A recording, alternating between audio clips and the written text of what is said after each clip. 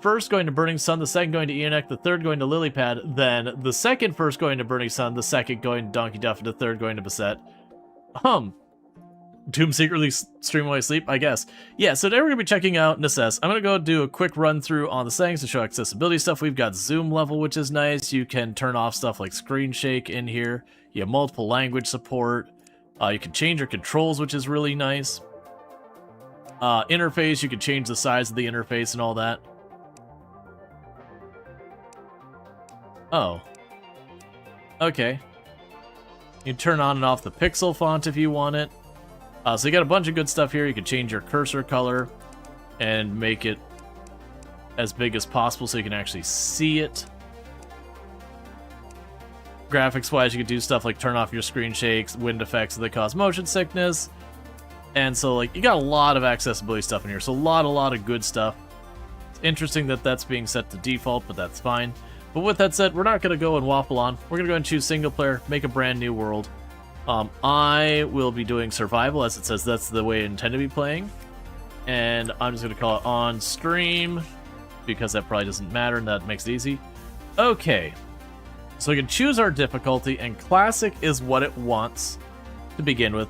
Players who want a challenge where you have to think about your strategy at times and be properly prepared for fights. And everything's set to normal, and settlers get knocked down instead of dying. You can go to hard.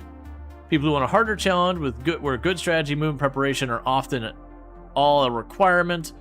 Damage taken is increased and yada yada. And then brutal, where it's significantly increased and all that. So, like, this is our first time playing through. Normally in a lot of these games I end up in this area over here. But usually for first playthroughs, because I want to give a proper representation of, hey, this is what the game is, I will usually do this kind of thing. We have world settings. We have apparently a seed. We drop our materials on death. There's apparently occasionally raids. We have food spoilage, and we can die of hunger. And then you can adjust how long day and night are. We'll leave those all the way they are. We're going to go with classic. That's just what we're going to do. We're going to delete our old character from the past save when I was messing with this forever ago. So you got our many skin colors, so we can choose blue, jaundiced, like pale, really pale. Okay, eyes. You have our different eye patterns. Sorry. Yeah, so you have different eye patterns you can do.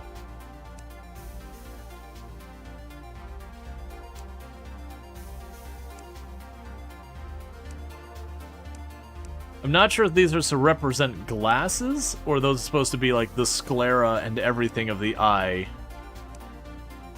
is changed.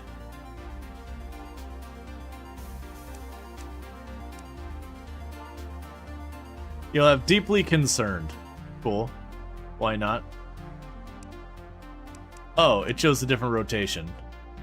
That's fine. We got our hairstyles.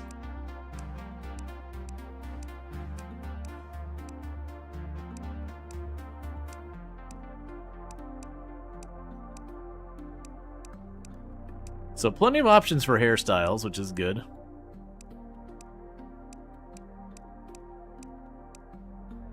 Got the Goku. Or, oh man, was it Chrono from Chrono Trigger? Not quite that extreme.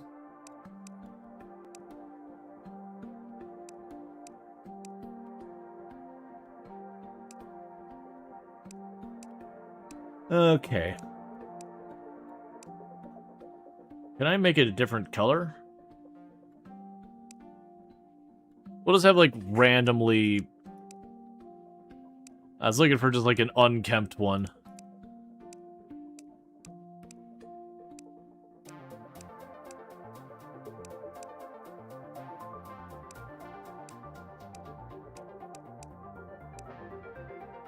Yeah, that's fine. We'll go for, like, the Goku one. It's weird that we don't see the color option here. Is that dip your toes into RuneScape after, like, 20 years? I'm so sorry for your loss. No, I hope you have a good time with that. What is this game is? This is Necesse. It's like top-down Terraria. You fight enemies, bosses, explore the world, get resources, that kind of thing.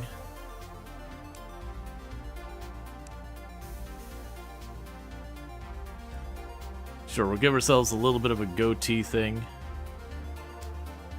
Why not? Hair color.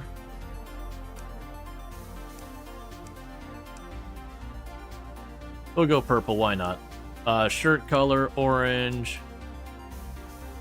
I'm a little concerned by the lack of a... Oh. Apparently our shoes are like thigh highs. Because you change your shoe color and your pants change with them. Sure, why not? That's only mildly disturbing. Okay, so we're gonna create our character. We have not played them so far. We select our character. Alright. So, walk close to a tree and we can hit it.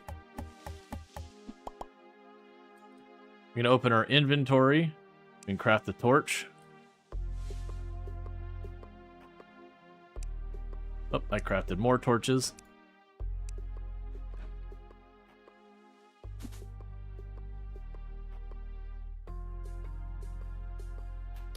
Stop running away from me. I see potential in such a young adventurer like you. I'm looking for some tips. If you're looking for some new crops to grow, farmer might sell some seeds.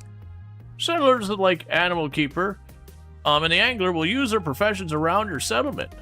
If you find a game too easy or too hard, you can always change the difficulty in your world settings.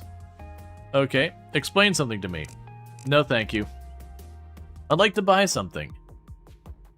A revival potion. I'd like to look at your equipment. Alright, so, Elder, you are useless to me, friend. Okay, alright, we got tutorial stuff on the top left that says, craft a workstation that I require 10 wood. Hang on, I have a forest to remove. It's not my fault. It was here, and it shouldn't be.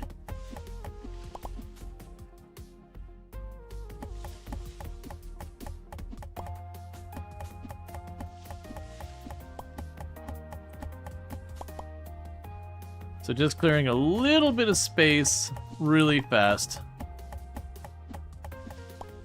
Because I'm sure I will need an absolutely obnoxious amount of wood by the time this is all said and done. Okay, so you would like me...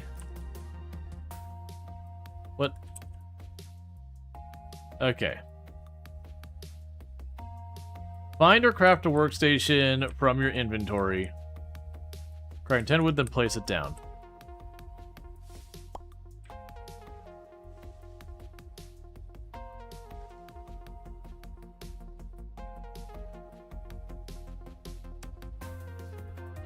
That's the adventurer's log. I've already forgotten what there. Okay. That's control to go to crafting. It's like, what is the button? So let's see. Quest, adventurer's log, world map, smart, auto door, open, current modifiers.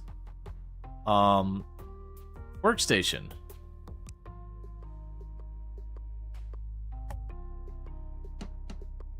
Okay. Find and craft a wood pickaxe.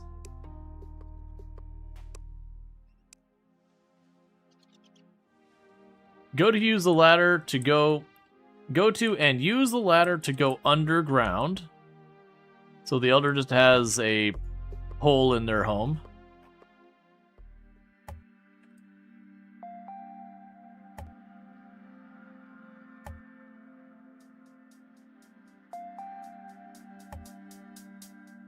So let's clear around here a little bit.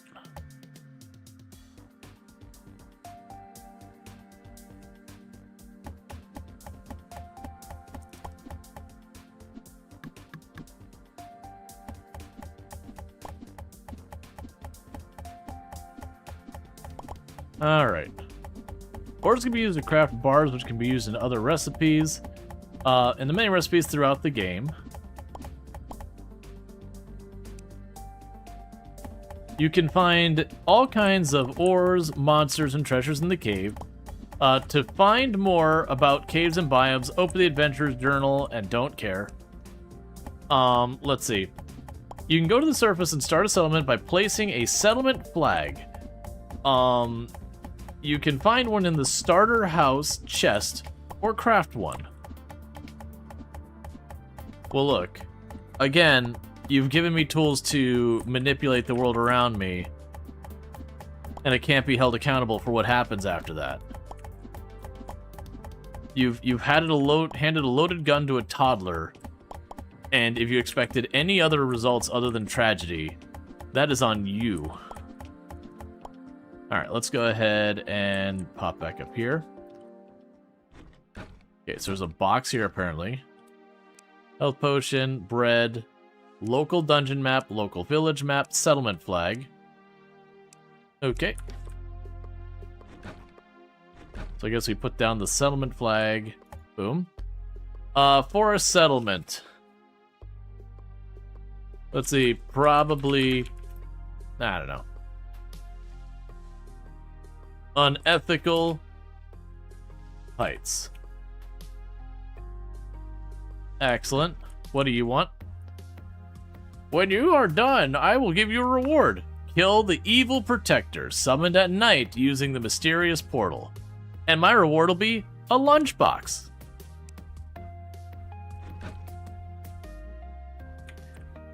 Okay, so we start the settlement, placing the flag. You can find it in the box.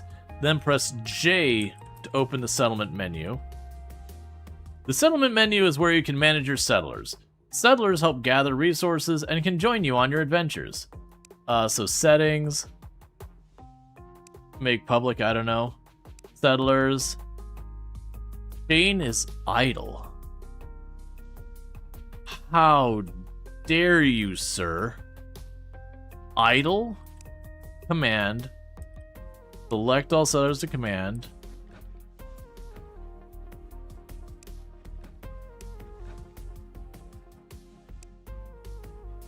You have no eating settlers.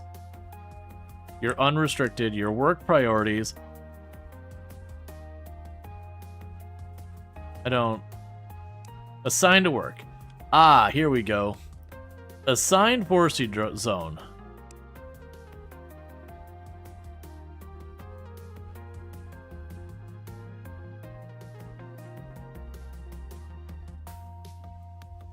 Back.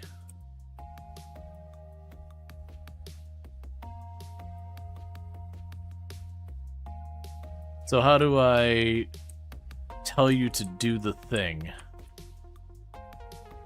Okay, so let's make another axe.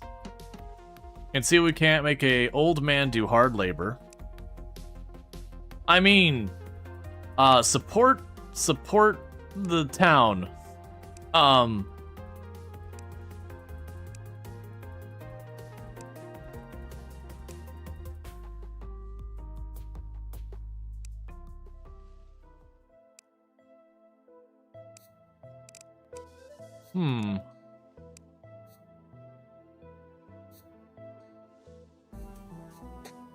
Well, I guess he's not gonna do it. That's fine.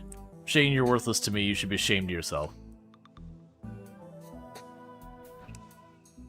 The Elder Quests are major objectives that you can do, but feel free to discover the world on your own pace.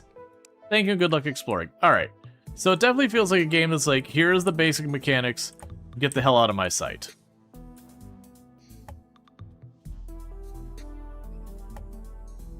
So now, we don't know the rules of what's needed to, That's weird. We don't know the rules yet in the game of what's needed to actually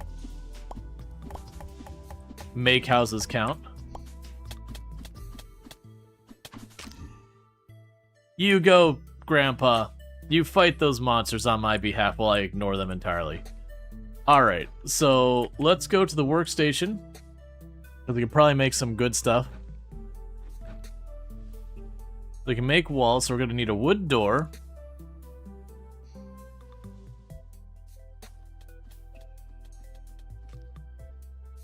I think we're going to make stone walls. because we're going to be digging a lot in the mines.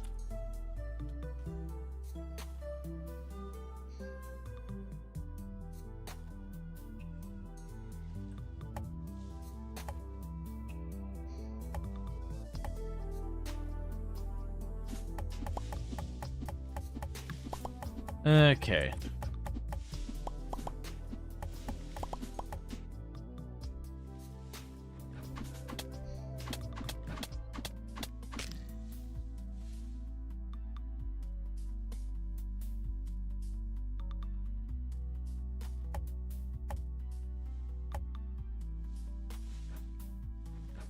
And we can go... Keep hitting all the wrong buttons. It's going to take me a while to get the controls adjusted.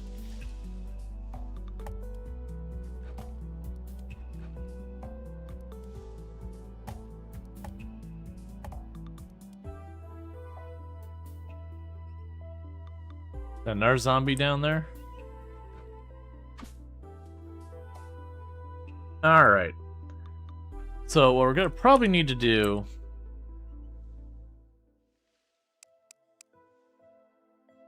Keep more torches on hand. We can make a wood boat for later. Wormwood looking different. A little bit.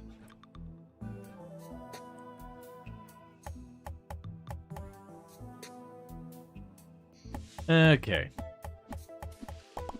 So with a lot of these games, an exotic merchant has reached unethical heights.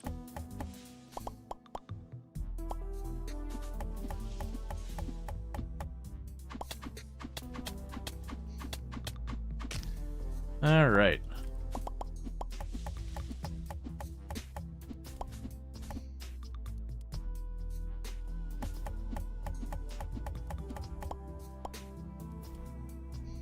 Okay, so you're an exotic merchant. Hang on, exotic merchant.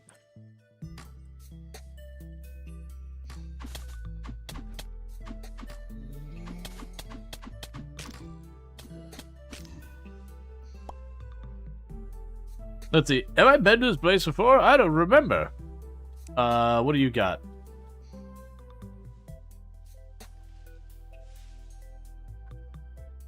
You got nothing I need right now because I don't have money, I don't think. You got a question mark over your head.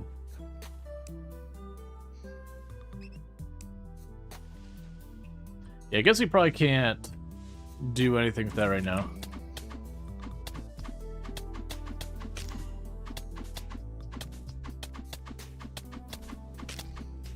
Okay. So we got like the basic zombies. No big shocker with a lot of these games.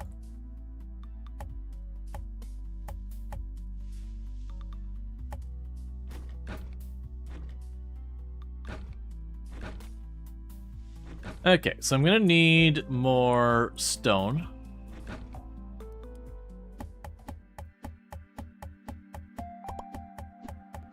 Which, fair enough, we'll just keep mining the stone until the cave roof collapses in on us and we escape this world.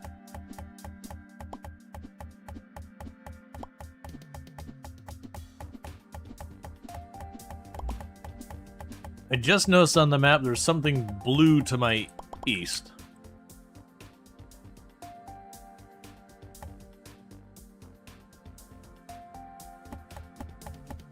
Okay. Alright, Bassett, you have a good one. Thank you again for tuning in and all that stuff.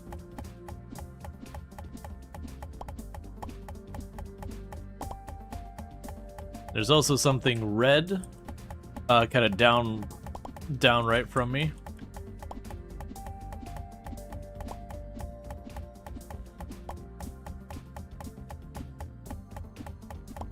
Okay.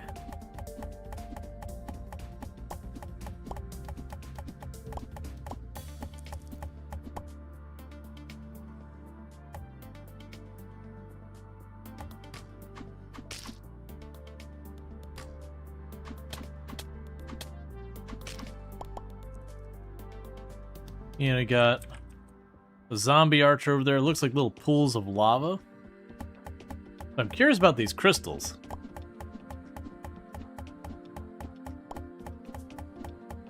Looks like there's also some type of structure just to the left.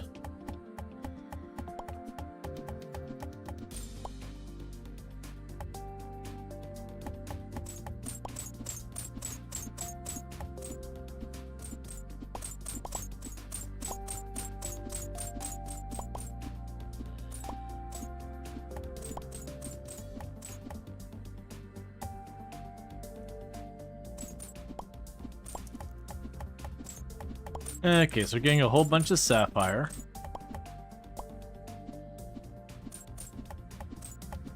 So we find this wondrous cave, and the very first thing we do is we immediately rip everything of value out of it, destroying a once lovely, lovely natural wonder.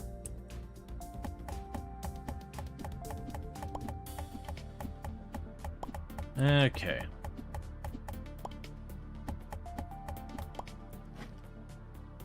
A mysterious portal that calls a powerful creature. We're gonna hold off on that. 0 cents of preservation, only Groffit. Yes.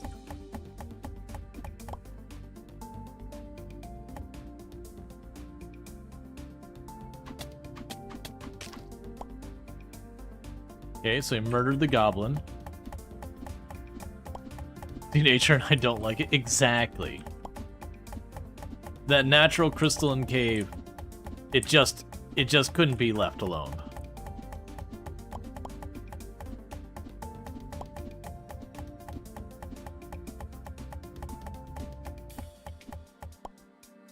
Okay, so we ripped up that whole area.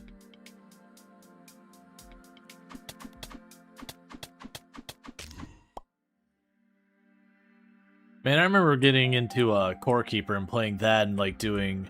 We didn't fully exhaust everything,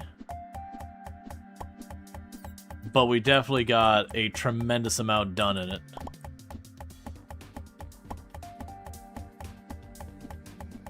Such natural beauty untouched by man. I must destroy it and profit in momentary terms. Yes.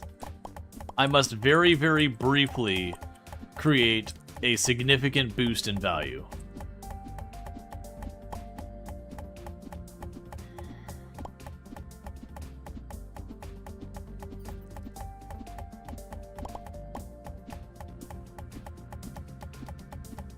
That rock for helping decompress it.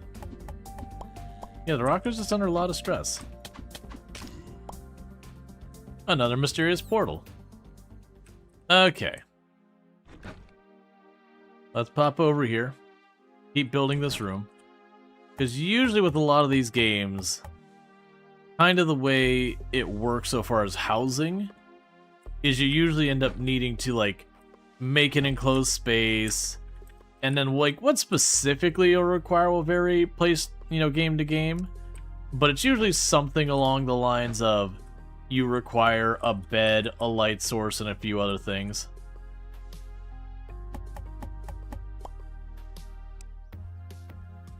There we go, facing the correct way this time. Alright, so let's go over here. Let's see, we have the workstation, we have a roasting station, which is that thing up there, I'm pretty sure. Campfire, an alchemy lab, and a forge. Okay. Let's go ahead and build the forge.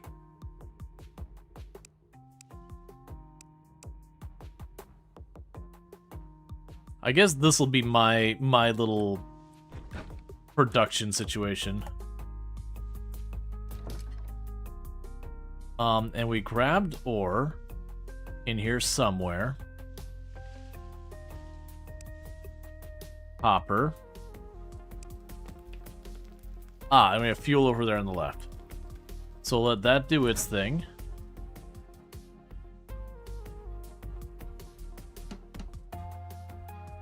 Meanwhile, let's pick you up.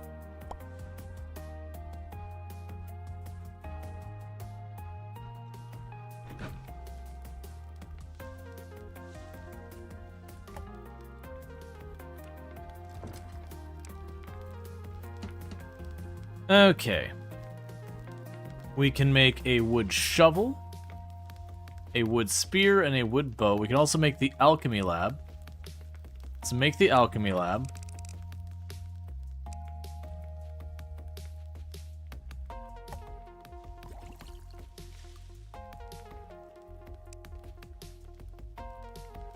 Crafting materials can be placed here. Okay.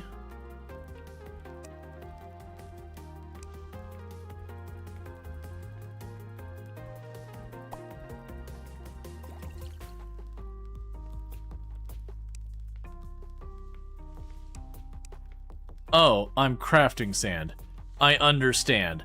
I was sitting there being like, what? Sand crafting material can be placed on most terrain. That's fine. So we got you out of there. There was a little bit of iron ore I think we also got. Probably not enough to make a bar. Yeah, not enough to make a bar.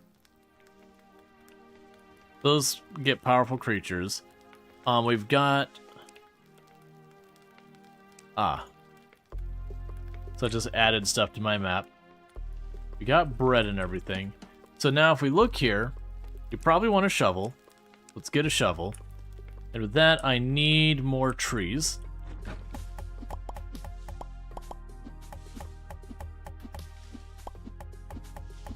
Okay. But it does seem like eventually what I'll be able to do is make my villagers deal with this nonsense. But we're early game. I don't exactly have villagers, so this is my problem to deal with. This game is so fun. I hope you enjoy it. I expect to. Very genuinely with games like this. Like Terraria is a game I've probably done more playthroughs of Terraria than any game so far as like solid playthroughs. So not solid hours. I've got a ton of hours into it. And very much there's similarities. We got another mysterious portal. And we got fins that double our swim speed. So we might as well equip it.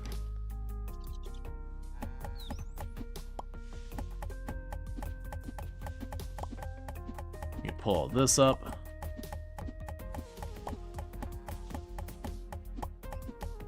But usually with a lot of the way these kind of games work is there's a certain part of it that's, you know, setting up your base, you know, making a farm, getting your tree farm going as well, potion crafting or whatever it is, and just, you know, various resource collection. But then there's also a heavy combat component where you go around and whether it's you craft materials or craft equipment or find it or whatever, you work on all that. And I'm just picking up the wood walls because I'm sure I'll use those at some point.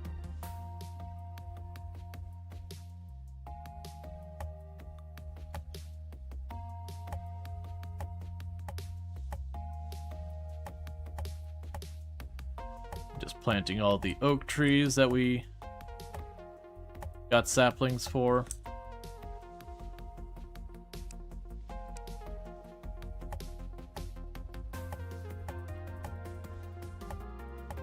Apparently you can get a lot of saplings that way.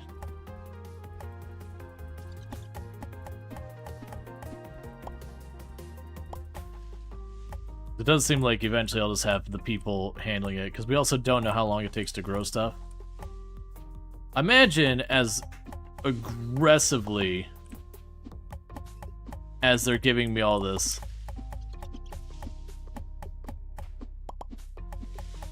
the trees need to have at least a decent grow time.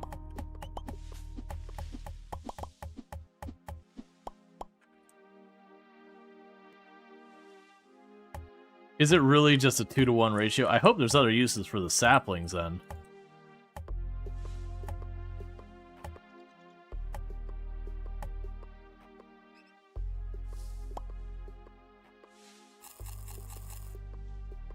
Okay, we eat a little bit more aggressively than I had anticipated, as we just shoveled down a whole mountain of food. I mean, Mouse Misery? Yeah, no, I'm definitely going to be playing more Whiskerwood. I debated playing that again today.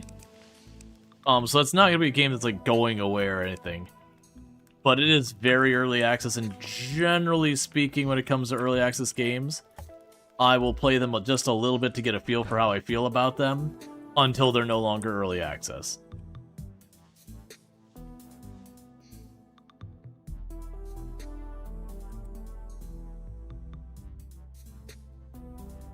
Oh, torches are made with saplings? Oh, okay. That's good news. Yeah, that works. Alright, so we got a couple different potions, some ore and all that. We got the iron, or the copper ingots. But I didn't see a way I could... So we got objects, storage boxes, wood walls, fence, different tiles. We can make the wood boat.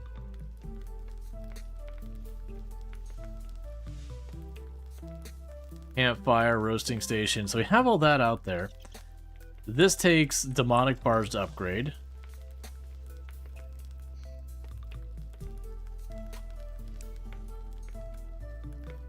Ah. Okay, so I can add workstations to the settlement to make people do that. Does it make you want to play Stardew again? Interesting. I mostly say that because it's just like very different from Stardew, but still. Oh, so we're gonna need flooring. What kind of flooring do we want to do? We can do wood floor, wood path, stone floor, stone brick floor, stone tiled floor. Go for stone tiled floor. That one looks like it's gonna be relatively nice looking.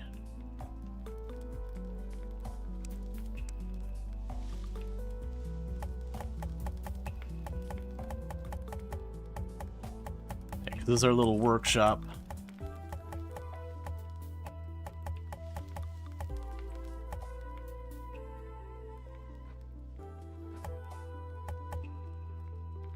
Okay, so got a little workshop there for us.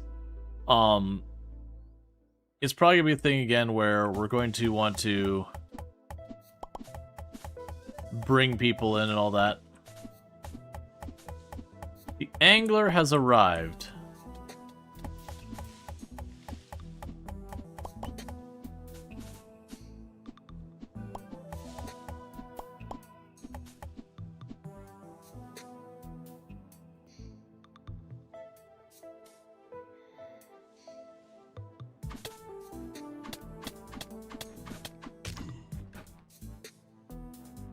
Okay. Bait is essential for fishing. Will you join my settlement? I'll join your settlement for 330 coins. What can you do? I can help around your settlement with crafting, forestry, farming, fishing, and hauling. I can also join you in your venturing parties.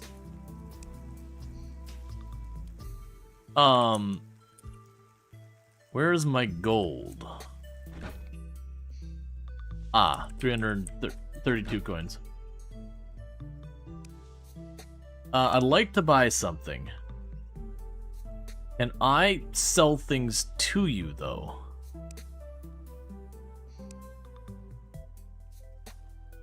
Alright, so you're gonna have to figure out a way to make money.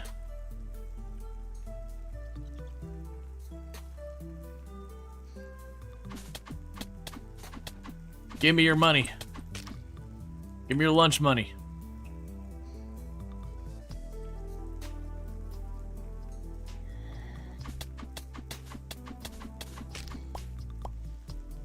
So I'm not finding gold from killing random zombies. That's information.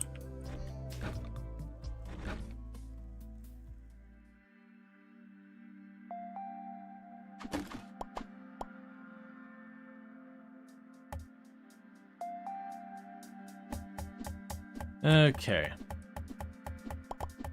You killed them for nothing? It's true.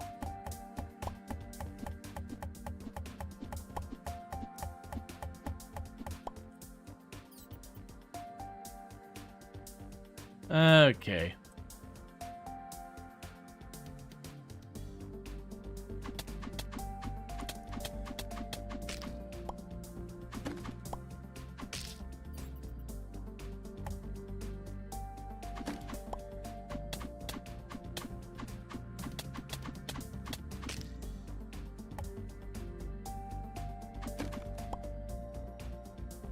Does this do the thing where you can just shift click them? Nah. That'd have been nice.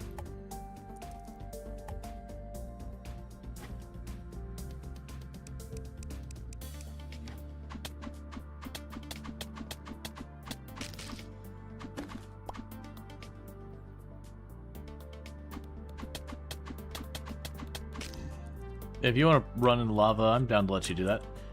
Okay, so we got tomato seeds, tomatoes, skillful enchanting scroll used to enchant a ranged weapon with a skillful single use. So it adds a bunch of damage and all that stuff. Recall scroll, mana potion, and we are at 107 gold coins.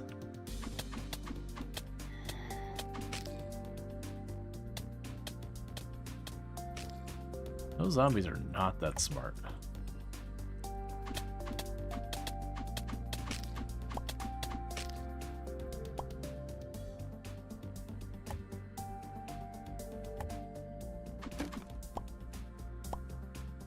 Iron bars and some more coins. So the little goblins drop a couple of coins each. Now, as far as the enemy spawning, I don't know what the rules are. I don't know if it's one of those things that, like, if we put down lights, they can't spawn in that area. A bunch of these games have all had different approaches. What are you gonna give me? Gold ore.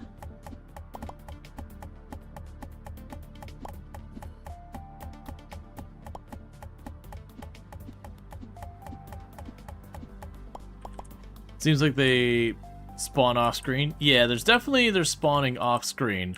But the question is, if I put the torches...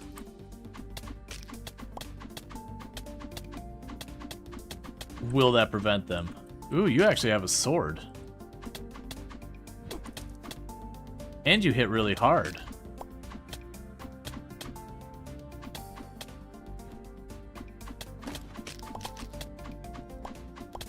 Was that 3 goblins in a suit of armor? I love it.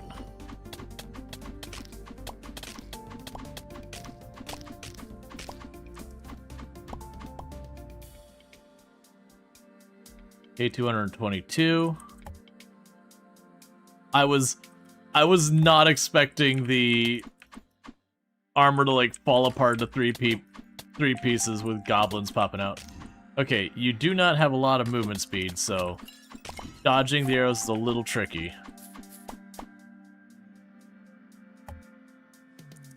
There we go.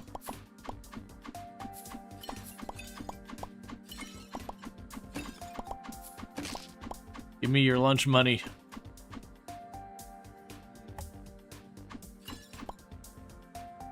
That enough? Oh yeah, that's 1,200 bucks.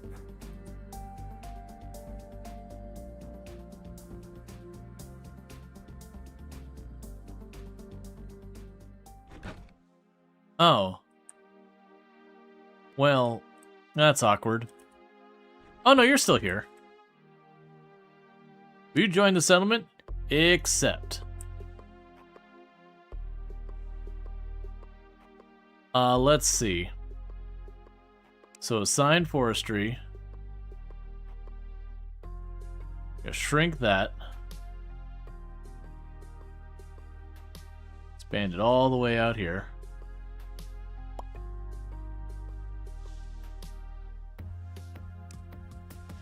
Okay, so that's the forestry.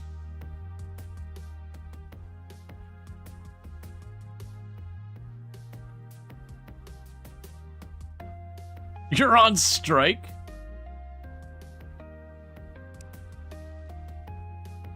How are you feeling? I am on strike because I am unhappy. I feel very unhappy. This is a tiny settlement, which makes me happy. I have no bed. Well...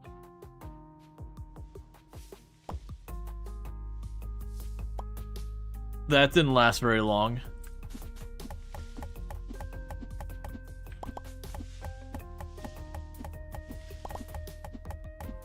Unionize who want beds? Basically. I feel like a strike doesn't hit the same way when it's one person.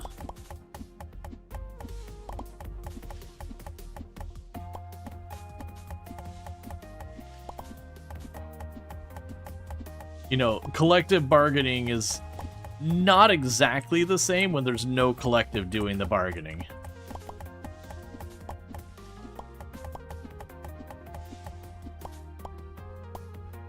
Okay, so let's pop over here real fast. We'll grab wood walls to the next house. My inventory is already basically full.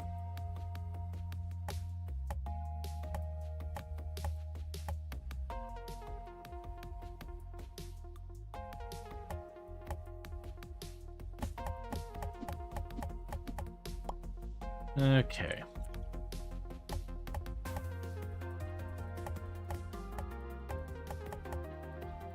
And the games will usually also have a limit on, like, the houses must be over a certain size and stuff like that. But I have no concept whatsoever what any of these limitations are. So we're just doing it. Alright, so one thing we need to do because of my poor inventory. Pop over here real quick. For the moment, we'll toss all these seeds in here. Toss the portal things in there, because I got a bunch of those. Toss the spare potions in here for right now.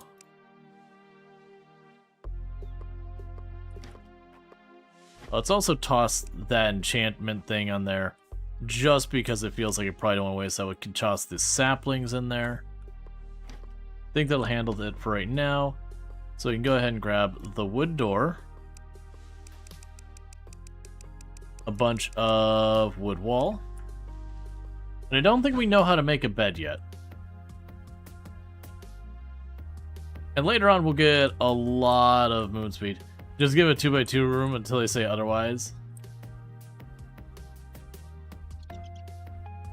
Yeah, and I've definitely done that in games, like literally started just made it one tile by one tile bigger until it stopped complaining. That's honestly one of the things you do in a lot of these games when you first start them, is like find that sweet spot. Alright, so you're gonna need some wood flooring, and you're gonna need a bed.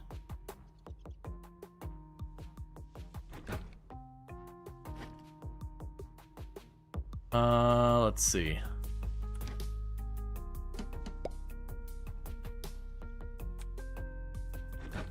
The settlers are hungry and cannot find food. Assign chests for food for the settlers. Diets. How do I assign you? Settlers.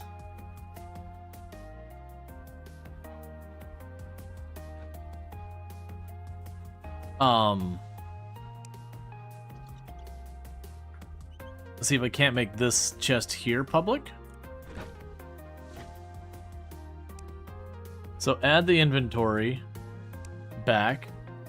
For right now, I will toss the food I have on me in there for the moment.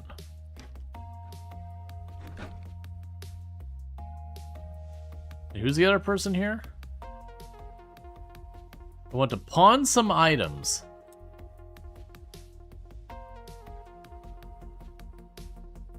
So apparently I'll be able to dump stuff on you to make some money. Are you gonna actually eat now? Okay, we also have bread in here apparently. Okay, so we got one disaster sorted. Right. So let's pop over here real quick. We still got more ore to smelt. Need you to just work through your stuff there.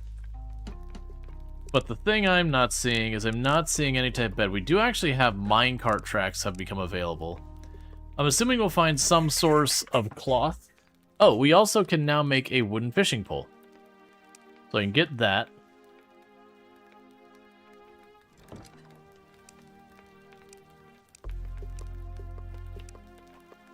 A broken can be melted down or sold.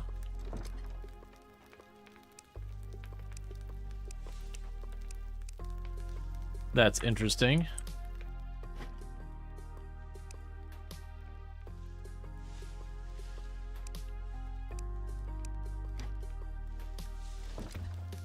Yeah, so I'm gonna need to find some source of like cloth or whatever.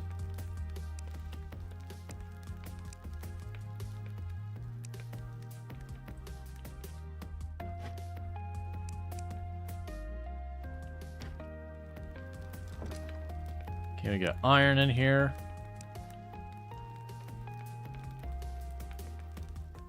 Alright, my assumption is we'll learn how to make an anvil eventually. Well, I guess I'll also go in here and I'll drop off that wood axe because that's a spare.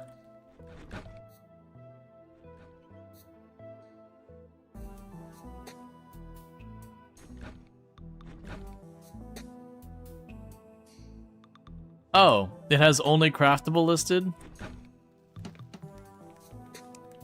There we go. Yeah, so then we get a bunch of materials. So yeah, we would need fabric of some kind.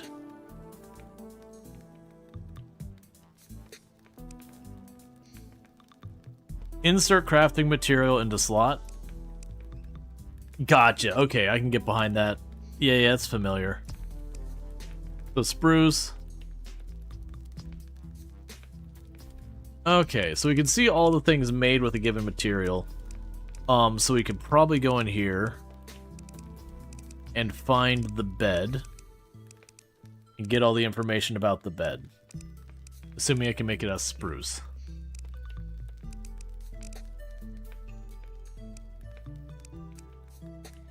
It's also possible there's a way to make, like, planks.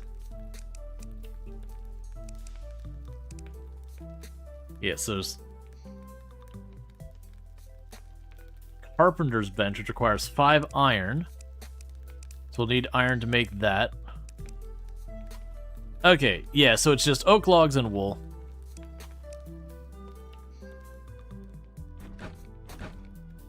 Meanwhile, before I forget, let's go ahead and do this.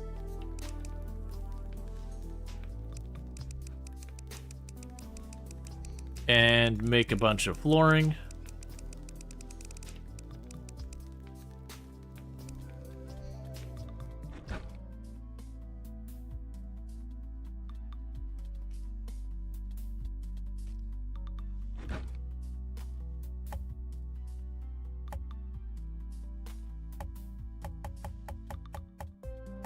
All right.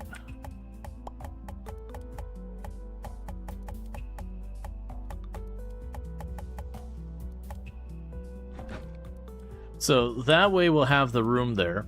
So we're going to need to find wool. Most likely to make that happen, I'm going to need to find sheep. I'm going to drop you on the floor there, drop you in there, drop you in there. We'll grab the oak chest for now. And put it there for later. I'm going to put the crafting material in a different box other than the one that they have access to. Because I'm not 100% sure what they'll do with that. Gonna drop all this junk in here for right now. Okay, so I've got iron arrows, fire arrows, and stone arrows. We got a little bit of cash. A recall scroll, some worm bait, some pretty flowers. Those go out front. Okay.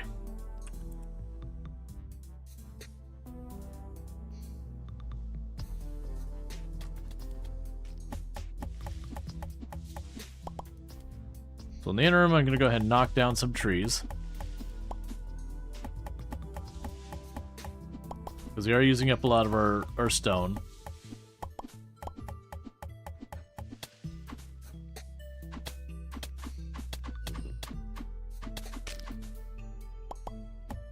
Okay. I'm basically just clearing up the area a little bit while we're waiting for daytime. But then it's going to be to look around and get sheep. Now, my expectation is there's a good chance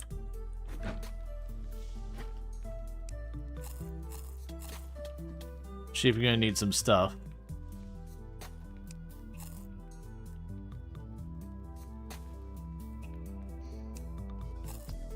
There we go. Okay, so that increased our max health. Alright. So what we can do while we wait is we can watch all the villagers get into a war that, you know, they may or may not make it to the other side of. But we can pop down here. Continue to look for goodies here and there. Because what we want is iron. Because the iron I can make a,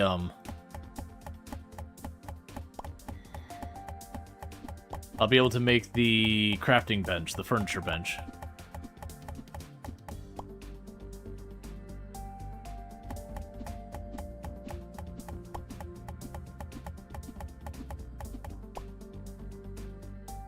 And most likely it's one of these ones that we just keep going around until we find iron.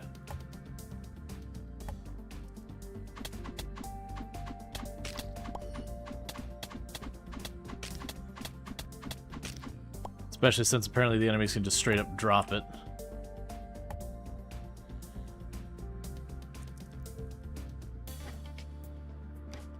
One second, I see you coming around. Cool. Let's go back down here. Enchanting scroll, we got a bunch of goodies in this box. I'm gonna pick up the box so I don't come back here later looking for it. Take your bench because it's not bolted down.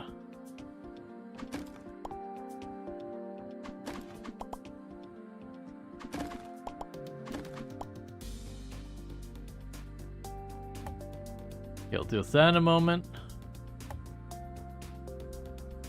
Oh, okay. All right. I was like, what am I looking at? Because I was putting the mouse cursor over the web, and I'm like, why does it say giant spider? I didn't see the giant spider in the web.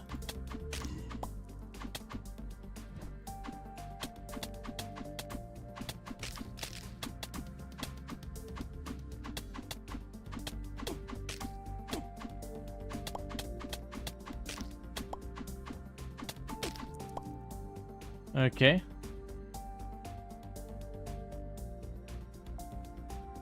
I'm sorry.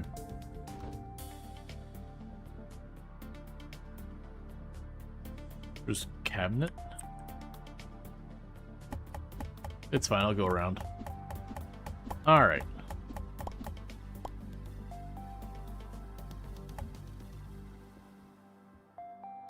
And what are you made out of?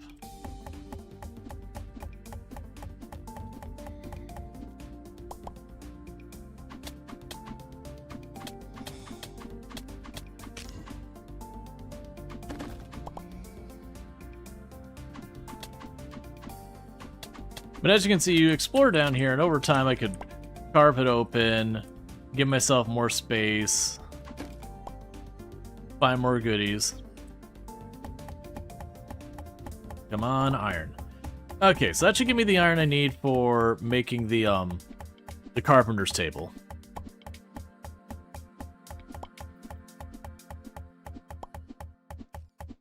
Which would be solid.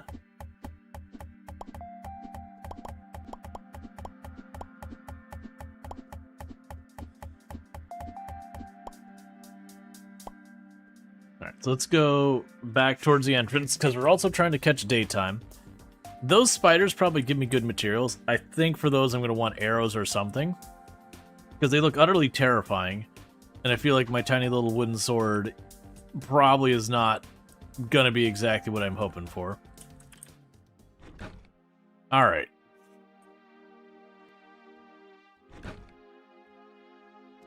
So we can drop... Where are you at? Drop you both off in there. Transfer all, quick stack.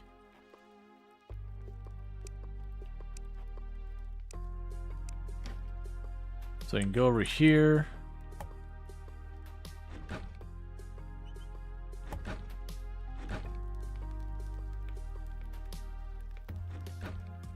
Are you actually working?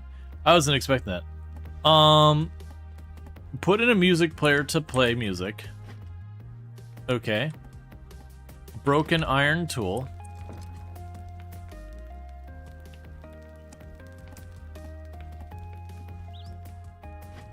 So good news, he actually does seem to be working. I wasn't thinking he was going to.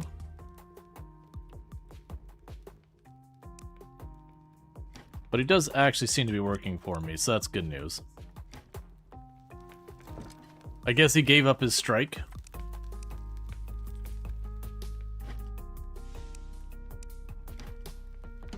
Alright, so let's see what we got here. So we can make the iron anvil, a carpenter's bench, a cooking pot, and a compost bin. Let's make the anvil. That's not what I actually got the iron for, but it is here.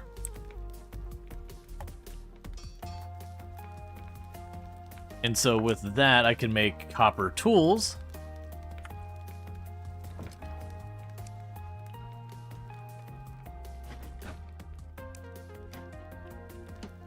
We can go in here then and make the carpenter's bench.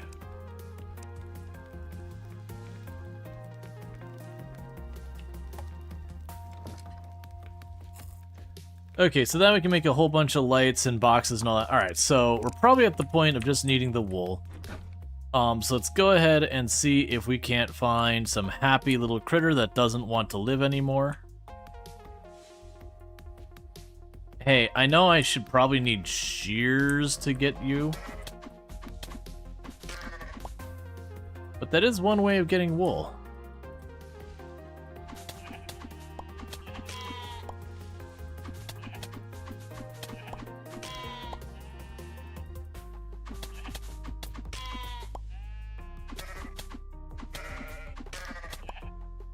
I don't remember how much I need. Okay, that's 10. That should be plenty. Thank you for your contributions, sheep.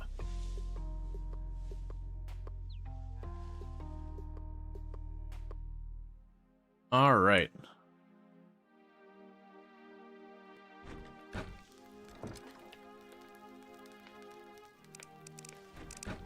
Oh, we can make carpet.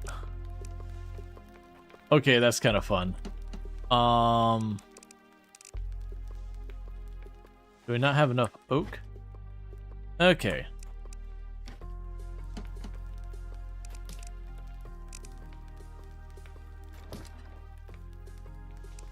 There we go. There's a spruce bed. Oh, it's I probably got the worm bait from hitting plants nearby the sheep is what I'm guessing happened.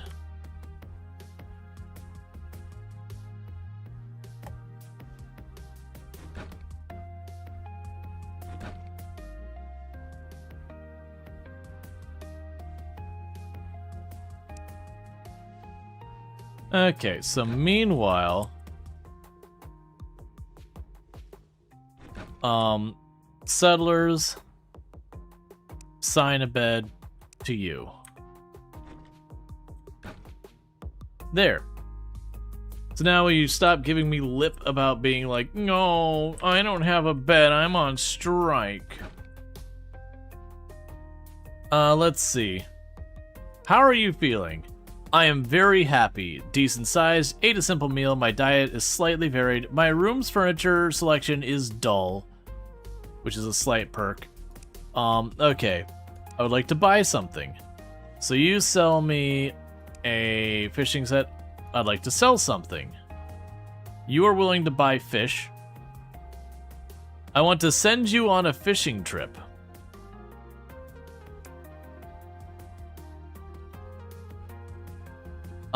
Sure.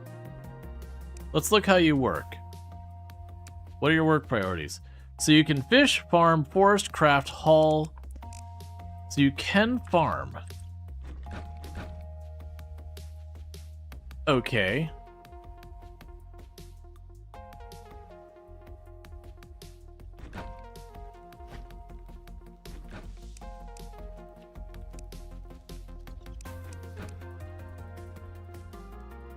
I keep finding wood axes, apparently. So we're gonna go ahead and take those out of there. And that potion. I'm gonna move this all down here. Oh, raw mutton.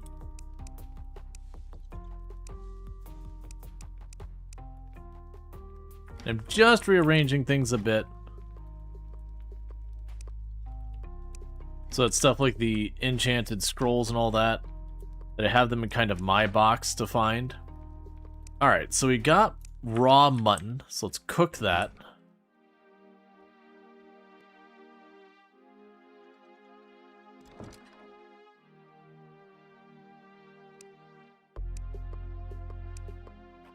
I need more wood.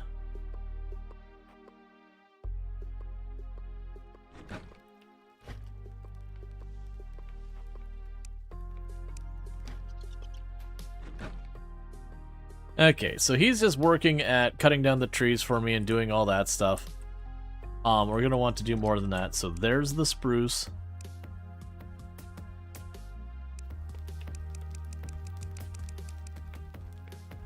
Okay.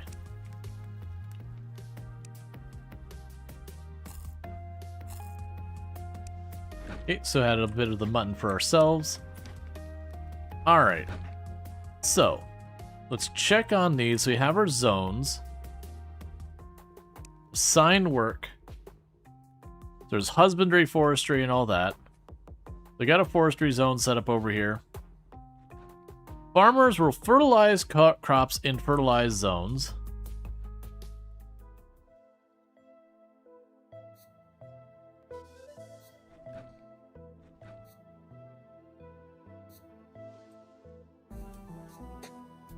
Oh, I accidentally got rid of my pickaxe. I understand.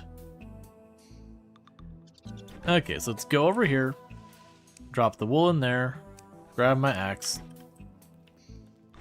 I do appreciate these tools don't appear to have durability. It is one of those things that, like, half of the games in these genres are like, no, durability. Keep getting those same weapons again and again. And there's definitely a point where, like, you know what?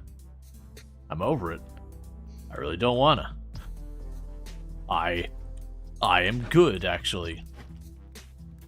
We can drop all you in here. Okay, so...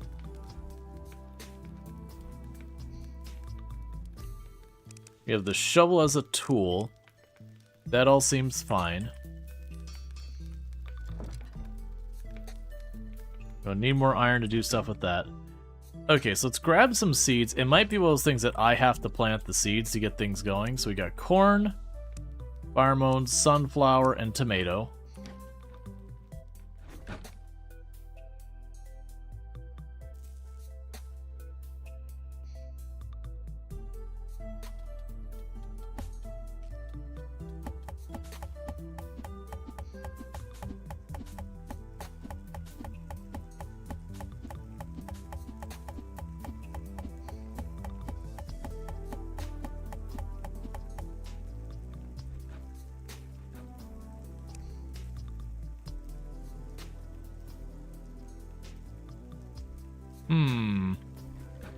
Hey, old man. Got a question.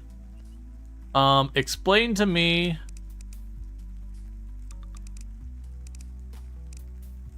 Never mind, old man. You've disappointed me. So I'm assuming what would happen is we would get a hoe. And that you could then use the hoe to plant stuff here.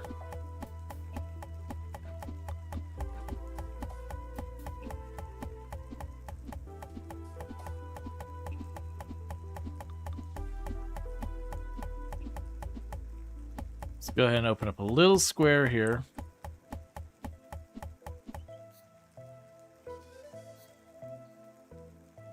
Okay, so I can't seem to interact with that. That lets me pull up dirt and whatever. There's no interactions with these other tools. What are you blinking at me? Oh. Challenges. Okay, so we can get a bunch of stuff.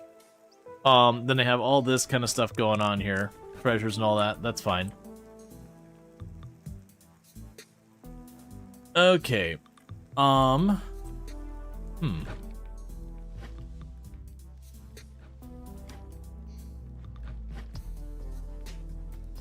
I guess we could put you and you up there.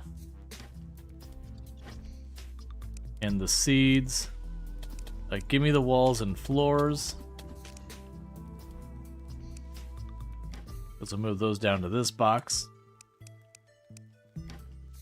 Okay. We got a new person visiting. 1 second.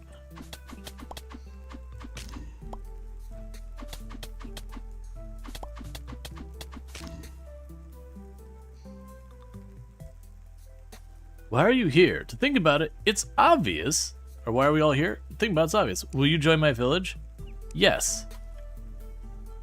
Okay. So you're on strike due to lack of bed. No shockers there. What are you even capable of doing? I should have asked this first. Let's see how you work. Let's change our priorities. So you'll do farming, foresting, crafting, and hauling. And that's fine.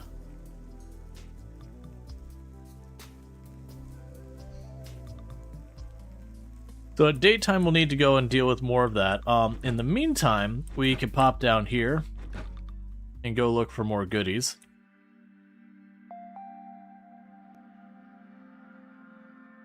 It is the thing I imagine over time is I will just probably clear out large areas of this.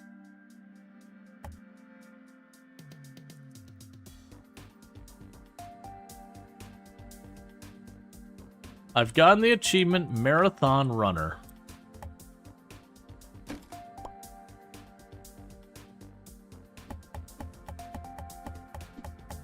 It looks like I've got some copper over there, some iron over here.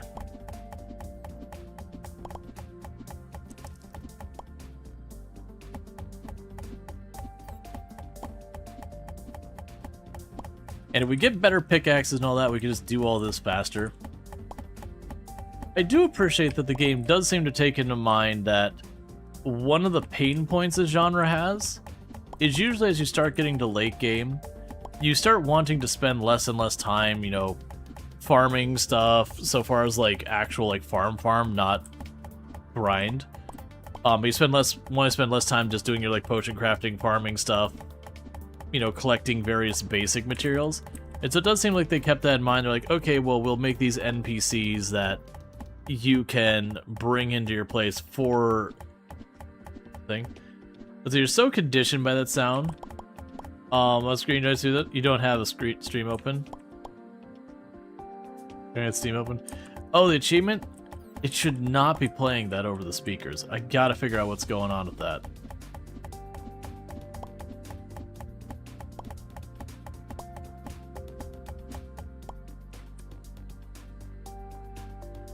Because I switched it to be supposed to be going just over my headset.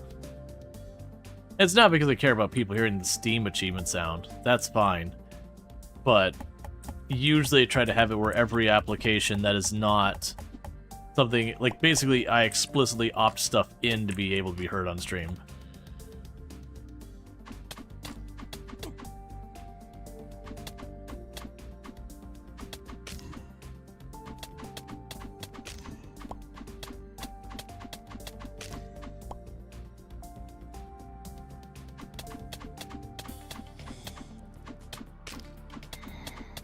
Okay.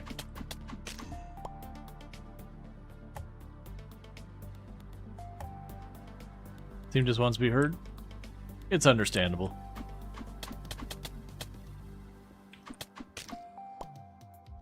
A map fragment. Okay, that sounds like fun. Oh yeah, I use those two maps to show certain points of interest. I should probably check to see what those even say. Because there could be totally interesting things I'm otherwise just completely ignoring.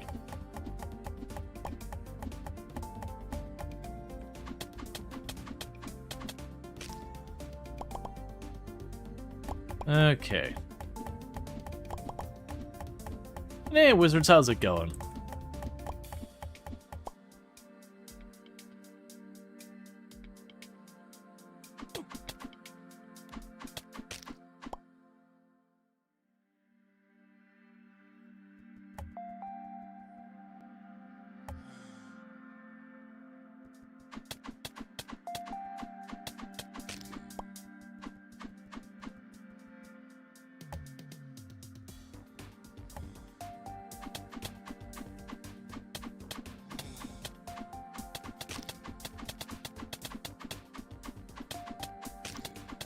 Okay.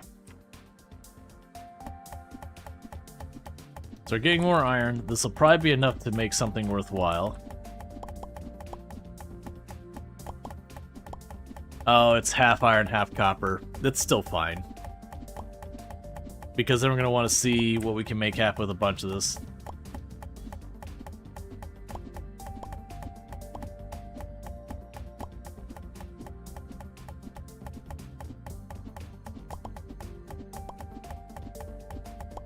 Yeah, we'll make it a point to try and get our better pickaxe the next time we're up.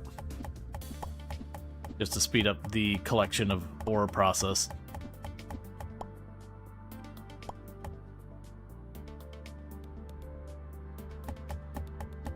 When I got home, one of the busiest days of the year for Pizza Shop. Interesting.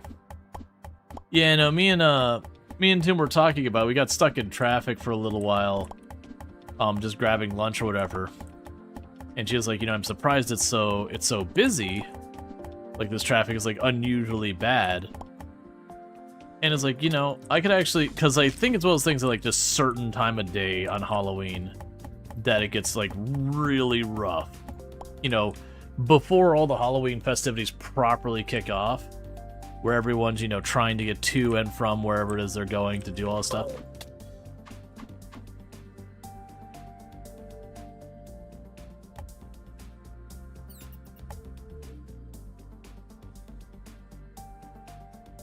That's not fair. So that's gonna be a tricky one for me to actually catch and kill him. He's way faster than I am. He's gonna take a lot of damage. And it does seem like if you corner him, that he will try and just run through you, which is genuinely a fair strategy. So it seems like it's something I'm gonna have to be able to get on top of him and keep some damage going, or just hit him hard enough. Do you get trick-or-treaters? Not where I'm at, not really. When we first moved in here, we got a couple of trick-or-treaters. We're talking like the entire night, maybe like 6, 7, or 8.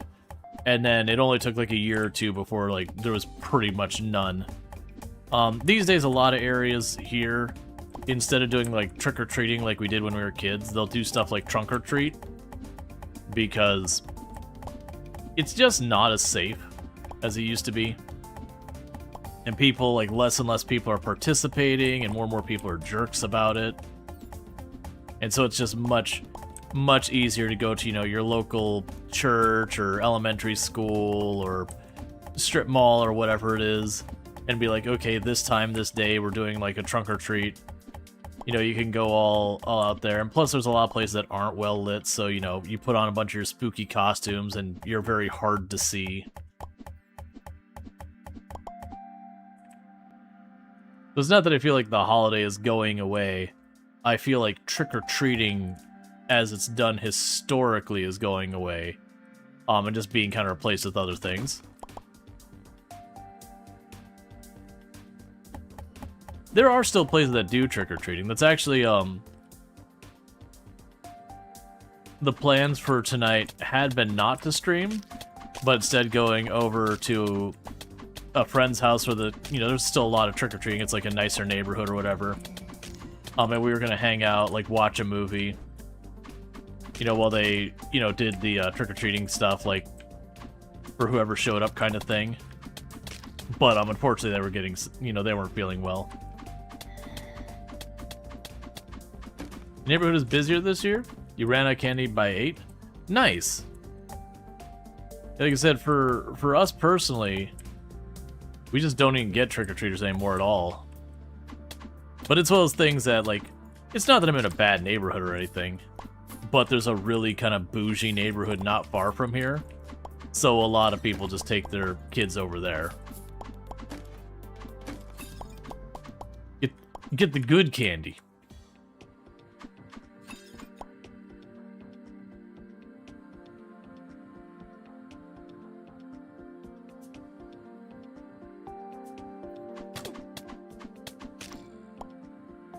Alright, let's get back out.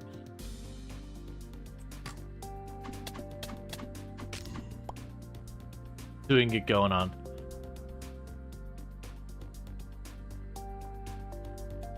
Let's see. No, down there.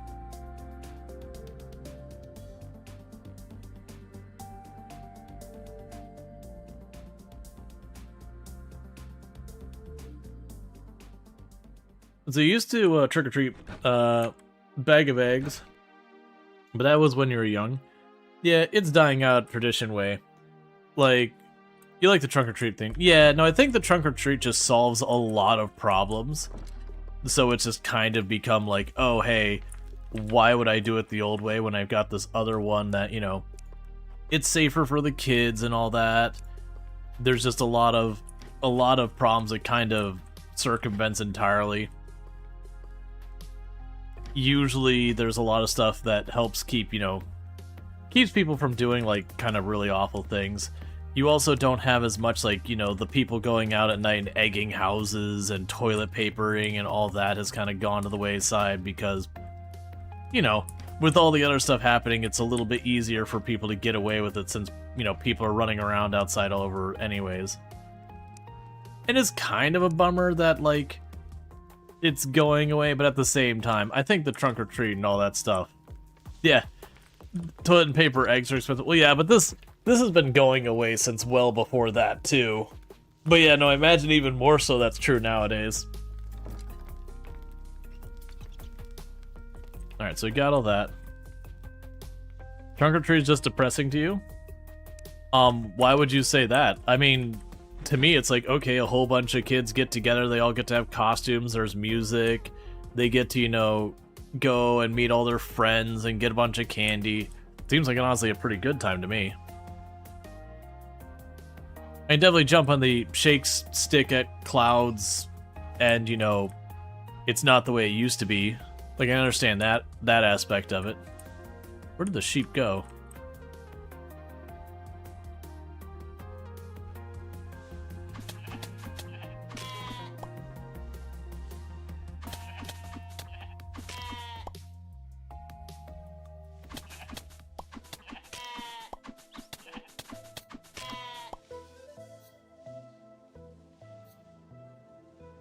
Okay.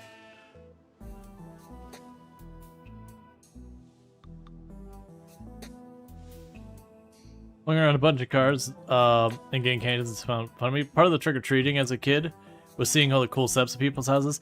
Yeah, no, there's definitely... You're not wrong that, like, the decorating the houses for Halloween is definitely toned down. Like, that's one thing that me and Toom have been laughing around about. We got, like, 4 or 5 houses in the neighborhood that are decorated. It's just really been going away. There is one that is way over the top. And, like, I don't mean that in a bad way. It is just like, okay... You went for it. You bought like every Halloween decoration you could find and chucked it up there. I'd also say though, the whole decorating the houses to that scale has also been kind of going away for Christmas as well. Not because there's some other thing replacing it, it's just heckin' expensive, man. Like I think that's just the reality is it's heckin' expensive, so being like, yeah, I'm gonna put down a bunch of money to get a bunch of lights. And the places you do see decorate nowadays, they do the thing where they just get the projector and just like point it at the wall or whatever that's got like Santa or whatever. And to me, that's like, okay, you know, sure. It's very practical.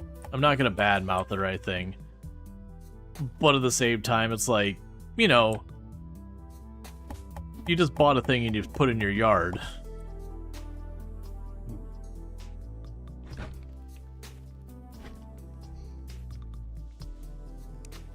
That was not the button I wanted to hit.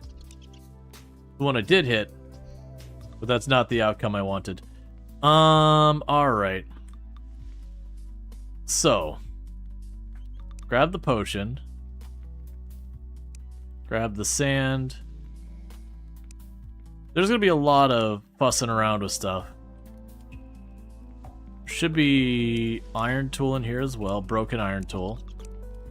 Put you in there. Okay, and you're still going.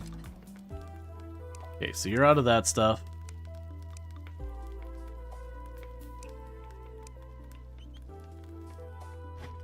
We should have plenty of copper now.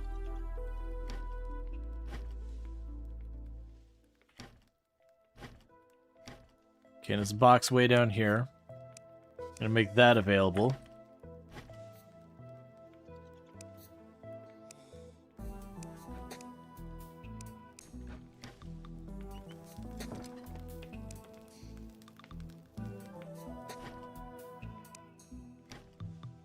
Okay. And I'm assuming with time I'll end up wanting to make my people run back and forth and handle this for me as well. Okay, so we got a decent amount of that.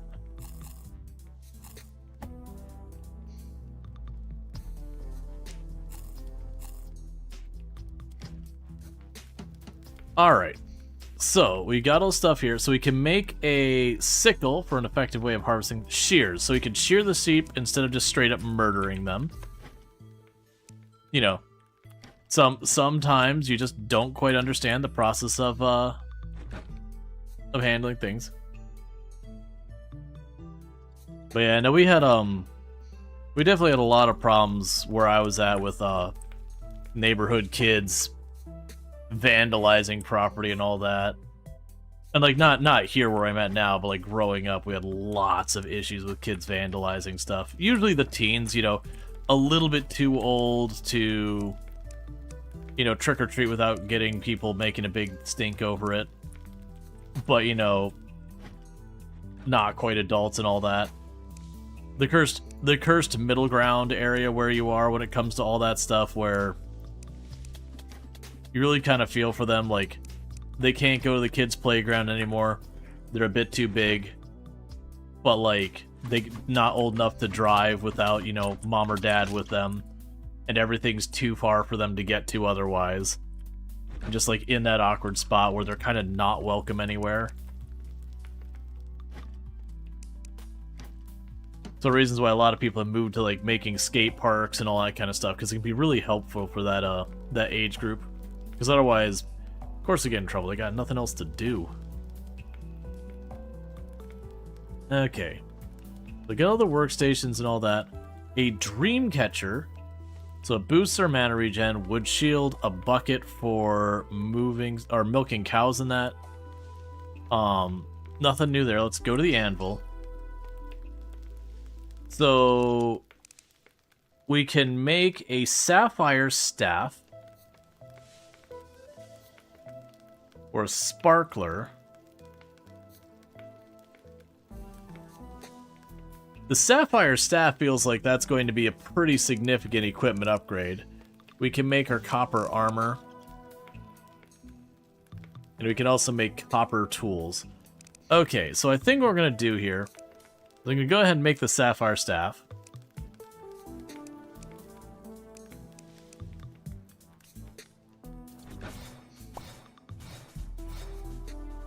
Cool. We can make the dream catcher.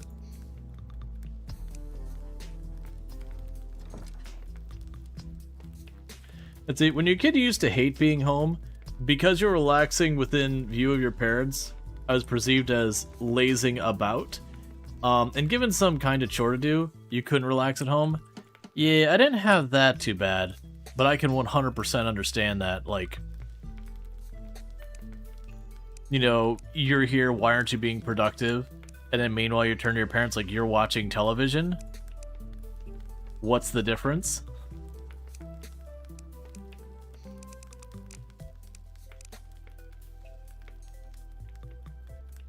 Okay, we got a copper helmet. Oh, the shield's considered a trinket. Oh, equip and hold space to block incoming attack and prevents 40% damage.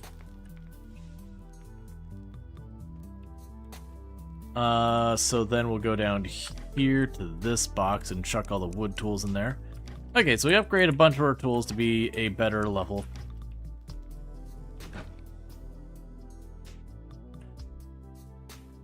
We will want to get you in position.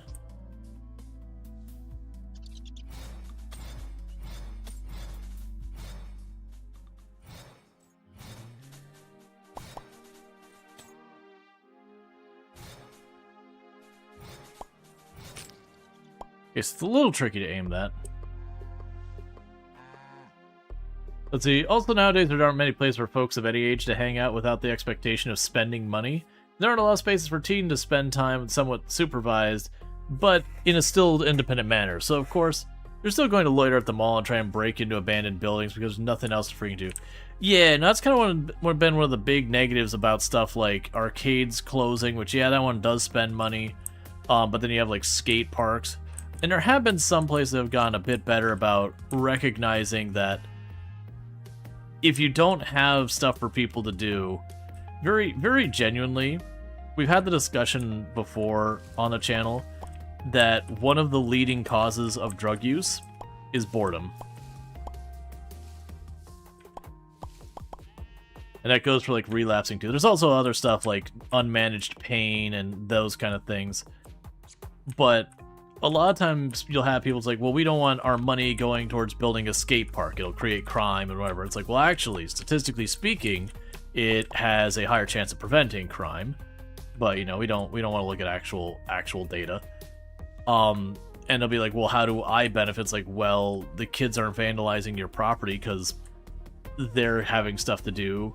They have, like, a better upbringing, better growth, so, you know, as things get later on in life, they're more productive members of society because they don't have a criminal record by the time they get out of, you know, get to adulthood.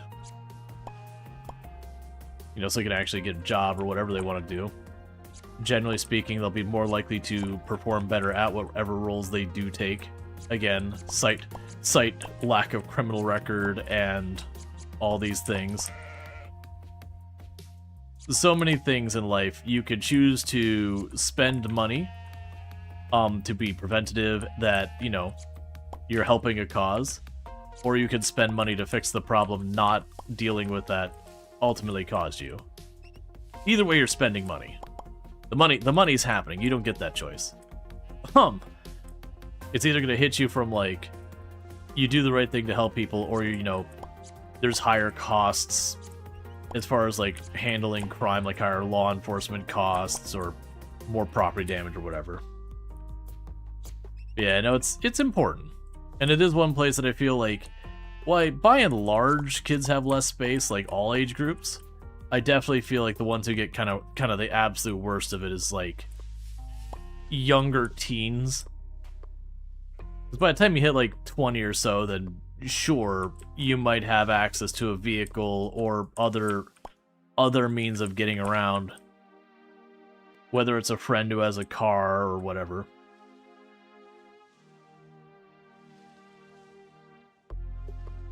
Also, that stuff has a higher upfront cost. Yeah, that's another difficult thing, being like, yeah, let's dump a pretty big amount of money to build a park.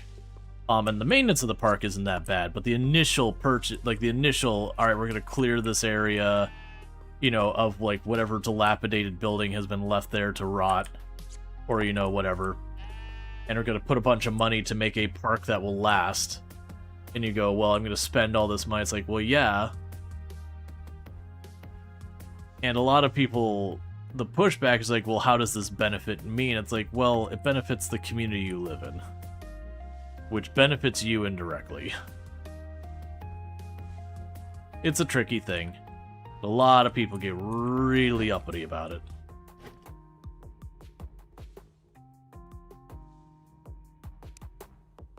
Okay, quick stack. Alright, so now I've got a ton of wool. So that's good news. So I should be able to go in here, make another bed. Now what I don't know, is this going to be one of those situations where everyone needs their, you know, thing? It does benefit me. No, yeah, no, a lot of people, it's all about number one. And you should take care of yourself, but at the same time, there's balance. Okay. So let's see. Grab you, settlers, this, that bed. Alright, so you got you all sorted. Just up the road, they removed a park, kid ones, and built this awesome park that a year later pulled it down. That's weird. That's, the area my younger brother lives out in Oregon. They take so much of that serious. And it's one of those things, like, we've got a playground in the area where I'm at, and it's fine. There's nothing wrong with it, but it's not a whole lot going on for it. And then you go to the playground near where he lives, and there's this, like, giant playground complex thing they've got going on. And that place is always loaded with kids. And they're just like having the time of their life, and I'm just looking at this going, man, I'm jealous. I never had access to a playground like this growing up. This thing's amazing. I would have been here all day. Or at least as long as I could convince my parents to, you know, let me be out here. Sadly, it's not quite close enough that you'd hop on your bicycle and go over to it. But there's a lot of stuff in that area, so it could very well be, you know, mom and dad gotta run the errands. Okay, you know, get with the other 5 or 6 parents you know in the area, y'all dump your kids off. 1 or 2 of them keep an eye on it while everyone else runs their errand, the next time you rotate out, that kind of thing. Okay, I don't really need the wood, I'm just instinctively clearing it.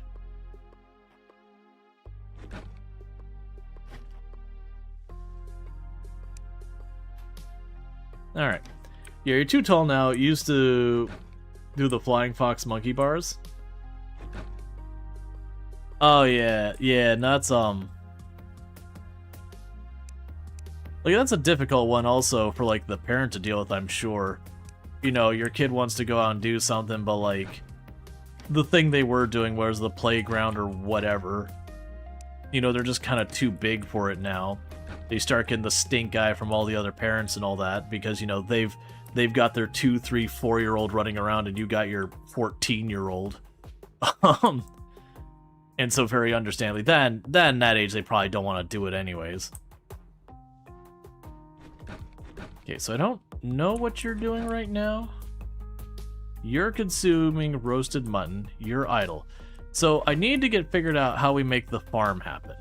Most likely, I'm guessing that's going to be another person. Oh, I can't remember. Was I able to send you on a fishing expedition? What fish are you looking for? Go to the swamp fish. I'll catch... I'm sorry, I have to pay you? Never mind. I thought you were just gonna do it for me. Do you know who I am? I'm the person who built and owned your house. Oh. I could craft those into a map, apparently. Let's see, your niece made you put her on swing flying fox. She loved it. You endured it. Yeah, it's like your kid's having fun. You're like, this is worth it. But also you're like, okay, but no, really, my knees and back hurt. So, you know, if that could not be a thing for a while, that'd be great. Let's see if there's something else we can get going here. We can get a bunch of like lanterns and carpets and all that are nice. Carpenter's bench, training dummy. That's interesting. Barrel stand sign. You have nothing new for me. I can actually make cloth armor. Ah, if I get the full set of cloth armor, I get magic regen and all that. Alright, well, you know what?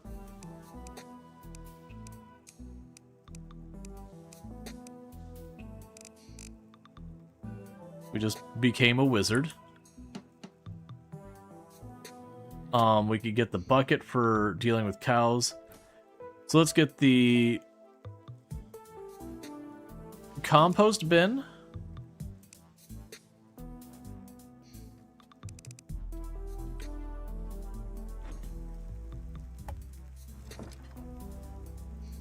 So what I'm curious about is what you actually compost.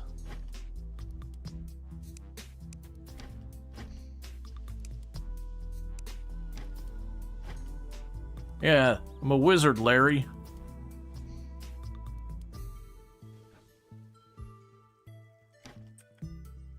Yeah, so it's clearly we're gonna be able to compost stuff.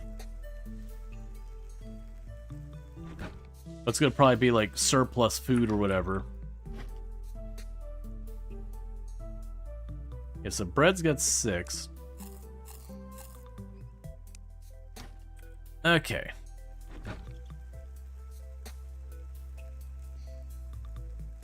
Oh, you know what it could be? Maybe I literally just need the fertilizer to plant stuff. Like, maybe it's not a host situation. Maybe it's you use that as a thing to burn.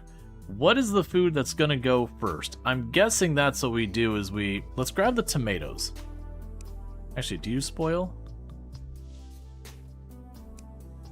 If I put sunflowers in the compost, will they actually compost? They will. So we're gonna compost the sunflowers. Because we got more of those growing back here. Okay, that's used to speed up growth, so that's not... Alright, so it's probably we have to figure out what to do to make a hoe. Let's see if we actually can check the crafting table and if it's just not... Like if I'm missing some material that I'm not clear on. Okay, we don't have a hoe listed there.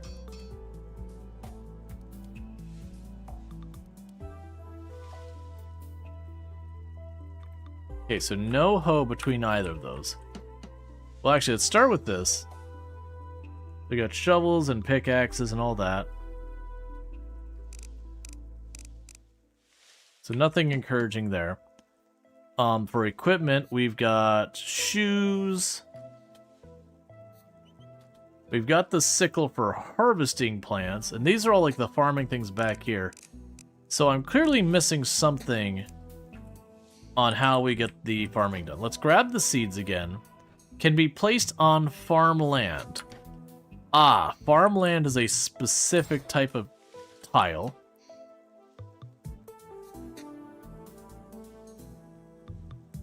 Okay. There we go. They just used up literally all of my wood.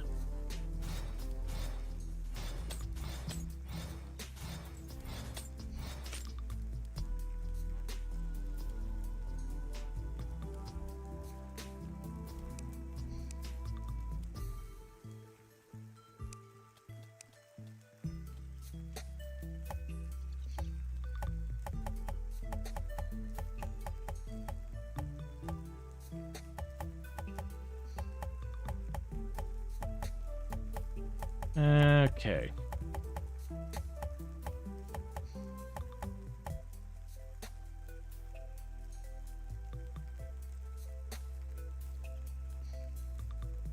And go here and move this torch.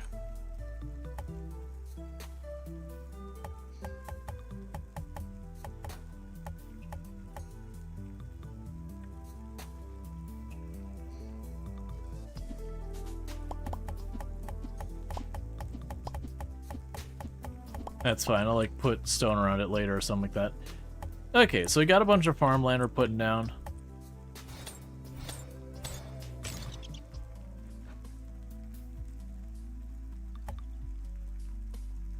And then with that, I can probably get them to start growing a bunch of stuff for me. That'll mean already I won't have to be like babysitting the food nearly as much. And I'm sure what we'll end up needing to do is have like, this is the chest for the seeds, this is the chest for whatever, this is the chest for the fertilizer. Who are you? What do you want? Emma the Guard. Why are you here? I think about it, it's obvious. Will you join my thing? What can you do? I can haul. Get out of here, lady. We got 3 people who can haul and no one who can do anything super useful for me.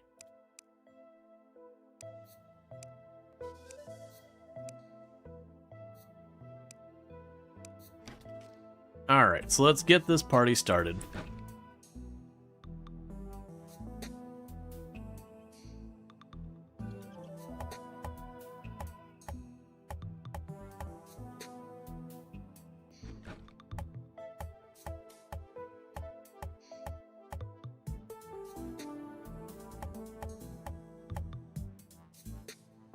And we can go here. You know I have the old man sunflower garden? I'm going to put a row of each one of these. We'll start with that being our farm. The rest of the seeds I'll spare. But with that, they should be able to farm now. And we can keep that going. That's the guide. We got the sapphire, we got the stone, we got the cloth. Okay. So, that takes care of that. What is the next thing to consider here. Alright, so we have the incinerator destroys items over time. A grain mill, which that'll be straightforward. The cooking pot would be next, and that's more iron bars. So we can plan for the iron bars. And then these are all just a bunch of stuff there.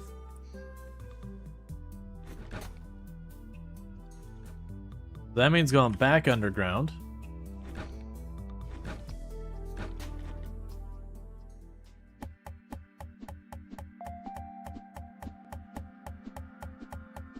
Okay, so the copper pickaxe, not amazingly better.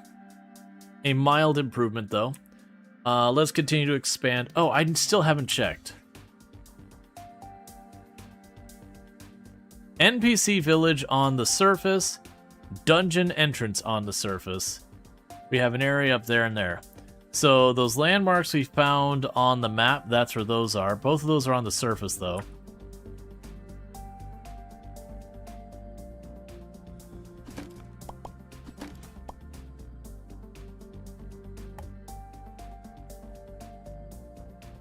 Okay.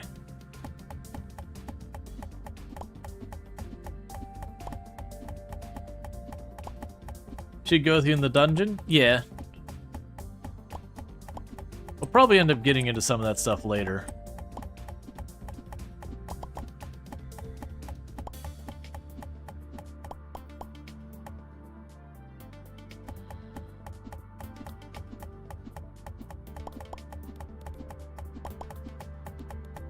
We'll definitely see, because I'm sure over time we'll unlock all sorts of fancy equipment to do all sorts of cool stuff.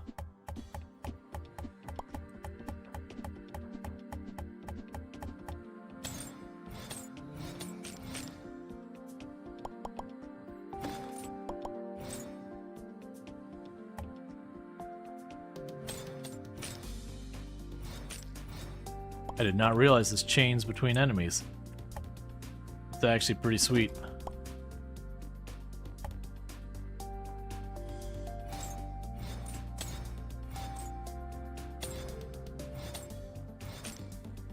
Except for being a little hard to aim. It's mostly just feels like the hitbox is small. Hey, Allison, thank you so much. I really appreciate that. Dropping 1,000 biddies. That's incredibly generous of you. Thanks so much for that. And unrelated to the biddy thing, can we get a shout out for Allison Adventures? We do that regardless of the bits. Could you not vampire me, please?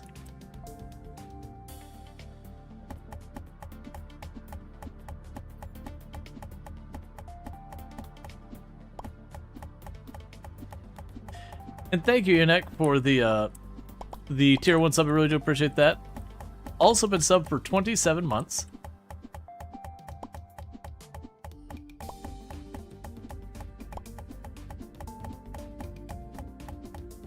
I really do appreciate it. It means a lot, so thanks so much. So thank you so much for all that support, kicking off a hype train, all that good stuff.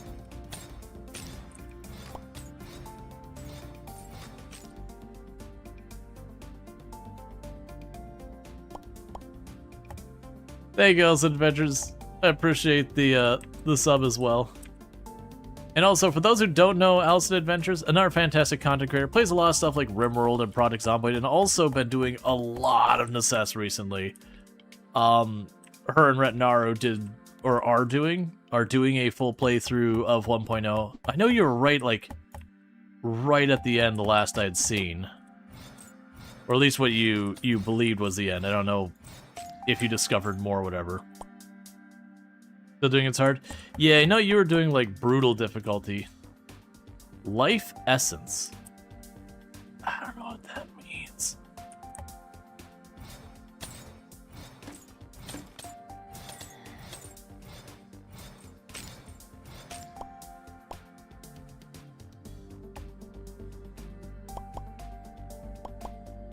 Okay.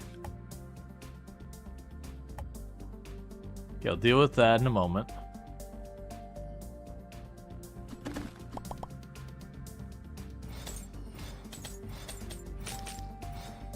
And pretty pictures on their 95 stream streak. Catch the last 95 streams without missing a single one. So thank you so much for that as well.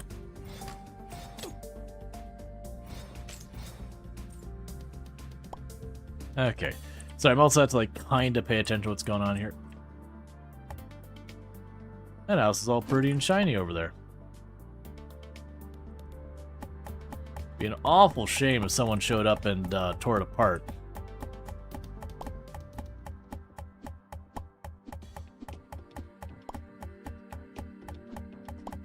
Okay. Actually, I think there's a person in the left room over there that I wasn't really noticing. I think you're a person.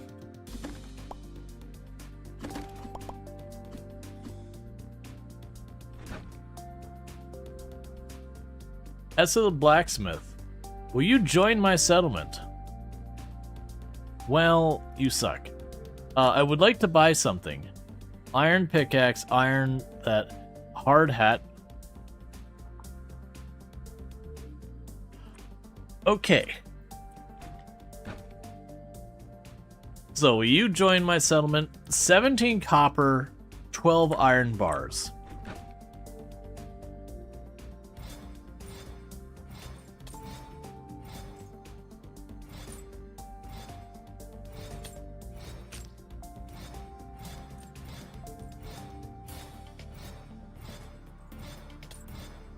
Come on.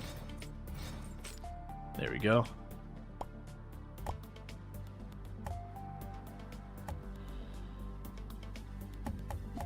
Okay, so we can work on trying to get the blacksmith stuff.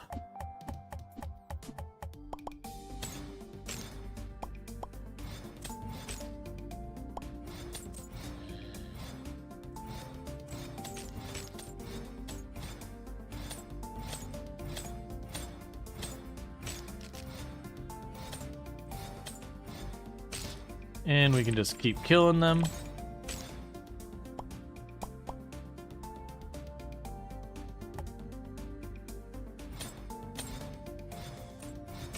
Taking that sweet gold.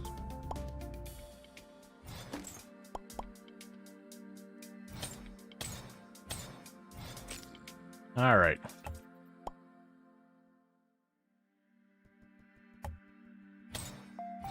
Let's see, you're almost done on your short list. That's crazy. Oh, of like games coming out? Yeah, now that said, to be clear, I am absolutely thinking about coming back to Whiskerwood.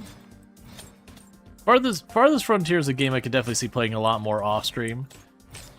It's just one of those ones that like it definitely gets a little slow once things get moving. But like not in a not fun to play way, just in a as a content creator it can be really rough to sit there and have a game that's fairly slow for a while.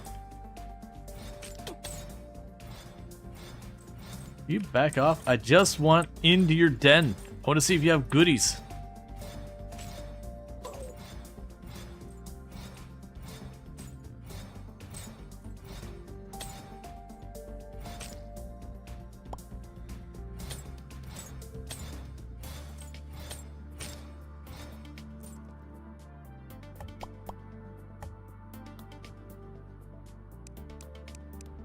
Hoping for a little bit more than that, but okay. Alright, bear with me a moment. I will, I'll chat, like, catch up on chat in a moment. It's just, like, while I'm in the middle of this, I can't really do a whole lot. Okay, so let's see. Let's see, is this game direct control like Stardew? Indirect control like Dwarf Fortress, or both? You control your character. But the other NPCs, they just do your thing and you can kind of assign them stuff.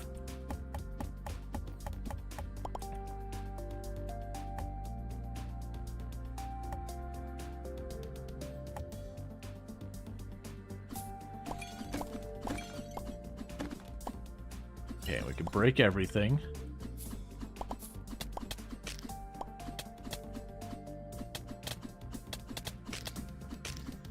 So it's kind of, if you ever played Terraria, it's very, very, very Terraria-like in the way it's, like, set up, organized, that kind of thing. You know, just top-down, you know, a bit of other variants and all that. But like as far as like gameplay loop and a bunch of that, it's very Terraria. Now granted, my understanding is this game also includes stuff like incursions and a whole bunch of other stuff that Terraria doesn't have the equivalent of, or like maps and other worlds you can go to.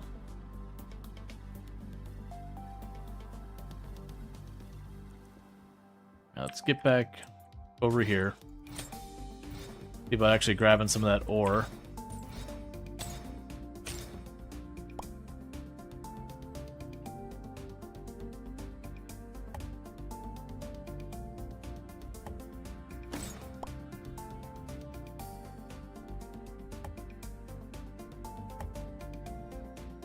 Okay, so we've got another place where their vampires coming from.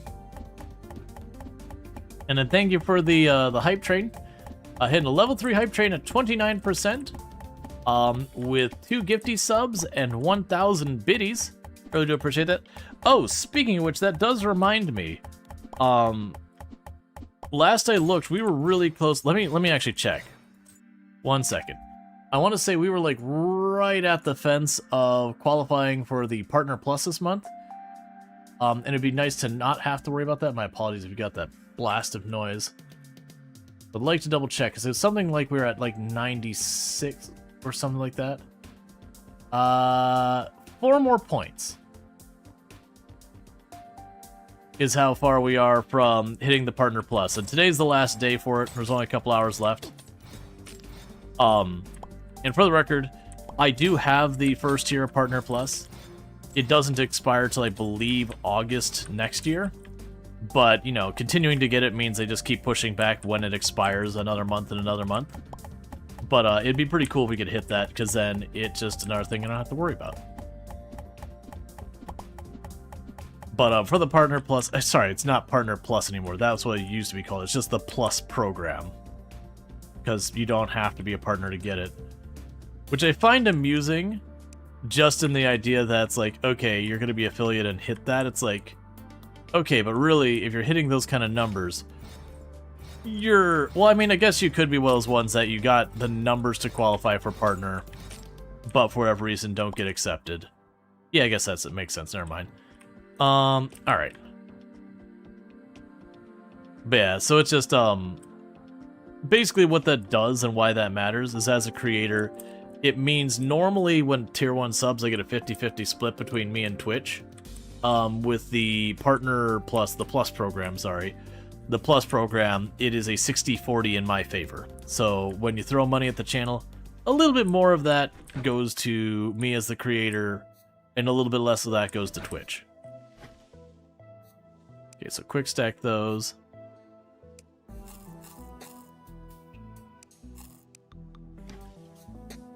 But to qualify, you have to do 3 months in a row. And thank you, Dr. Mac Daddy, for not only, you know, being supportive, like, just being like, you know what, it's sorted. Because a tier 3 sub is 6 points, so that should push it the whole way over. So thank you for just doing that all at once. That is incredibly generous of you, and I do really appreciate it a lot. But yeah, so it'll take a minute or so to show up, but then we should see that, say, 100. It doesn't matter how much over 100 it goes. 100's what it takes to qualify. Unless it's 300, at which point then that's the higher tier, but I have a certain level of confidence we will not be seeing 200 plus points in the next couple of hours. Because one person can't just snowball that by themselves. Overgrown grass seeds. Okay.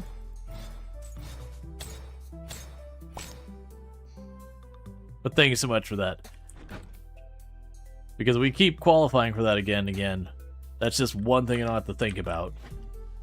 Eventually, some point, I'd like to pursue the higher tier, but I'm gonna wait till we're a good way along the ways there. You know why they don't allow gift subs, but I wish they did? Yeah. Yeah, no, it's definitely a thing that, like, I understand. And while I get it, I also wish it was different. Okay, so this one, that's 29 damage, and the projectiles can ricochet. Spend 1 life essence to cast it on the ground, The players and settlers will be healed. I didn't even notice that. Or I can use the book, which is it shoots a homing projectile, 24 damage. Okay. So with the homing damage,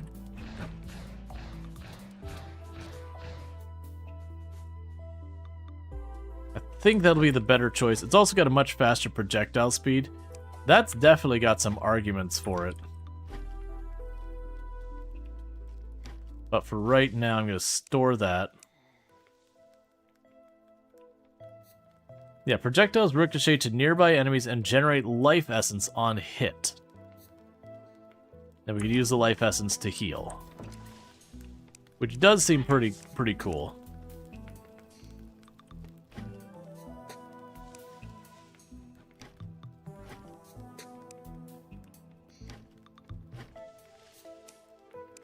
Drop you here.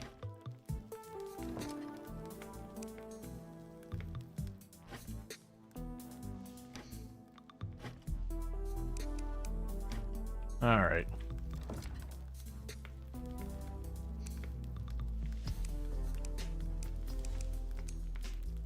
Okay, we can grab all of you.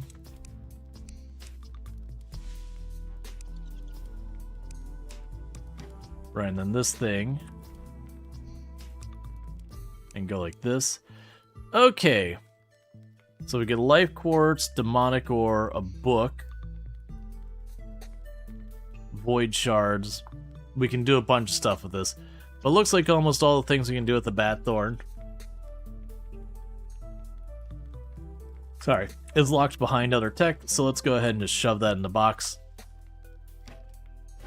You also got lots and lots of fishing lure.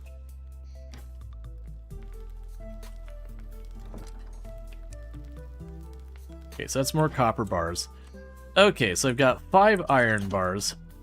And I don't remember what it was we were looking at. They're like, oh, that'd be another thing to make. Ah, it was the cooking pot.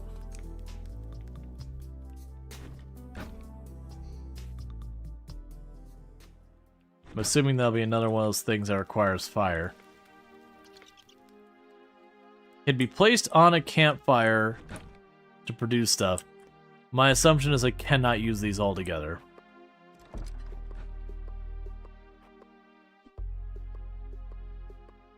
Okay. So let's make ourselves two, let's make ourselves a campfire here.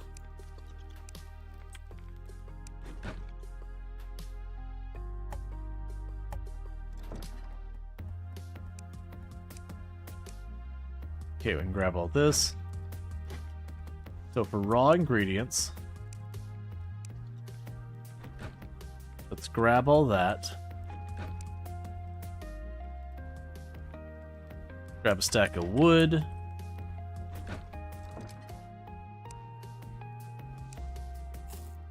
Okay, so this would require stuff like eggs and milk and corn and all. That's fine.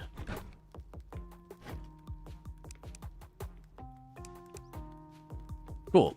And we can go ahead and put you aside for right now.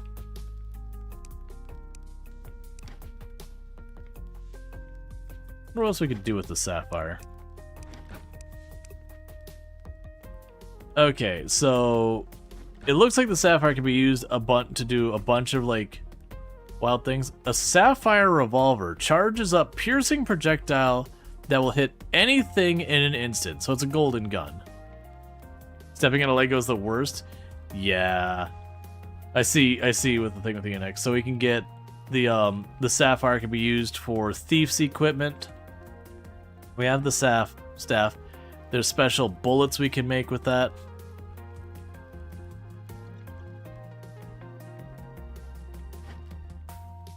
The long story short is we're not making anything with it right now. Okay. Yeah, so you're all cutting down the trees, maintaining the wood. That's at least something. We've got the farm going on over here.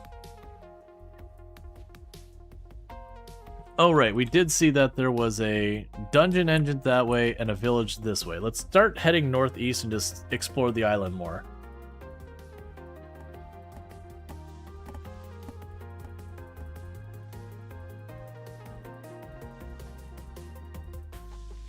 Oh, right, I need a bunch of iron bars for the blacksmith that we found down below. We want to bring them into the fold. The catch is just going to be getting that much iron.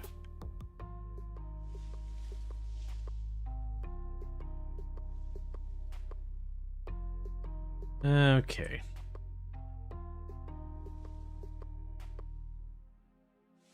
And then there's different biomes on the map, just like, you know, Terraria, Minecraft, Choose Your Poison, any of those.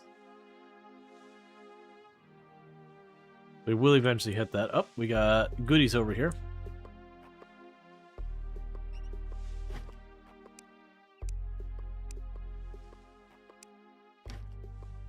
An animal keeper has arrived. Worry about them in a minute.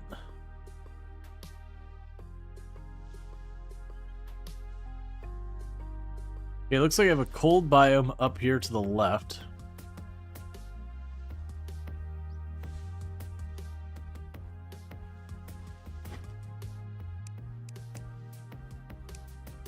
A potion pouch.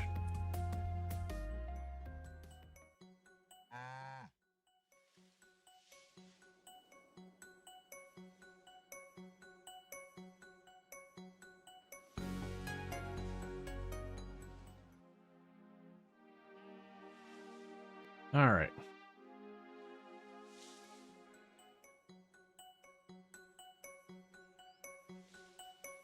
Looks like we've got a desert biome over here.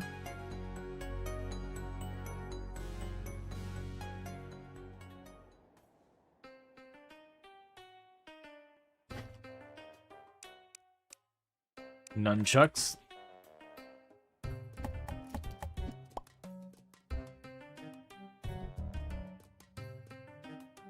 Okay. So basically there's supposed to be an NPC village way over here. I'm curious what we could find here. So Dennis the Alchemist will sell me stuff. Christy the Hunter will sell me equipment for shooting animals and all that. For fighting, whatever, ranged.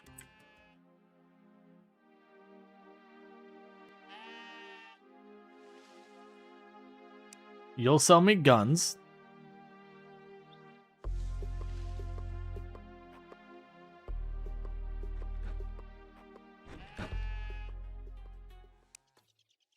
Okay. Magic manual. Crafting material trinket slot. A bunch of cosmetic stuff for like if you want to be a red or a blue mage. So that'd give me more mana regen. I'm going to buy the book because that was a crafting material for a couple things. I want to figure that out. Grace the blacksmith. Okay. Have I played Ellen? I have not. That's just a just random generic villager. You're a guard. You're a guard. You're a traitor.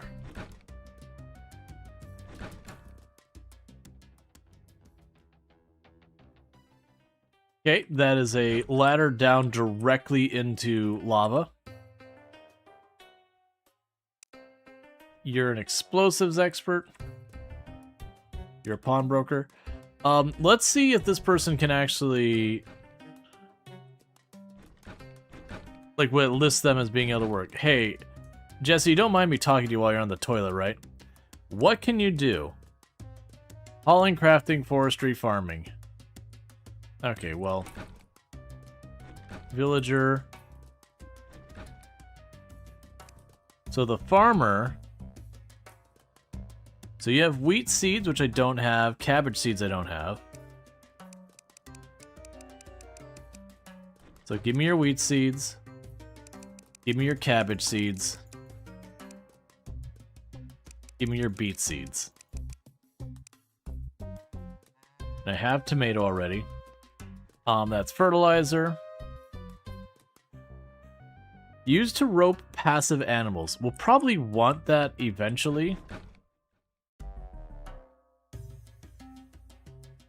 Okay, so I think we've kind of looked through what's here. Let's check to see if the pawnbroker sells anything.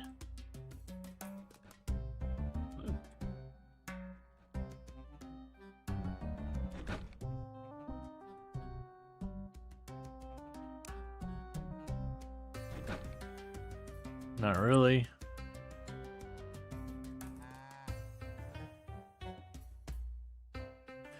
Okay, so it was worth checking this out. Unit of Pawn and Ages. Let's see, we got the Keen Scroll here. Map Fragment. So we got the dice that give us extra crit damage. Let's see, crafting material. Potions are used from pouches first.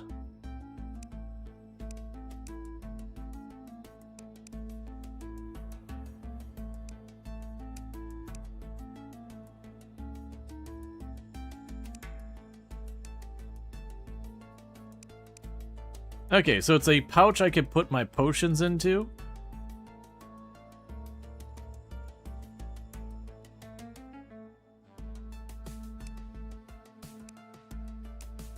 Who's had the same damage?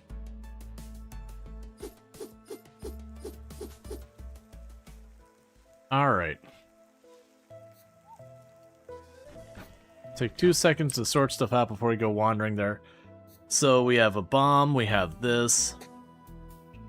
We have the book for crafting material. Okay, so I can only make the Blood Bolt and the Shadow Bolt. Okay. That's a little underwhelming considering I already have the Blood Bolt, but that's fine. I already picked it up. It's whatever. Okay, and those all require the Demonic Workstation or a Cartographer table.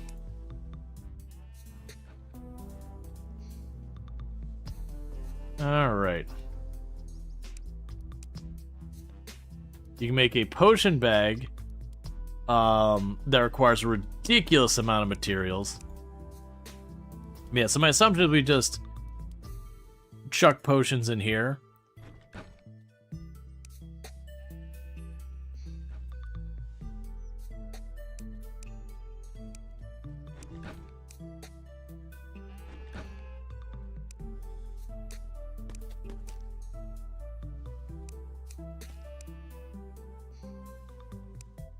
There you go. So then we'd have potions from there.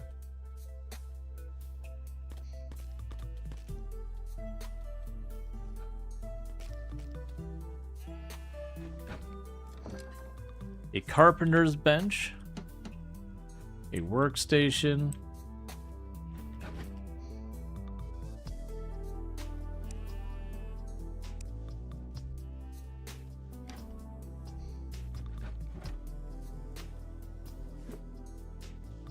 Maybe you just want to leave open boxes for me and all this stuff that I can get into. I'm down to ransack a town.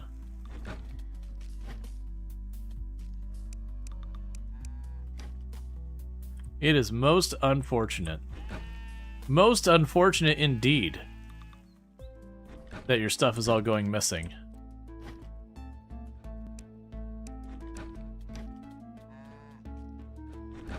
Seems like there's one box per house. I'm not seeing one in here, actually.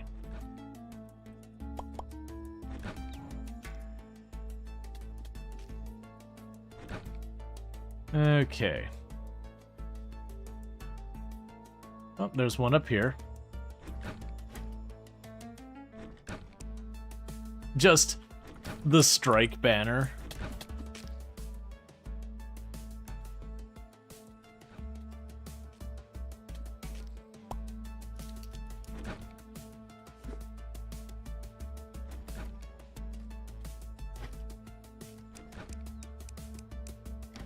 Random farming stuff. You took their bait? Yes.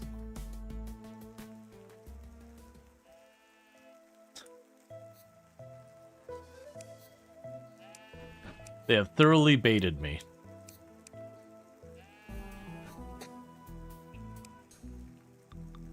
Oh, I can buy the sheep. We're not going to worry about the sheep right now. Pretty sure I already grabbed your stuff. Yes, I got the alchemy table. Alright, I didn't see a blacksmithy area, like, running around. I saw we have a blacksmith, but we didn't see, like, the forge or the, anvil or anything. It's probably just another workstation.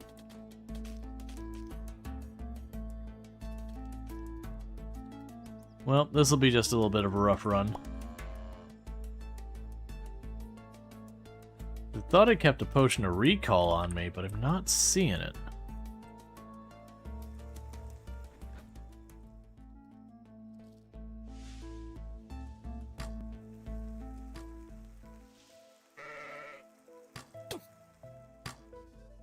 Okay, I'm noticing an immediate issue with this plan.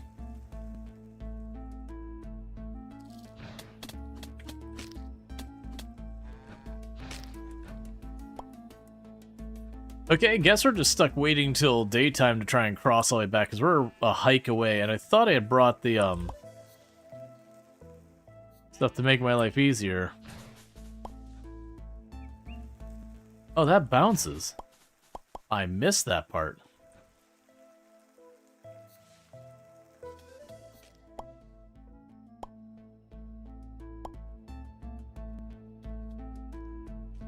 So I'm just running around in the edges where they keep killing all stuff because I'm getting bunches of free fragments and all sorts of goodies. So it looks like I'll be able to actually just straight up buy animals up here. I don't, like, I think I have to build a pen and everything first, so we probably need to do that, then get the animal.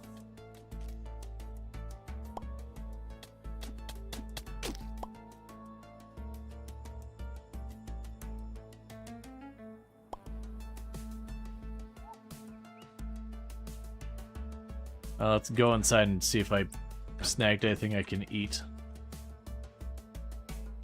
I have raw food. Did anyone have a fire pit I can cook on?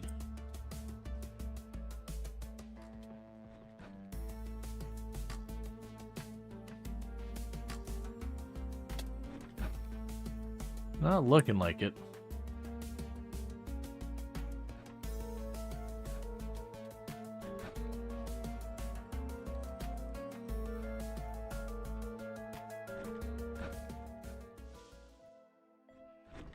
Oh, there is an anvil and all that. Doesn't do me a whole lot of good here. Oh wait, I do have food. Hang on. There we go.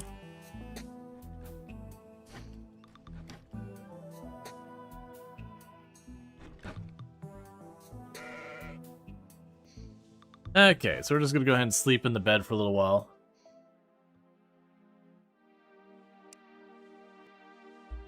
The two of them are like looking like, hey man, get the hell out of my house.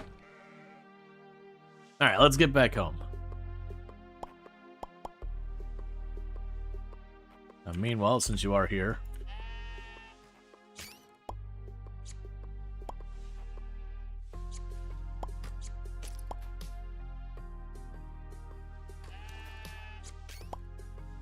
Hunter out here hunting rabbits and I'm just stealing the stuff. There's no witness of the settlement. Everyone joined the settlement? Yeah. I thought when I found the blacksmith down below that was actually something special. But now that I see that there's a blacksmith up here I could have asked to join, and a blacksmith has arrived in my town, I'm understanding that's not the case.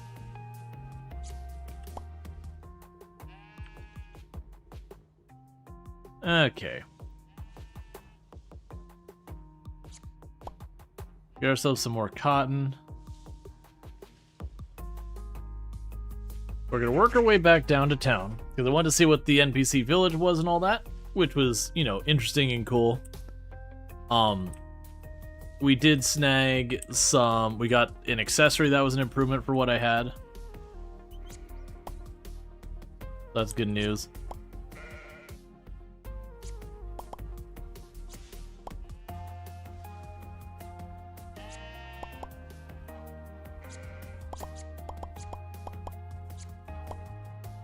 Okay.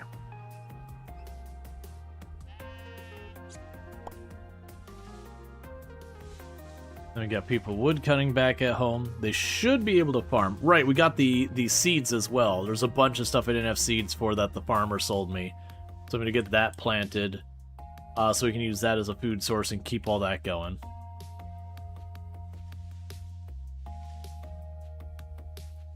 Head naked sheep noises. Well, if they didn't want their wool taken, they should have stopped me. I played Cult of the Lamb. It could be done. I'm just a dude running around with a pumpkin on my head.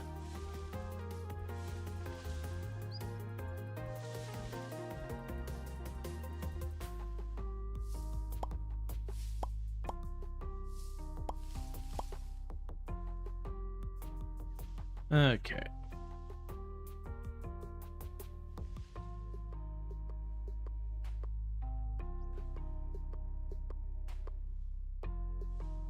So you get all that going. Let me guess. Oh, you just want money. Yeah, welcome, blacksmith. All the other blacksmiths were like, bring me iron and bring me copper ingots. And then this guy's like, nah, man. I want the cash. That's all I want, is I just want the cash.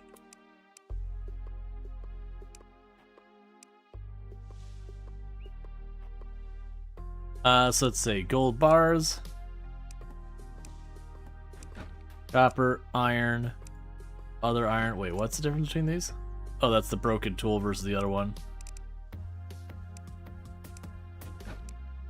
Single, spiderite, night steel, ancient fossil, sure, glacial bar. So that's all you can handle. Do until...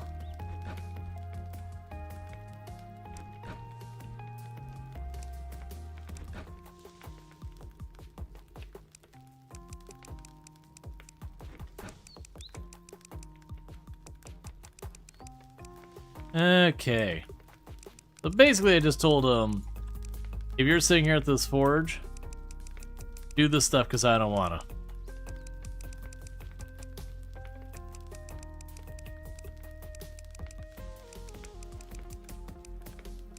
Okay.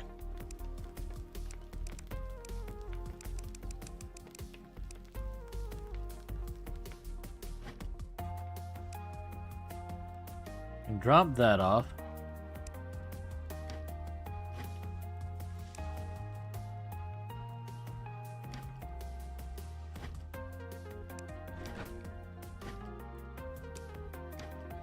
We can go down to here.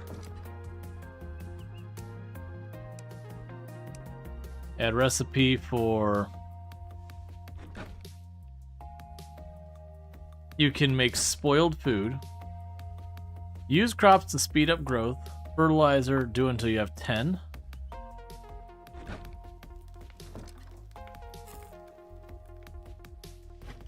Alright. We've got fancy bait. Chuck you in there.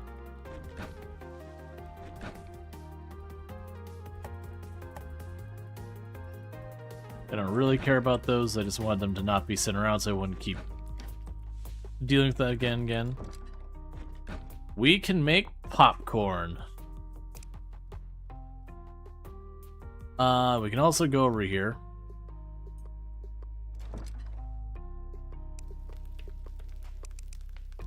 Make some roast rabbit. And all that.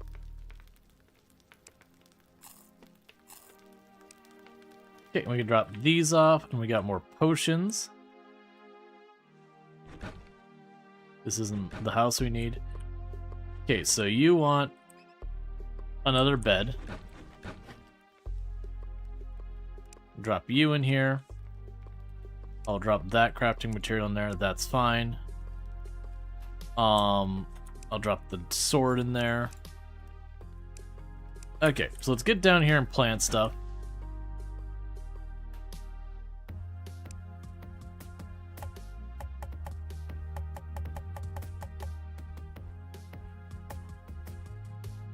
So the wheat is planted.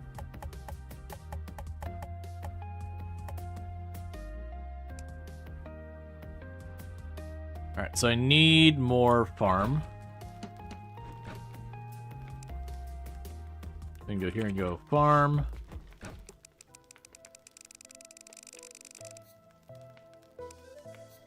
Okay. So continue expanding the field and all that stuff.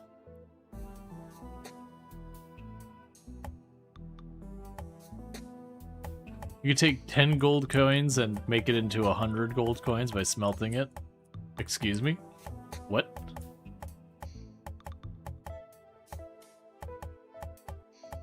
Alright, so we're just making ourselves a little farm down here. I'm sure we're going to get more plants that I've already got. Or that the plants I've already got, I'll have to scale them up or something. But in the meantime, getting more stuff planted, getting that sorted out. We can go ahead and chuck the steaks in the box here. So they have stuff to eat. And eventually we're going to want to separate a bunch of this out. Yeah, so with this one, you'll use the potions from there first.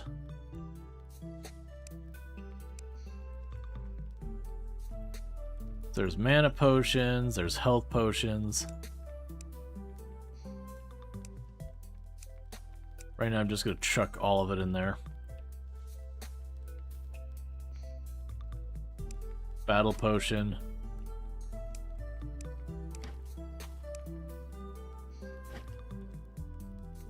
Another health regen potion. Yeah, so basically we got all our potions chucked in there. That'll clear up some inventory. I've got the things that call a powerful enemy. We'll probably want to use that once we have better sight during the day. In the meantime, we need to get a bed, and I'm pretty sure I just got rid of all of the wood. Because it did.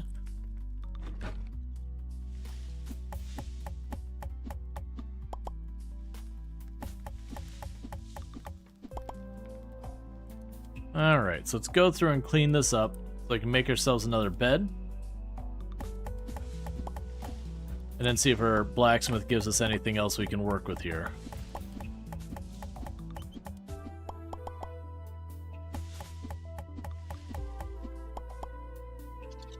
I also imagine it's something that over time you'd probably want to, like right now, just kind of... Oh. I finished killing 25 zombies.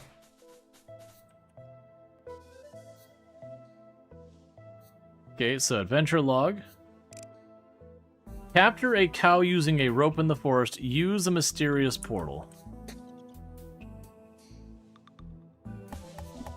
Like, we definitely want to use a mysterious portal. I'd rather use it during the day so I can at least see what I'm doing.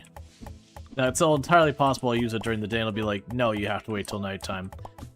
They do those kind of things in these games as like a sort of time limit for the event.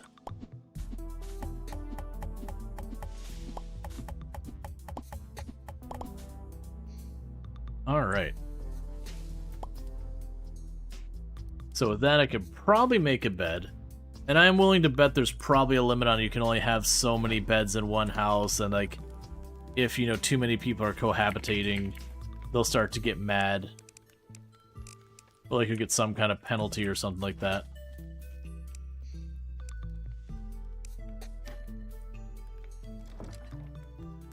Okay. We can go on over here, and we'll chuck a third bed in here and see how they feel about it.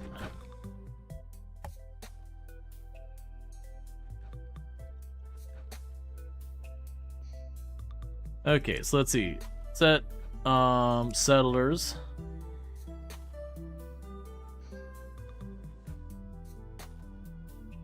Okay, you self-assigned your bed.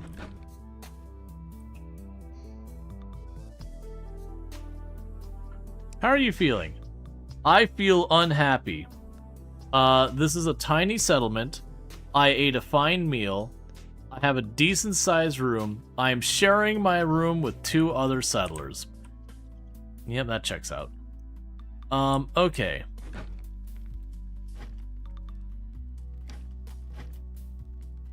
So, we get to deal with that drama.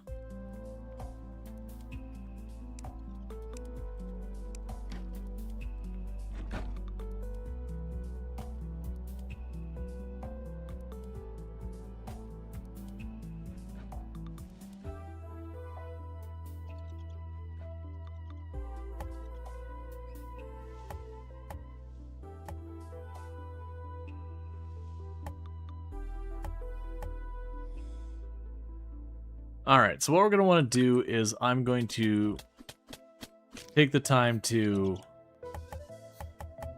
make almost like a hotel here to shove these people in. Alright, we can also potentially craft some better lights. We can make this place less awful. So we've got a gold lamp. Ah, here we go. A wooden lantern. Can be placed in water. A tiki torch. An oil lantern, which takes a copper street light. A copper double street light. A gold street light. Let's take the copper oil lantern. I was curious if I could put like on an accessory spot or something like that. Being happy is illegal in this village? Correct.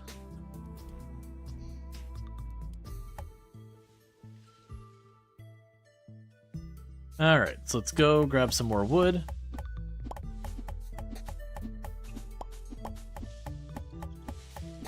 And work on the next expansion here. Stop it.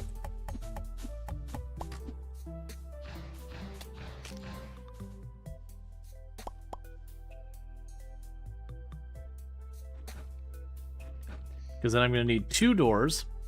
Because we're going to make, like I said, I'm going to make it almost like a little hotel complex over there for the random villagers I don't really care about. I mean that that are certainly productive members of society that we should definitely, don't worry about it. It's fine.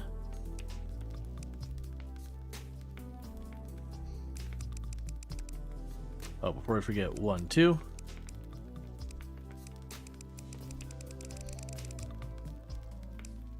Cool. Then grab you 2. Because then we'll go over here and tuck them into their own little room over there. Because right now they're all taking a mood penalty, like the whole group of them.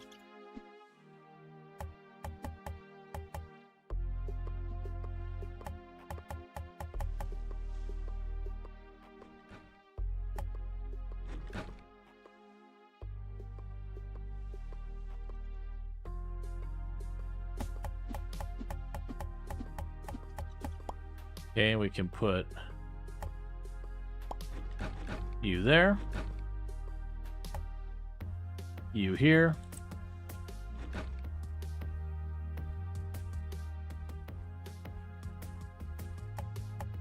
Well, not an immediate priority. We'll start the next one.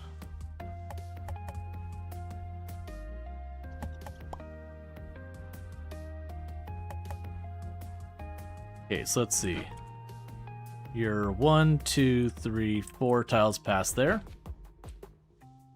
1, 2, 3, 4.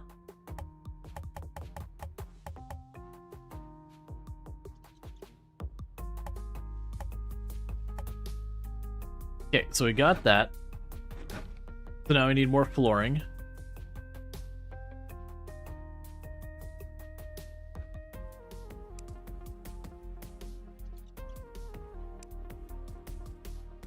Okay, so I got the bed there. I'm gonna pawn some items. And I'm assuming when you pawn the item, it's you can get an influx of money, but then you have to spend more to get back later. So let's go over here.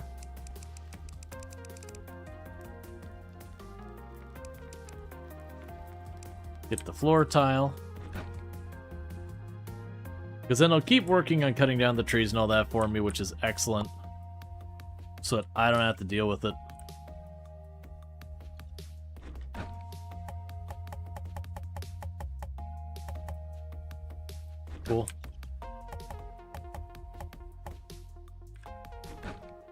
Alright, so that's going to help morale a little bit. We'll want to definitely decorate that better.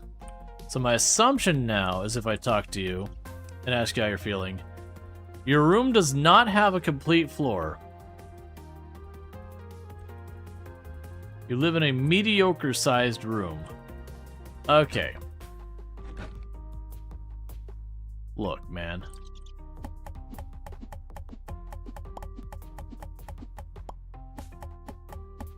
Let me just pick this back up.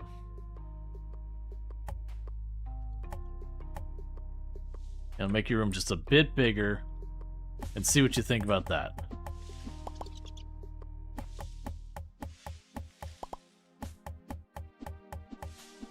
I also imagine it's one of those things that furnishings, we just probably have that happen over time. We either ransack them or when I'm just sitting at a surplus, I just craft some nice stuff. Okay.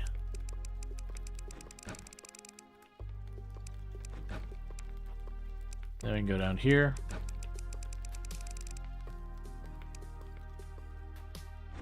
Alright. Because I want to get the blacksmith's room as, like, our starting example figured out. As opposed, like, what size the room should be, that kind of nonsense. And then once I've got that, I know in the future when I go to expand, I just duplicate the room.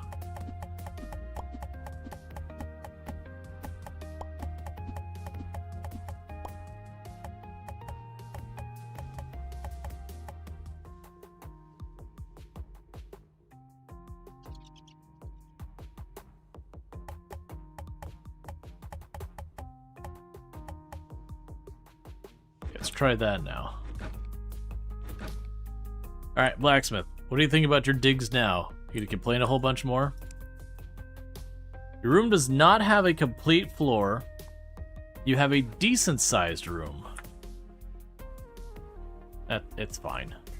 We can worry about making it all nice. Well...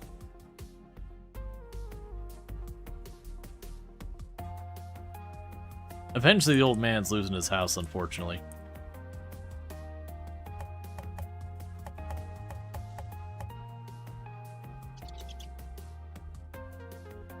Because I'm assuming it'll be like, I have a large or generous or whatever. Now granted, how many tiers past that it goes, who knows? But I'm just going to go and get to where it's generally like an arguably positive. What I'm not sure about is it's saying that your room isn't actually fully floored. And as far as I can tell, it is.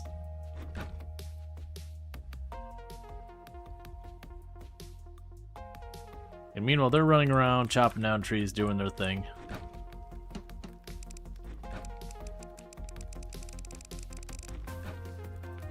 I actually really appreciate the idea that you can have them run around doing the work for you. I think that's a really clever way of making it so it's not... like, you don't sit there and spend hours and hours and hours and hours just dealing with, like, cutting down trees or whatever.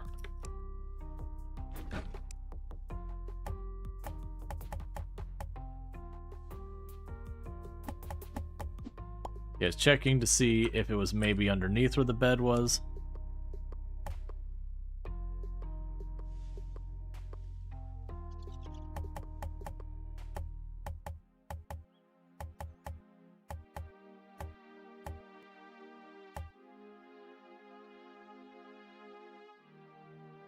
Right. As far as I can tell, it's every tile done.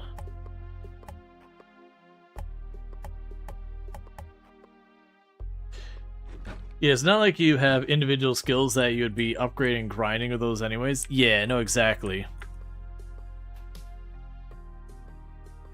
There's not a reason to sweat it too much.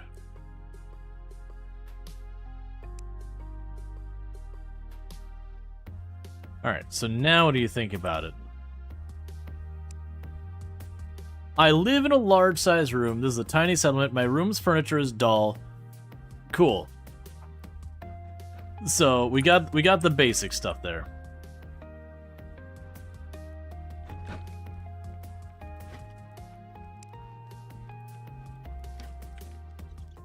Oh, we can go and pop into this box and drop those off.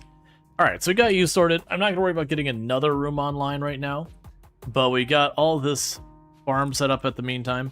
For the moment, Before I forget, I'm going to make an irrational decision, which is, I don't know how dangerous these things get, and we have yet to do any of them. So I'm going to walk over here. It needs to be nighttime for this to work. Okay, so at nighttime, we're going to go ahead and pop that thing and just see what our first encounter is. It's literally becoming nighttime right now. Because I've definitely played these games in the past where I was like, I need to get ready kind of thing. And then just kept prepping and prepping and prepping and prepping and prepping and prepping and prepping. And then when I finally did fight the thing, it just utterly just fell apart, demolished because I just over-prepared. We did that in Factorio when we went to fight the first of like the really big worm things.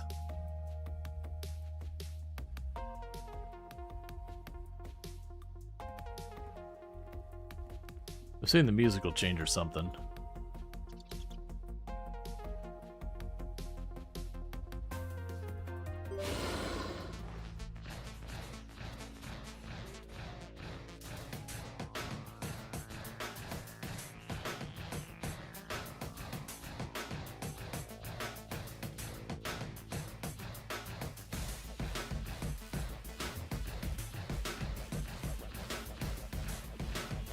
Glad we got all that magic regen.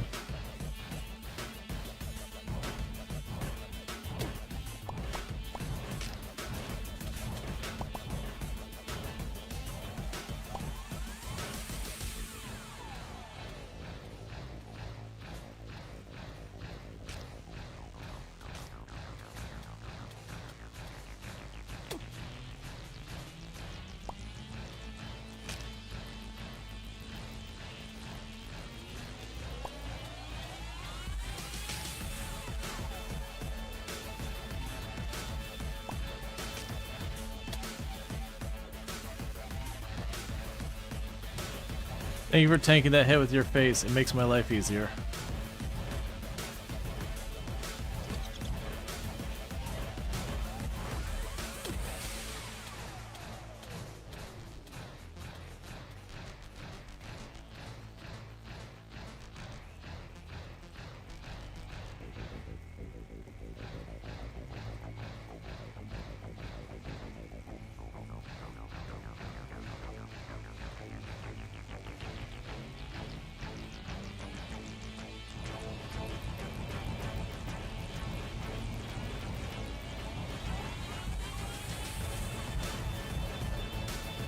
Okay.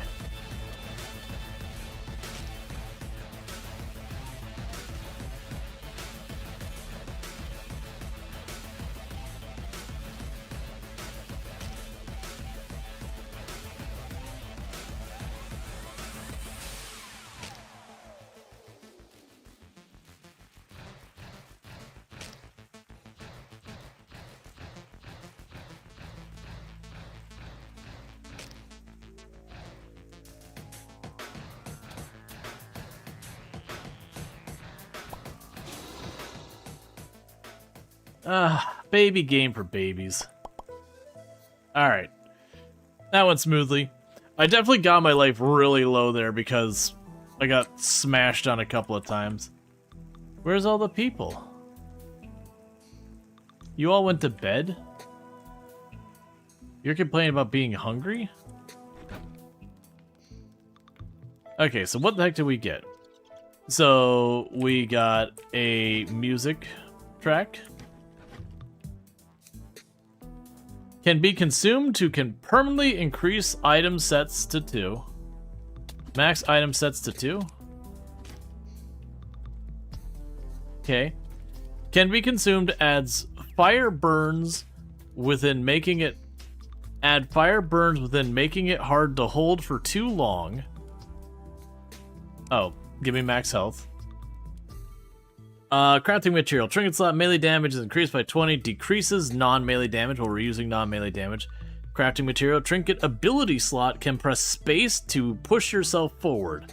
So we get basically a little dash. Alright, so let's go ahead and put that on there. Oh, that's a trinket slot. I see. Different thing. And we got rabbit. We also got some demon bars. Let's check in some of these things. So crafting material. If we get all of the foci, I can craft them together on the demonic workbench. Cool. For demonic bars can be made into any of the other lower bars. That's good to know. Cheese press, bone offering. Mysterious ghoul, a royal egg. An armory, a demon claw. So there's a lot of stuff we make this. Okay, so there's a demonic workstation, a demonic forge, and a demonic chest. So we'll want to we'll want the demonic anvil and the demonic workstation. The demonic workstation is made in the demonic workstation. Excuse me? Come again? Hold up. Let's read that again. If I want to make a demonic workstation, I must make it in a demonic workstation. If I want to make a demonic anvil, I need to make it on a demonic anvil. It's not like you... Yeah, let's see. You appreciated that because otherwise wanting lots of things to do yourself? Yeah. Huh. I'm assuming all of those require the demonic anvil. You require the demonic workstation. So what this is implying to me is that what I'm going to need to do is take these demonic bars that we just got, and I'm going to need to figure out where on Earth I could find the demonic workstation. Oh, it's saying the demonic bar. Oh, am I? Let me.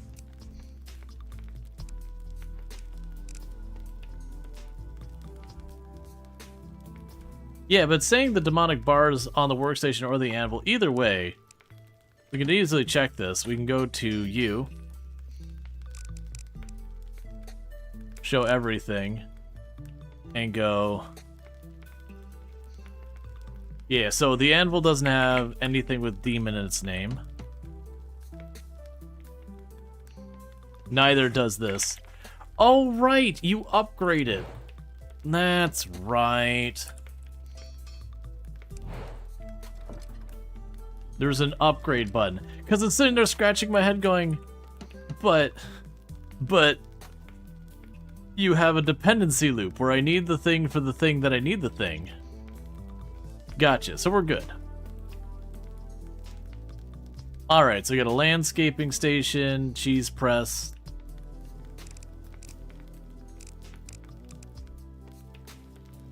And I think the unfortunate reality of what's going to happen here is we are simply going to need to fight that thing again to get more demonic bars. So you can go in here. Meanwhile... Oh, that changed the recipe on the workstation.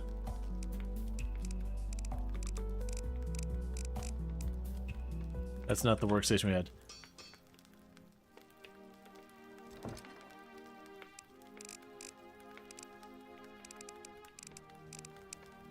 Yeah, and demonic bars don't show up there. That's fine. Okay, so we got all that. Let's talk to you. Complete quest. Kill the queen spider. Summoned in snow caves by destroying or using a royal egg. Cool. So, what does the lunchbox do? I'm assuming the lunchbox is gonna be just like the potion box. Stores food picked up, used to eat the food inside. Yeah, so that's basically a food box.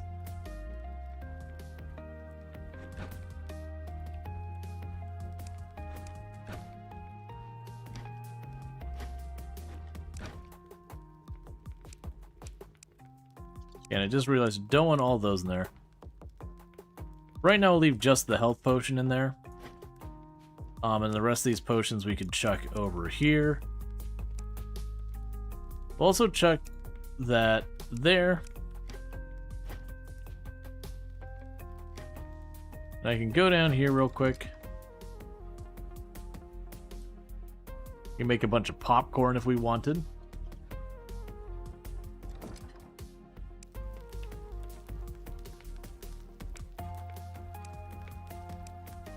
Okay, so for right now, if you get mutton, cook it.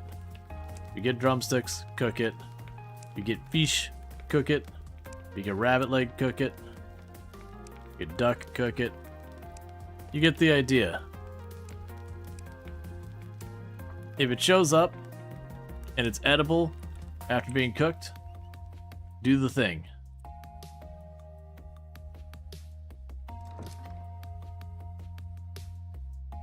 If an alchemist who has arrived, they honestly throw people at you pretty aggressively.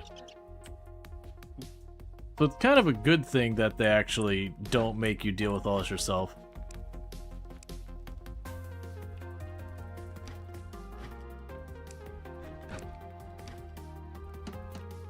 Okay, so only show craftable again. Oh, we can make the... So, local pirate map, use to find points of interest around you. Local village map, local dungeon map.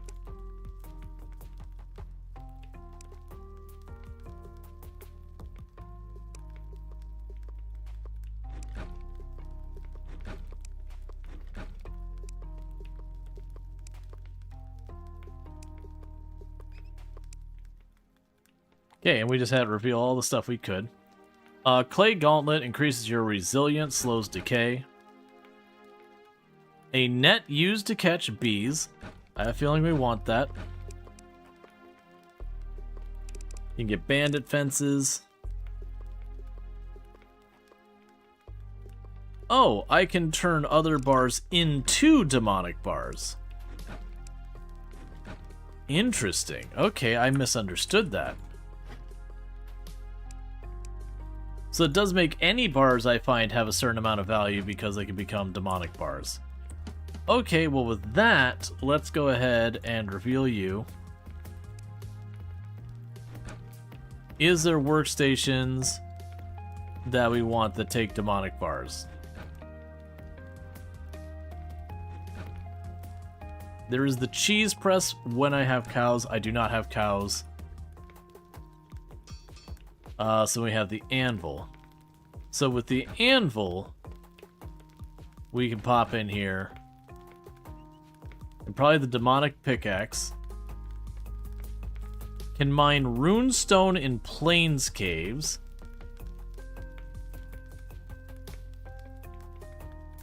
Okay, so it seems like what we're going to want to do is get 10 demonic bars.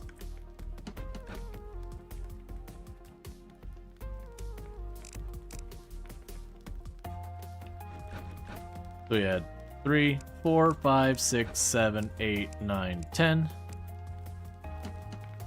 Pop over here. That's not the right one. Pop over here. Pickaxe.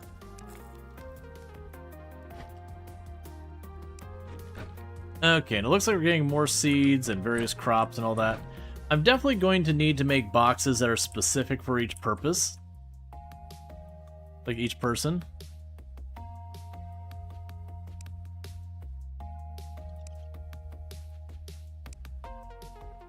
Okay, you joined and you're going to immediately get really mad because you have no bed. This is the way we operate things here. You want nice things? 2 expletive bad. There is no happiness here. Costs extra. Alright, so let's grab a door. Grab a bunch of walls. Let's get another room built. Because I'm kind of going by, if I don't have someone of that role, I'm going to get someone of that role. And we'll just figure it out from there.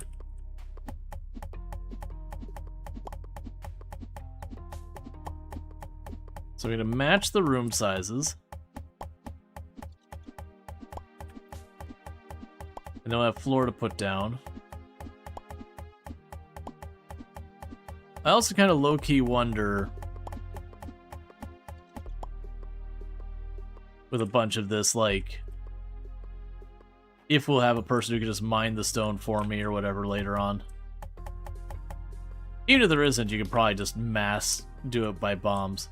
Let's see, 1, 2, 3, 4, 5, 6, 7, 8. 1, 2, 3, 4, 5, 6, 7, 8.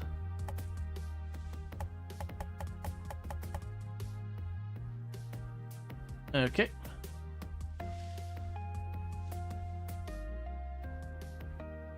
So the question is to gonna be 1, 2, 3, 4, 5. 1, 2, 3, 4, 5. But say the question is how I want to lay this out if I'm doing this like big hotel design. The only downside of the hotel design, it does mean when they wake up, they have to path the whole way out of the building and then back, which means losing a bunch of time to just commute. But that sounds like a them problem and not a me problem.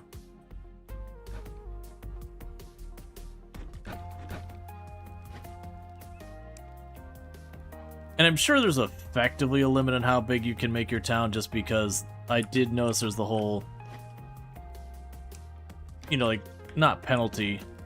There's a whole thing where happiness based on the size of the settlement. I assume once the settlement gets to a certain size, they'll stop being happy about it. Okay, so what am I missing for a bed? Nothing.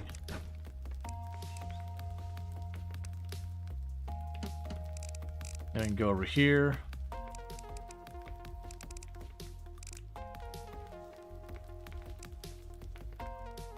Oh, we should also pop up here and get ourselves another lantern or something. Raiders are approaching from the southeast. Look, man, I literally just murdered a big giant demonic being thing. Is this really the move you want to make?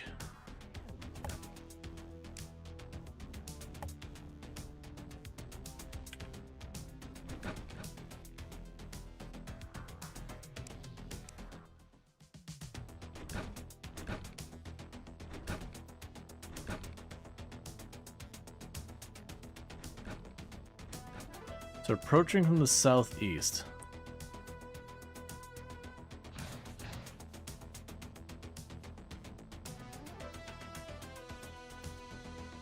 Oh, there's actually like an icon for them too.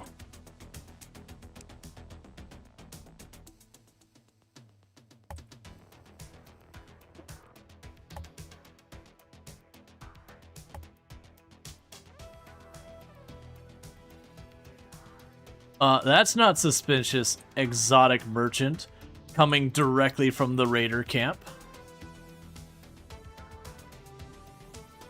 You want to talk about it?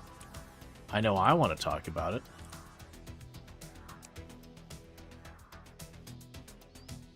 Pie, rope, a recipe book, a turban.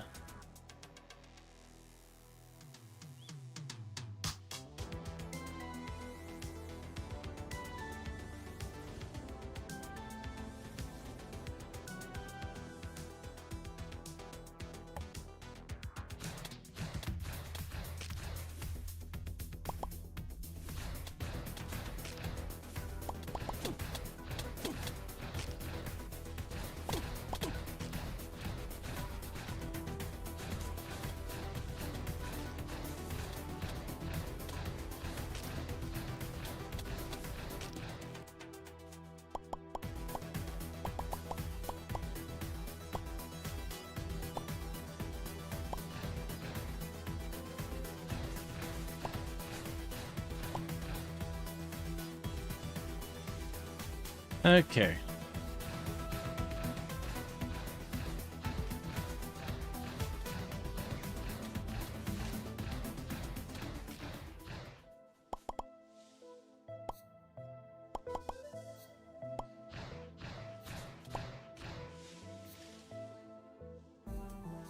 And I feel like we've done good here today.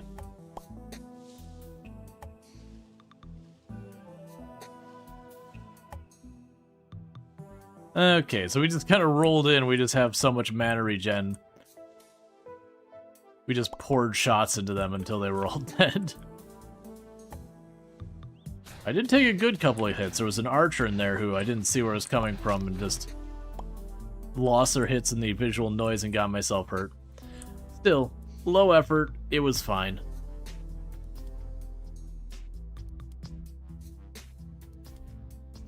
Okay, so let's see here. So we got a cloth robe, which is a crafting material. So we can use that to make a pharaoh's robe if we find a runic chest piece and some cloth scraps, which just gives us a tiny bit of attack speed. We got a copper outfit, and otherwise we didn't get a whole lot worth mentioning.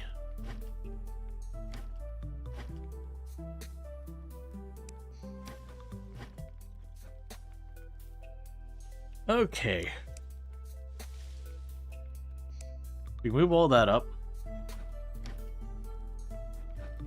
We need to make more floors for the people living here. No, we can't.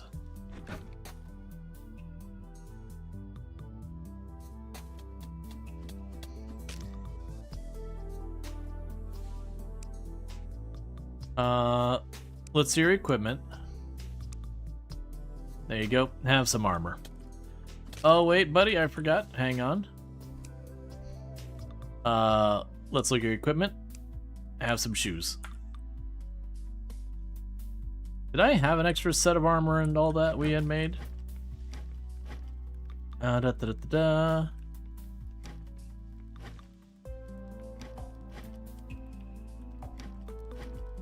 I have a helmet. You can have a sword. Okay. So the old man's getting decked. Alright, show me your equipment. Have a helmet. Oh, you already have a copper sword. Never mind. Who else is getting a weapon upgrade? I'm carrying these. Okay, show me your equipment. You also have a copper sword.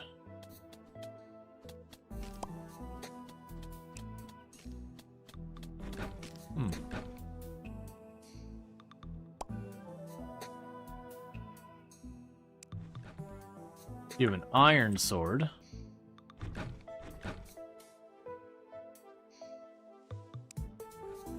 Okay, so basically they already all have copper or better. Meanwhile,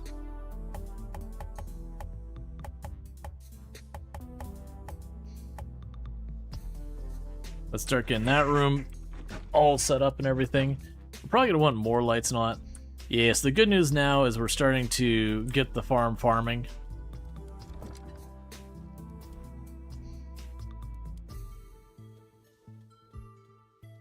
So we can make that available, and I'll add the recipe to keep 10 popcorn on standby. Okay, we can also drop all this in here. And we'll see what else we can get. Okay. We're definitely gonna have to separate these out more than I have. Oh, first of all, give me that. That's my trip home.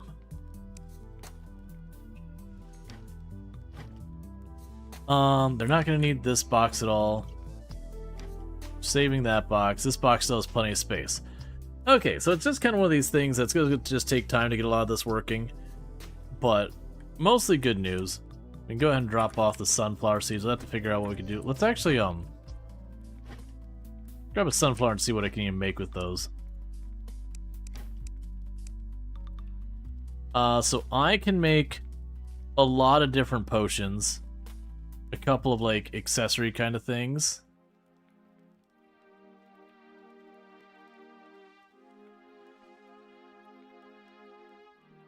Mostly just potions. Potion and compost. That's fine. Keep telling them to make fertilizer. Okay, so we fought off the pirates. It does say like the next thing would be going for the spider in the cold biome. Dungeon entrances, NPC villages, pirate villages. There's a dungeon entrance right next to that pirate village to the east. What I'm curious about...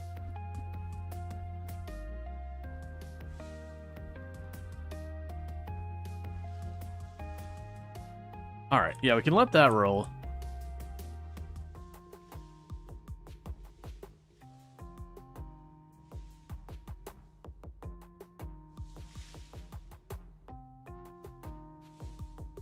Oh, I got the bees.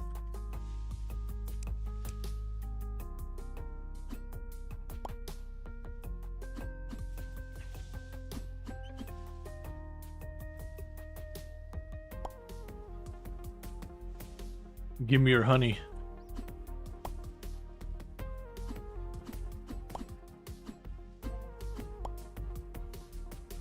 Okay, so the question is with the bees. Can be placed inside an apiary to increase a hive population. Okay. And then the honey can be used to create an apiary. Just how much? 5 honey. Alright.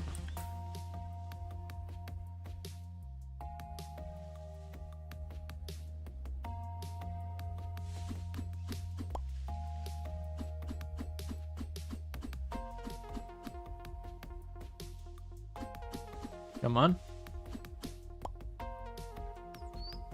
And just like that, we have depleted the entire bee population surrounding this beehive. Has no honeybees yet. No worries. Oh, can I just pick that up, by the way? This might be a mistake. Oh, queen bee. Place inside an apiary to start breeding honeybees. Okay, so what I could do is get an apiary set up, and then just getting all that going. Now, downside is I need iron ore, and I do not have said iron ore. So in the meantime, the obvious place we should be putting our bees. So we're gonna go ahead and put all of our bees and our honey inside our box, and it'll be fine. What's inside the lunchbox? Oh, that's fine.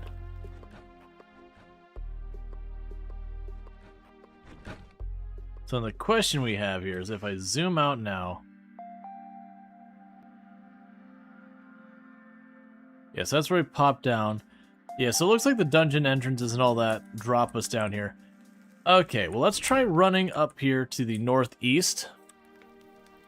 Because it did imply that we were going to find our next ore up this way.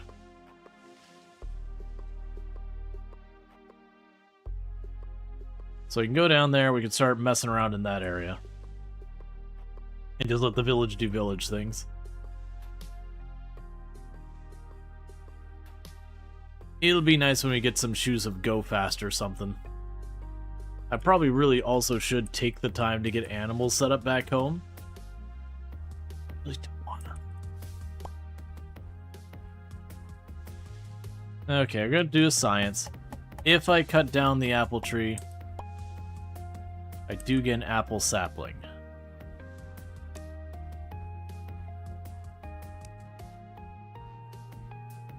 Yeah, so you want me to capture a cow and all that. We'll need rope to do that. Well, I mean, I can go up here and get the rope.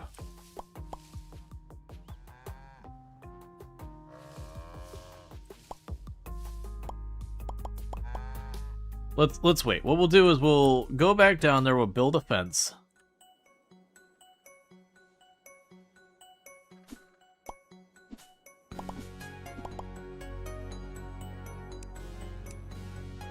And once I build a fence, we can worry about the next step.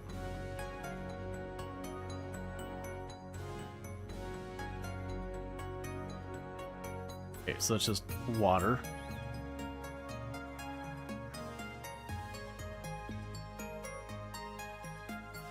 Okay, we'll run up here.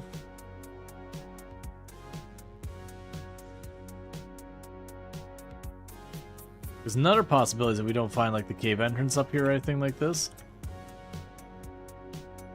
So I can take that cave entrance to the right and then immediately beeline left. I'm going to assume the biomes match above and below.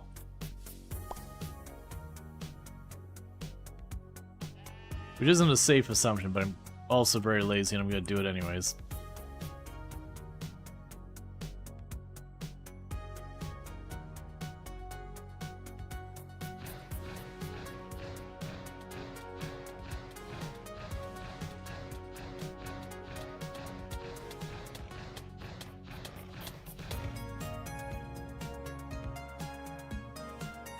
I immediately regret this.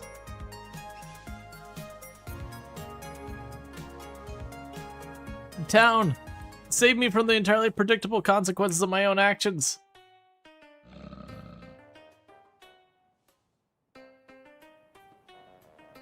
I'm glad this bear's really bad at actually doing things. Hey, town. Towny McTown face. Ow!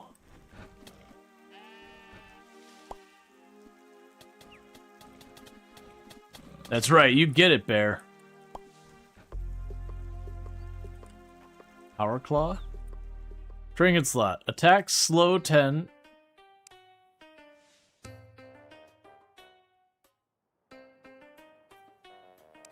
Attack slow target? Okay, sure, why not? It gives me some resilient. We got an ice fish crafting material, which is only used for potions. Oh, another biome.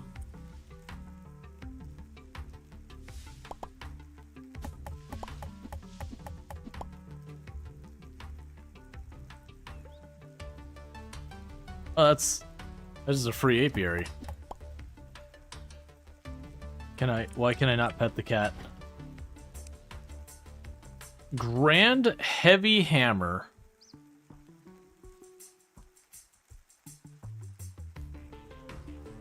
Throws small stones.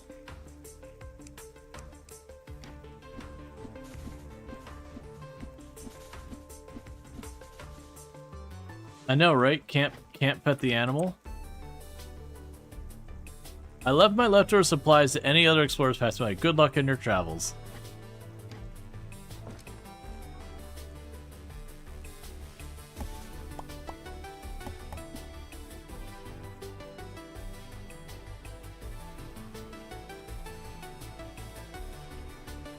Well,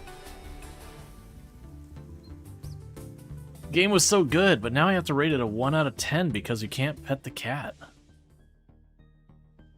Such a shame.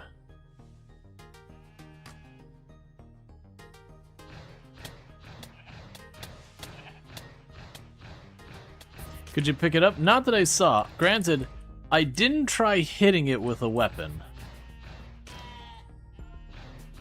Because, you know, that isn't my first instinct when seeing an adorable fluffy animal, to immediately bludgeon it to death.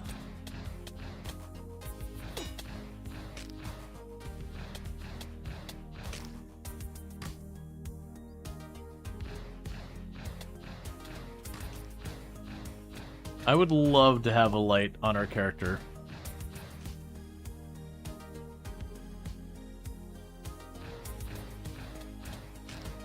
You're upset the new Superman movie, he never pet the dog? What is this world coming to?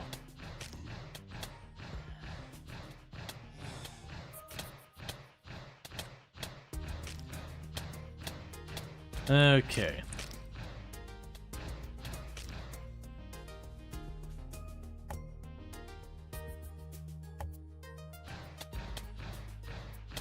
Okay. We're just basically be onslaughted by zombies. Got some more fuzzy dice.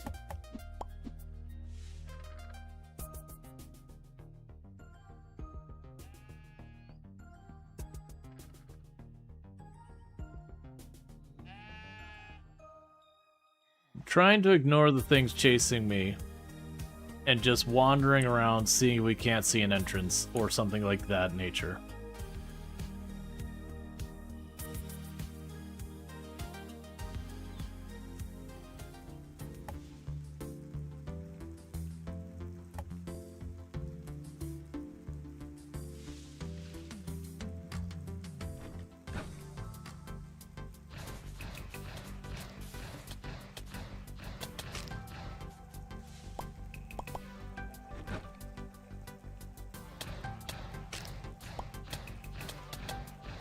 Oh, I just noticed the one in the armor is the suspiciously tall goblin. I missed that the first time.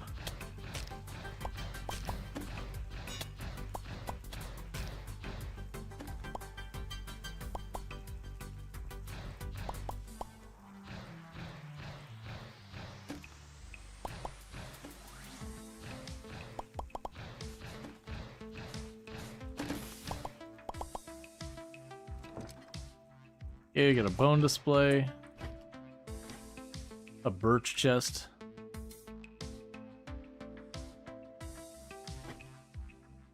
Got some wood, some iron, some runestone.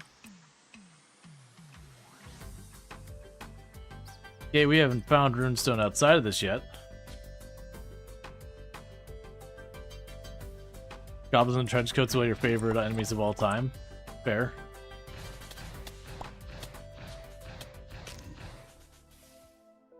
Okay, we got another thing down here. Looks like another goblin location, maybe.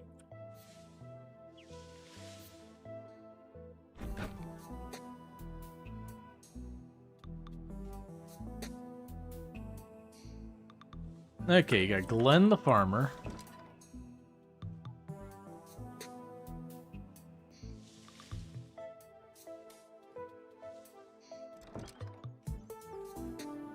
Yeah, so you got a forge and everything.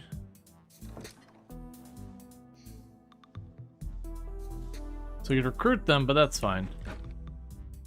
So the downside is, unfortunately, we ran out of ice biome over there.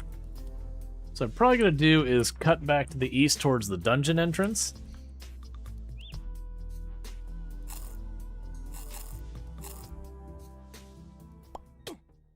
Ow, ow. We'll cut straight east towards this dungeon entrance. We'll pop down there and start working our way towards the ice biome and see what we find.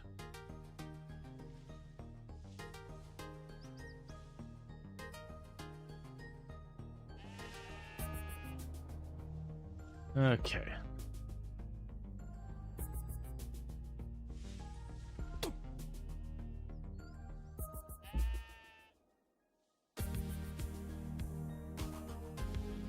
I'm liking the music they have in the different biomes.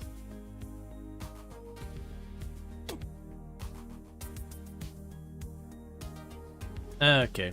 I could definitely see long-term playing the game where you can change the day length. I'd probably make the days longer and the nights shorter.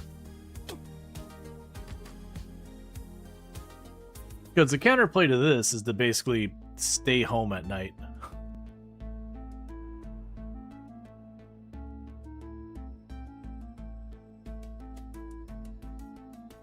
Okay, so let's go. There's somewhere over here, there's a way we could pop down.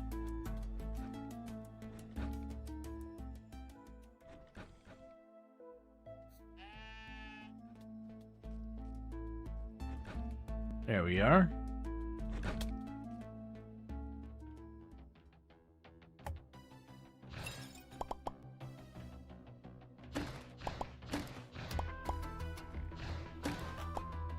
Okay, so let's pick up the stuff around immediately.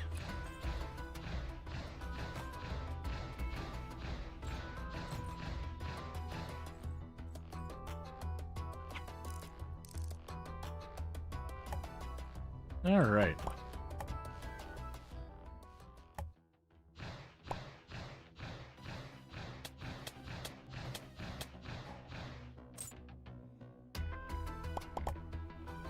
We're a completely different biome up here.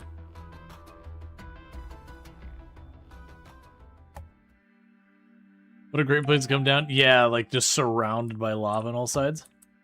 On the plus side, if you're doing stuff, the enemies have to, like, wade through the lava to get to you.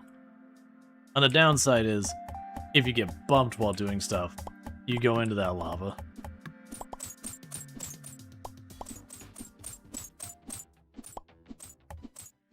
Okay.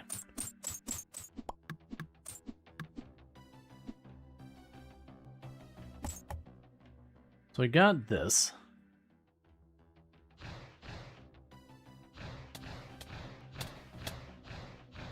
Why are you making me shoot the dog?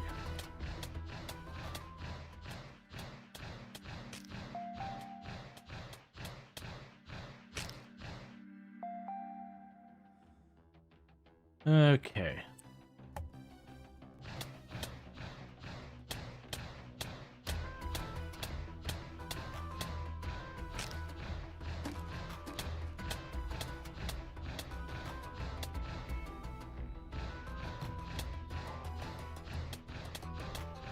So, yeah, we're in the desert biome. So it does check out.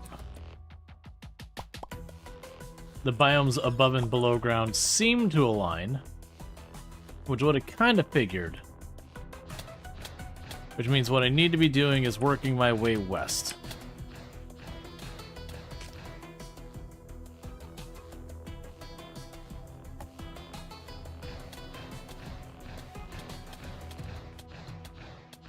All right.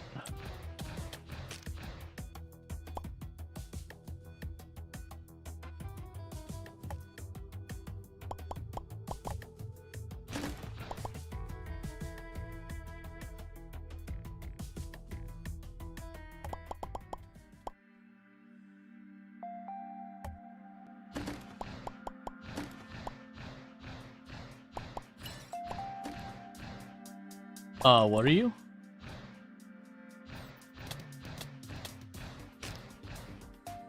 Oh no, it died easy though. There's more goodies down there.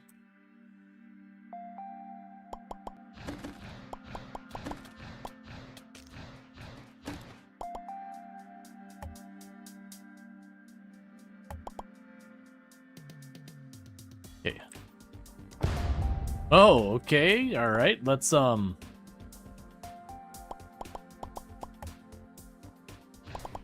That was certainly potentially really dangerous. I'm glad it's on the left side of that lever, not the right.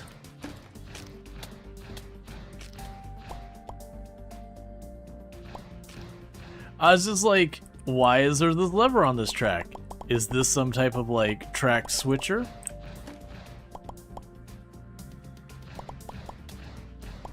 Have an inventory full of different items. Hoarder.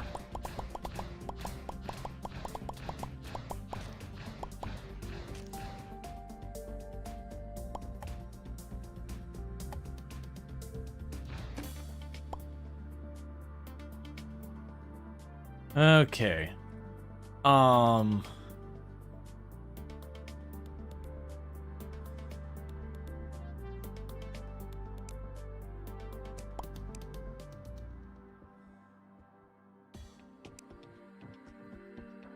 want to make sure it's actually putting the food in there. Same with the potions.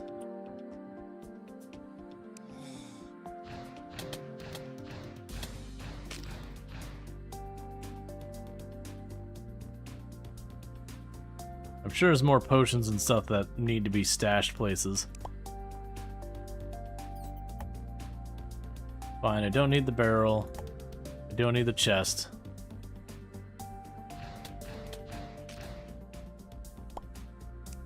Oh, that's what we can do.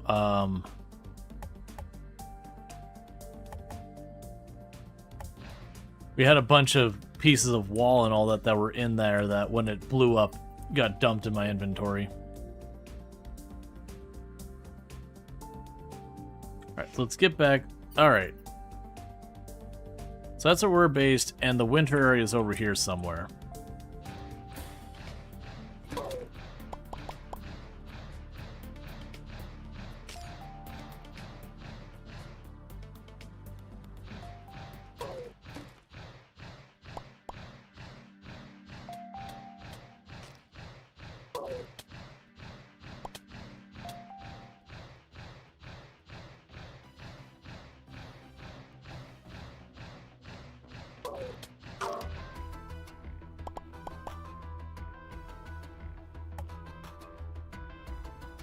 Okay, so there is quicksand that you get stuck in.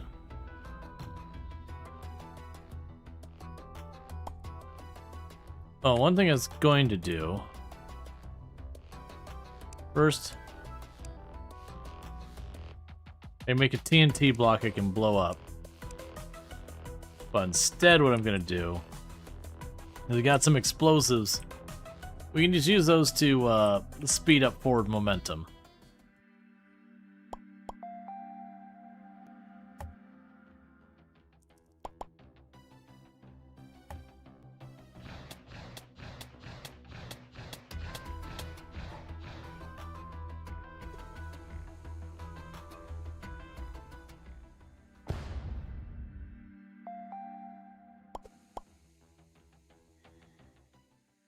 Okay.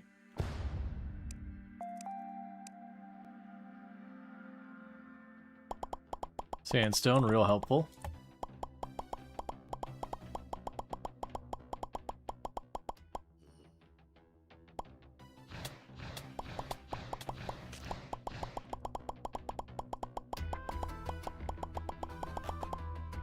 Yep, so pretty much just okay,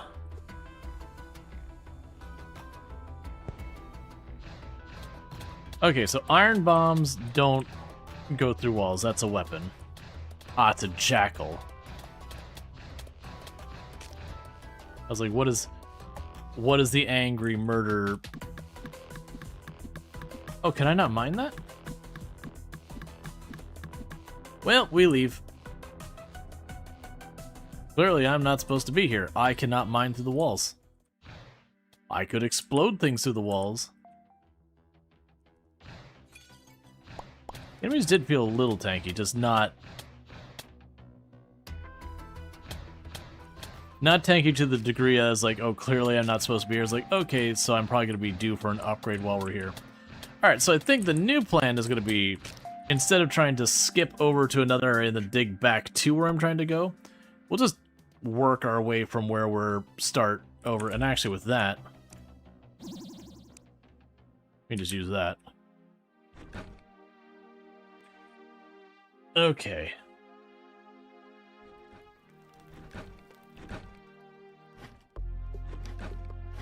So I can go here, drop you in, go here, grab you, plunk you down.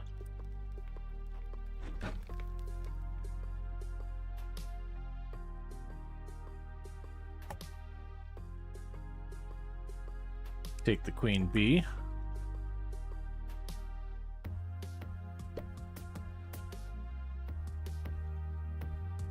All right.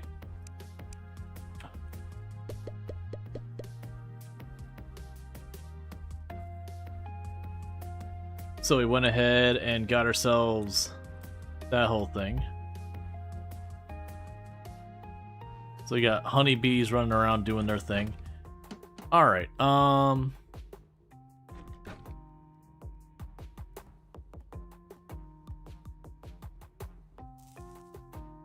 We can make maps to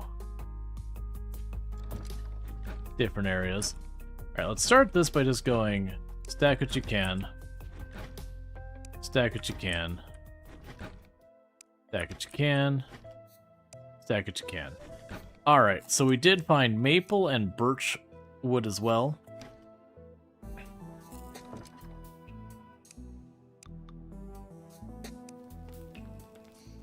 Okay, what do I need to make the rune stone work?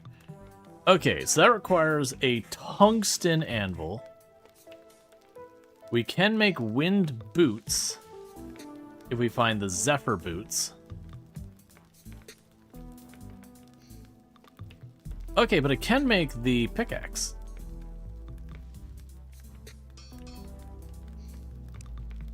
And just like that, we've already upgraded our pickaxe again.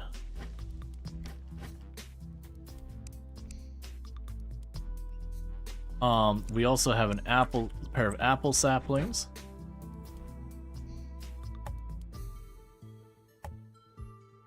Cool. We can drop the lever in here. The trinket can go in there. This trinket can go in here. Alright, so let's check on some of these things, what they can make. We have sandstone. Looks like the sandstone can be used as any other stone.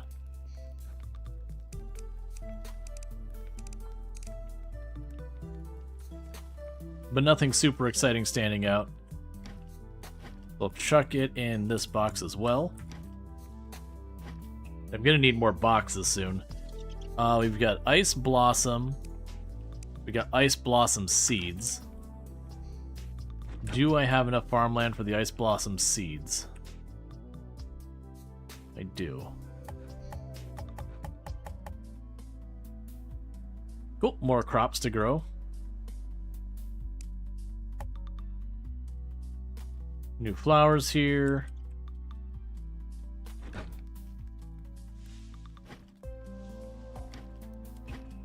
Drop the meat over there. Okay, so what is the ice blossom used for?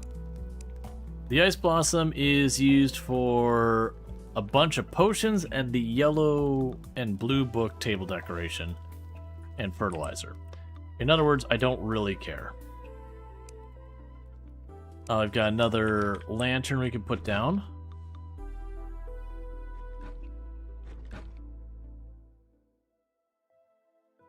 Oh yeah, I still need to do the floor in here, don't I?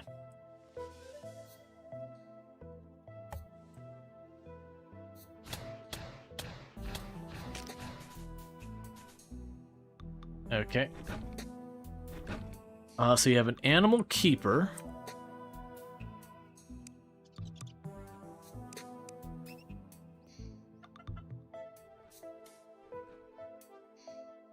Let's see, I have some of the most exotic animals you'll ever see. They're chickens, my man. They're just regular old chickens. Will you join my settlement? I want a big old stack of cash. What can you do? You can do husbandry. I will accept you.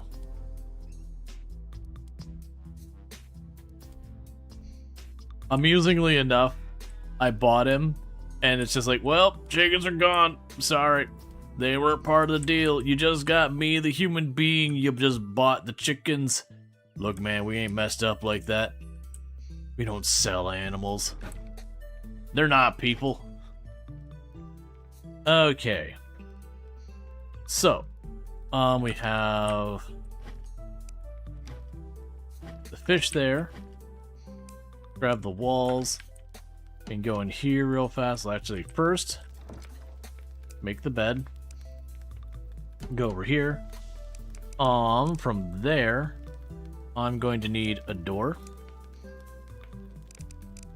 And need a bunch of floor.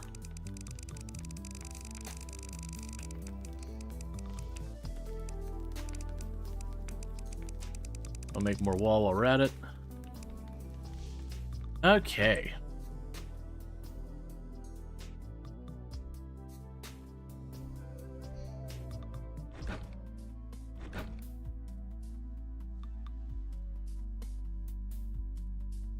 It's 1, 2. 1, 2, 3.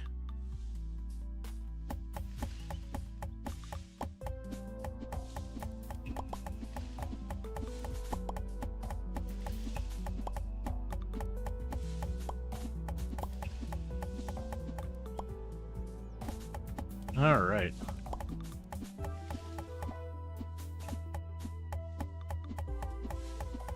Let's get the next room built. We'll need to keep expanding.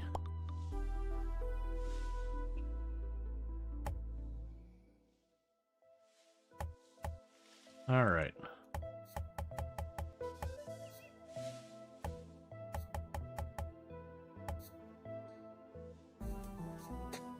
So with this, now we can go and put a bed up here. I can put a door over there.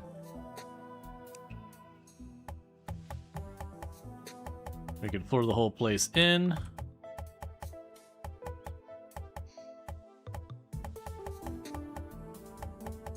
And then once we get the whole place floored in, we can get our animal keeper person over here. All right. So you don't have a bed? Now you do.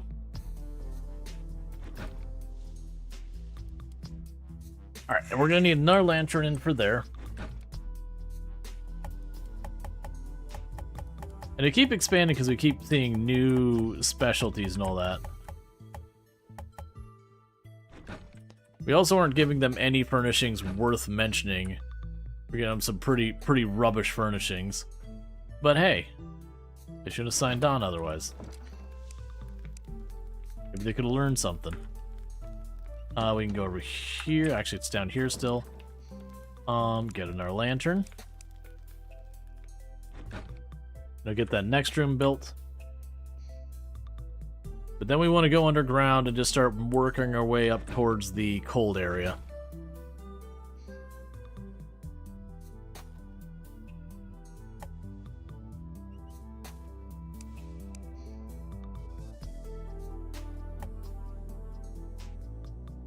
Okay, we can grab... Oh, I didn't make a door. Do that in a second.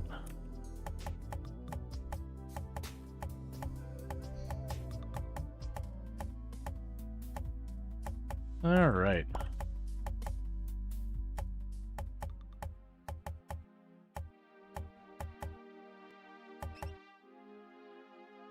So I'm missing one spot in this room. Okay. Let's go make ourselves another door.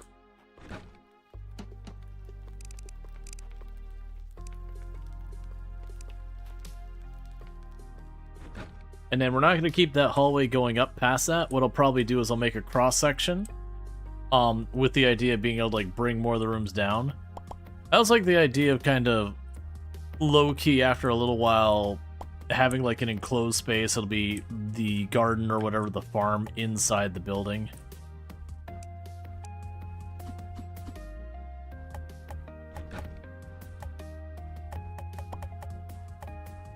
Alright. I'll definitely want to like fancyfy the floor in the long run, where I'd go in and like maybe put like some red carpet or whatever in the middle. Just anything to distinguish it, to not be all the same.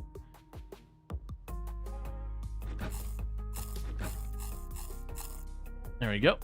Ate some food. Let's drop off our building materials. That means I got room for one more person than I already have.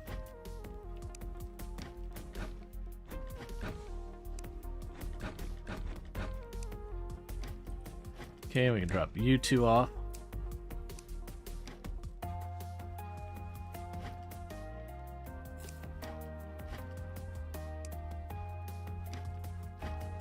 Where did the amethyst go that... Oh, amethyst is new. That's right. We have a different, It's fine. We're sorted.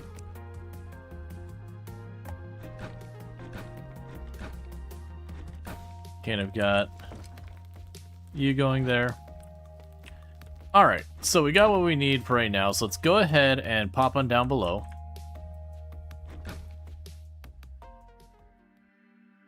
And then if we check on the overworld map...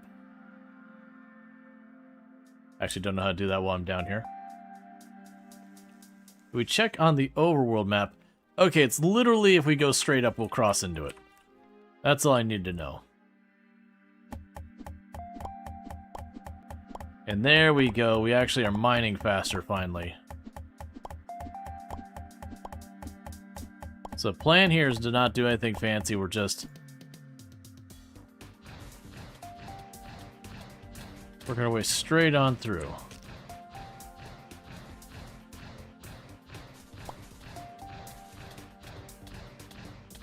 So do the giant cave spiders drop anything for me?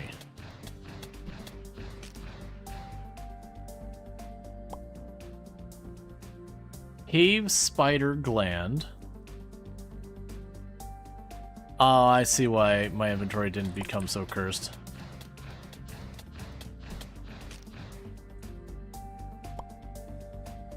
Alright, we're going to quickly step out. I accidentally got rid of my crafting book and other stuff out of my inventory. I'm just going to grab those real fast out of the chest I dumped them in. Because I want to check, like, what do I use the cave spider gland for? I'm assuming that's for summer equipment. So I want you. We want the bait. We want the recall scrolls. think that's everything. We can go here. Alright. So you have Widow Helmet, which requires the mycelium bars. We don't have those yet. We have the Royal Egg, which is what we need to summon the next boss. Yeah, there it is. So if we get Frost Shards and all that, we can make summoning equipment. I usually tend to like the summoning equipment in these games because it makes it a lot easier for me to run around and handle stuff. That said, we don't have a summoning weapon yet. We have the Venom Staff for poison. There we go, so Spider Staff. Alright, so I'm hoping that'll be like summons, like you summon and you just kind of run around. Because there's games that have active and passive summon. Passive summon means I summon it and it just keeps doing its summoning thing until I die, or some of them, the summoned things will have their own health, so, you know, it can die too.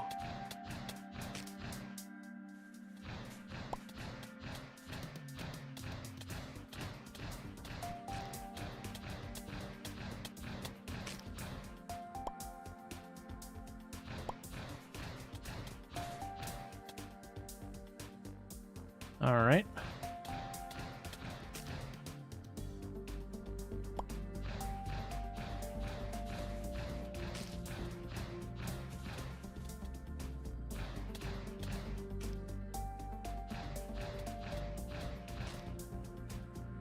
So pretty much we're just fishing spiders out of here.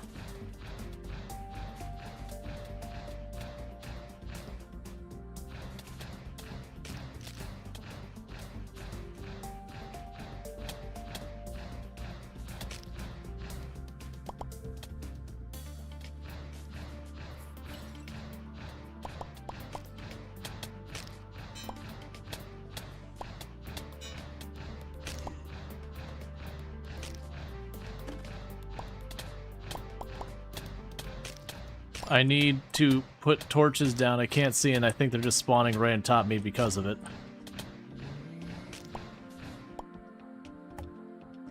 There we go.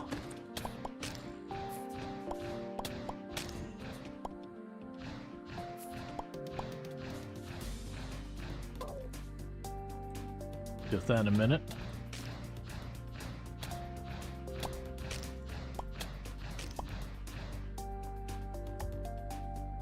Okay.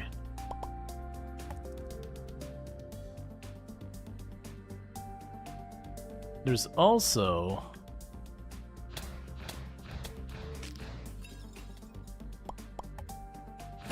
another place with money and goblins in over here.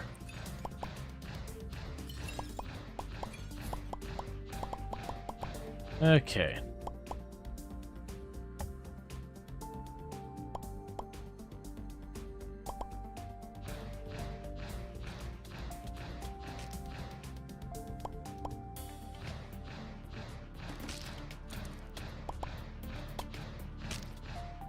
There's just so many enemies down here, but that's fine. We're definitely getting distracted with all this random loot and such, but that's okay. We will see what we find.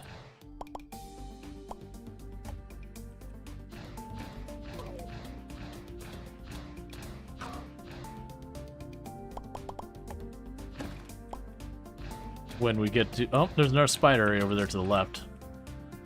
Sorry, the right, the opposite of left.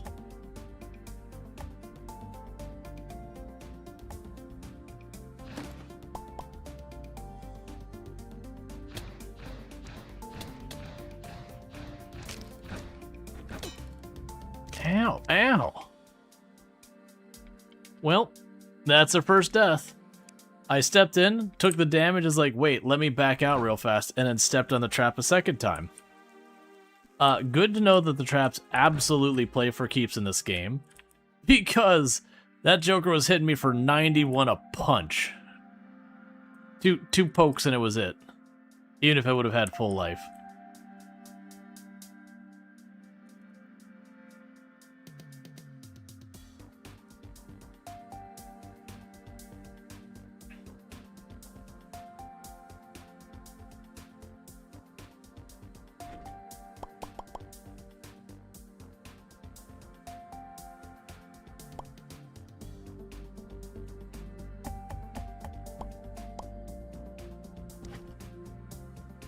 Okay. So, increase crit chance, but hurts mana regen. Speed potion, gold bars, junk, junk, junk.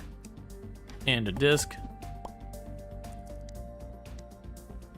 Hey, long hearts, good.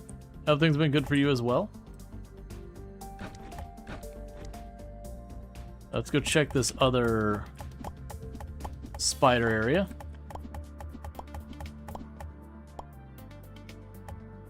And let's see. Spider glands, we are what, up to 14. So I can actually make the summoning item.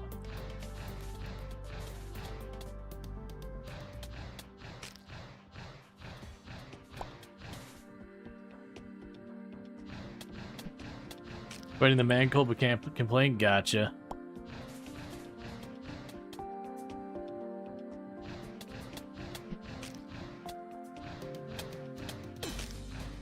Ow.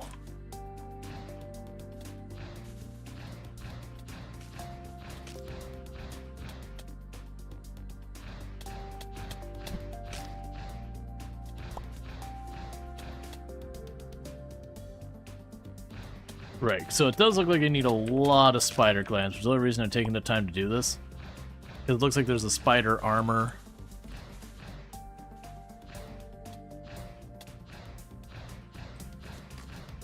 Okay, I think that's all spiders in there. Alright, so let's go back here and get that spider summoning staff. My hope is that it is a passive summon, where you know, set and forget it kind of thing. If it's active, that's fine too. But I really do enjoy a lot of these games when you're doing a lot of like a mix of building stuff and of fighting enemies. I do like the summoning ones just because when you're just trying to work on a project, you can just kind of work on the project and not deal with all the crap chasing you all over the place. Just let the summons take care of it. Alright, meanwhile, you got a new person who's shown up. I should have a full extra room already ready for you.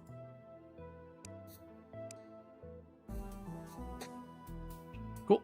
And we got that all sorted out. Okay, so let's see about making the spider staff. I did not look at the requirements for it. I'm hoping I'm not about to be disappointed. Okay, spider staff.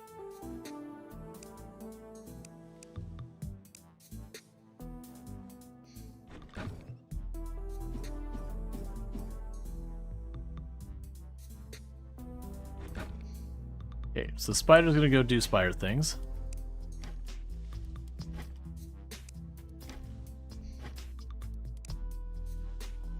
Meanwhile, we have a trinket slot. That's in our potion. Chuck that in the bag. Got another record. Right now, because storage boxes are getting kind of full, I go to this, and I'm just going to make it publicly available and ignore everything after that. Okay, so you are absolutely overfilling.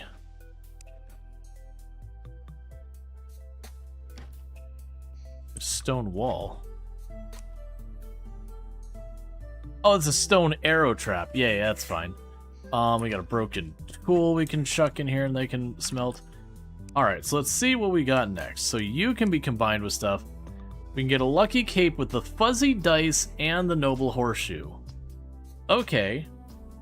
So I can take both of these.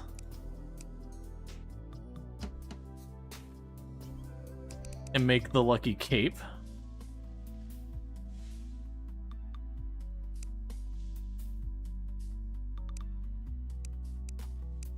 And the lucky cape can be combined with the assassin's cowl, so an ancient feather. You can probably do better than that for the trinkets, because just crit chance, and I'm not really worried about that, but that's what I got handy. Okay, so with the cave spider thing, we got the staff. There's also the venom staff. I'm not too worried about placing venom on the ground. The spider boomerang, I'm not too worried about. Okay. So it looks like we've got the spider helmet, the spider chest piece, and the spider boots. So let's get this project started. So there's the 10 for the chest piece.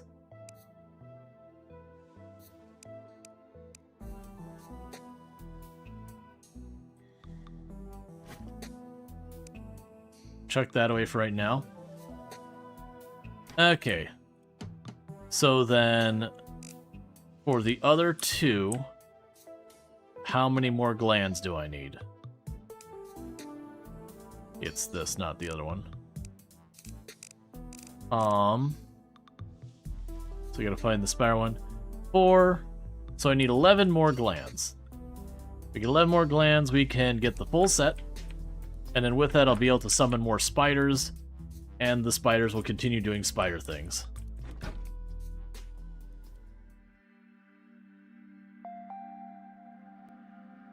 But it definitely appears to be a passive summon, like I was hoping it would be.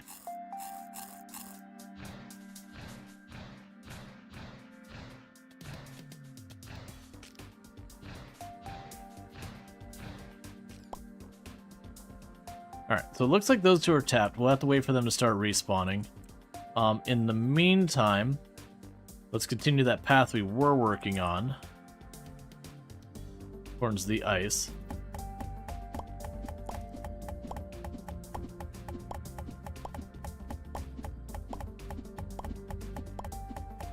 And as I mentioned before, I'm kind of just doing this like straight on burn towards it. Just so like later on when I'm running around the map, it's just easier.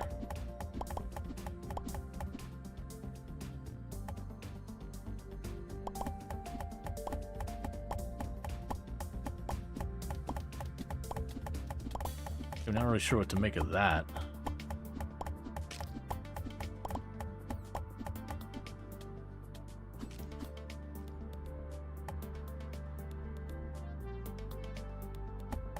Okay, so let's grab the ore and check that little building down there.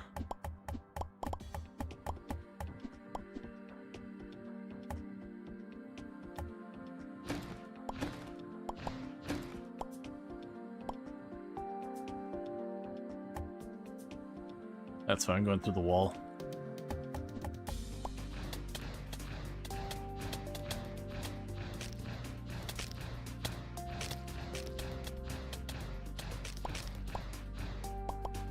Pirates just in the, or sorry, pirates. Vampires just in there minding their own business. Just rolls in, destroys the place. Yep, nothing worth mentioning in there. Okay, it was worth checking.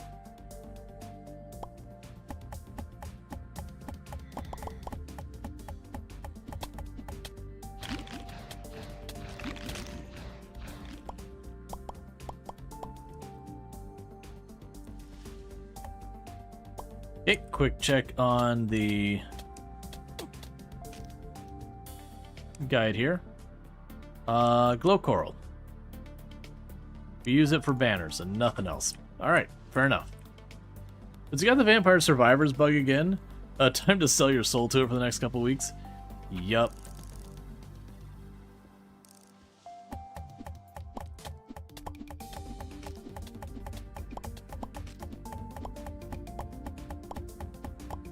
That happens.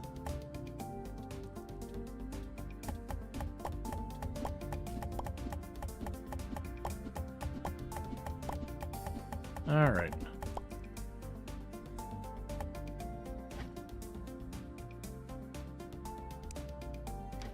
We take all that, pick up the box so I don't come back and take it again later.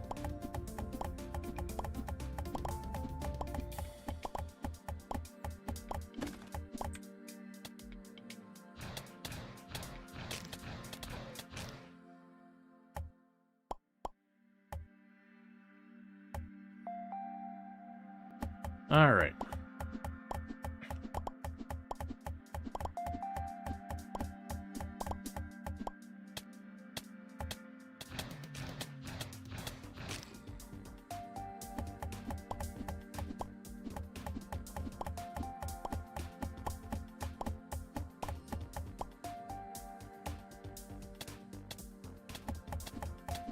And we got this, and it looks like this might be the cold biome we've been looking for. You skipped a chest? Yeah, no, I see it down there now.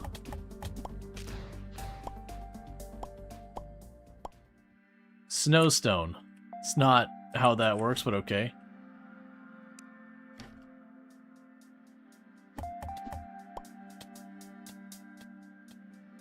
Alright. Yeah, so the spider does seem to be doing work. It's not huge amounts of damage, but it just kind of runs up and just starts ticking away at whatever it is, and that's all we're really aiming for.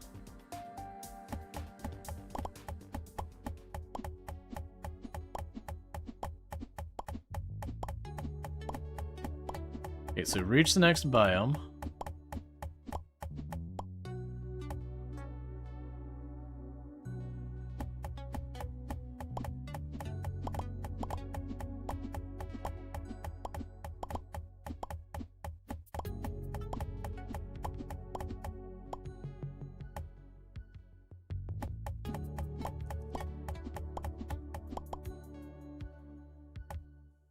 Okay.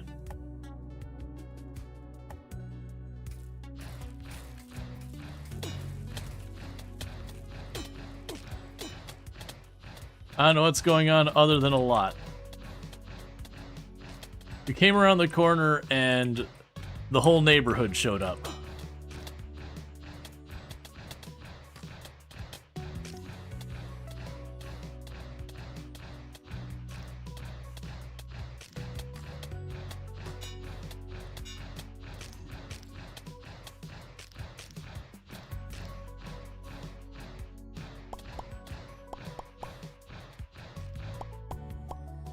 So we got an ice javelin, so that's a throwing weapon.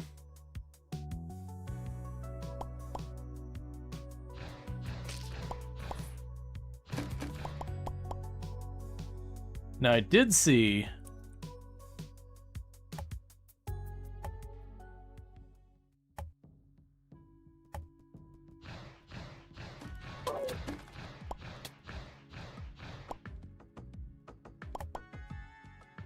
now that little guy ran away, is holding some shards we're after.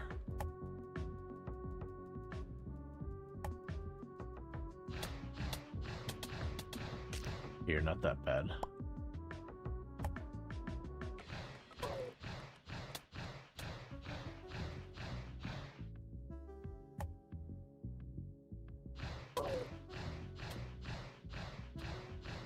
Come on.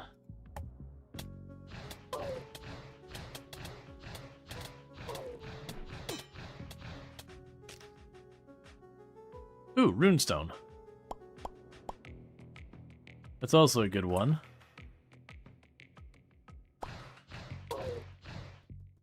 So give me those shards.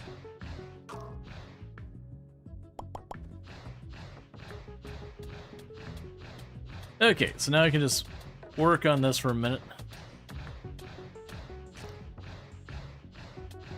Start working our way back down to the ice biome versus wherever it is we are right now.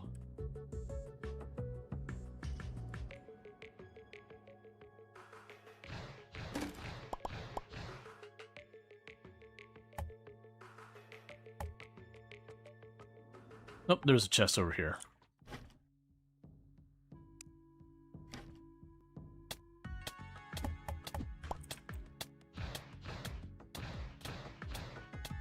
You go, little spider.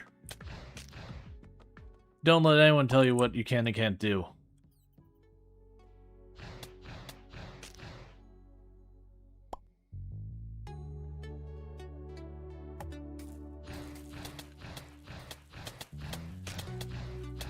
Now I see. So I went into a room like this, and it's full of zombies, and because of just pouring projectiles into it, they all broke loose. That's fine. At least this one, it's mostly zombies. The other one, we had some type of Viking or dwarf or something in there that I didn't recognize.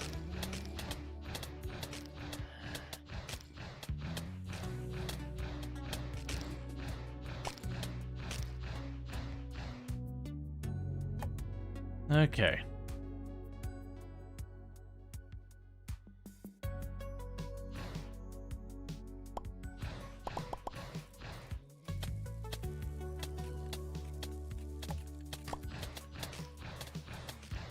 Alright. So my assumption is we'll actually find something good when I get through that room. We're having an entire army of zombies in there.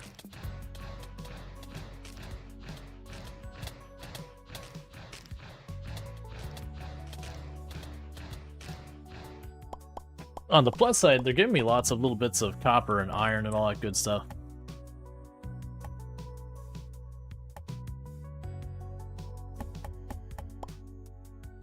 Okay. Ah, and even worse, the spider itself is like, oh, enemies, go get them. And running in there and clearing it up. Alright, that's one way to make summons hurt you. Is that the summons effectively running in there and doing the damage to trigger things.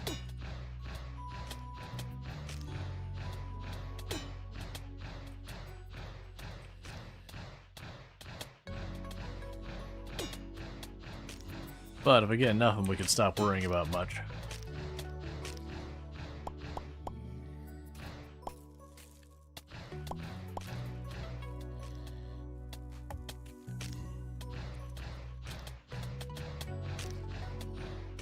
Imagine there's also those ones when you get enough of the little spider minions.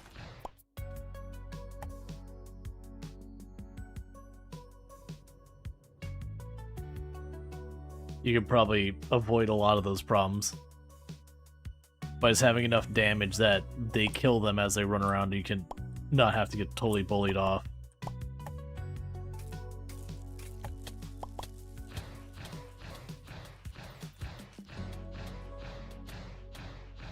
Oh, there's a lot of the guys that throw the tridents.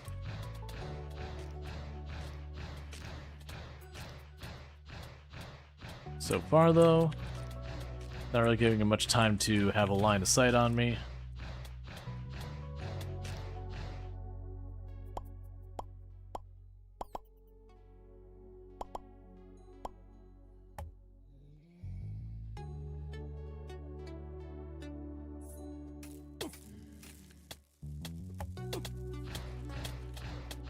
So hard. Some of the places I can't put the torch down, I've not really got that sorted out yet.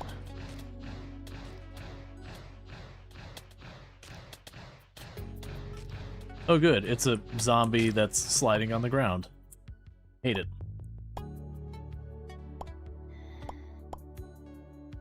Okay.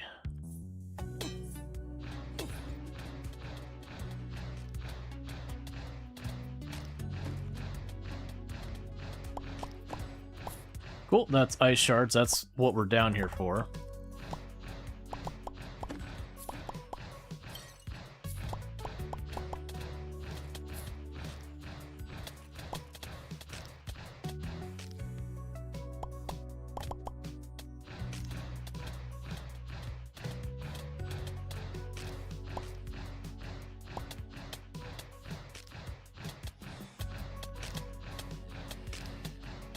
Okay, we've got a miner.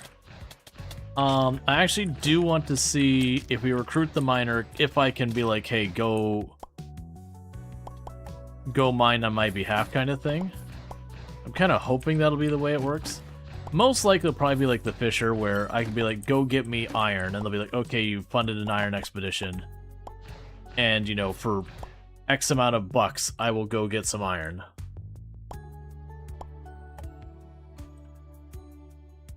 Okay, so... because your inventory is full anyways. Alright, so let's run over here.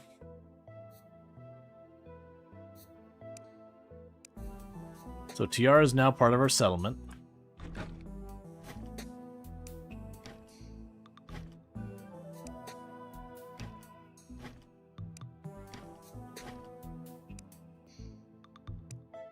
So I can grab you, and I do have a bunch more materials now. So drop this off, drop you off. The javelins can be thrown, that's just a munition, which we got a lot of. Got another record.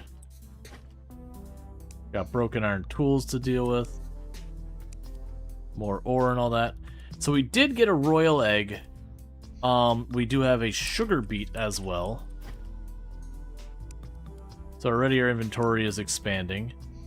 So with that, let's run down here and put down the sugar beets.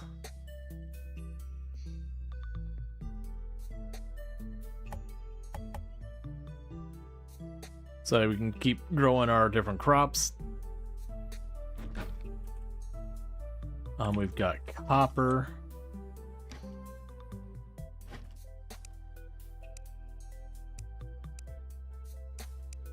And more boxes.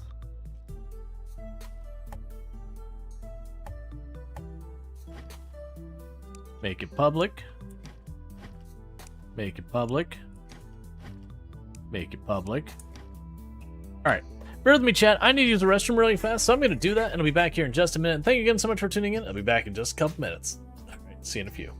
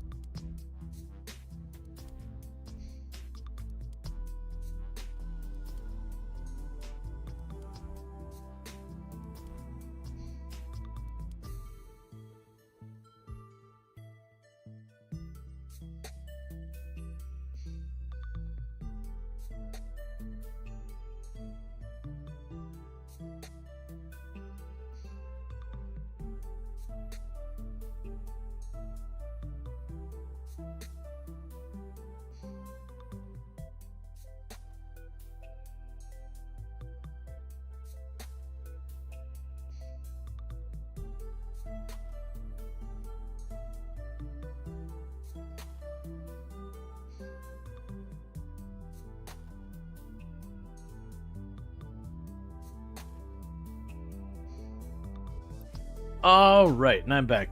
And the game we're playing right now is called Necesse. It was Necee or Necesse, I think. It's definitely one of those things that's like, okay, that name is not easy to remember. All right, so we got the coral that I don't really have much use for, so we'll chuck that in there. Yeah, let's see. So the heavy hammer thing, we'll chuck that away. We got recall scrolls and all that. Okay, so if we go down here, I still got some floors left. All right, so I'm gonna need more stuff. So we can go over here, we can grab another lantern. You don't make the lantern here. We can grab another lantern. Cool. We can go over here. Let's grab another door. Grab some more walls. Grab some more floors. Okay. Because the mining person, we're gonna want to get them stuff. Alright, so how are you feeling? I am very unhappy. Good. Excellent. I want to send you on a mining trip. Yeah, so you could say send on frost shards. That's perfect. I actually appreciate that, because if you looked at the prices weren't that bad. Like, all things considered, I was expecting them to be higher.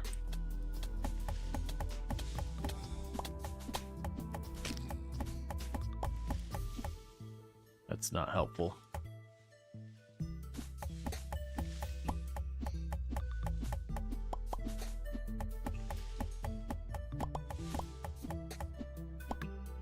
I'm gonna do real quick. Apparently accidentally mined the corner of this person's room.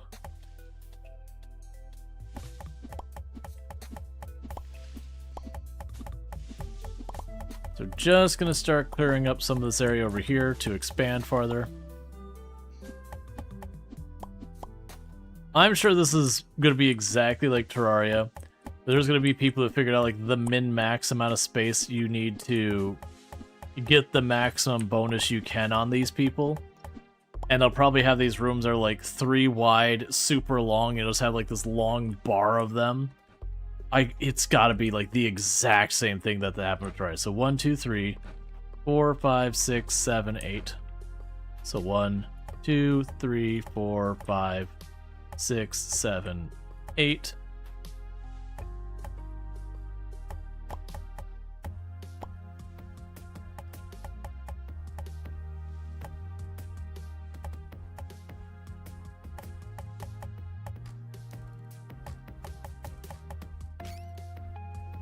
Then 3 across.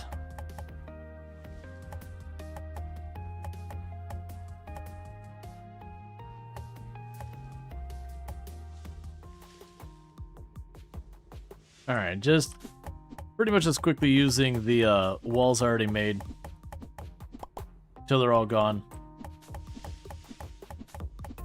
But do you know there are people who love to eke out every procedural bonus?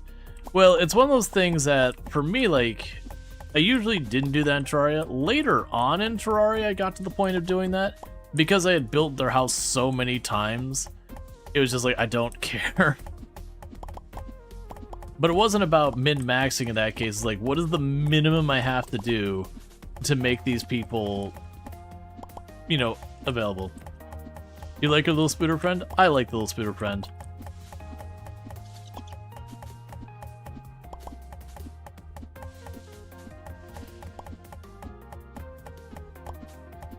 It's adorable in its own little way.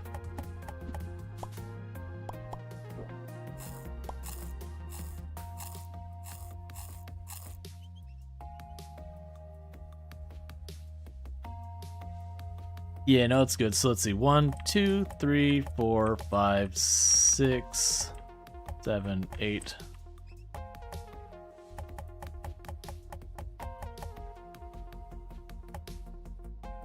So originally there was no happiness or whatever to the NPCs in Terraria.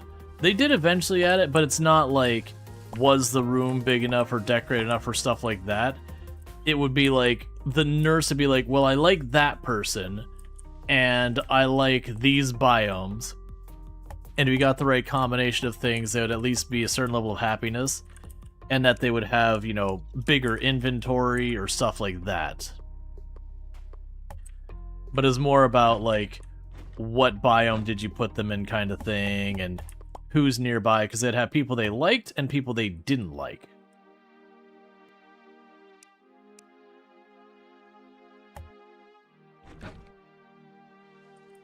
We can go ahead and put the floor down until we're out.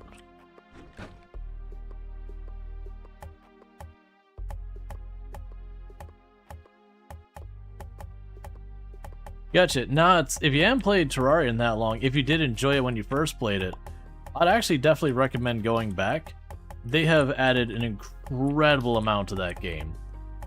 It's definitely, of the games where you bought the game and they just kept adding more and more and more, it's one of the outliers for just being like, hey, you spent your 10, 20 bucks or whatever it was you bought it originally for, and you kept being like, look, man, I feel comfortable with about what I got for that money.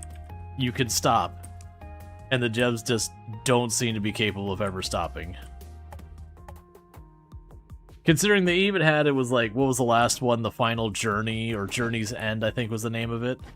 The update, I mean. And they still have come out with a couple of collab updates. Nothing to the scale of, like, a new, like, final thing or whatever. Words are hard, man. but still. Okay, we'll get some beds put in place.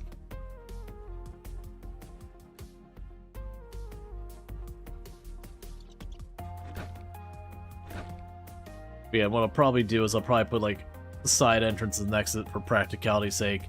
Put a hallway back here. And then maybe we'll have, you know, some other stuff back in here too.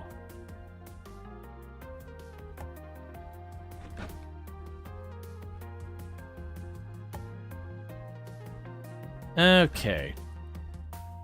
Meanwhile,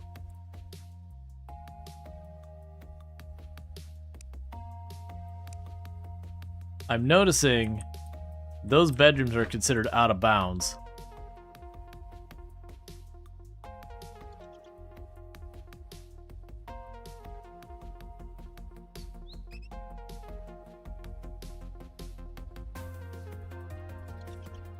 Okay, that's a little... I'm not going to move them yet, but that's a little disappointing.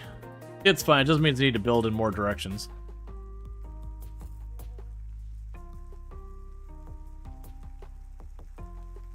Okay, with that... Continue. Send you on a mining trip. Show me more mining trips. Okay, so I will send you out for frost shards. Go get some frost shards. This is like Terraria meets Stardew. I wouldn't. I've had a few people compare it to Stardew. Maybe the top-down aesthetic I could see that, but really it's mostly just Terraria. Yeah, looks I can see that. But yeah, no, it's more Terraria, but it also does a lot on top that Terraria doesn't do. Not in a, like, the Terraria didn't do as much right thing side of it.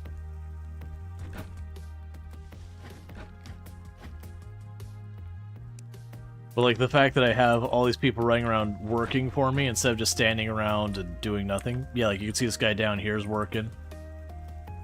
I've got, like, an entire area where they're dealing with the trees for me. They're the ones doing the field and all that.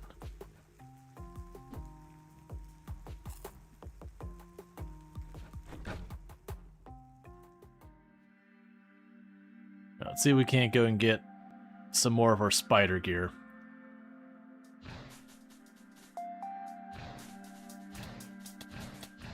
There we go.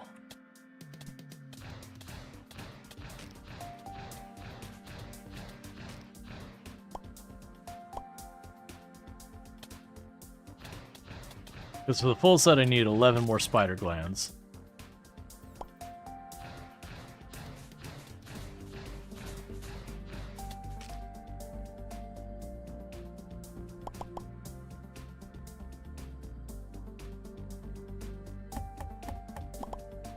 But I appreciate you can just spend money and be like, hey, here's some money, just go get the ore for me, I don't want to deal with it. I think that's a nice touch. Because imagine it being a thing that as you got later in the game, you'd be making decent money from just fighting.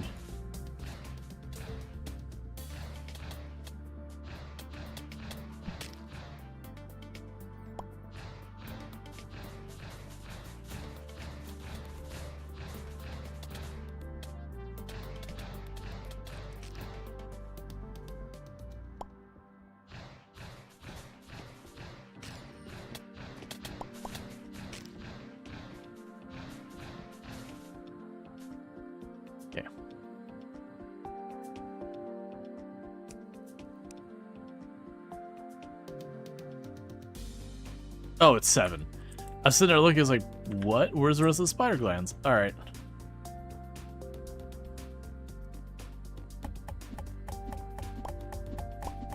Go in here and tear up all these crystals.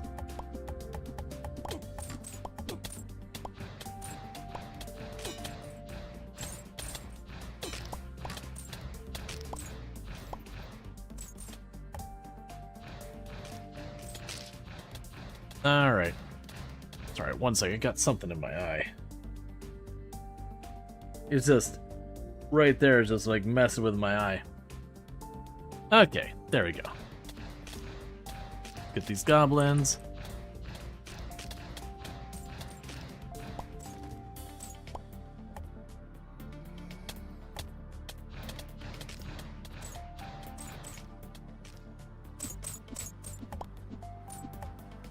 Keep getting our sapphires and our gold and all the goodies.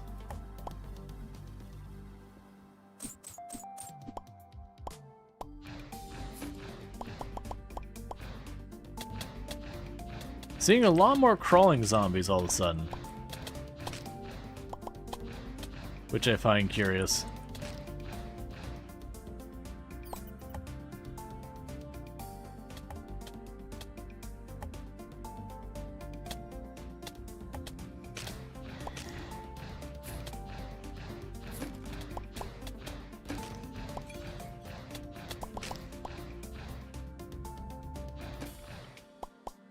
Got all that.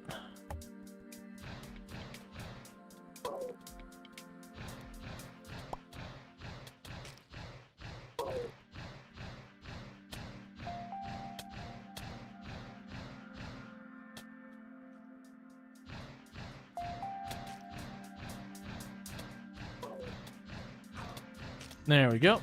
Got the gold.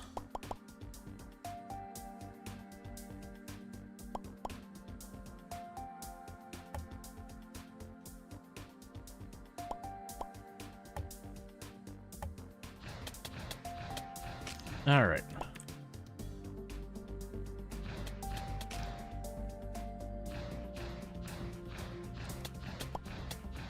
I'm curious how long the person goes on an expedition.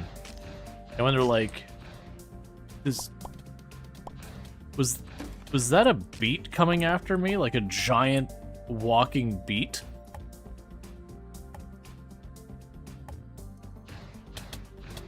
Alrighty then.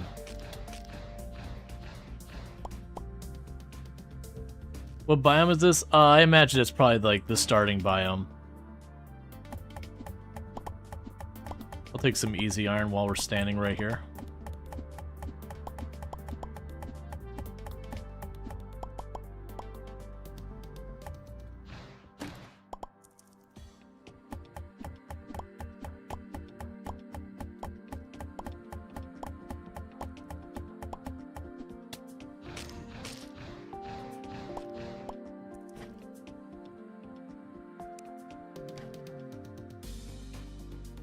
You can have your wall back.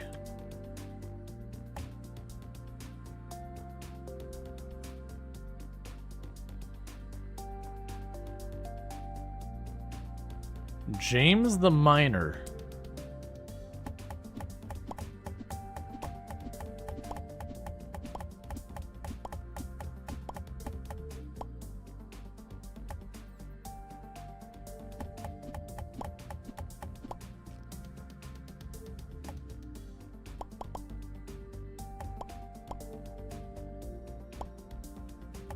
Don't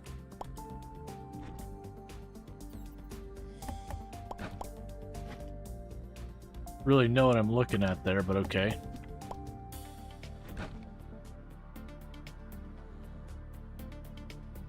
Yep, so I already got a miner out getting me stuff, so we're not gonna do that. We just randomly ran into this dude just doing his thing down here. I also imagine it's another thing that with how often the enemies drop basic ores, like your copper and all that, probably also one of those things you don't have to sweat it too much. For like the basic ores, just because you'll end up passively getting them after a while.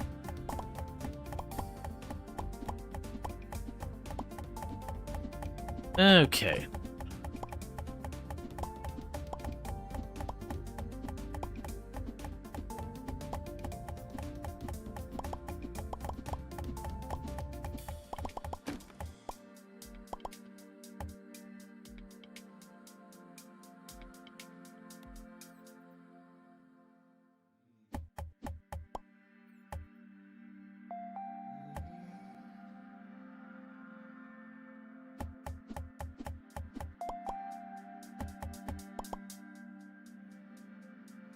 Sure. Snagged yourself a free bed.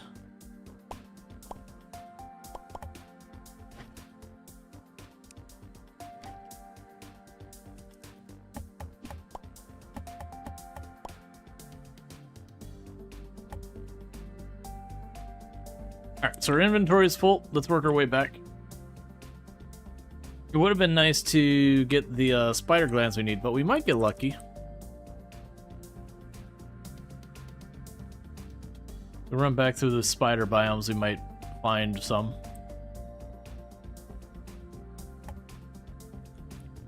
Of course, in our room right here. Well, that's a full-on iron bar. I'd love to see that.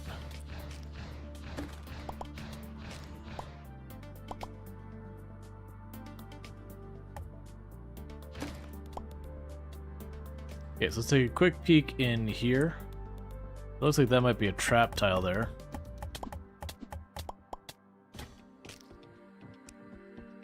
Okay, we do have a new item we haven't seen before.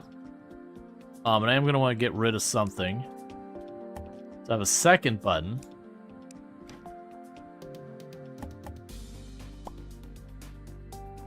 Wait, what is that room I see up there? Alright, let's see what that is.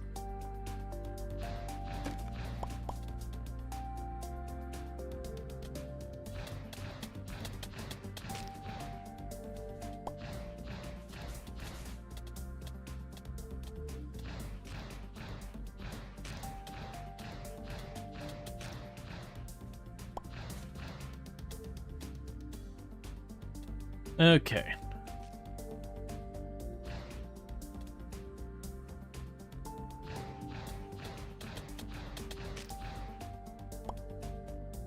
So I need one more gland. Or not. I have enough glands now.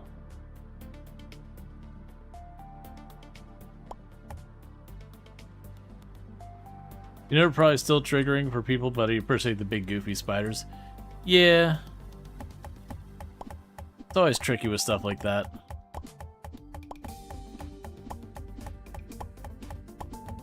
I do appreciate when a lot of them, they'll have like modes. Like for example, I like when they're really cartoony like that, I don't think it's that big a deal. I mean, maybe it bothers some people, like just the idea of it. But it's more like when you're playing something like Grounded, where it's like, oh, that is a big expletive spider. That is a very definite spider. But even then, I do appreciate when games are like, well, this is the arachnophobia mode. And they kind of just change up the way some of it looks.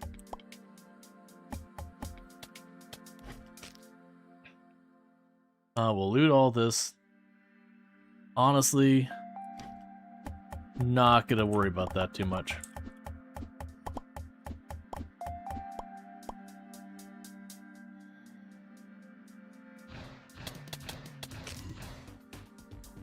Let's get out of here. Lights up the area around you. Oh, please. Crit chance? Just give me my light.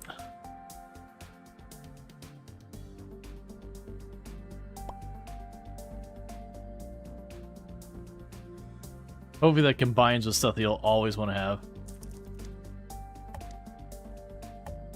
Okay, so R is quick place torch. Good to know.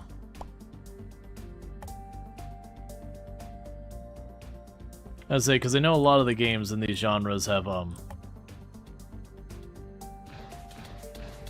had the ability to quick place torch, but what they use for it varies wildly.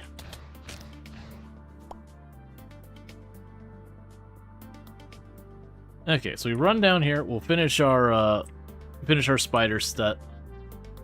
One thing I'm also gonna do is take the cosmetic clothes and get those out of here.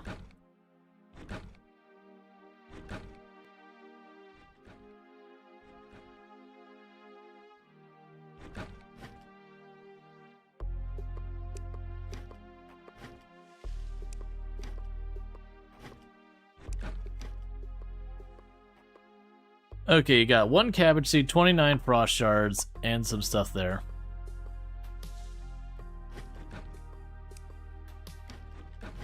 Okay.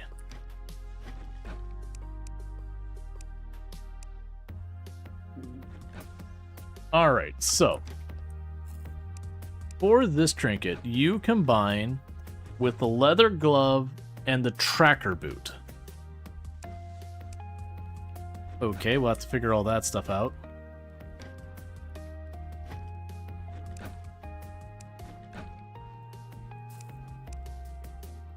We've got all that being left here.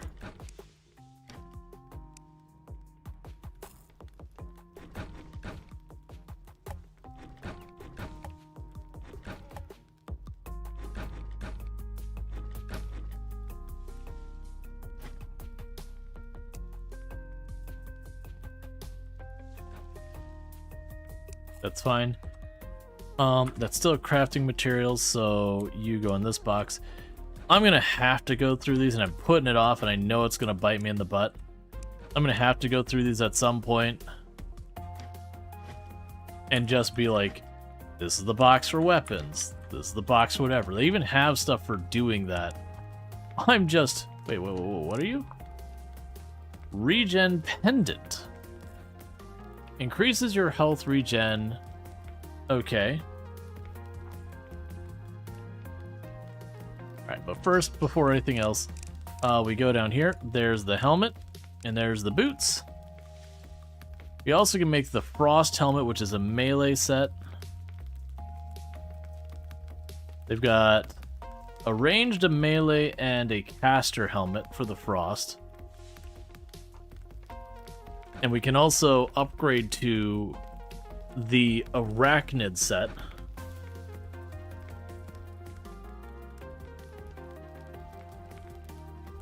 Which spawns an additional spider summon for every 3rd summon slot used. Okay.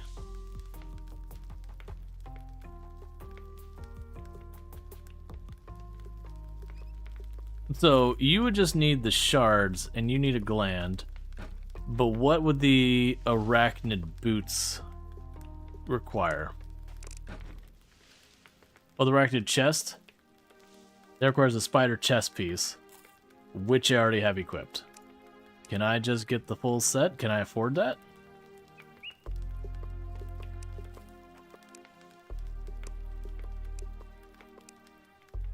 We'll just skip right on up.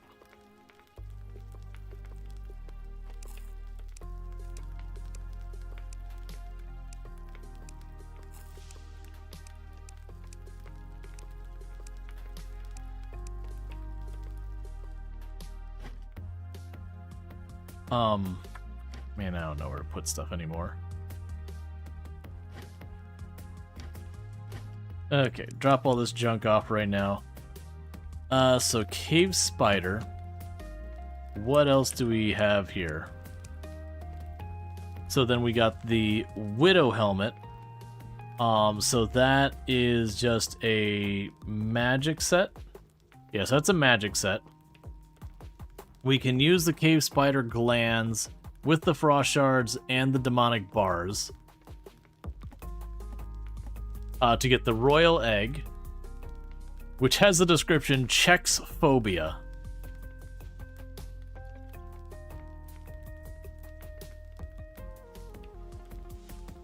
The spider nest can be placed on most terrain, so you can make your own artificial spider biome. Okay, yeah, so we would want to get the royal egg, and we had one. I just used the royal egg for purposes.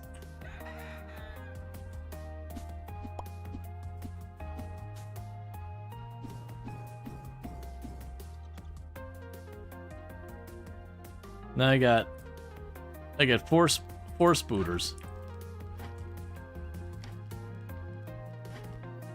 Yes, it looks like I actually just need more glands again.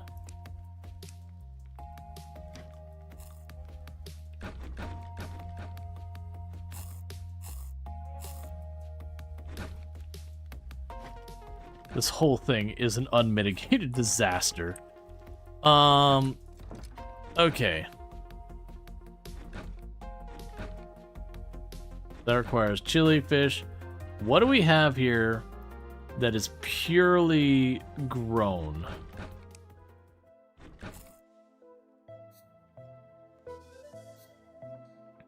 I mean, that if we find mushroom or potato. Yeah, if we find potato, we got some possibilities for meals. All right, well, let's go make a couple decisions. First, let's pop back down there and get the last things I need to summon the next boss. Which just means murdering more Spooter.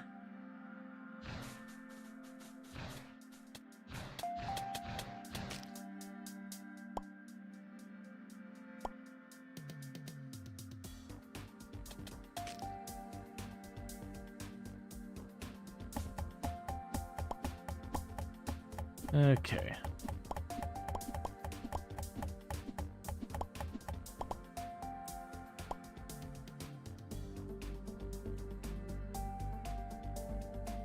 Seems like the arachnid armor, I'm not seeing nearly as bad a penalty for cutting through the spider webs.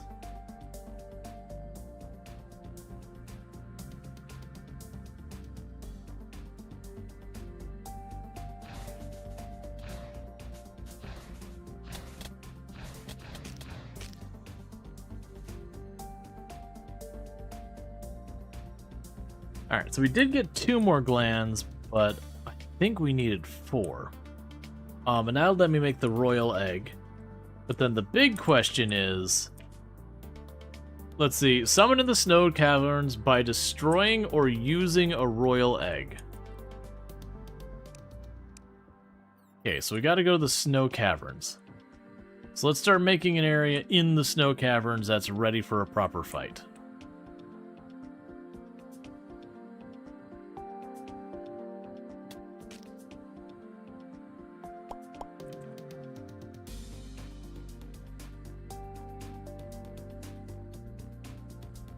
Because I'm going to use my spooters against their spooters. And it'll be spooters the whole way down.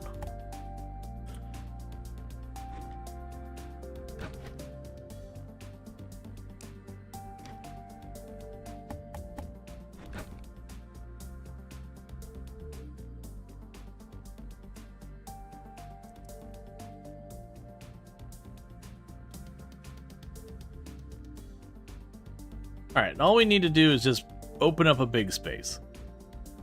I haven't fought this boss before, so I have no idea what to expect from it. But generally speaking, anytime you're fighting a new boss in these games and you haven't got a chance to get a feel for what their moveset is, that kind of thing, you just open up a big space. Is step 1, to give yourself room to maneuver. And then, you know, after that point being like, okay, this particular boss, is there like shenanigans I can do, like where I use a narrow hallway to limit their projectiles, or, you know, is there ways I could set the terrain so it has pathing problems, or, you know, does this boss take a particularly long time to go up or down versus left or right? That's more a Terraria thing. But all of those are things that you can potentially abuse.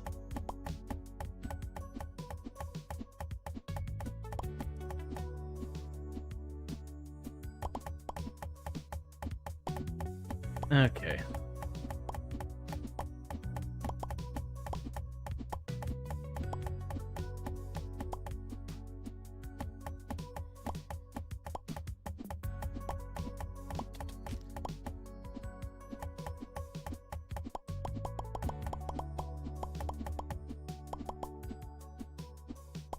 You end up picking up a bunch of pressure plates and making a death chamber at your base. Yeah, no, I remember a lot of different times in Terraria when it came to the defense of the base, there was so many times that it'd have like the little pools of lava on either side of the base, or like on the main inlet or whatever. You'd potentially have like a whole bunch of the different poison dart traps and everything. And it wasn't that they were even that strong. Like a lot of those traps, they just don't really have any scaling to them. But it was like while you were doing stuff and the enemies were spawning and running up to you, they would just run up and it'd either like dunk themselves in the lava, or you know, they would go and they'd just get stuck on the darts. And one of the other reasons the darts were helpful is even though they didn't do much damage, they would kind of reset the aggro timer. So if something was like slowly burning itself alive in the lava, but then it would de-aggro because it's an environmental hazard, when the dart trap would hit, it would re-aggro it, making it come try and attack you again. So you'd have even like really tanky enemies just slowly kill themselves. It's not something you're doing deliberately to farm the enemies most of the time. It's just a lot of times you were working on something. And so if you're going to have all these enemies just running back and forth outside anyways, might as well cash in a little bit of money, some, you know, materials, that kind of nonsense.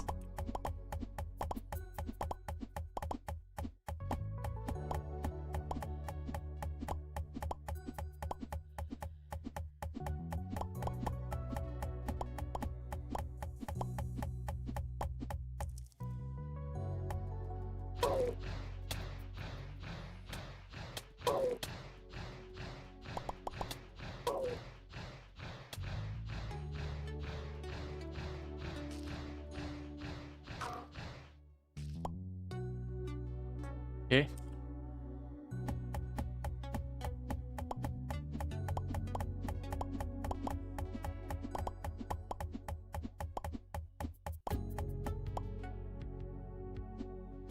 Alright.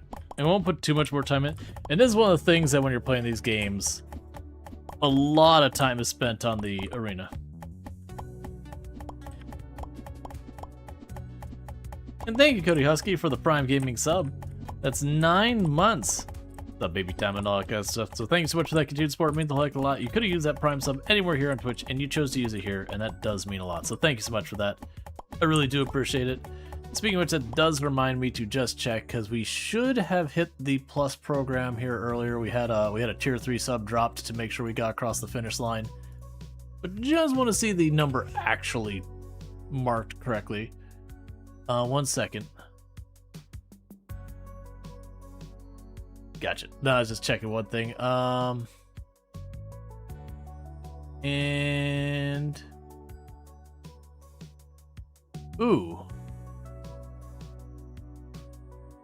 I don't know if it actually went through for the last one or not, because now it's marked as November.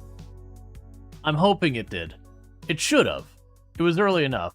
It's just the fact that like now it's November and it's already up to like 15. If it didn't, that's like not the end of the world. It just means we're a really good spot for hitting it this time. But yeah, so actually I'm surprised it's already at like 15 for November or whatever. When it did set October, it should have.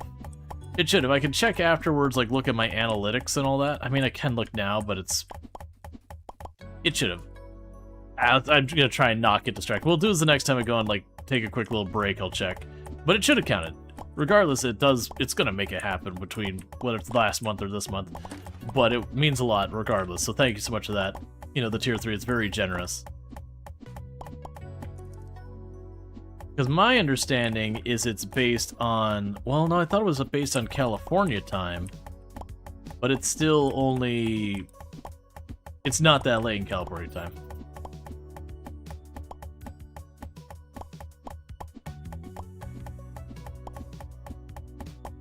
I'll have to see.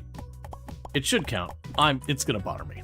I'm gonna check really fast just to make sure...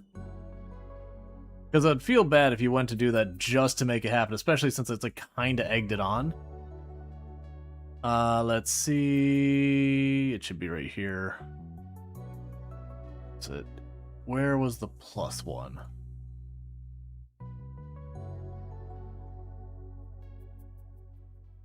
They still have it under... No? Just trying to remember where the heck they put it.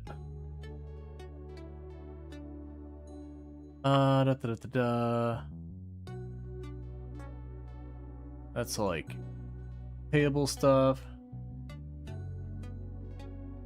No, it's actually no, wait. No, it's showing 96 for October, unfortunately. Yeah, no, it's showing for October 96, unfortunately. It's okay. Like, it's super duper appreciated and all that stuff. Very genuinely, like, we've been on the edge, like, each month of getting it. Like, for the record, I'm currently on the 60-40 split. It's just, you know, it'll eventually expire. Like I was saying earlier. So yeah, so unfortunately it didn't qualify when I expected it to. That's a bummer, because I did that call out, what was it, like 10 o'clock Eastern time?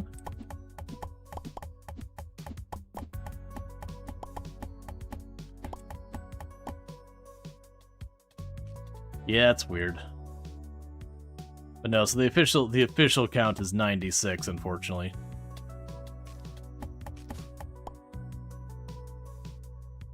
So I do apologize that, you know, you threw down to make that happen. But that extra tier 3 sub should more than lock it in for this month, because like literally the month before, so we hit it in September. The month before that we were at 99 out of 100 points. And then this October we were at 96 out of 100. Like, we've been on that fence. Yeah, now it'll happen this month. I just need to actually push it. I tend to do the thing where I wait till it's getting close to time. Like, I don't wait till like the last minute, but I wait till it gets close to time, and then usually I'll start pushing to try and make sure I keep it. And that's usually all it takes to keep it going over. But it's one of those things that if I'm already locked in, I don't have to stress about it, because it's one of the things, if I ever do have that drop off where I go back to the 50-50 split, that'll hurt a lot. Okay, so the ice things do respawn. We now know this. But now I've got an army of spiders to just troll them. Regardless, like, the support always helps. And for the record, when people do like the tier 2 and tier 3 sub, those get a higher split than the tier 1 regardless. So like that tier 3 sub, even though I only get the 60-40 split, that tier 3 sub will be a 70-30 split in my favor, because that's just what tier 3 subs do.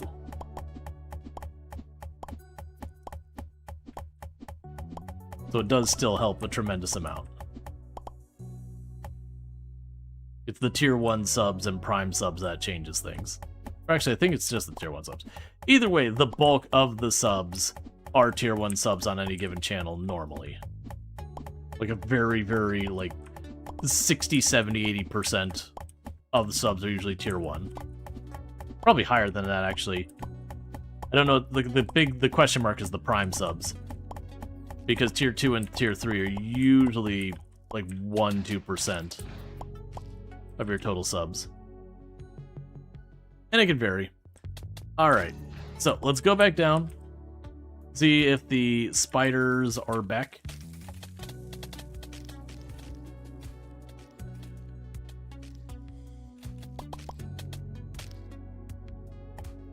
And see if we can't make the royal egg thing and take our first attempt at whatever this boss is. I'm assuming by context it's probably a spider or spider-esque thing. But yeah, no, it's been a thing for as long as I've been streaming, and well before that. That tier 1 subs and prime subs are 50-50 split. Tier 2 subs are 60-40, tier 3 are 70-30 split, in the favor of the creator, just to be clear. But all the plus program is all about the tier 1 subs, and I don't think it includes prime subs. I'm not super clear on that. The point is, it means for the money spent by your audience, more of it actually goes to support the channel versus supporting Twitch. That's the important detail.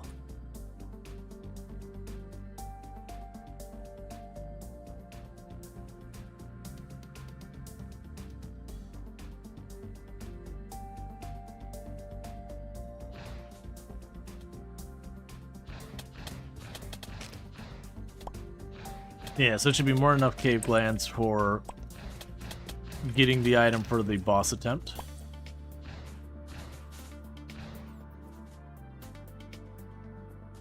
Okay. Now, the other thing you could probably do to make yourself, if you want, like, if your spider biomes are not convenient, you could take the shovel, dig up the spider flooring, and then just have a dedicated room nearby wherever you want it to deal with that. You did the same kind of thing in Terraria, where you'd be like, oh, here, I'm trying to get this item from the jungle biome. Well, the jungle's super inconvenient for me to get to. Let me just drag all of that over here and build myself a tiny little, like, little biome in my space.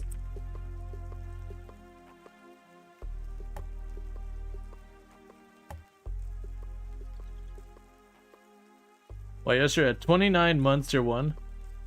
You're silky smooth white. Nah, PvE and fractal.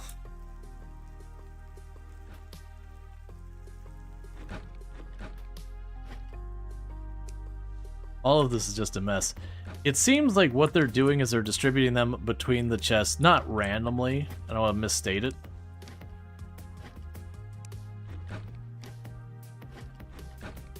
Okay, so what do? You're cosmetic. I did not want to actually put that on. Broken tools. Okay. So. You...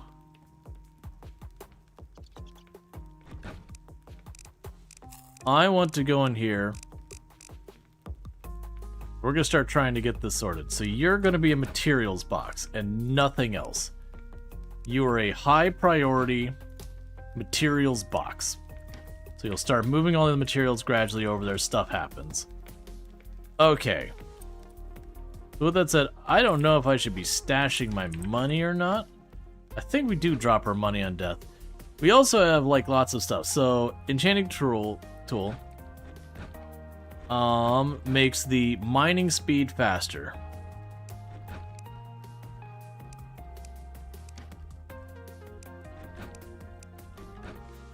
Cool. Because I'm finding these fairly regularly. Keen equipment is damage. Melee weapon of Berserk. I don't have melee weapon I'm using right now. Summoning weapon of Mindful. We'll keep that thing. Ranged weapon of fancy stuff. Enchant an item with Tenacious to get resilience. Yes, I don't care about that one or that one. So, we can enchant equipment extra damage.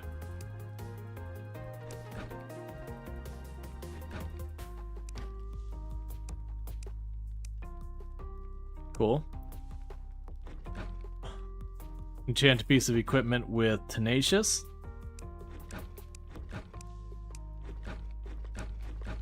Cool. And a summoning item. We can give it a damage bonus here. Alright.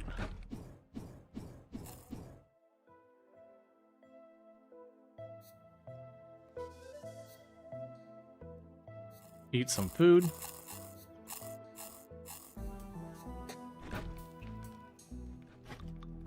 Alright.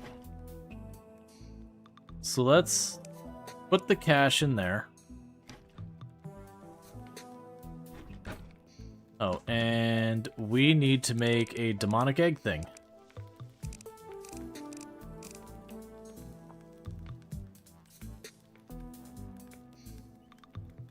So I need 4 demonic bars.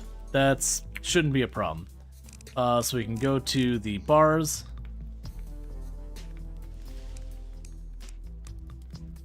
There we go. Now I can say only craftable. There's the egg. Alright, so I think we're good here.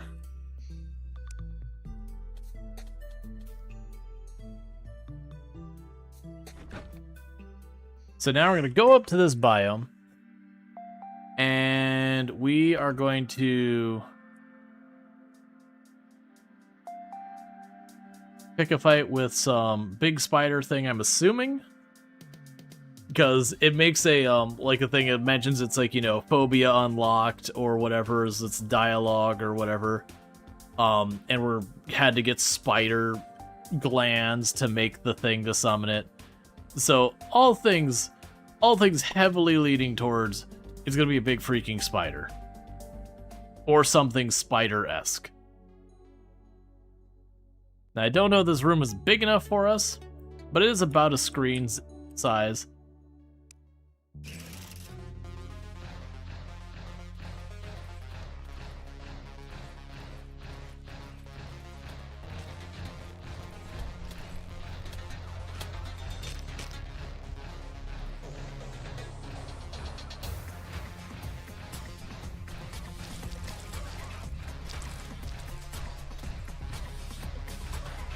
So we're both doing the same thing. We're both throwing spiders at each other.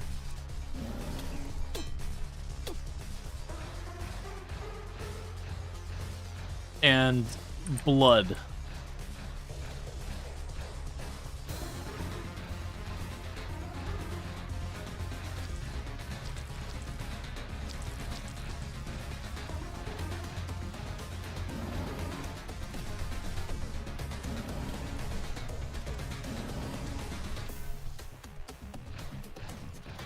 Okay.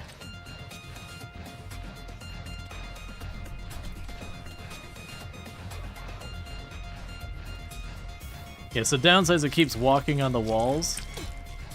And when it does, my little spiders can't get it.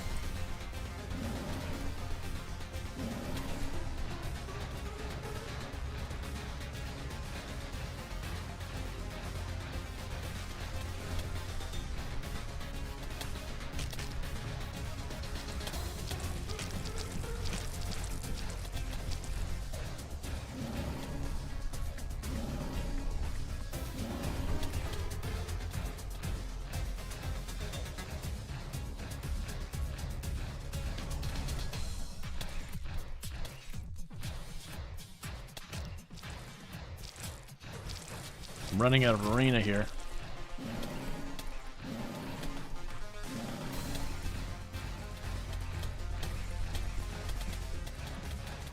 Do it! Finish him!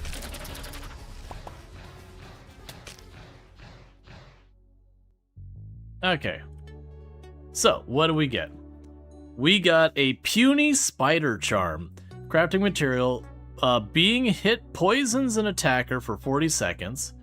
Spider heart can be consumed and permanently increases max health. Cool. Hey, Lindsay. You know, you could have helped with this fight if you're just gonna hang around. And a bunch of spider glands.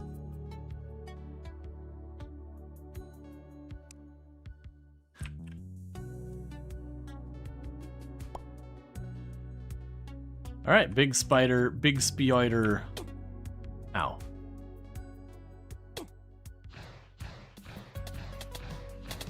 Has been handled.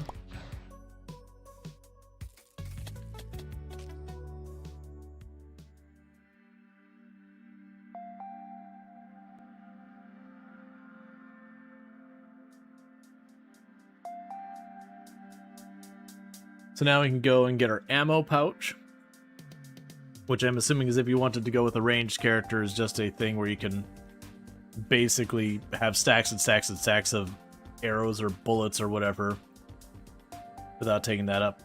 I don't think there's much more we needed the spider glands for. Complete quest. When you're done, get the reward. Fought to the second floor of the Void Dungeon. Kill the Void Wizard. You get a Void Pouch. Let's see, crafting material. Ammo used. Ammo user pouches first stores ammo picked up. I'll probably just keep that on so the ammo just goes there instead of on the ground or whatever. So it says from the Void Dungeon. So we'll have to go like specific dungeons kind of nonsense.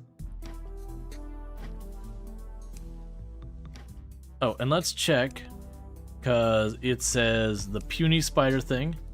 Shell of Retribution, trinket slot. If we get the cactus shield and that, it prevents damages and it poisons. That's fair. For the ammo pouch thing, that's tons of essences we don't have access to yet. And of this, the Widow helmet. It looks like a very, very strong... Yeah, that's a much later game piece of equipment. And then the rest of this we don't really care about.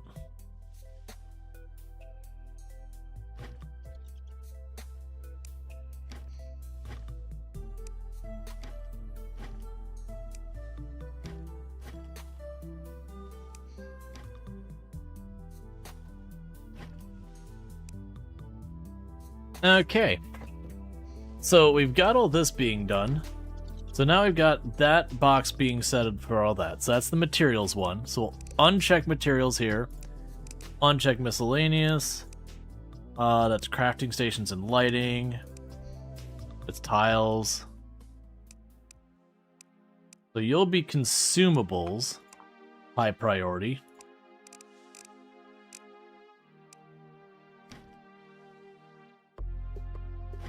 I know I'm going to regret doing this. Actually, not mess with that. Basically, what I want to kind of let it do is just over time have it start, you know, consolidating things.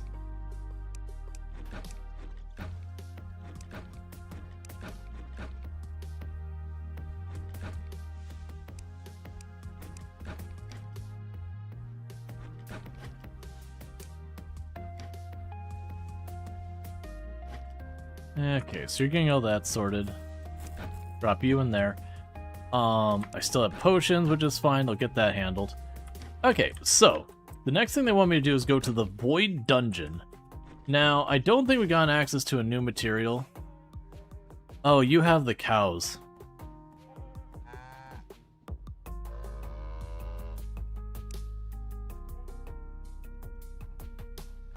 Alright, let's see if I can't make a pen real fast.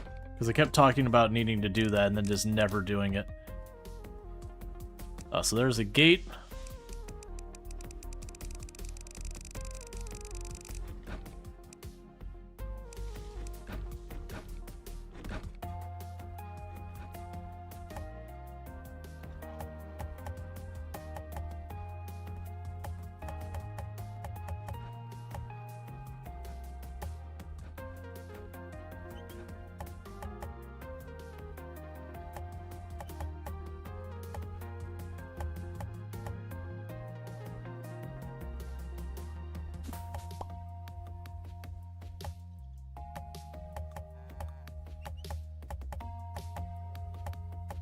Come on.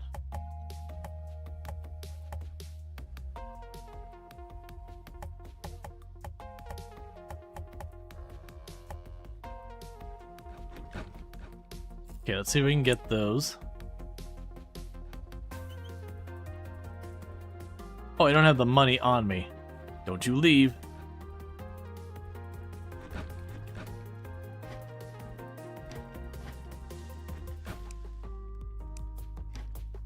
I kind of wish this was like a lot of the other games like Terraria where the money had a dedicated spot for it.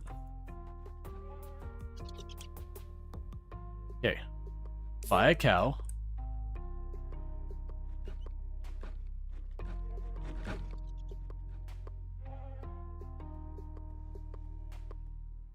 And I need to go to assign work area, husbandry.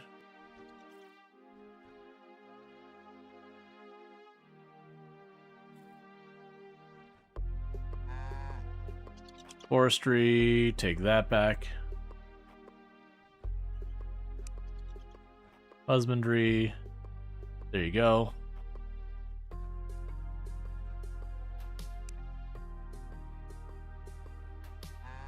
Oh. Here, let me buy your other one. Then I need to figure out how to release these animals. Okay, so I got the 2 animals here.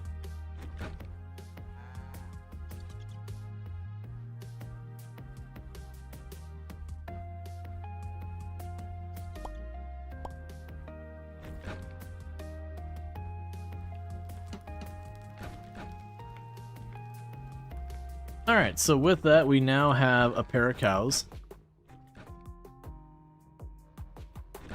So you can work on that. We can get the rope. So with the rope, what we can do is let's try and get ourselves a pair of sheep.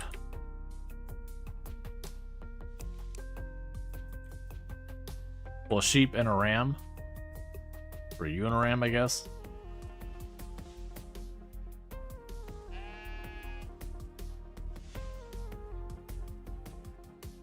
And chuck them in there.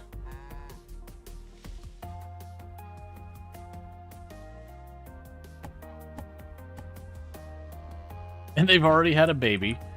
Holy crap, they move fast.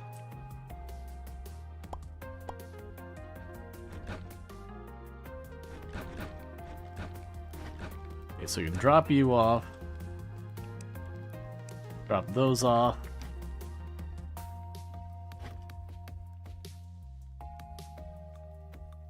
Don't really know where I put the shears, but that's fine too. Yeah, the shears are right there. We'll worry about the pen size later. Okay, well I hadn't planned on doing that, but there we got that going on. So I guess the next move now is there's these dungeons. We don't know which dungeon's which, but we're looking for the Void Dungeon. And also randomly, we have the frog costume. So for the moment, I'm just going to put the frog costume away. Because I actually like kind of seeing my equipment. Even though our equipment feels very edgy right now, it's fine. Alright.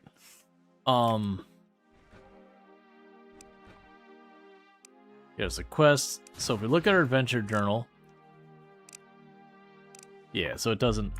Oh, I think each biome might have their own. Alright, so let's go ahead and we don't know which dungeon we should be going towards. We're gonna head on up here to, there's a dungeon to the northeast here. Seeing what we can find.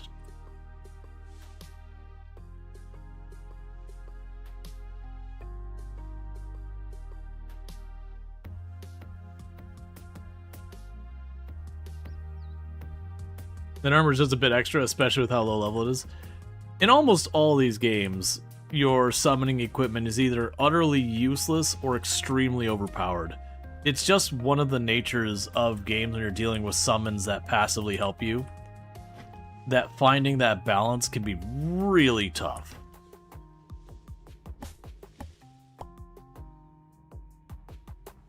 But a lot of times it's the utility of summons that's the whole magic behind it.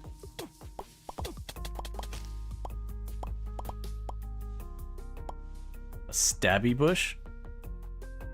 Summon damage 21. Use right mouse button to focus. The more it stabs, the faster it goes. Does not use summon slots, capped at 3 bushes.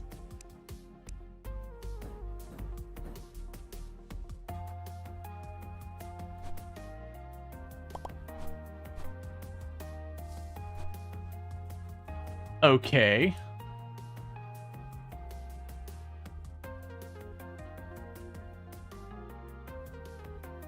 Let's adjust some things. Honestly, I probably don't even need the axe on me.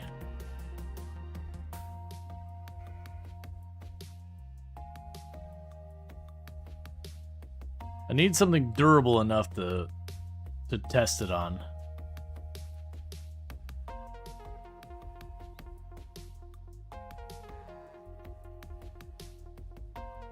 Yeah, so it seems like the stabby bush is an active summon.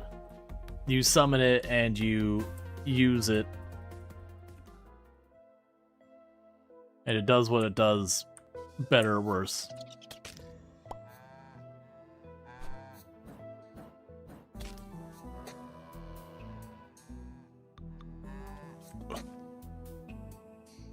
It almost seems like a trap.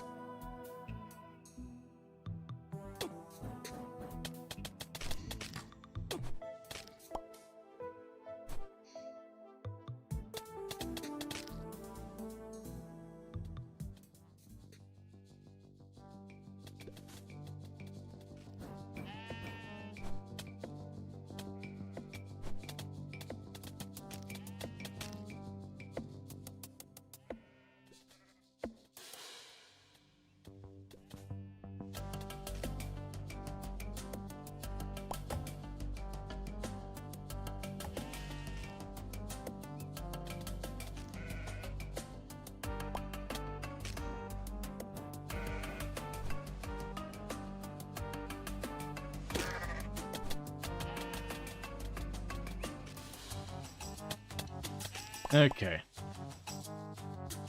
The stabby bushes are a little interesting.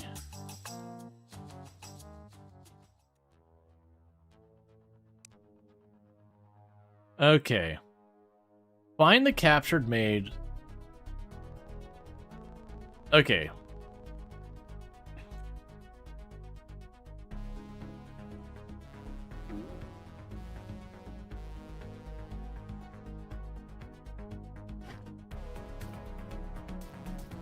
Void boomerang.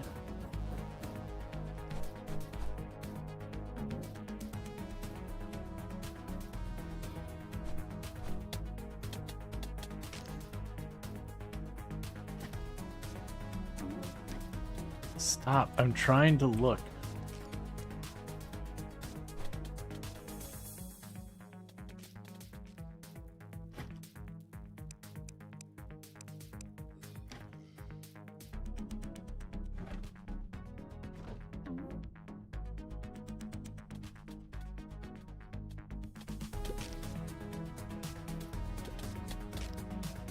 I'm hoping I can get them to...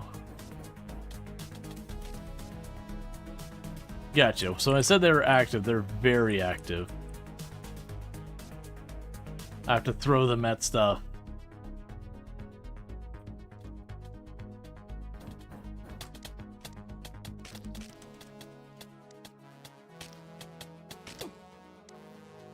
Ow.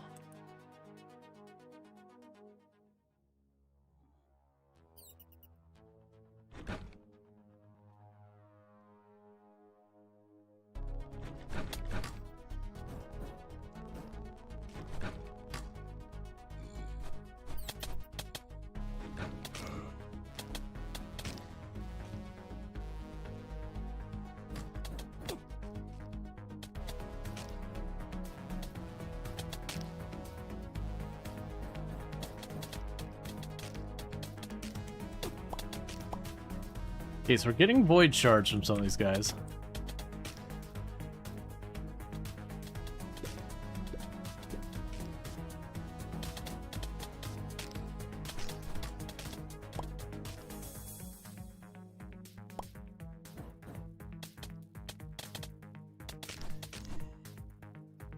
Okay.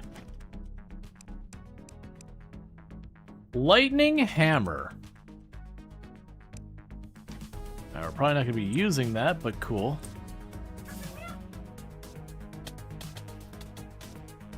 Okay, so the yellow one made me into a chicken. I'm assuming the red one's going to hurt me.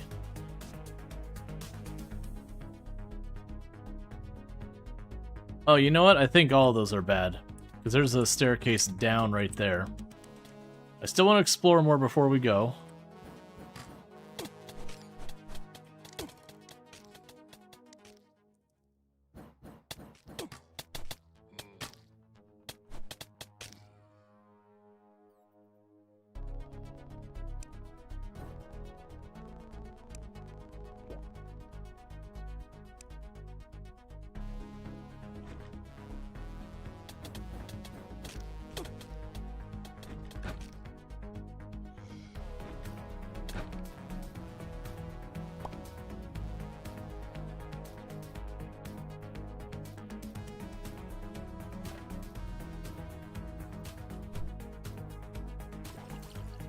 A void alchemy lab. Can I take that? Yup.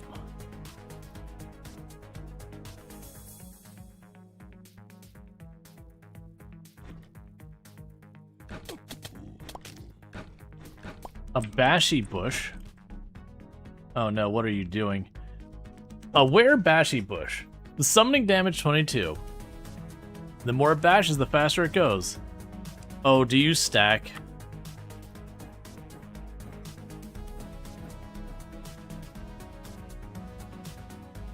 Okay. This is definitely a twist on the summoning.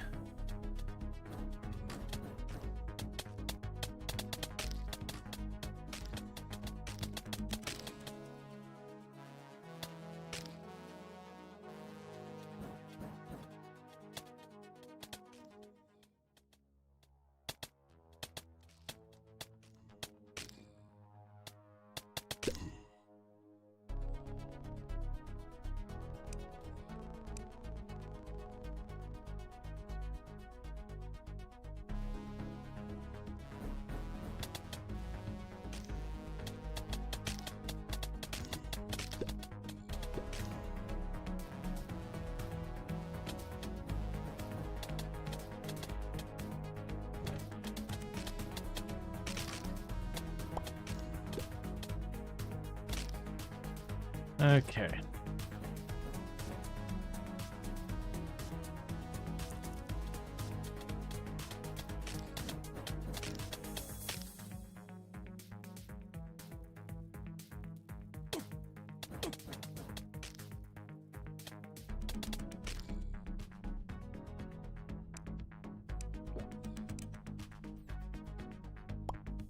It really doesn't seem to be actually using them from there.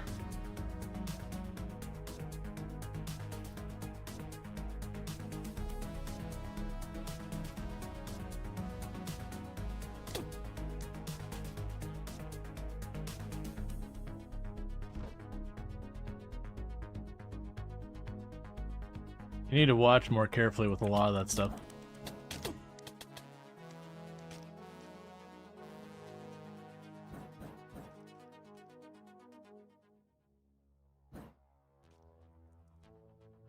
Okay. I was like, are you really gonna just let me do this?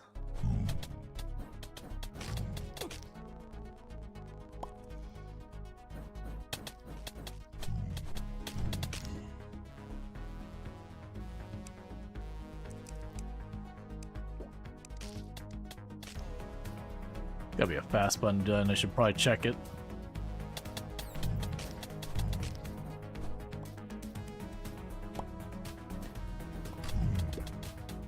It's one thing is I need the void shards, and we're getting them from here.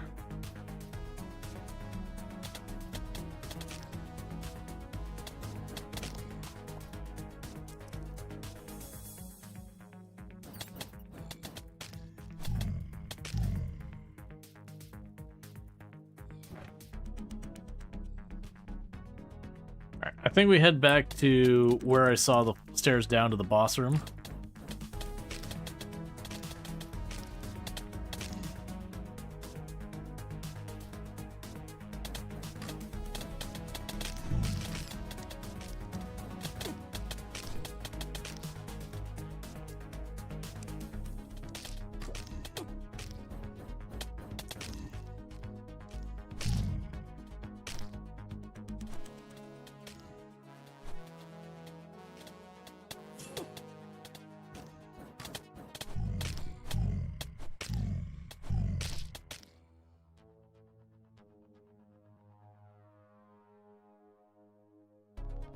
Don't think it's here.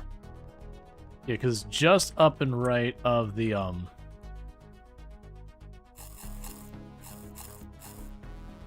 1 second. 'Cause that's not working for me when I'm trying to drink the potion. I think I just need to get the mana potion out of there.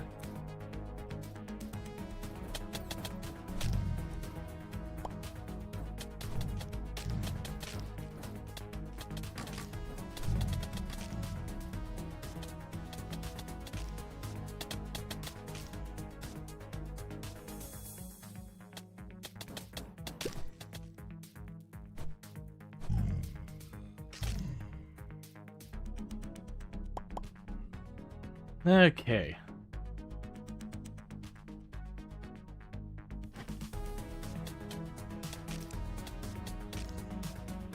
Only hit at the tip. Melee.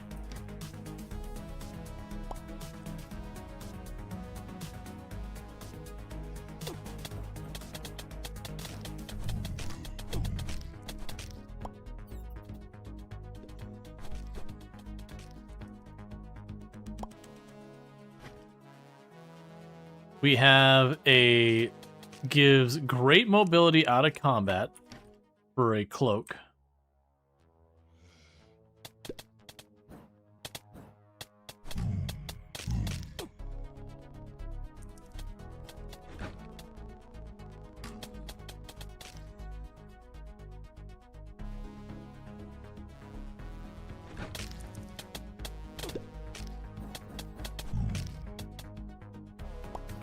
So we're doing pretty good in the void shards. Now I am noticing with the stabby bushes, the big problem that they have is they only seem to trigger if something steps on them, and once they're up, they can do some serious damage.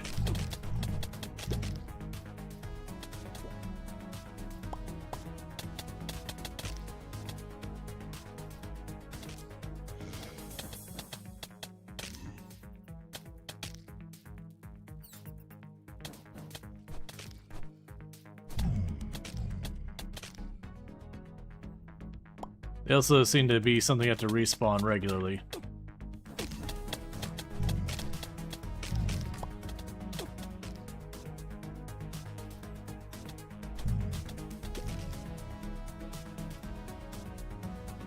Okay, so it's not H. Ah. Okay. I see the quick use button.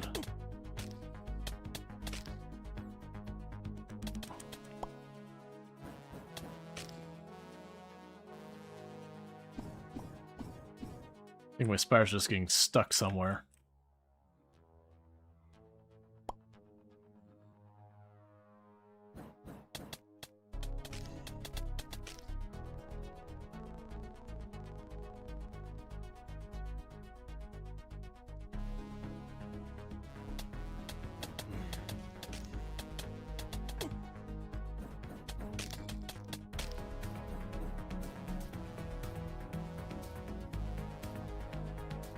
Yeah, I think my summons are getting stuck all over the place and left behind.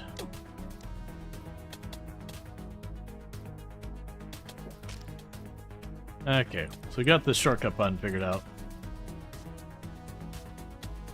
Now if you could just not walk myself over the traps.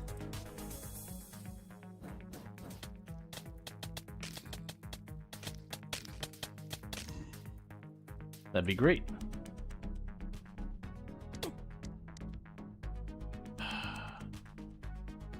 No.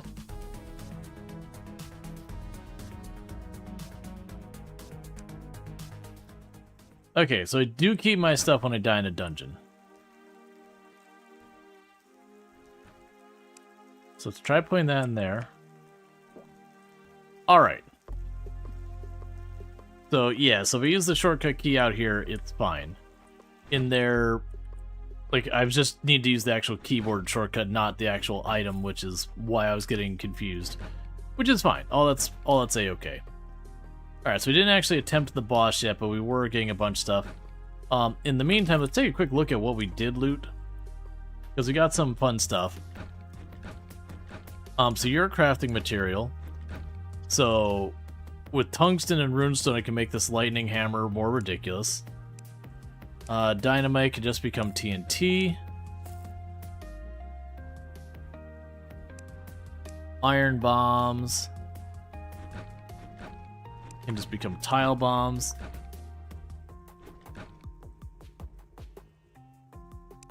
The mobility cloak can be combined with fins to give us fast travel outside of combat. I do have the fins here somewhere, so there's not a reason not to do it.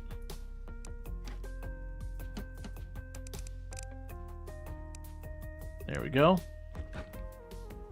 The regen pendant is something I don't have. The wooden shield. And we also saw this. Let's grab all these trinkets, because you never know what trinkets are going to combine with other stuff.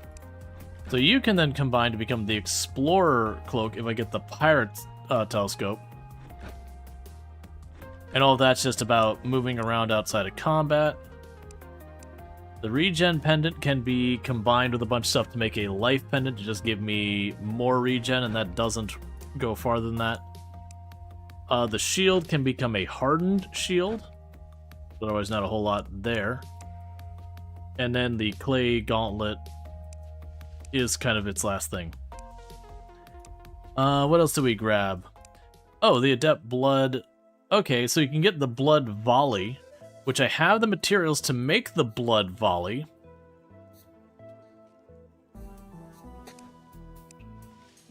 So that's good news. So I'm assuming that was here.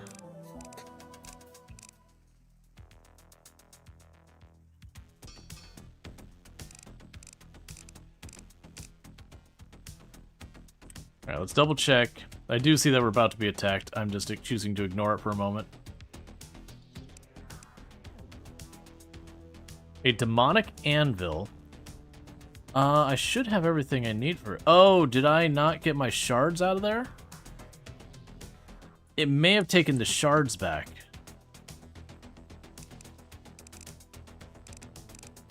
Because I died in there with them in my inventory.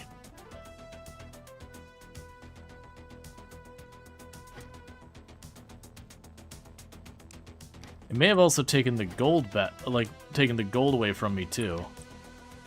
Which is definitely something to be aware of. So I'll drop all this stuff off, because I'm not going to do anything with any of that right now.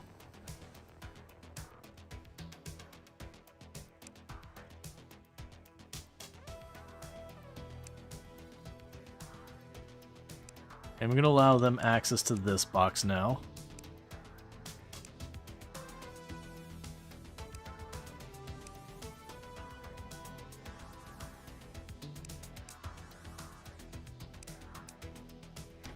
Yeah, I'm surprised. Well, unless they moved it down here already. Nope.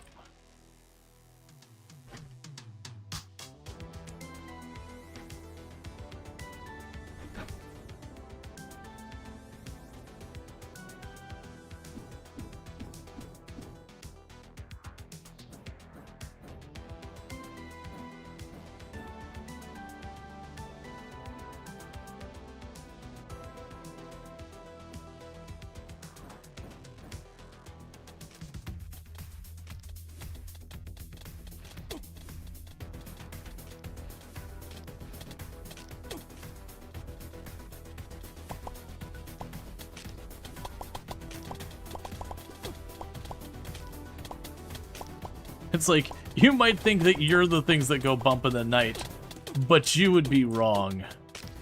Except, I absolutely just walked in and murdered myself.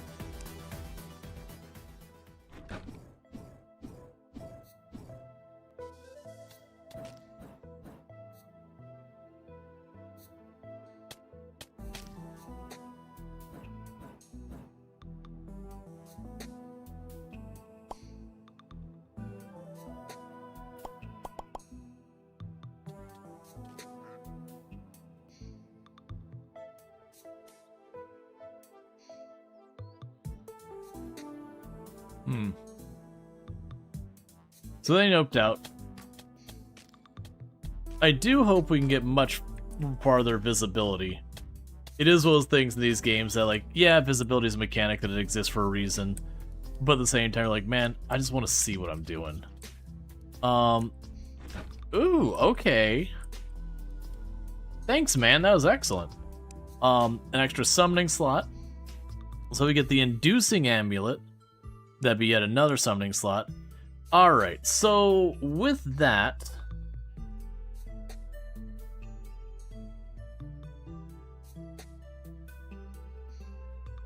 we could probably get rid of the book here. And put in the summoning slot thing. And void missiles. We're not going to be dealing with that. Yeah, and those shards are used for a lot of stuff. Void robes. Let's see. Used to enchant a magic weapon with divine, which is really strong. Enchant a piece of equipment with that. And summon 15% damage, faster speed.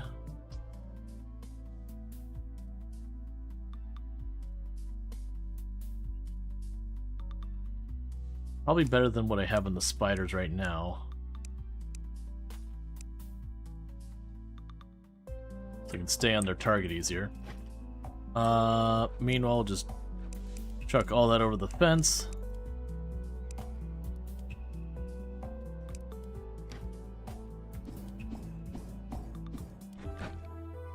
Okay. Yes, I'm pretty sure the stuff I brought in the dungeon when I died just got dumped on the ground and is gone. So that was like 3,000 gold, which is pretty painful if I'm being honest. But also not the end of the world. Yeah, I'm like 99% sure that's exactly what happened. Oh well, that's fine. Live and learn. But it also means all those shards we got because I got greedy. Now, the good news is it actually let me keep the equipment, which I'm a little surprised by.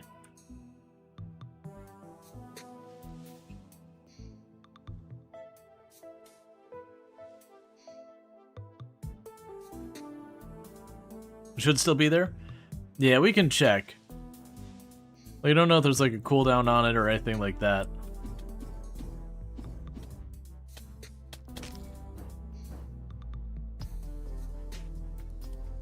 Yeah, I have a feeling the stabby bushes will be really good on the boss, but are not great against the random stuff just because I have to deploy them and they kind of get caught up on stuff.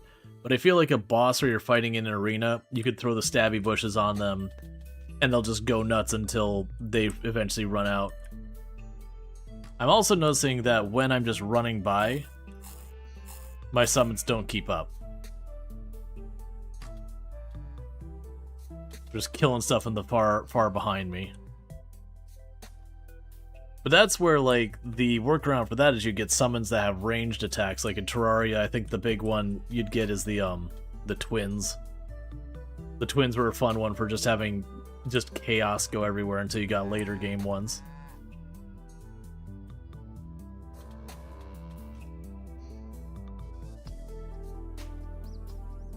And I feel fairly confident the place we get the telescope is from a pirate's base. Hello, random shards laying in the ground. Okay. It's fine. So, I don't see the X down here. Oh, that's because we died again.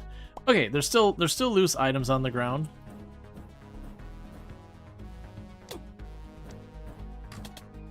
And I'll immediately hit 2 traps back to back.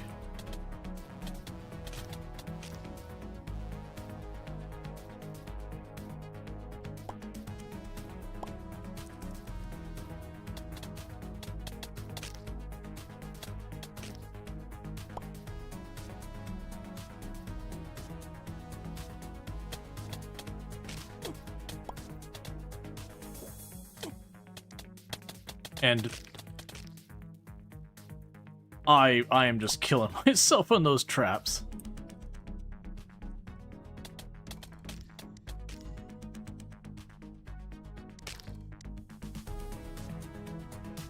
I can't see the traps. It's too freaking dark. Like, I know what the traps triggers look like, but it's so dark it all just blends together. So I'm just walking from one trap to the other. Because what they're doing is they have it 3 tiles wide, and 2 of the tiles will be a trap, and the last tile will be safe. And I am just lemming myself right into the trap, one after the other.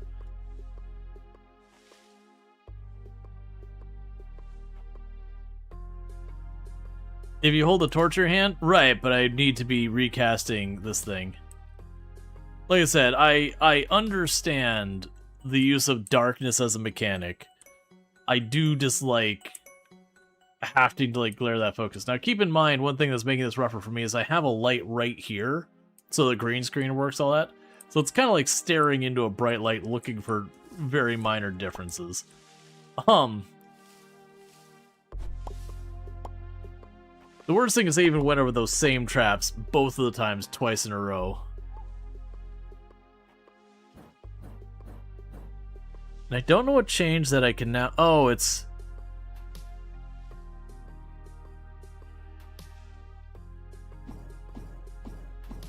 Ah, I see. So, okay. You're 21 damage versus 18. Right, so I got 2 different ones. The spider armor here... Let's double check the spider armor's information. Spawns an additional spider summon for every 3rd summon slot used. So I think that the bushes are probably better than the little spiders. So I think the little spider staff is already gone. And now I got our happy bushes. I missed that part. I was getting confused why I kept feeling like I had to resummon those. Now, on the other hand, the stabby bushes don't take summon spots. You only have 3 up.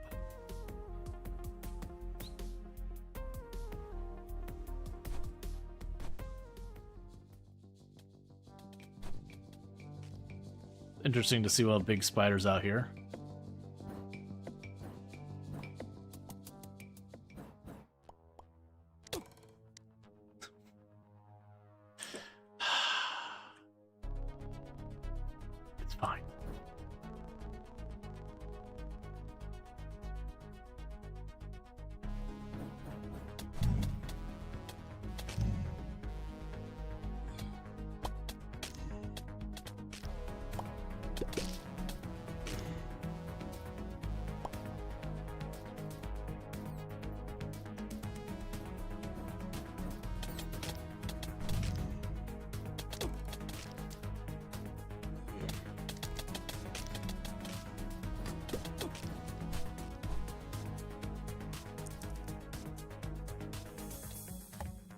Oh, I was thinking in my head I can't place torches in this place.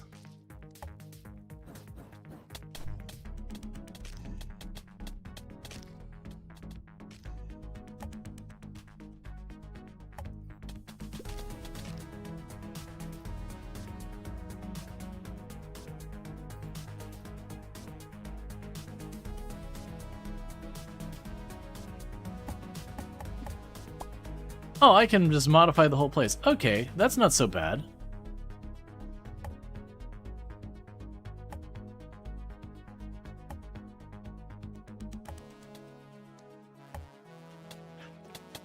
I guess it's because, like, the last game I played of this, it wasn't Terraria, it was a different one. Ah, there we go. Oh, good, because we had the void table. Alright, so let's just backtrack and not push far. We already been through this place.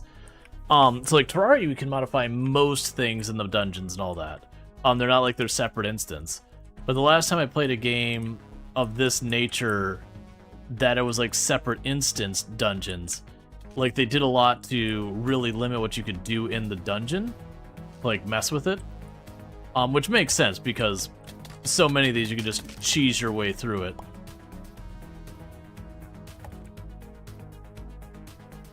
By just, you know, like modifying the boss room or whatever to your advantage and whatnot.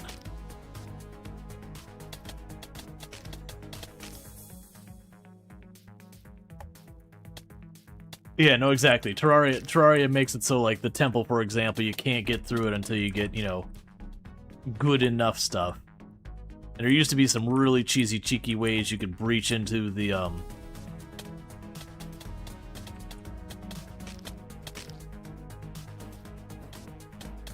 breach your way in early. But they got most of those are gone now.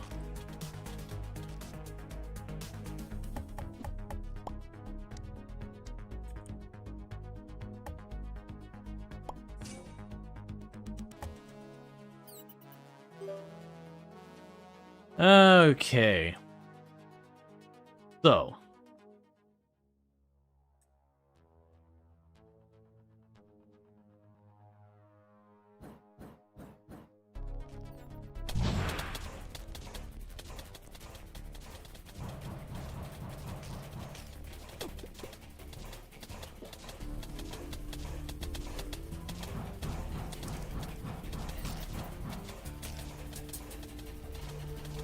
Just, I feel kind of bad for the wizard.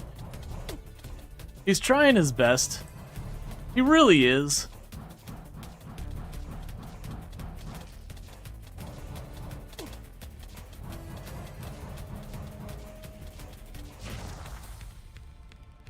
Poor wizard.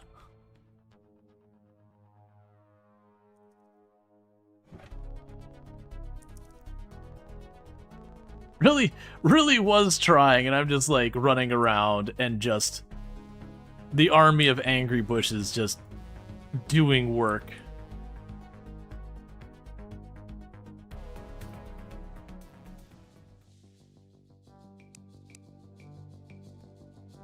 So what all did we get from him?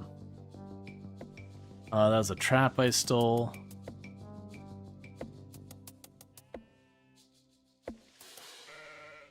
Can be consumed to permanently give me an extra trinket spot. Heck yeah.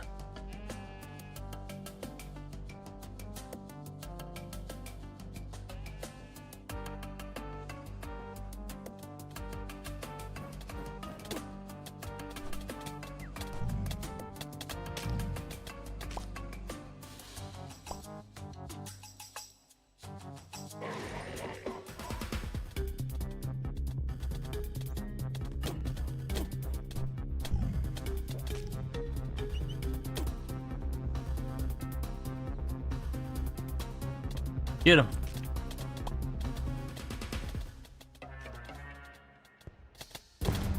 Ow. Okay. I may have been a little ambitious in my attack here. Oh. I saw him aiming up there and I thought it was in the clear, and then he just twisted down real fast and shot me. Okay, well, we're learning things. We're learning that the pirates actually do have Some pretty solid setup there.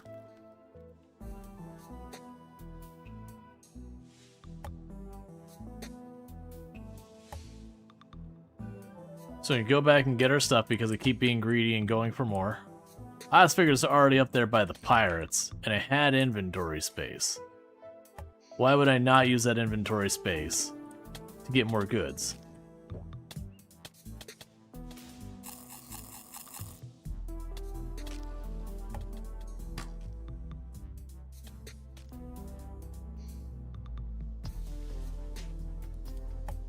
I appreciate that our summon is a bunch of bushes with mallets.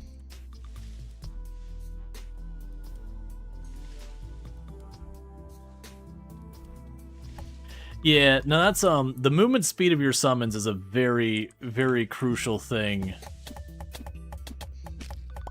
for how effective they are. If they're not ranged, that is. Because if there's something moving a little too fast and they're just not quick enough to keep up with it, you just spend the whole time watching your summons trying to catch stuff.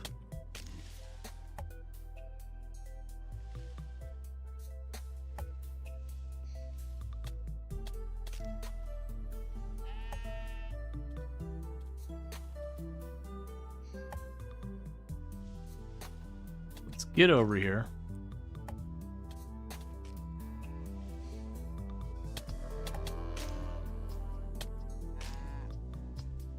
Yeah, I was not expecting the pirates to be that much significantly worse than the dungeon itself.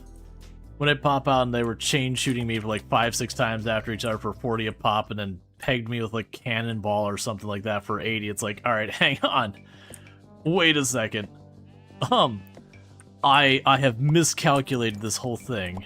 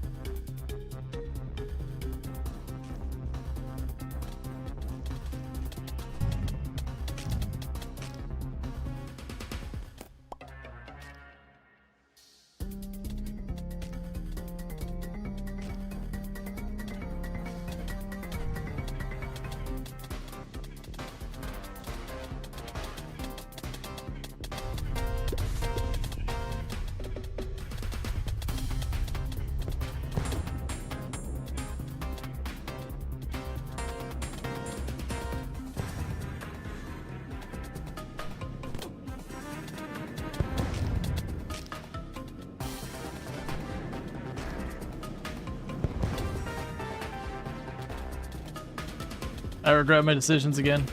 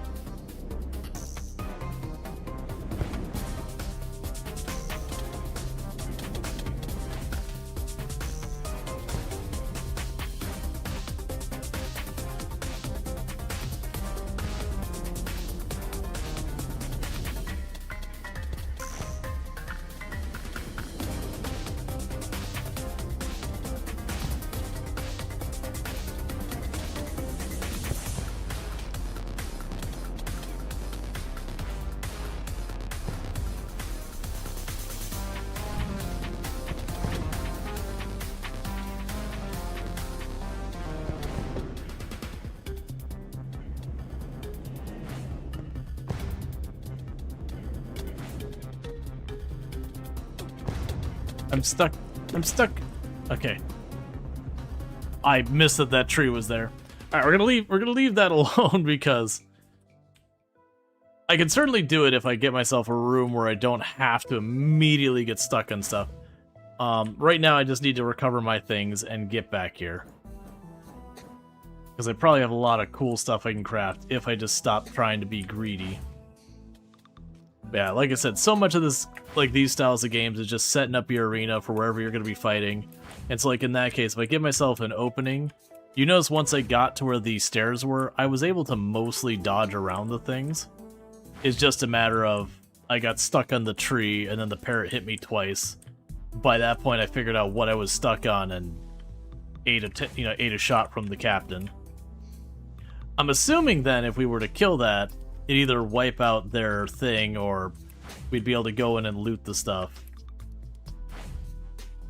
Because part of the reason I wanted that is I did see one of my piece of equipment gets upgraded by a pirate's telescope, and my assumption is that's where we get that from. And I feel pretty confident in that assumption.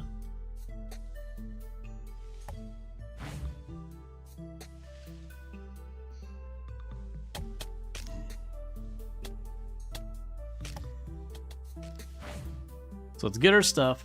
It should be right by the dungeon. And then we're just going to recall scroll back. And then that should be good for now. Interesting that that's all there. But I see the X down here.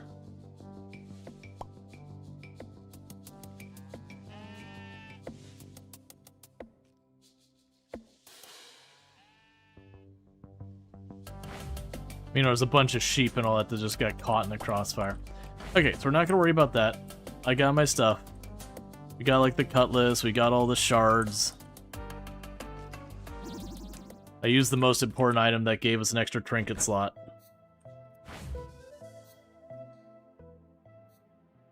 Pop over to the Elder. Complete. Kill the rune-bound chieftain. Fought in the Plains Caves by using the Bone Offering and the Bone Pedestal. Okay. So let's see. A small personal void pouch. Okay, so my assumption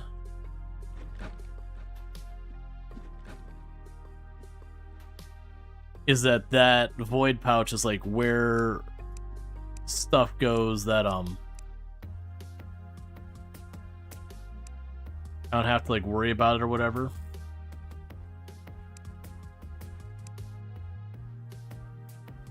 Where's my ranged thing?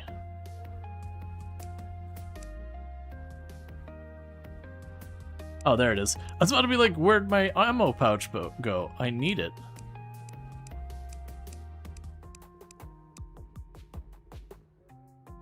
Okay, so we got a bunch of stuff here. Get that all dropped off. And then we have another thing we can fight with. Oh, let's also, really quick, before we go too far. I want to buy something. Oh, we got rope. Tropical stew. Binoculars. And then cosmetic. So none of that stuff I care about. Okay, so we can go over here.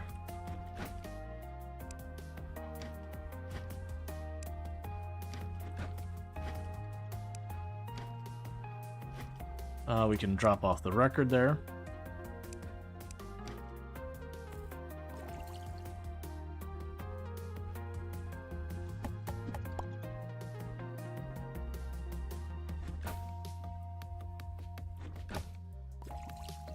Okay, and we can make better potions. Right now, I'm just gonna chuck all of those in there. Where's the... There you are.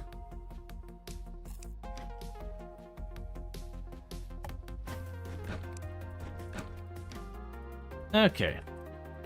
And from here, we're done with the spider staff.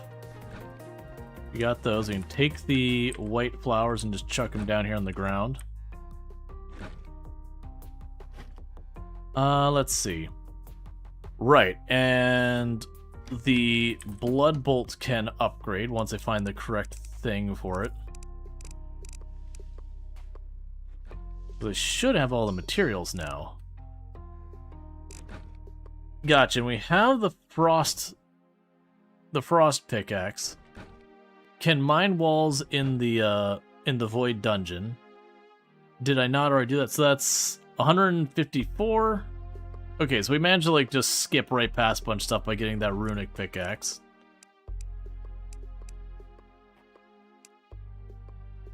Spider Boomerang. I don't really care about most of the other stuff here.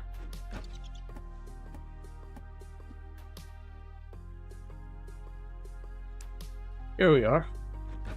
Blood Volley. So that one's got a lower starting damage. Apparently I can place blueberry bushes.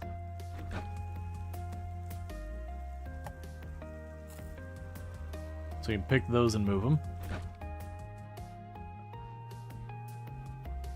We got Void Missile, which the controllable shots in all the other games I've ever played have always been bad. Like, they can have some utility use, but because you have to, like, stop moving to control them or, you know, stuff like that, they always end up being not great. A Raspberry Bush Sapling.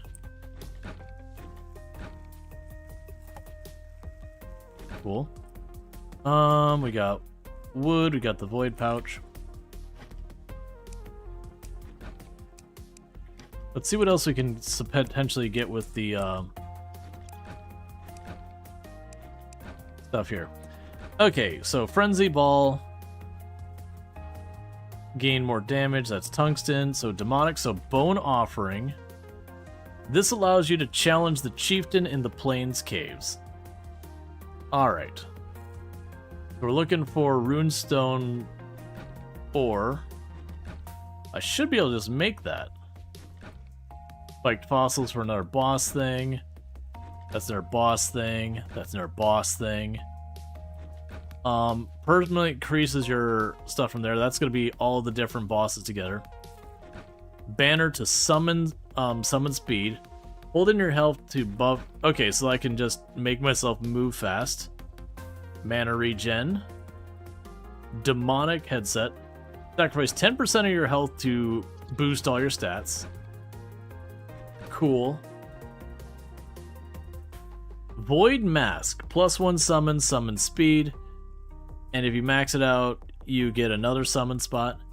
So let's see. That's 1 summon. That gives me 2 summons and we get an extra spider.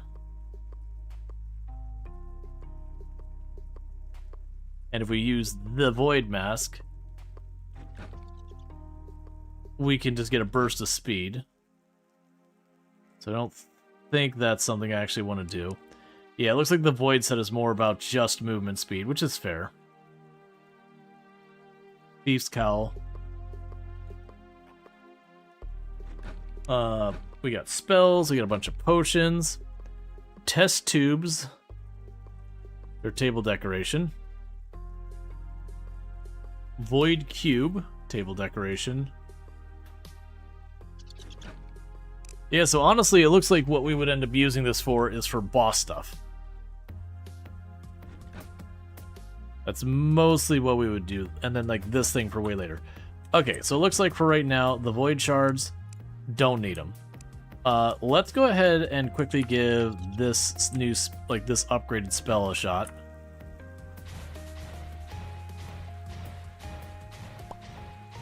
Yeah, so no surprise. Once stuff kicks off, I could see that worth doing.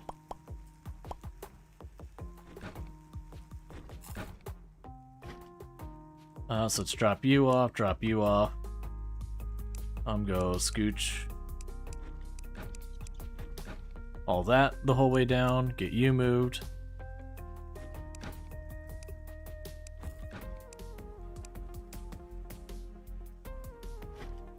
Drop you off.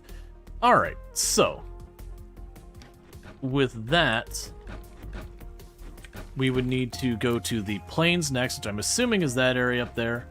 And it mentions the underground at the plains. The good news about this, though, is we can be incredibly lazy. And the reason we can be incredibly lazy is they already have a tunnel that takes us to our ice biome, which is right against the edge of the plains.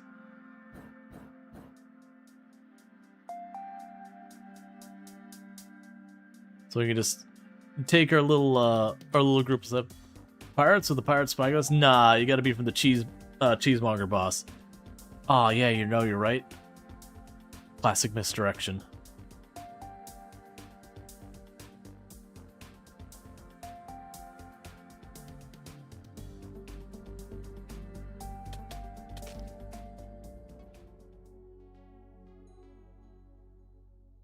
Okay. And this is where we fought the last boss.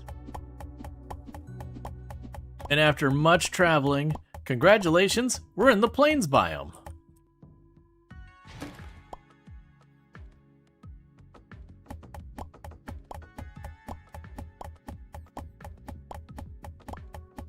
At least I believe this is the plains biome.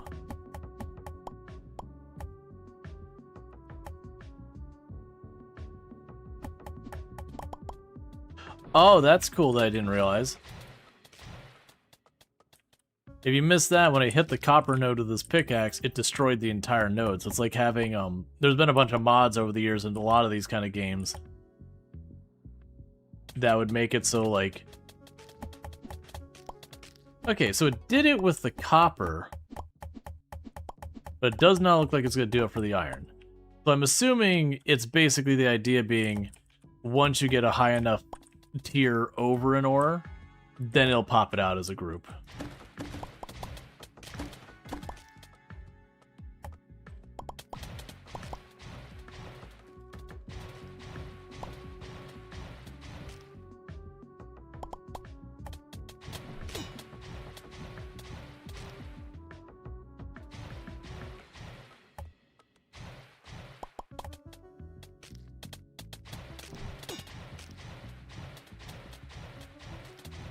Okay.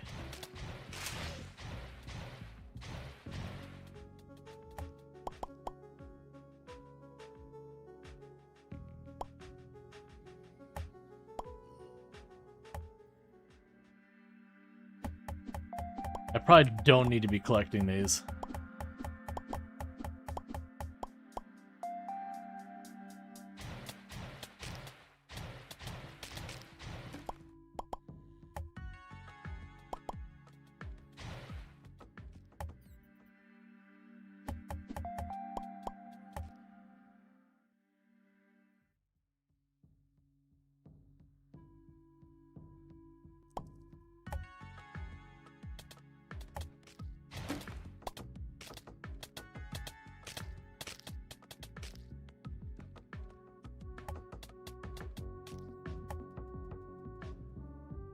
That's fine. So right now we're just moving around. Let's just play it safe.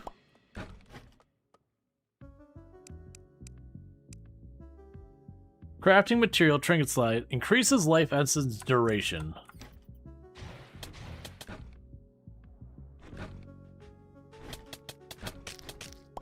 Heavy pressure plate.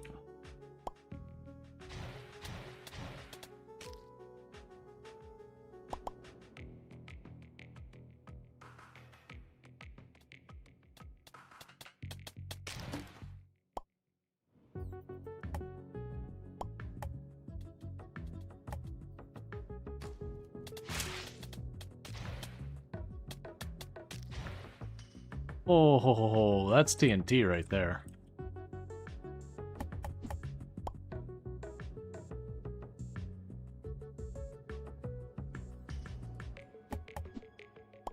Okay, I don't know what was going to power you, but that's a TNT block, and somewhere around here was a trigger for it.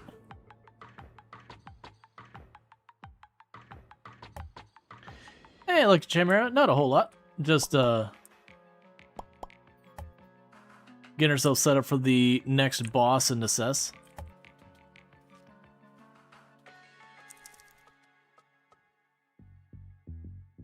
And thank you for the happy Halloween. I hope everyone who celebrated Halloween had a good time.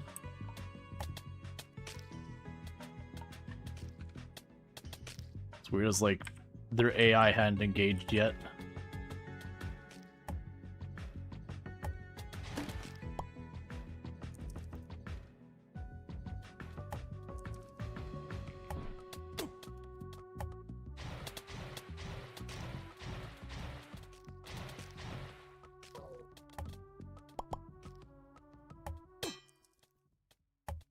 Oh, you're starving? Hang on.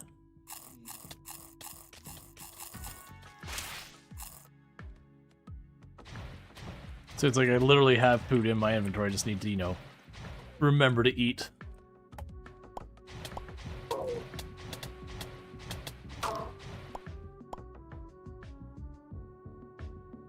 Alright, so we probably have more than enough materials now to make the summoning item. So now it's a matter of, where do I want to actually do that?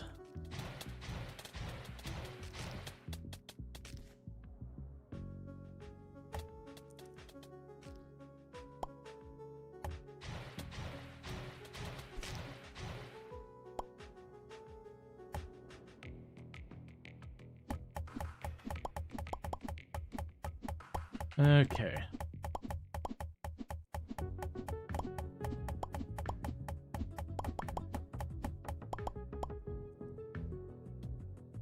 Okay, so let's try going back down to where that ice room is and going just above it. Now, some of these games, they'll have a thing where if you remove the boss from its biome, it'll either just nope out or berserk and kill you really quickly.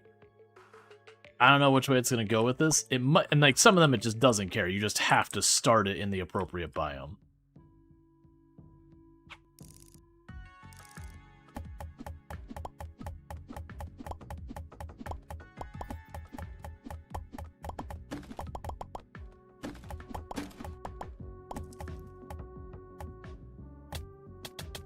You know what I'm not doing? Pulling the lever with the TNT directly next to it.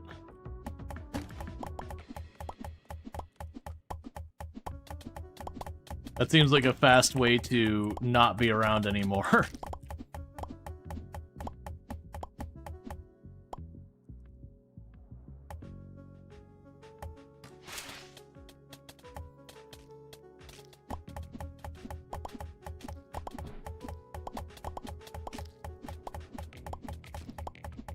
Yeah, it's just gonna open this area up.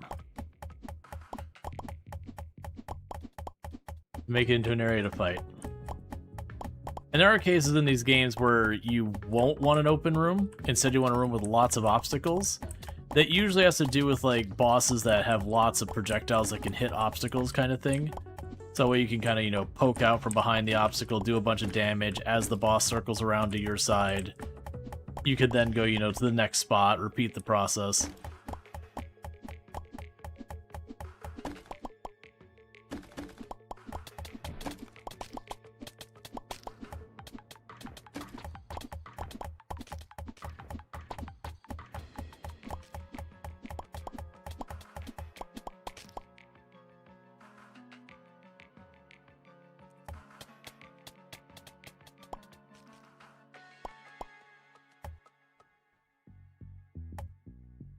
Okay. Probably not big enough yet. We're getting close. Hopefully soon we'll get easier ways to break through things.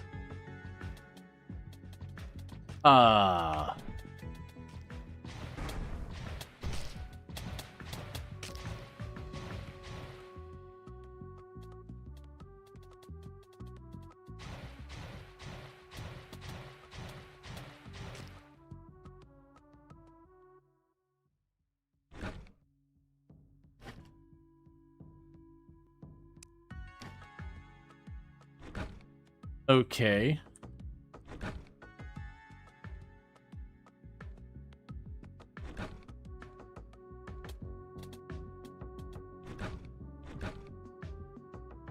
This is certainly an interesting discovery.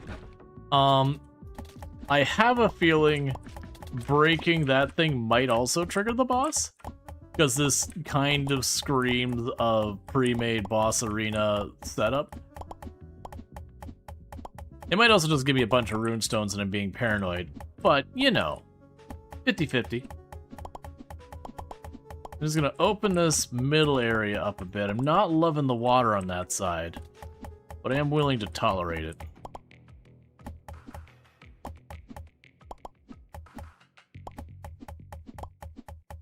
Just get this side opened up a bit more.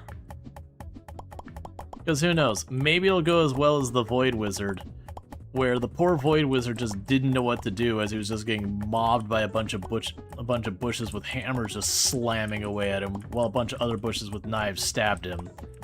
And he's just feebly throwing attacks out to the side, just hoping to knock me down first.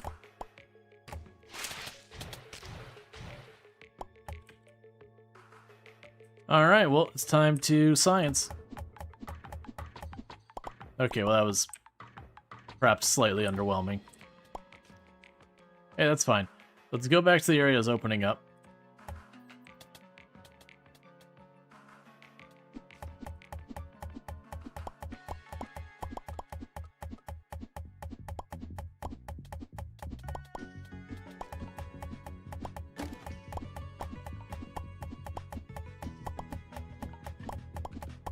Okay, so just want to open up a bit more of this area. Then we'll run back, make the summoning item for the boss. And give our first attempt on the boss and, you know, kind of see what we're in for. So far, most of the... Actually, have I died to any of the bosses? I don't think I have. I've had some close calls. Because we did the Spider Queen in one, we did the Wizard in one, because the Wizard just got wrecked. Okay, actually, I take that back. The Pirate, if we're counting the Pirate as a boss, then yeah, I've died to the boss a couple times. But excluding that, I believe everyone else we've handled pretty well. To be fair, like, while it's been a long time, like I did, you know, Terraria Calamity mode, or Calamity mod. Forget what they call it, like death mode or whatever. Back when that was hard. It's like, I know they added a harder mode after I did that, but like at the time it was the hardest it got, and it was absolutely brutal. Like fighting the final boss was just a slog of dodging attacks while just throwing stuff behind you and just kind of hoping it worked. Because you'd get the damage and it was just, he had so much life. It only took like 1 or 2 hits and you'd be done.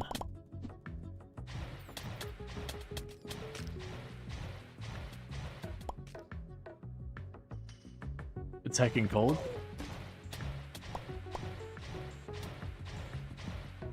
But cold is perfect.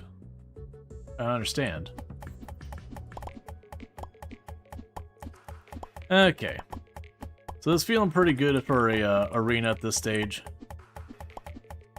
Certainly it can always use to be bigger, but it is those things that we don't know what we're in for with this boss. So you'll be putting all this effort in to build this, and then turn around and be like, oh no, this is a boss that I want like a long, narrow corridor. Oh, this is a boss I want to, you know, have a bunch of terrain to like block stuff.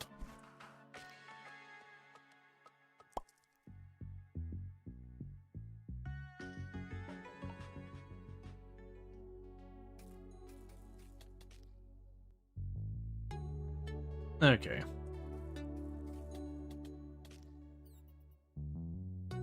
You know, I have enough of these. What am I doing?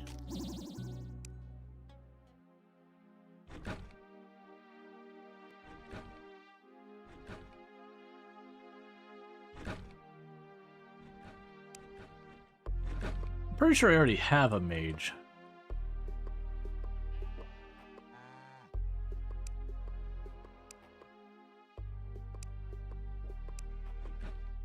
Ah, see, that's fine. Okay.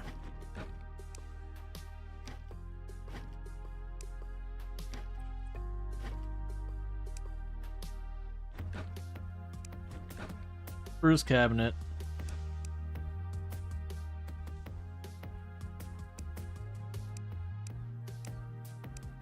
And honestly, I'm at the point I'm just dumping this junk in here and letting them deal with it, because they'll sort it out with my assignments. Alright, so let's check on what we can do with these. So pop you open, get you. Alright, so the cloth, I can make a runic helmet. That gives me mana and attack speed. We can make...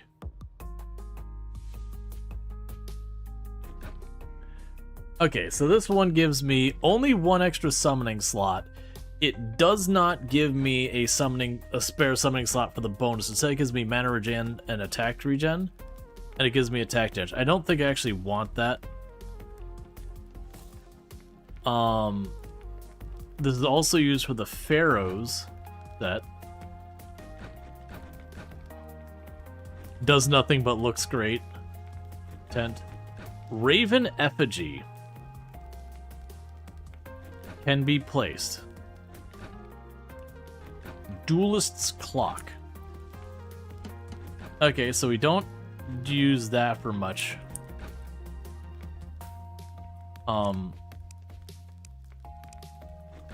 We can make the Essence of Rebirth, which is if we get the Essence of Perspective, the Essence of Prolonging, and Life Quartz. We have a chance to get extra Life Essence and to use that. So we're going to go ahead and ignore all those things. We're going to run up here. And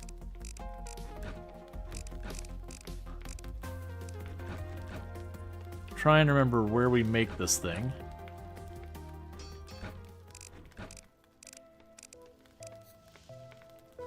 Yeah, you can make the Void equipment.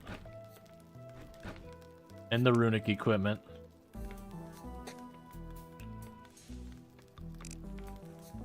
Alright, what am I missing? Helps if I actually have stuff sorted. Right, so I needed to make a thing for summoning the boss, and I'm missing some material for it. Just need to remember what the heck it was. Okay. So bone... Oh, it's just 4 demonic bars. Okay, that's easy enough. So we can just go right here. And gold, we got a bunch. So iron and copper, I got a bunch. So 1, 2, 3, 4. And then with that, we've got the boss item. Okay, and without any further consideration or preparation... Oh, we should take the cloth and chuck it in a box.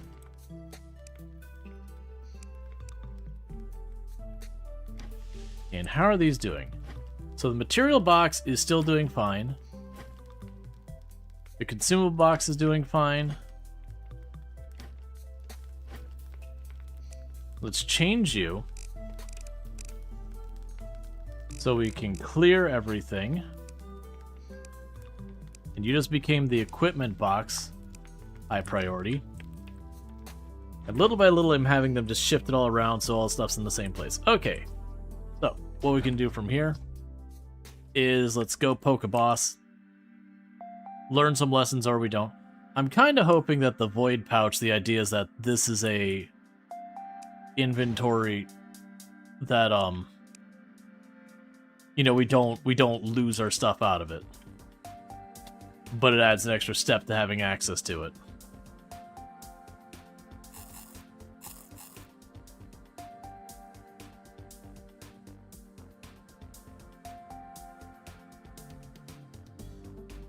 Alright.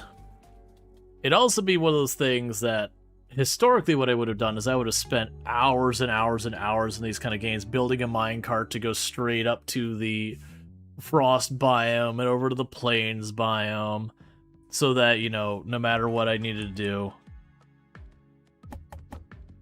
it was just jump on the minecart, take a ride. I don't even want to think about how many hundreds of hours I must have spent in Terraria just like working on convenience stuff.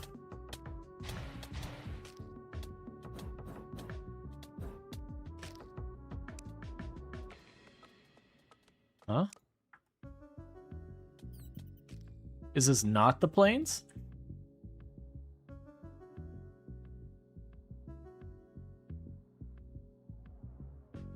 Yeah, no, the pylon system made half of that prep irrelevant. Can only be used in plains caves. Is this not the plains caves?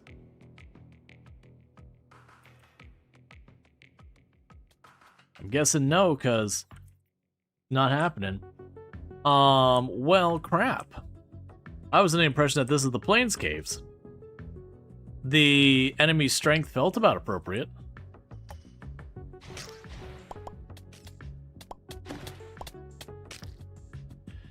Okay, well, let's go back to the surface, because the boss summon item doesn't work here.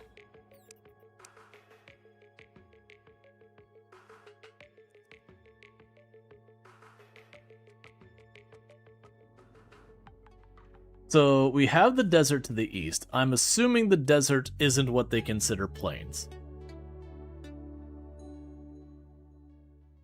It would be nice if it told me what biome I'm looking at. Like, just the name of it kind of thing.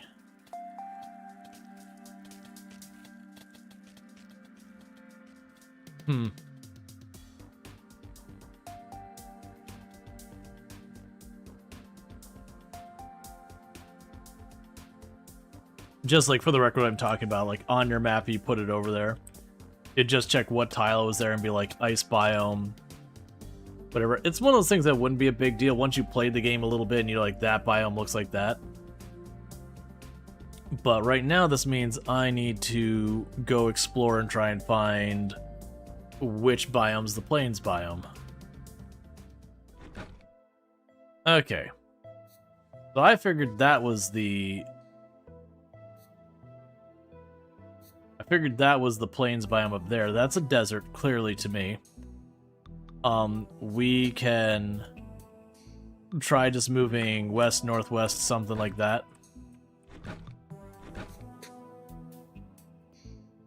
Go seek other biomes.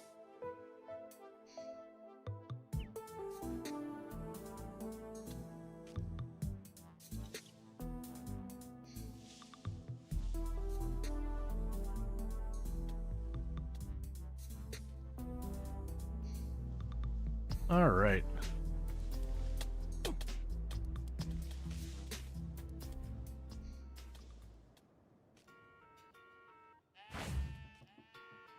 Oh, I see. Adventure journal.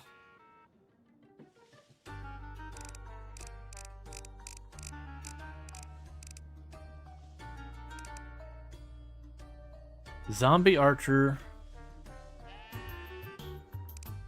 Oh. Oh, is this considered the plains biome I'm in? Okay. That'd both be easy and helpful. It said plains enemy, and it mentioned I fought the Protector here, which is the very first boss we killed. So it seems to me like we should just pop down here, make sure we got a big enough area, and just see if I can't spawn the boss. I may have been overthinking it, going, oh, this like deserty but not desert thing is maybe the plains. Because I would have thought this is like the forest biome.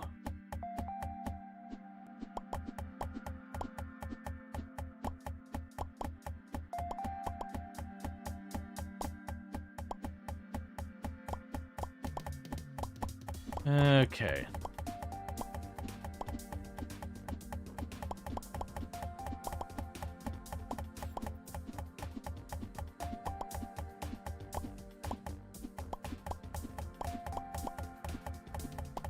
Just gonna widen this area up. I'm trying to remember, was it Core Keeper? There was another game that very genuinely was like this kind of style of game that I distinctly remember. Oh yeah, no, as Core Keeper you actually had your entire everything was underground. But it's a very, very similar game. There's been like 3 or 4 games that have come out that have been like very closely overlapping. So far as like, you know, vaguely the Terraria game loop, but top down. I'll grab that since it's sitting right here.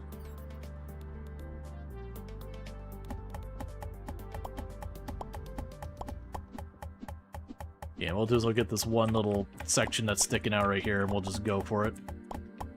It's not a big arena, but don't really know what to expect.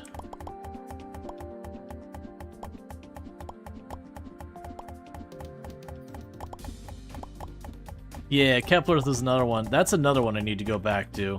I played a very, very early version of Keplerth and I never went back to it. Core Keeper, when it went and released, I hopped on there and we did a full playthrough of that. Effectively, like, I think there was still like a bonus boss or something I missed, but it was one of those ones, did I want to dedicate like the better part of a whole stream to go track it, and I was like, nah, it's fine. Alright, so let's learn lessons.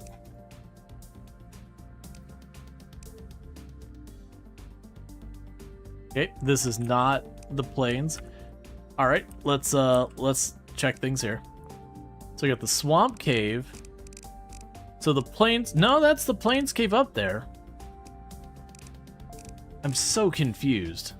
Yeah, because the plains cave is showing all these, but we don't have the boss.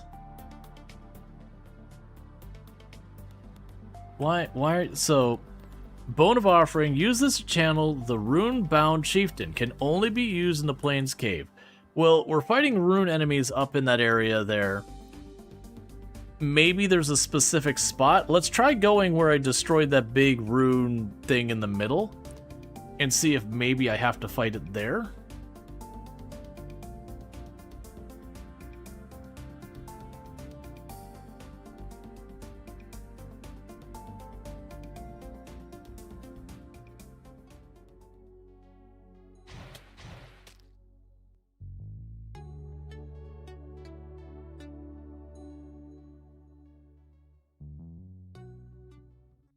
Incur things that we want? Not yet. But eventually I might go with that. I wish I gave any kind of feedback like, this isn't the plains. You know, you need to do it at night.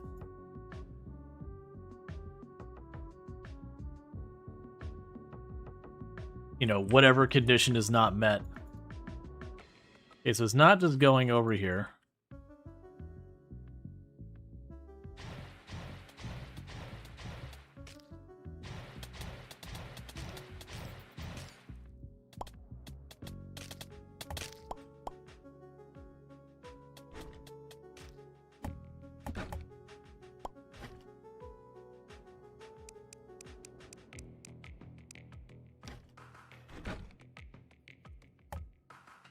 So try exploring for a bit, because it might be one of those things that there's...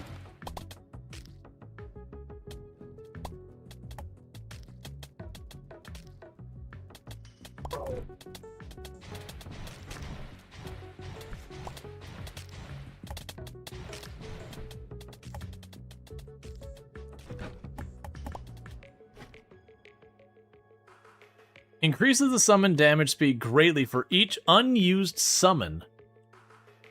Okay. So that would allow you to, instead of having a bunch of summons running around, have like one summon that you just juice up really high.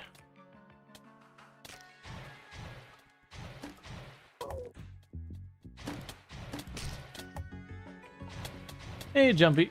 Yeah, no, I'm enjoying Necesse. Please stop ruining me. It's rude.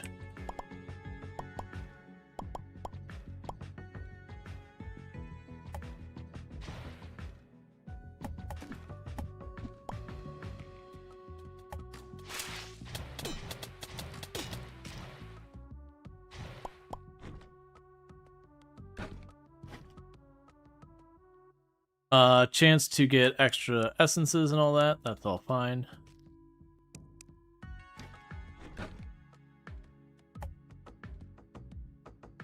Yeah, no, I was, you're all good. Yeah, no, I was just talking back to the game.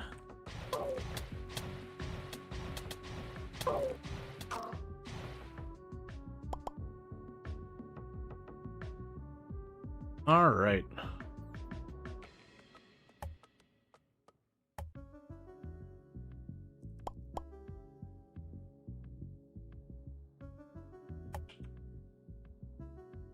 That's a little concerning of a room.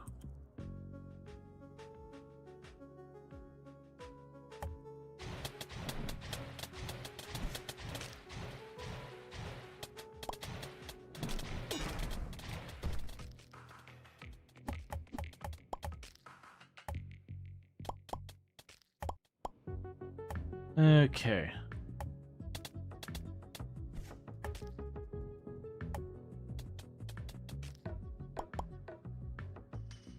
Just grabbing all these materials, tossing down torches literally everywhere. I'm hoping it's not the big lava room. I don't think it will be.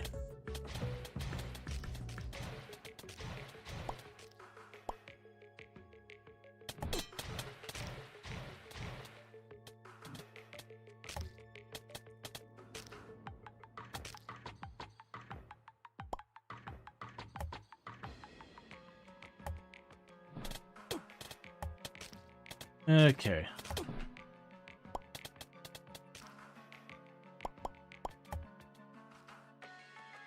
Yeah, and there's definitely a point where, with the torch placing and all that, you're like, alright, at this stage, just give me better visibility. I've definitely seen a couple of games where once you hit a certain point, you just get, like, the night vision helmet. They're like, man, we know you placed a bunch of these torches. Take a break. You're good.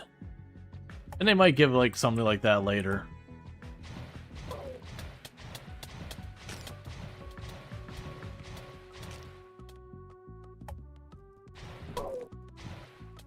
Yeah, it's fine. I don't care that much.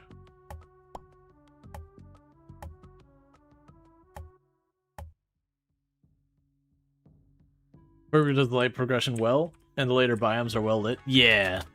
I think that was a really good thing, like, the later Core Keeper areas is having tons of bioluminescence and all that. When you start, it's like, okay, exploring that little bit at the beginning is a little rough because it's so dark. But very quickly they just obsolete the torches.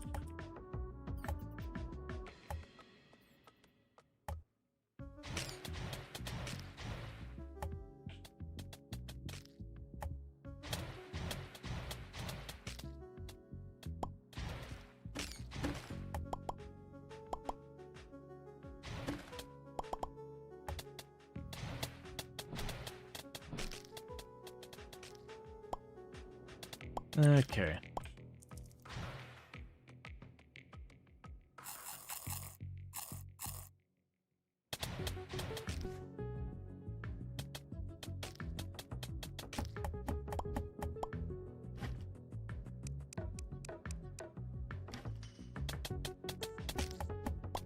Alright.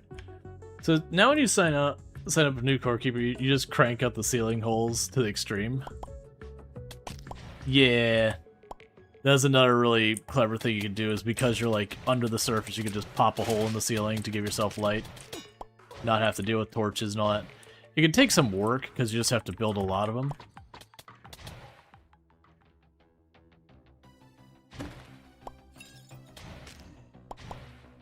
They clearly switched biomes.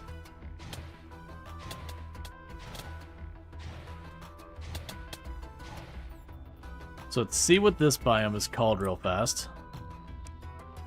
This is the Adventure Journal. Just... oh, we can find the bone offering here.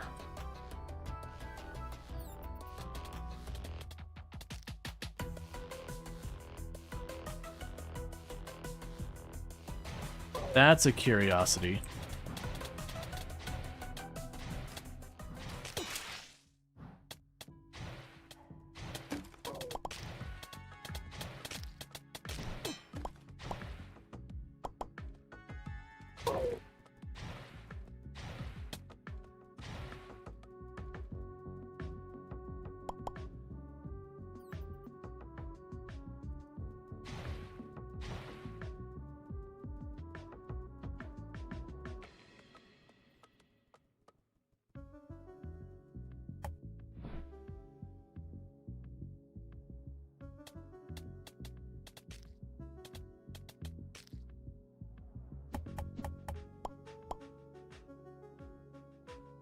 Do we get trick-or-treaters? Nah, we don't get trick-or-treaters around where I'm at hardly anymore.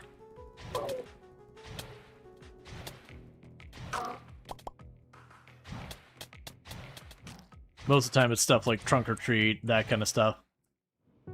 No, that's fine. It's just a change. You know, people not feeling as comfortable having their kids walk up to some random person's house. You know, a lot of areas don't have enough lighting to really be safe. People don't pay that close attention to driving.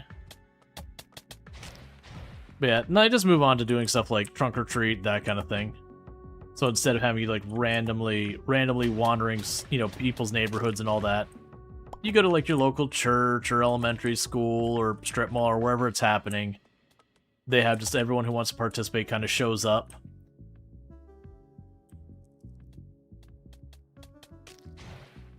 Which I think is fine. Like, don't get me wrong, there's a certain charm lost from it. But it's kind of like, yeah, you don't get to see everyone having their decorations up and really leaning into it. And that's a bummer. but at the same time, I do think overall it's better for the kids. It's safer, all that stuff.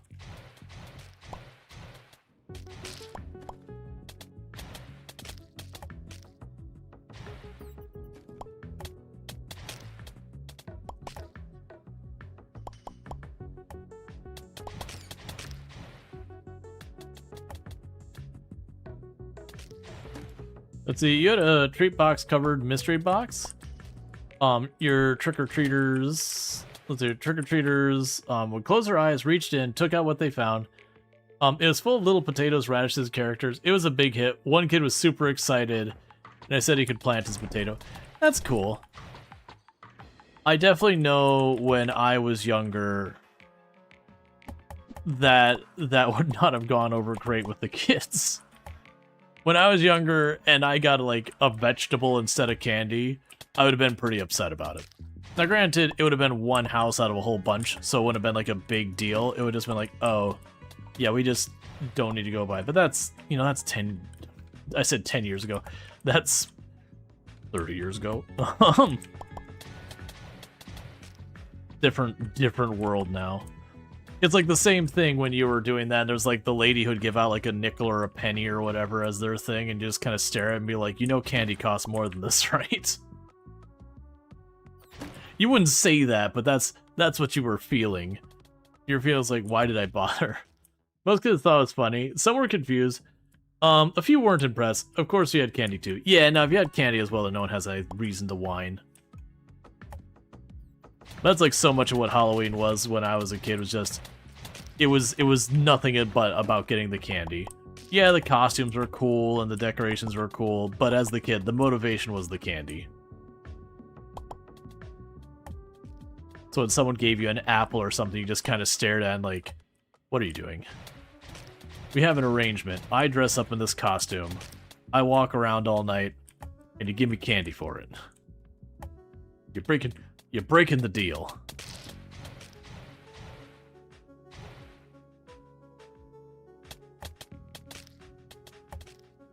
Okay, so I found another one of these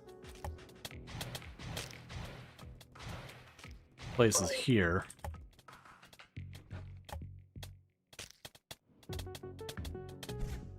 Yeah, so the summoning item still doesn't do anything with the rune thing up.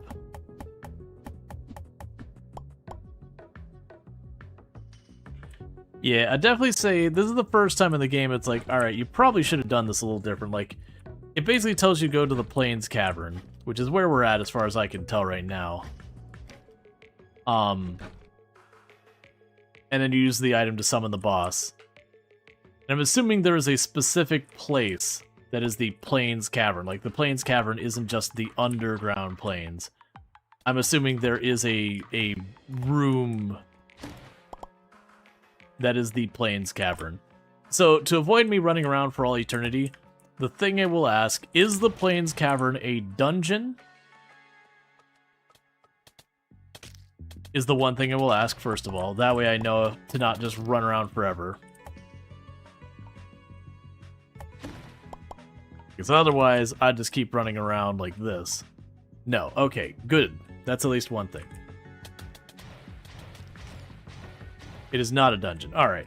Then my assumption is it's just a specific area down here that I'm looking for.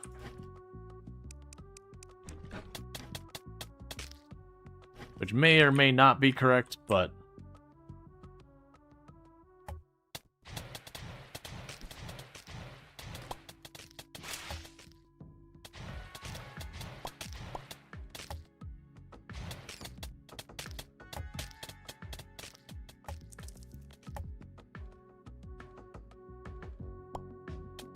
wander around.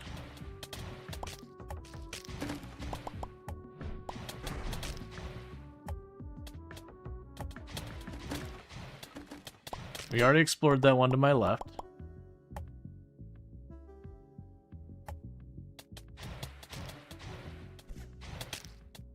Yeah, no, exactly. I do think it would be good for them to have this, because I could see this be considered a Plains underground.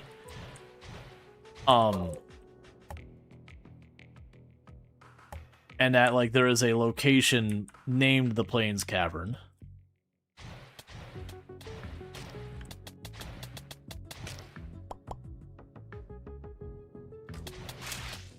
Because that would at least make me clear that it's like I am looking in the wrong place. I guess the next question I'll ask is, would I realistically find it doing what I am doing now?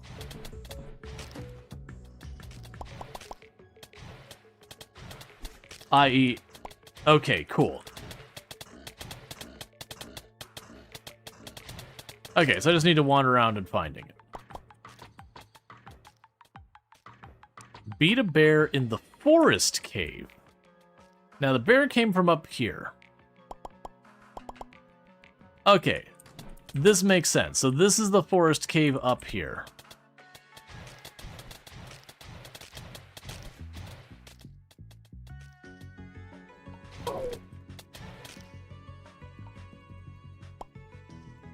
I'm assuming the way we can tell is the fact that the ground is entirely different.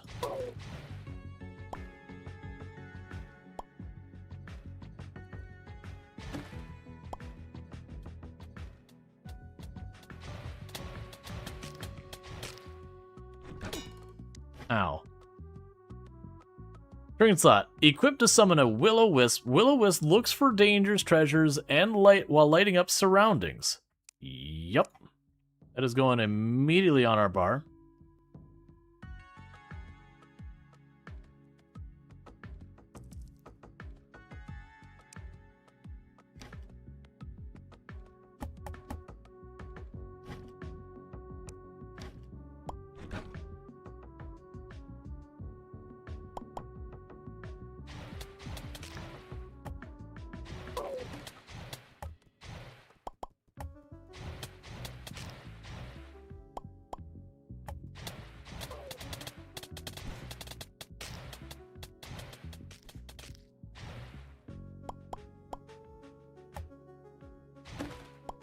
Okay, so we got more cold biome down there.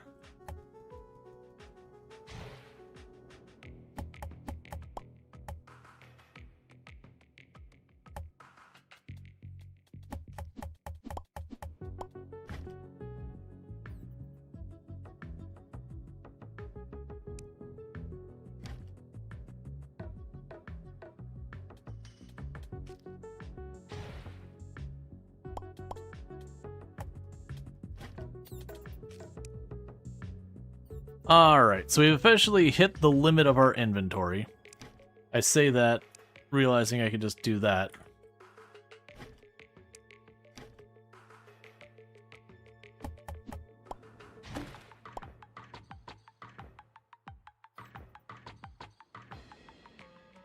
Alright, let's take some of this stuff. Start hucking it up here. Just to make it a little bit easier for us to manage.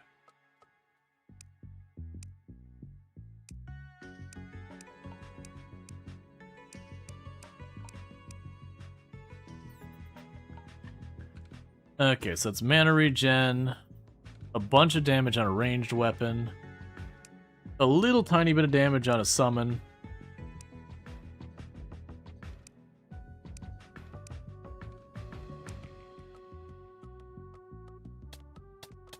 That'll do for now.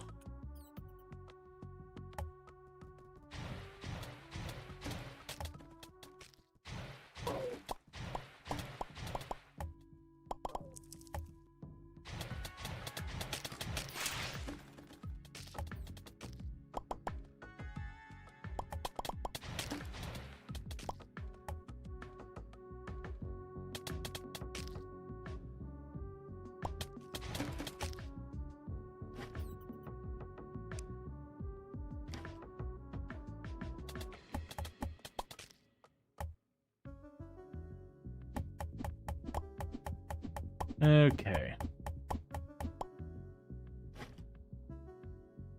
Spoiled sentient sword summons 4 floating swords. Each summon takes 2 summoning spots. It's got a really, really terrible thing on it. We can probably make that work though. So let's pop over here. We got this really bad thing here.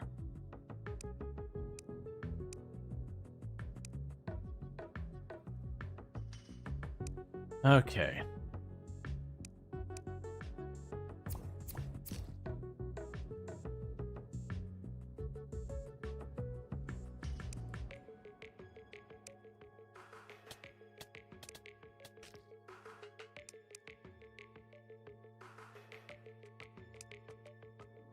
That's fine. We'll see how these things work.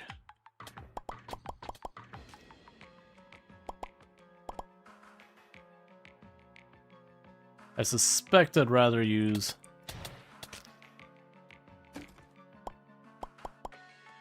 the littler ones for the bushes. What's the damage difference? So you're 44 damage versus my little guys are 21. These might be better. This definitely feels like I'm in a different biome, though.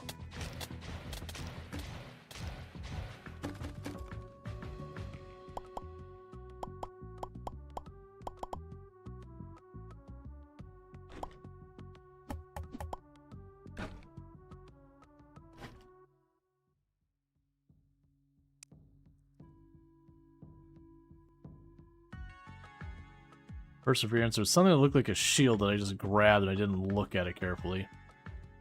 I don't know. I don't see it. It's fine.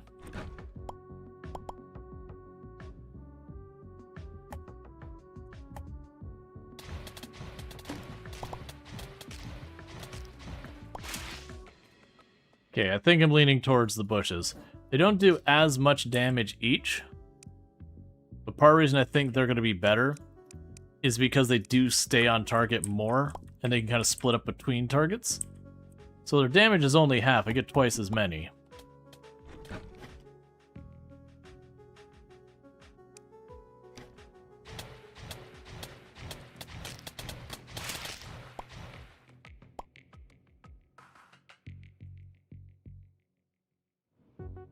Okay, so that's still not it. Alright, our inventory is unmanageably full. So we're going to go ahead and teleport home. And clear out inventory. Yeah, no, and it's one of those things, like, I can see the advantage where they spin around you. I just don't, like, I think the more minions kind of thing makes up for it way more.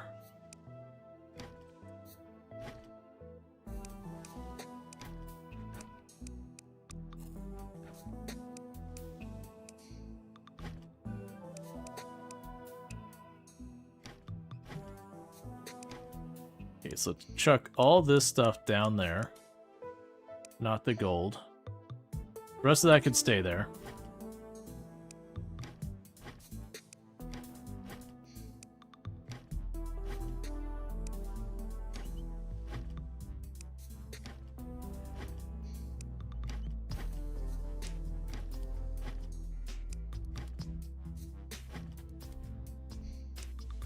So you made the equipment box.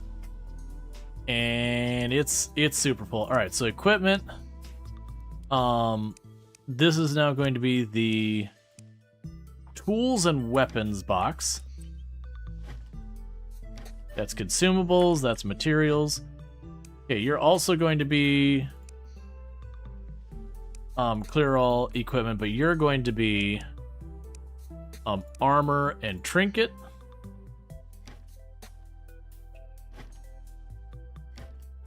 Alright, let's take a quick peek here at what we got. So you. I would need life quartz, otherwise I got the other two pieces. So that's cool. The summon damage... Yeah, so summon damage and speed greatly increase for each one there. It increases, diminish slightly beyond the first unused summon. So that's got some interesting implications. So if I were to take this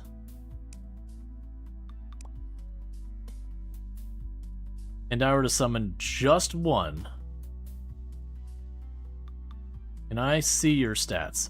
Okay, so if I summon just one, it's 66 damage. Now if I take that off, it's 21 damage. Now, I get to have 4 normally. So I am definitely thinking I'd rather have the 4. Now granted, that is pretty cool, but I would almost want it to be more cumulatively than the 4 of them running around.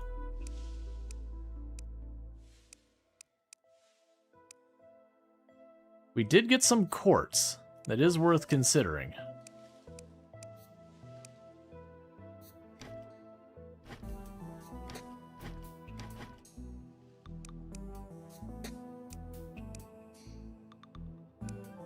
Alright, so let's pop up here.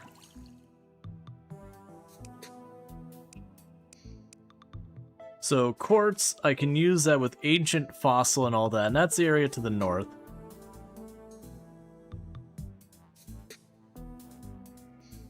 We can make an ancient statue, which is the desert boss. We would need more stuff there. We're actually only missing the ivy bars to make the arcane armory, which gives me more. Permanently increases max item sets to 3. Oh, I understand now. Okay. I didn't realize this was the way the item sets are working. So yeah, so I could have an item set that's like my travel item set, my bossing item set. That's good. Let's see. So helmet just gives crit resilience and movement speed and all that stuff. You can get a crown that gives you 1 summon spot. Again, I kind of feel like having a dedicated summon armor is better. But there will be a point that the stats start to matter more than the 1 summoning spot. Let's drop you off and you off. And I did get a bone offering dropped. Bear with me, chat. I need to use the restroom real fast, so I'm going to do that, and I'll be back in just a couple minutes. And thank you again. And, welcome, I'm going to mispronounce your name. Shalom Tall. It's good to see you, and I'll be back here in just a couple minutes. And thank you again for tuning in.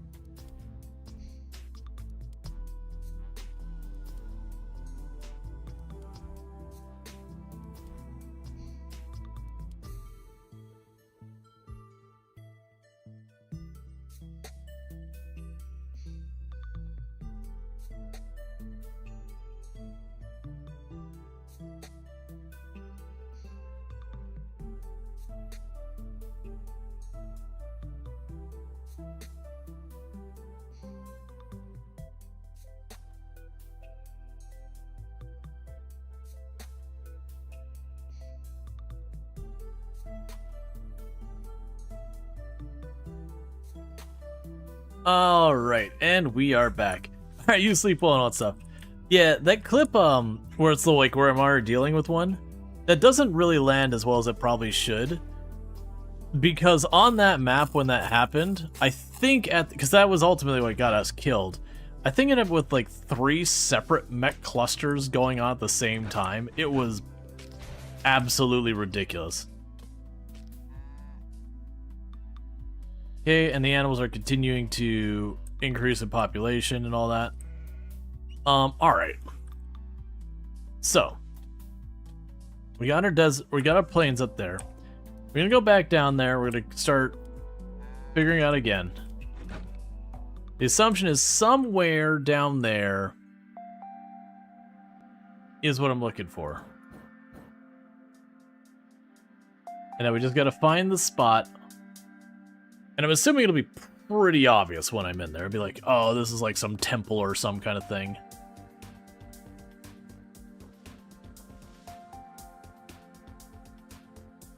And then we use the thing in it. And we die because we don't know the boss fight. And then we do it again, we win. Honestly, the ones I've gone into where I'm like, I'm ready to do a boss fight have all gone well. Just wandering up to the pirates and not knowing what to expect. That did not go well. I do feel like if I gave myself an open area, we could handle the pirates just fine.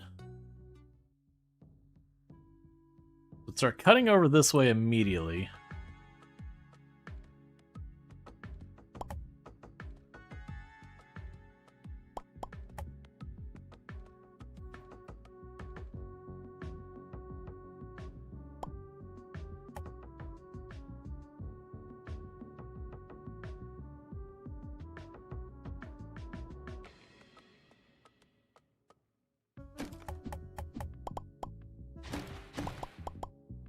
And one nice thing about the fact of putting down all these torches, it does mean also the enemy's nothing.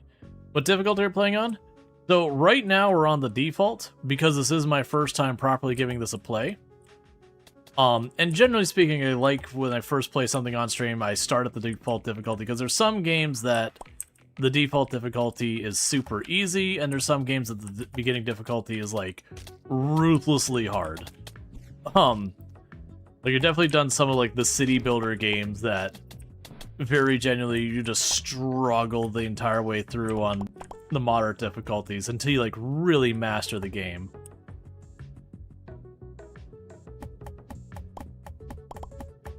It's just brutal. Yeah, no, it could definitely be much harder. Like, very genuinely, I could go much harder. But it is the thing I do try to accurately represent a game that a lot of times you have people who pop in and they'll choose the hard difficulty and be like, wow, this game is unreasonably hard. And you're like, well, yeah, you chose the hardest difficulty. Because giving people that information helps them make the decision when they go to play the first time about where they want to put their difficulty. Yeah, no, I definitely could go up harder.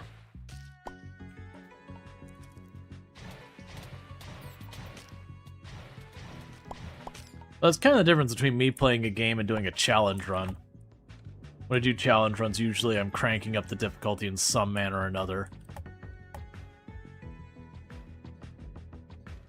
Yeah, so this flooring here makes me think something else is going on. That this is the forest.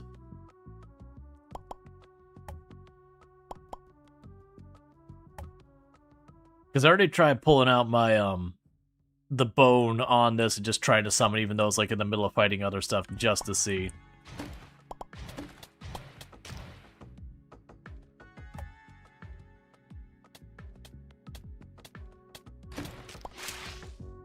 Let's remove that pressure plate so you don't keep going over here.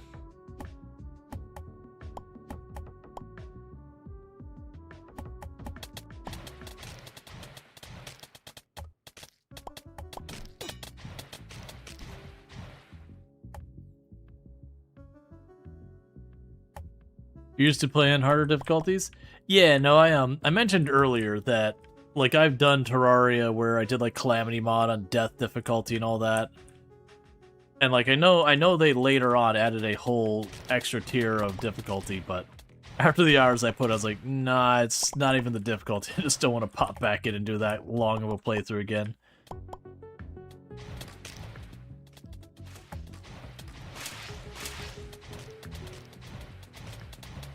Okay. But it's also been a long time since I've done that. Like, I did a Core Keeper playthrough recently. Like, like in the last year. But I play a pretty wide range of games. So, like, yeah, if I finish this run as, like, I want to play more, then, yeah, I would probably bump up to Brutal. These days, though, that's kind of hard to do. And the reason it's hard to do has nothing to do with the difficulty of the game, it's just so much stuff is coming out all the time, and just very genuinely people are popping between games so often on Twitch so far as what they're interested in, looking for, watching, all that. It's really hard to stay in a game for any length of time unless it's a game that really, really stands out. Like, it's like, you know, it's one of the big games of the year or something like that. So, pressure plate, pressure plate. Ow, I took that one to the face. Figured it's gonna die before then.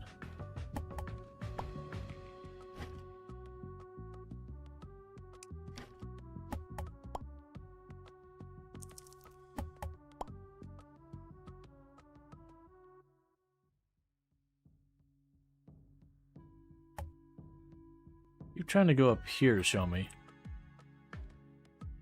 Oh, there's another one that I skipped doing that. You also played Core Keeper last year with your brother? Yeah, I'm assuming for its release.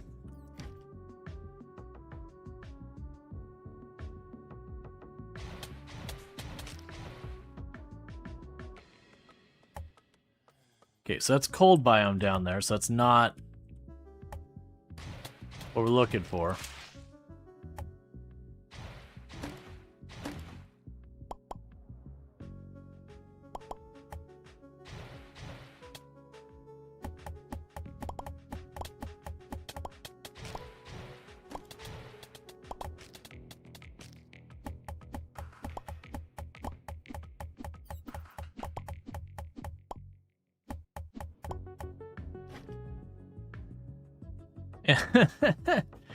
Don't worry about it. It's not just a second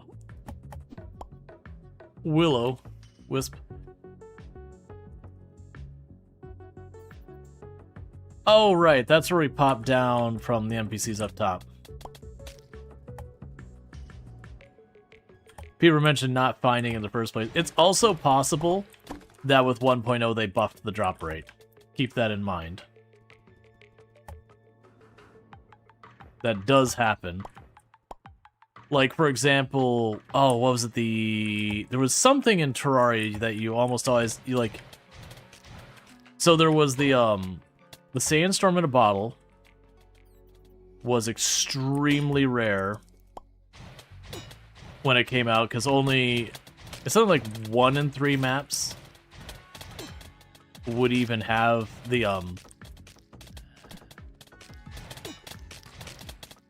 would have the correct biome for it.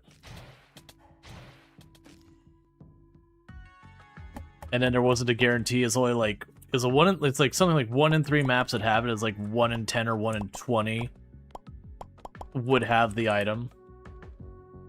Wasn't it for the pyramid chest? That was the sandstorm, but there's also one that came from an underwater, and I do not remember what it was.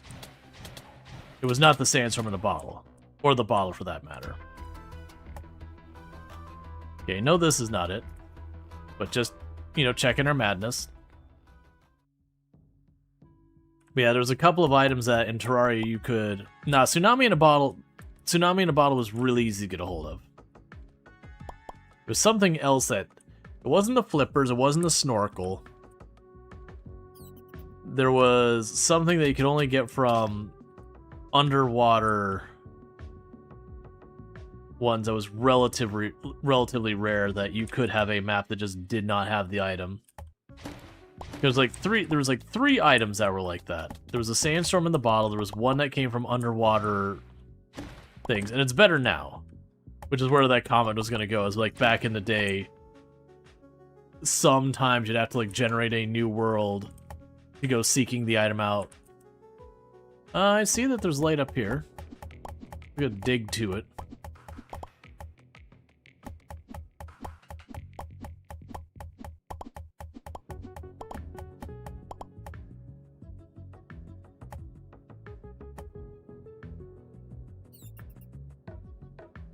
Yeah, it could have been the water walking boots.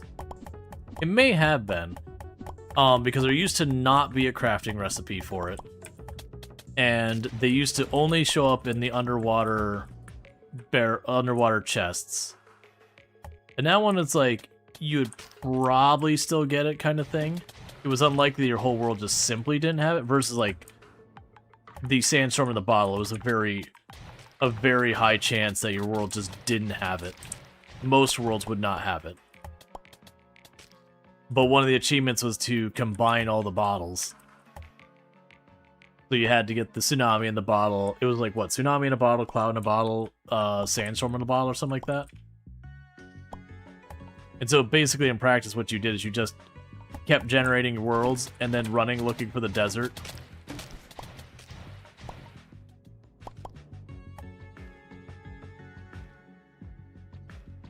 Alright, Luxray, you take it easy.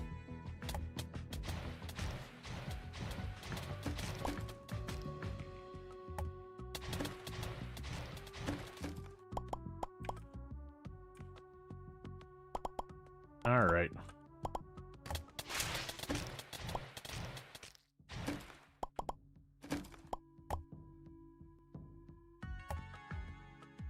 Okay, and that'll be whatever that marbly looking biome is down there.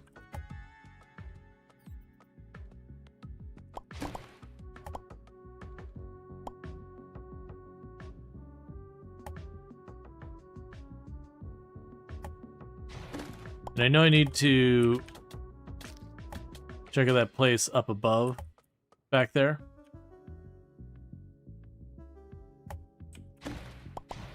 So that's interesting. So come back to that, because that is some walls, and this didn't go to a trap or anything. Let's go check this area real fast.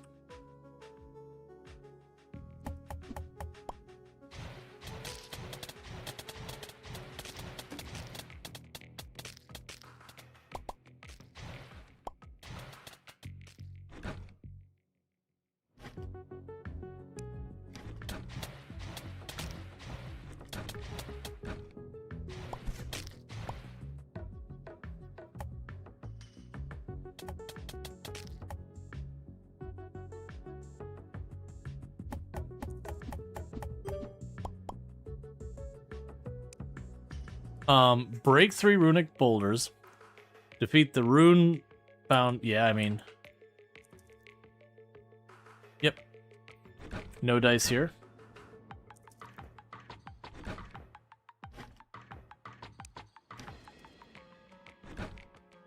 Okay, so I saw a wall down there, and the wisp didn't look, didn't show me a trap or whatever.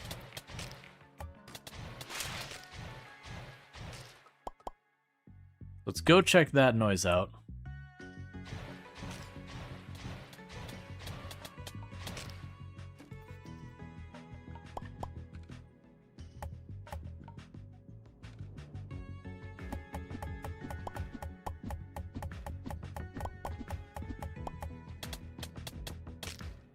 That's pretty underwhelming, actually.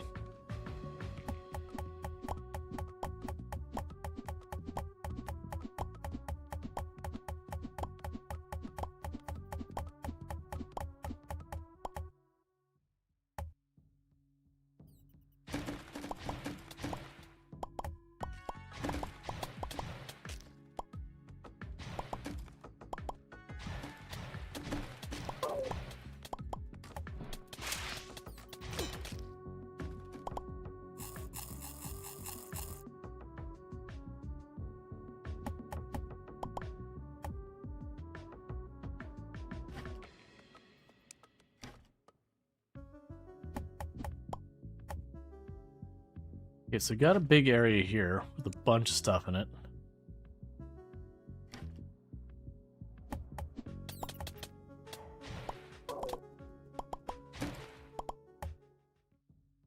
Wait, what was that? Oh, it's just a rock thing. Okay, it looked like it was like a little pyramid thing out of the corner of my eye. I was like, wait, what?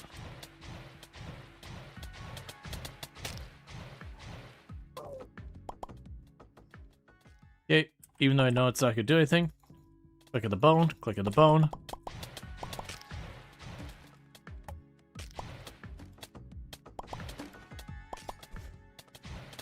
Alright.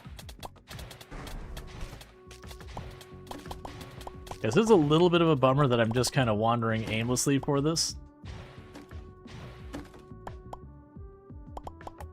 And it might be I could buy maps, and maybe the maps would give me what I'm looking for. If we fill up our inventory again when we return to town, I'm gonna just buy the dungeon maps and I'm gonna keep spamming it till it either doesn't let me do it anymore or what. We got something over here on the right that's looking pretty promising, and up.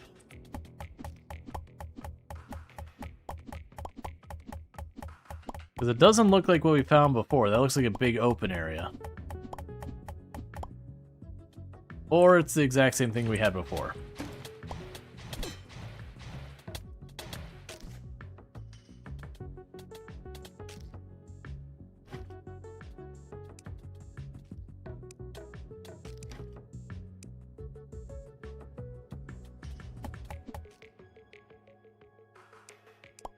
Okay, so start moving some of this stuff up here.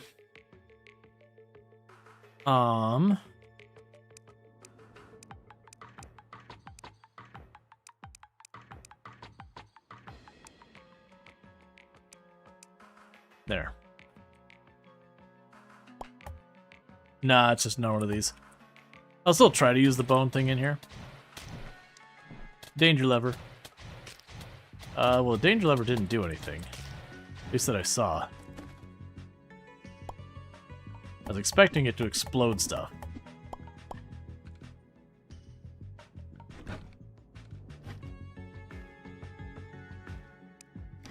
More cosmetics.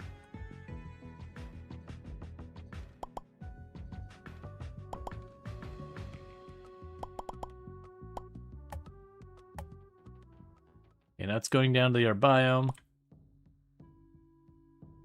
No dice.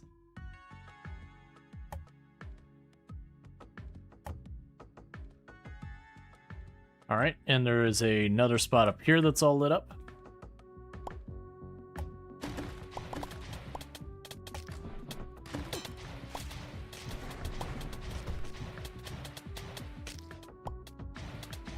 Okay.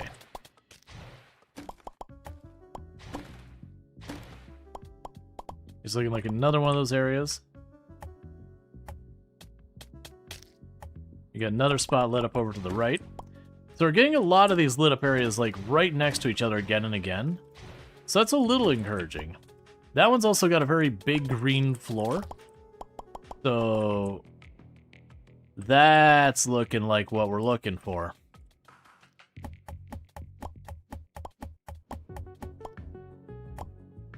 Let's quickly get this all set up so we hopefully don't have too much stuff coming from over here.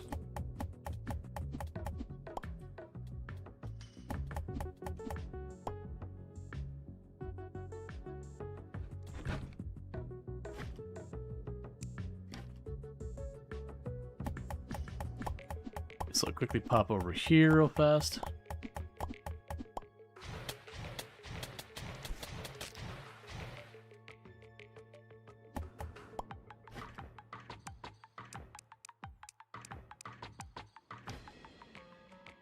Okay. Hey, Smoker Silver, how's it going?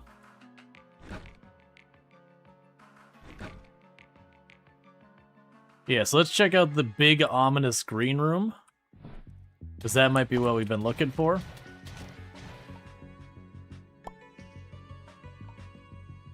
That's been a lot of wandering.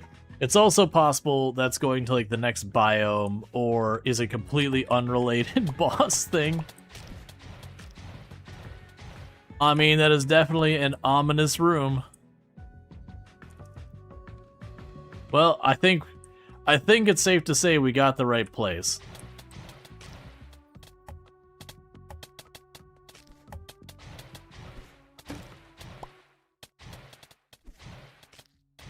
So quickly get some... Ah, and this is the way to help you find it. We got this long corridor going in here.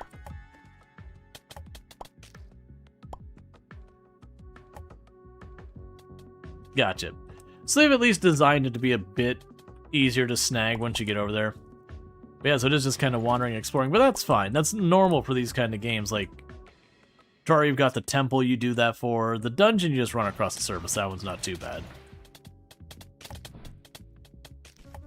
So I'm going to add my own torches in here too.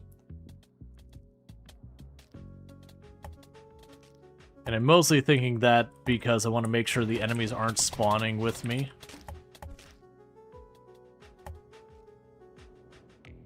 Because that's always been one of the banes in some of these games. You're trying to fight a boss, you have some dangerous regular enemies rolling up that aren't too bad on their own, but you're busy fighting the boss. Okay, well, without any further consideration,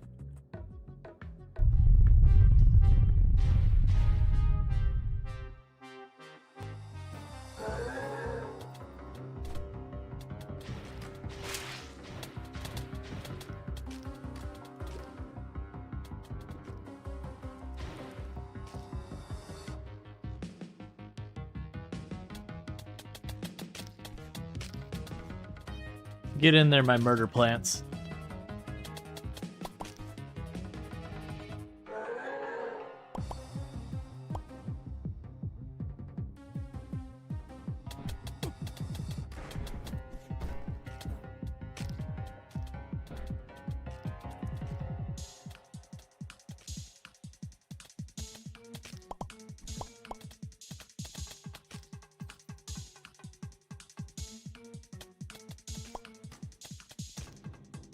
Okay.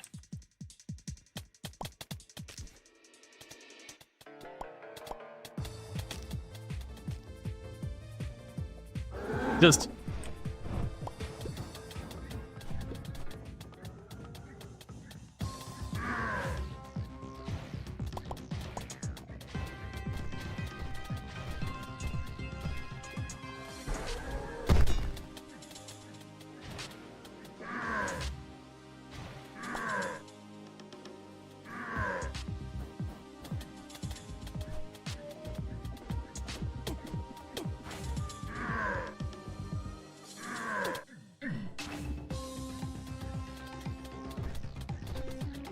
I got too greedy on that one.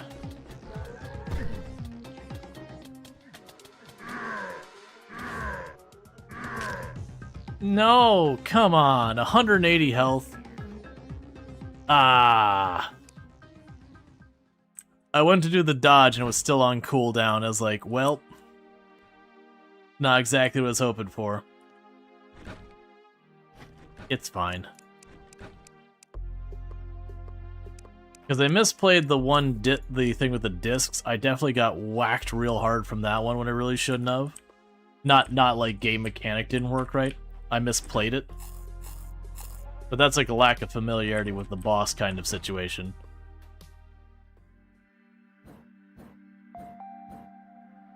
Yeah, so I feel much better about this time. Okay. And this is the question. Yeah, all that stuff stays there. I should have emptied it out. But that's exactly what I was hoping, is that they gave you basically like this bag that as long as I keep tossing my stuff in there, I don't have to worry about it. Alright, so now I just got a beeline back up there.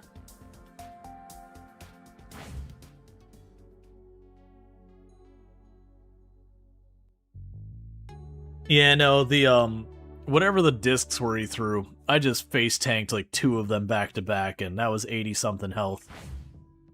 So that was basically the thing that settled it. I also misread when he did the thing where he shot the little chain things out and then they exploded at the end. I misread that. I'm like, oh, I want to try and like really limit how much the arena I take of these, because there's mechanics I've seen in a lot of those types of arenas. We have the thing where it puts down the spikes and it slowly fills up the room, so you have to just move just a little bit each time. And I read it like that, and then he'd only do like 3 times and they exploded. I'm like, well, nope. I'm wrong on that one.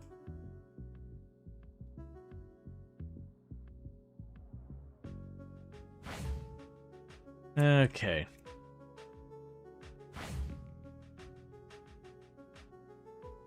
We're not going around.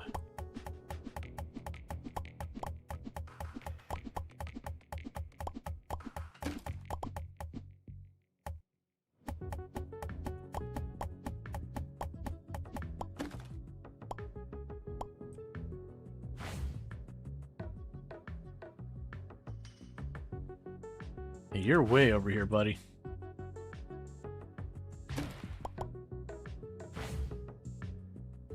What I need to remember is that there is the ability to make your own cave entrance kind of things. Wifey. I head downstairs. Okay, I won't be super much longer. Yeah, because downstairs is where the sleepy sleeps happen. Is true. Yeah, and I'm gonna go have the sleepy sleeps. You have the best of sleepy sleeps. Thank you. Love.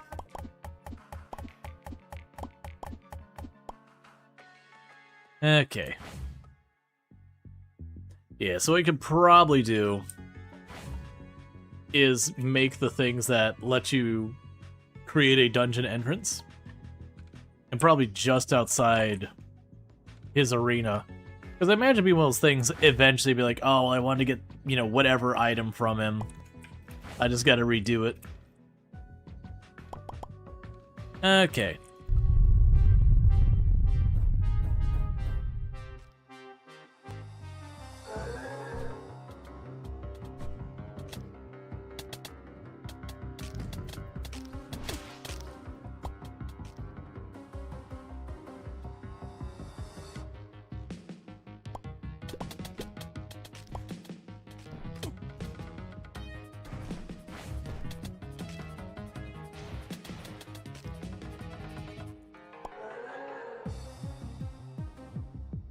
Okay.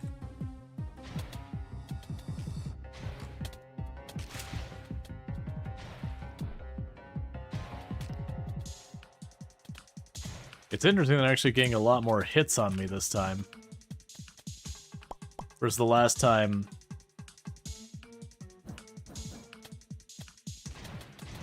it did seem like these guys kept it from me getting attacks on me.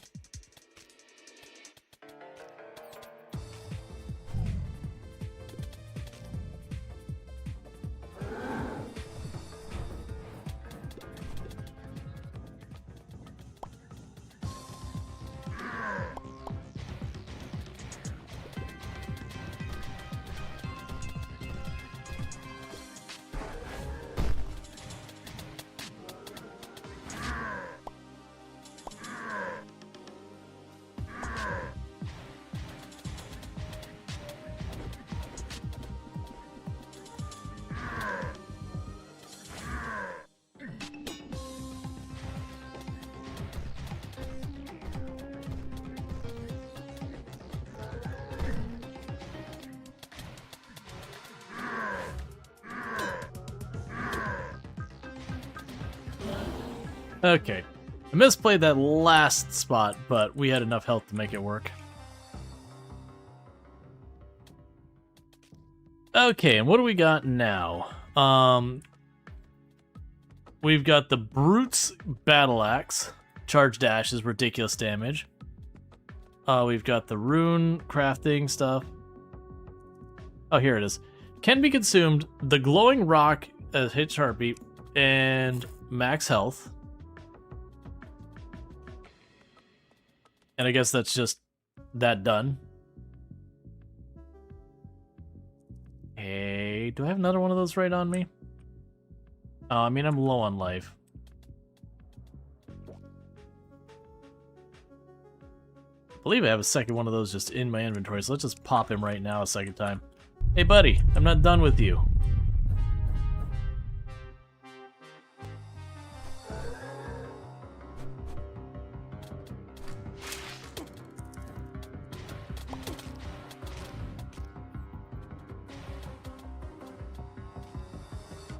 Because at a second summoning thing, I'm like, you know, I'm standing here. I don't know what his loot table is. I've got plenty of inventory space.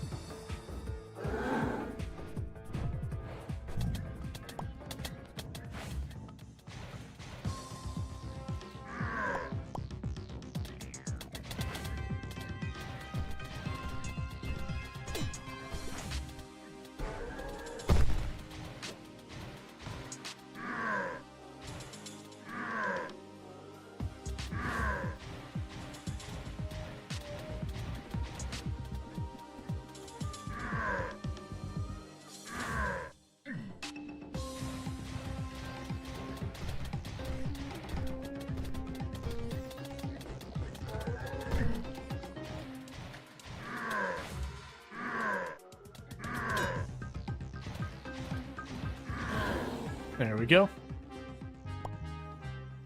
Okay, so killing him again, he literally dropped just a bow. Master captures short bow, which is fine. Alright, with that, we've accomplished another one of the tasks. And that'd be another boss done.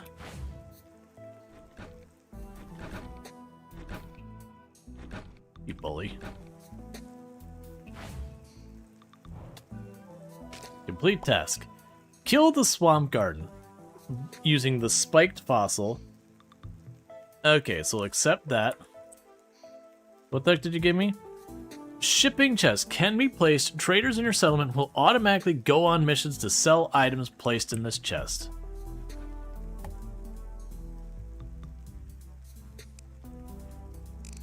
Okay, so I can go on here and be like, yo, these things, I don't want them anymore. Get them out of my life. That's actually a pretty cool one.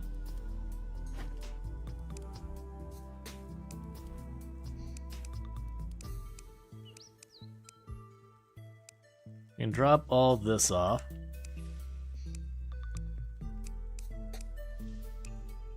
The progression in this game feels a little weird at this stage. Because I do feel like I'm just going from thing to thing, bullying really hard.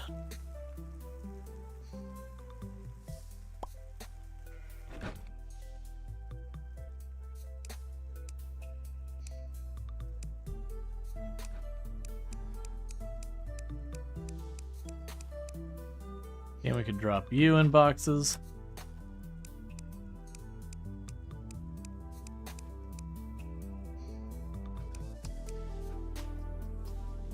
That'll do.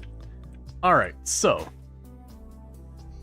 for the swamp caves, I'm assuming that's the swamp over there that we saw briefly. And to make this not a thing, let's make like 50 of these. Oh, okay, well I accidentally used all of my copper. As you do. Okay. So, we have the ancient statue for the desert. We already did the wizard. That's the mysterious portal. Okay, so what are we missing for the swamp? Okay, for the swamp cave, we need the IV bars. So it looks like we're going to the swamp to get IV bars, which should be my next actual progression thing. Do you have anything I want or care about? It's probably not.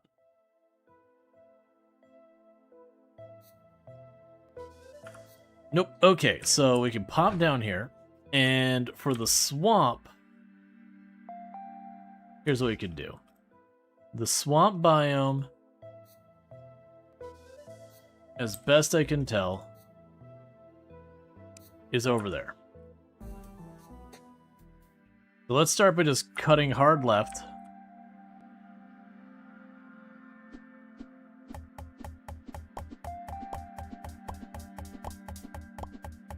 Until we either hit the biome or we get like below it. If we get below it and I don't see it or anything close to it, then we can turn up.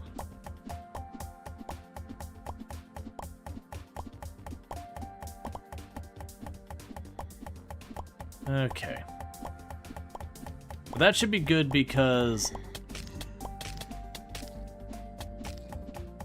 the IV biome, or the IV is a bar type I need for a couple of things.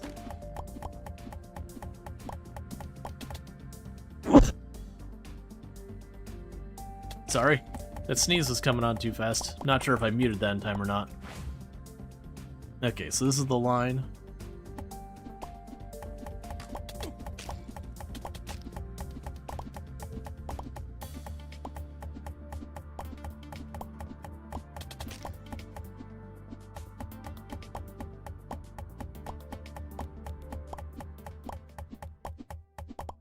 Okay, Adventure Journal. Swamp Cave. Perfect.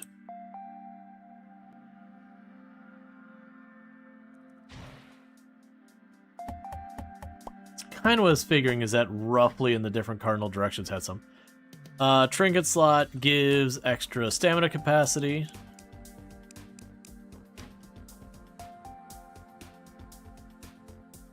Oh, I have not been placing torches at all along this way.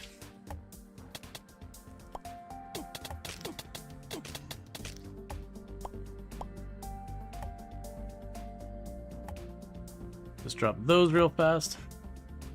Okay. Because ultimately I should probably put torches farther out to prevent spawns and all that, but right now we're just zipping along. Thank you for the follow. Welcome to the stream.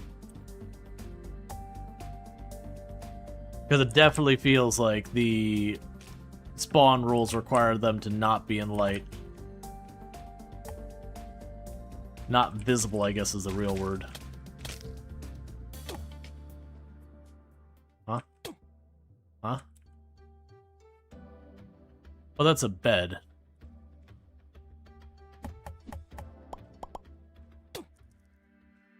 I don't know what's hitting me. Like, I keep looking for a trap. Oh, is it just that the coral is sharp?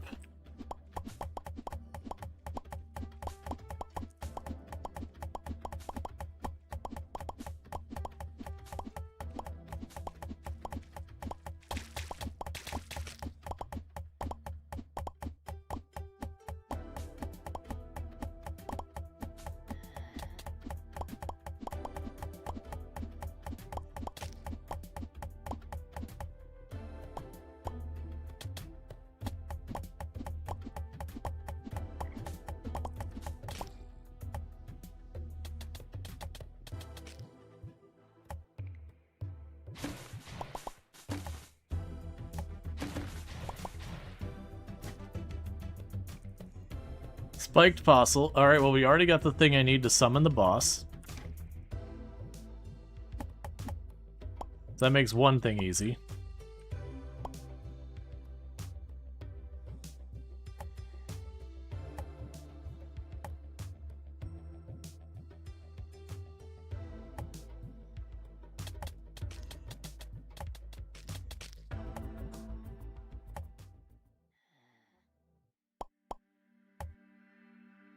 Okay. So the bottom side there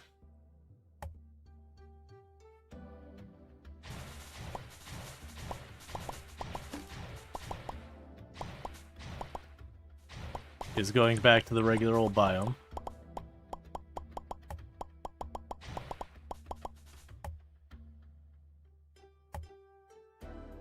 Okay, so now we're looking for the next boss thing. We're also looking for the ore here.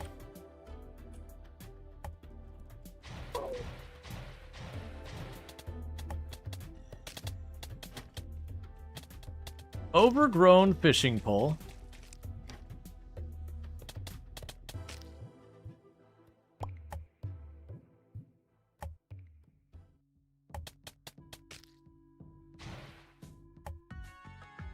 Okay, so that's going back to more plains biome, which is a curiosity. Swamp sludge. Okay, I'm curious. Swamp sludge makes a boulder staff.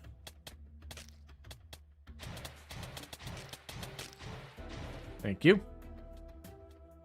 Bunch of trinkets and stuff we don't care about.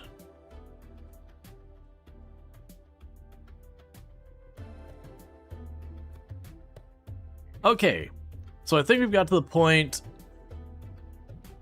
That's probably what we're going to want to do for the next set. So your armor 2, so summon speed versus what's mine? Armor 1. Yeah, so that would be 2 max summons, 20% the movement speed, and massively better armor. Okay, and that's ivy bars and swamp sludge. None of the rest of the stuff we seem to care about.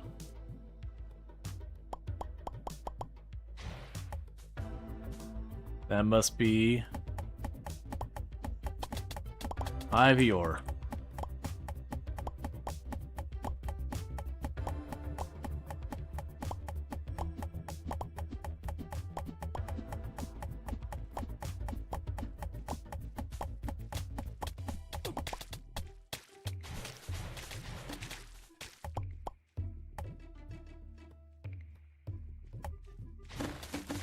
Just gonna run around looking for a room that looks like a boss room while we get our materials for upgrading our armor.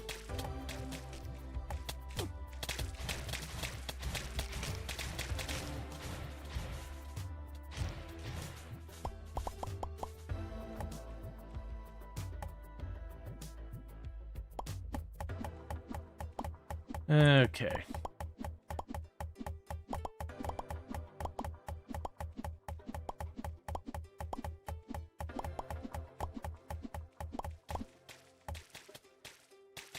Okay, so let's check how much of this stuff I'm gonna need. Alright, so we check our book and we grab the IV ore. So it's 4 makes an IV bar, so that's 10 IV bars I've got right there.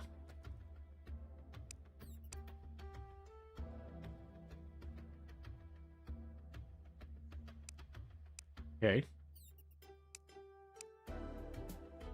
And then for the armor we're looking at, it's 12, 28, 36. That's pretty rough. Alright, so for 36, so it's 4, so 120 something ore. Boo. Not a big shocker.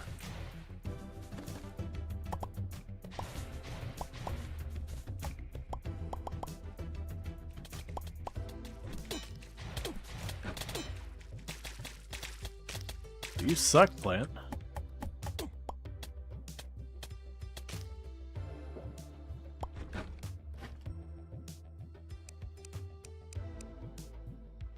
Stinking Flask covers you with scent, attracting more enemies. Infinite uses. I appreciate that that is not. A pack of rogue hunters is approaching unethical heights from the west. Well, crap.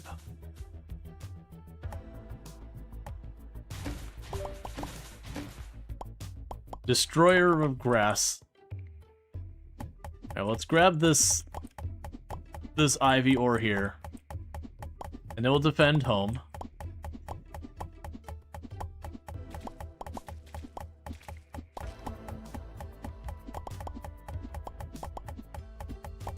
The good news is those IV veins do seem to give a pretty good amount each time you hit one.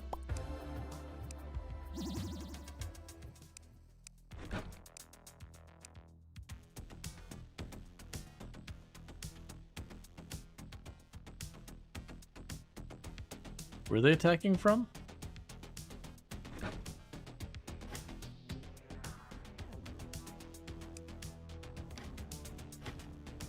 Oh, that's not what I meant to do. It's fine. Okay, there we go.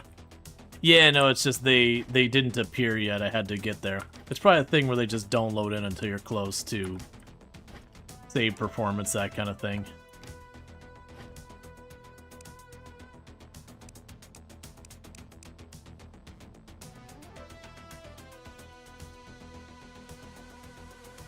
Honestly, let's deal with them first, and then we can go in inventory, because I want to check some of those things, like what I get with the larva and all that.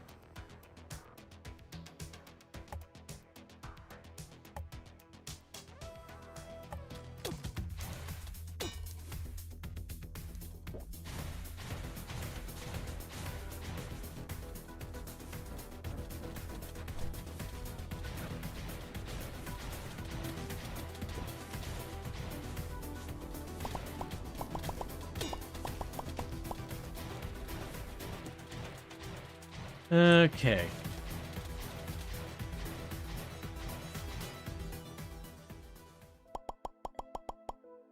And wrecked.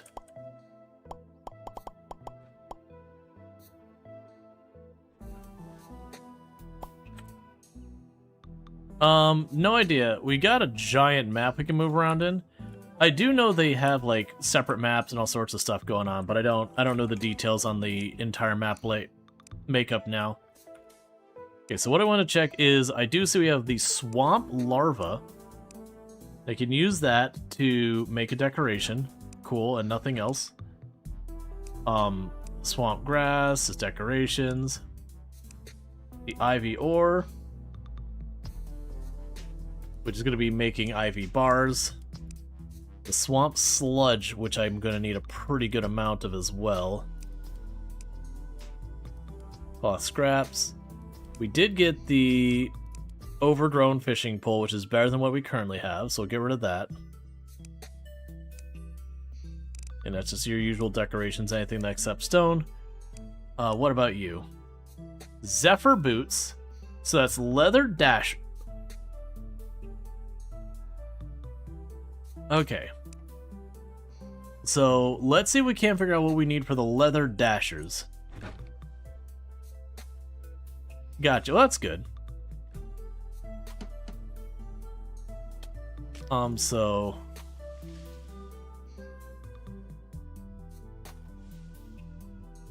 So nothing here. And it could be they're just something you find. Yeah, it might be just something we have to find, the leather dashers. We got the frost bow, which is 22 damage. There's this bow, which is better.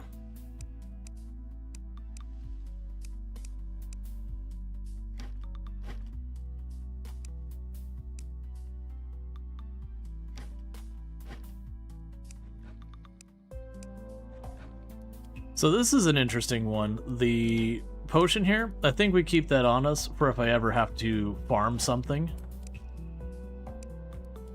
Demonic bow. Ivy great bow.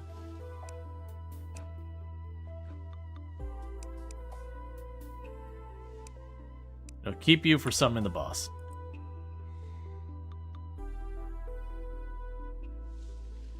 Oh yeah, no, it will. We can check that real quick. You're not wrong. There you are. So you can grab you, do this, put you here. Made on the workstation. The thing is, I need to see what the leather dashers are. And the leather dashers I don't have handy.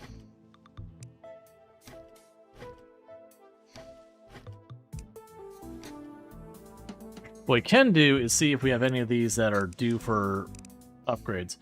So I can make a demon claw, which is knockback resistance, but doesn't craft anything else. We got all those are fine.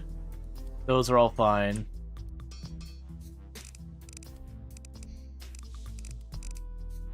Oh, the first thing I should do, where is that ore?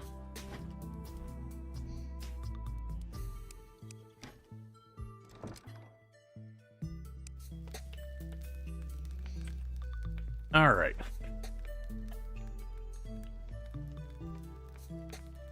So I still need more sludge, and I still need at least like 40 more ore. We can just scooch on right over this way.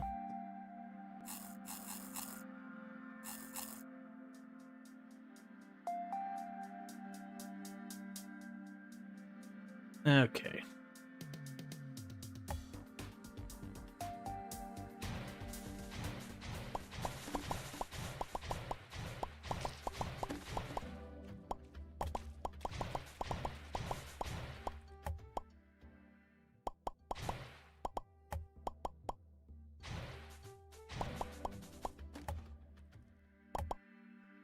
There, just clearing that area out.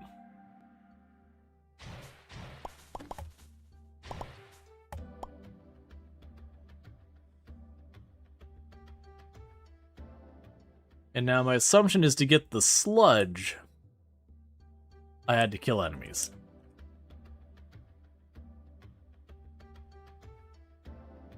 I'm gonna go ahead and continue checking on up here until I start to hit the limit of the biome.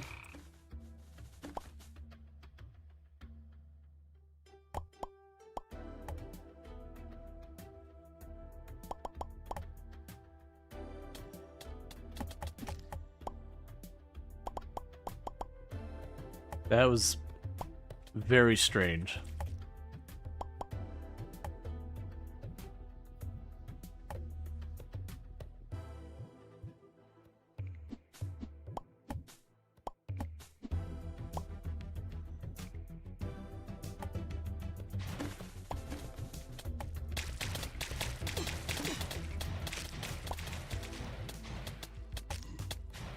Okay.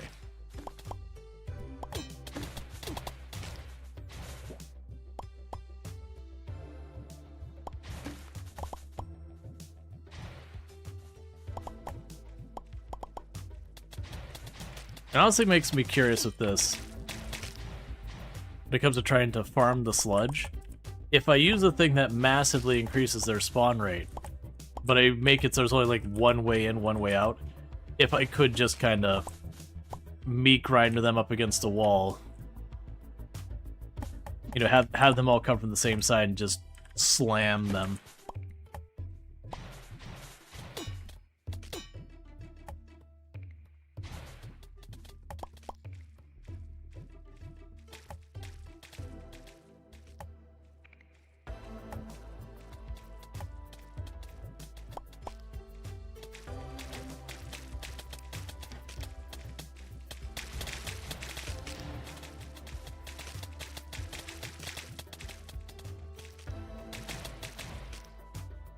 Okay.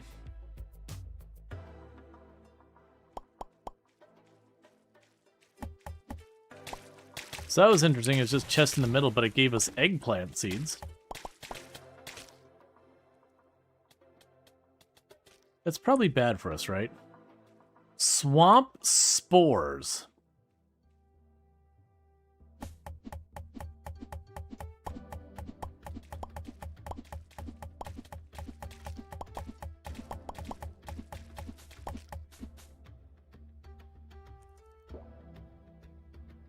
I'm assuming it's really bad if we let that hit 100%.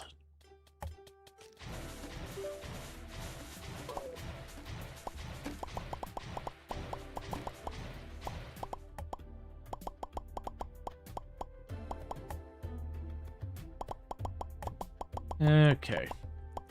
I should also be checking what we could do with... Oh, the thorns might be ammo. What difficulty are we playing on? We're playing on the default. It's my first time playing it, like, properly. So I started with the default since I had no concept of how difficult it was or wasn't going to be. And plus I like to properly represent the game the very first time I'm playing it. Realistically, if I started another run, I'd probably crank it up to the max. Like, it's not been, like, super easy, but it's not been hard.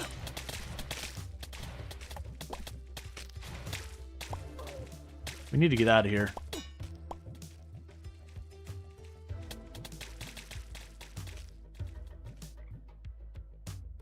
Okay, so it doesn't hurt you to hit 100%, but it does continue to ruin your ability to see. And the torches don't counteract it. So it's very much feeling like where I should be going for finding the boss kind of thing.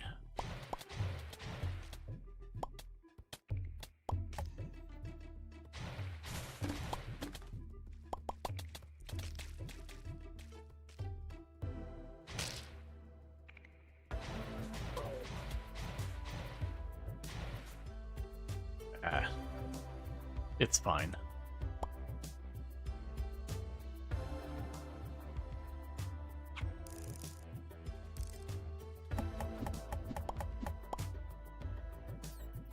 Yeah, because we're actually getting to the game pretty quickly. That's okay. Right now, with how much stuff's coming out, I don't have the time to play through everything. Like, it's just every day you turn around, it's like, oh, there's 6 more.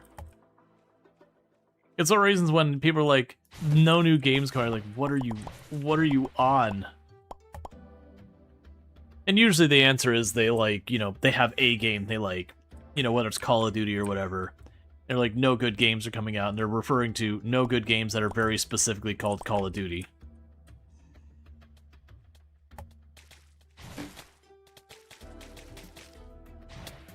So I think it's safe to assume... Ah, there we go. There's a big thing here in the middle of it. I understand now.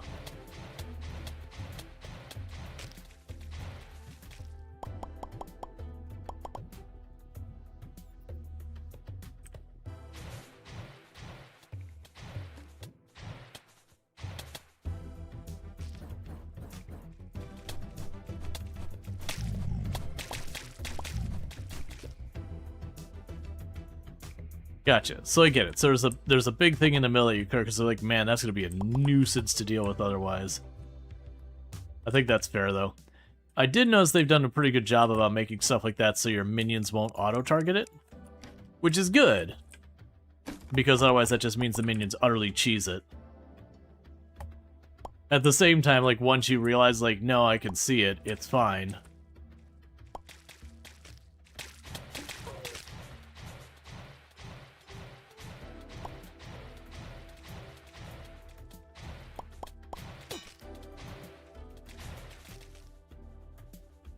It severely depletes your food bar?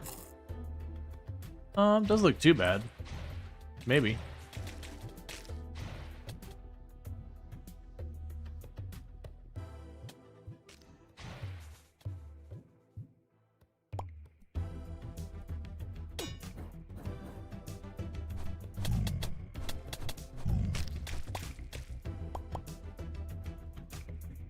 Okay, so as far as the sludge goes, I'm feeling like we're in really good shape.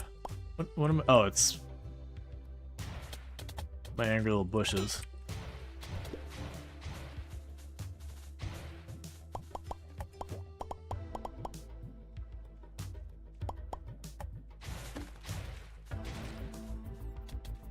How are we doing on our ore? Where are you at, ore? Not where I need to be. I need like 40 of it. And I'm on 17.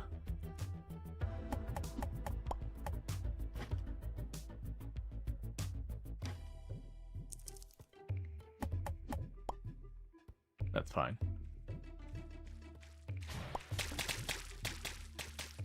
Oh, okay. That's the reason I was like, what? Yeah, no, the mana bar is getting deleted because I'm not really a caster. I've got 1 or 2 caster pieces in here. I'm primarily a summoner right now. Because it's much nicer when you're dealing with, like, making your boss arenas and all that. But so when I, have my summons up, and I'm just spamming spells to throw damage. Which is mostly when it's something that the summons won't automatically target. Okay, so that's a different biome, so we don't keep going that way. We've already seen that biome in a bunch of places. We're just here looking for ore, or something that looks like a boss arena.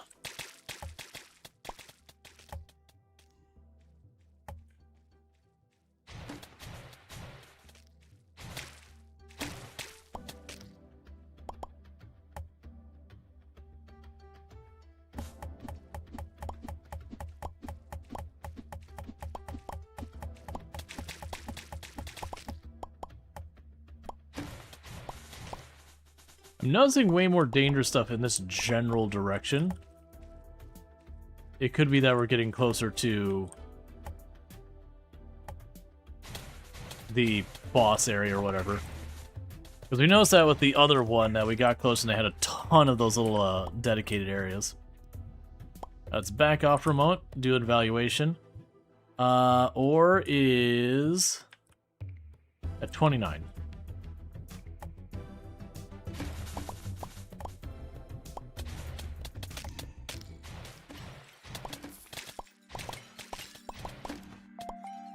Okay. This is the wrong way. We're not in the right biome anymore.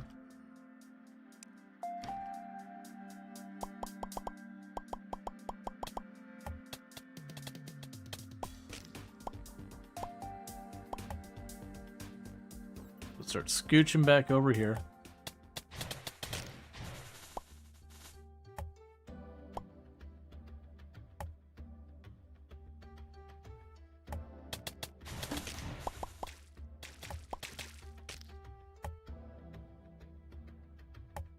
Here we go, some more ore.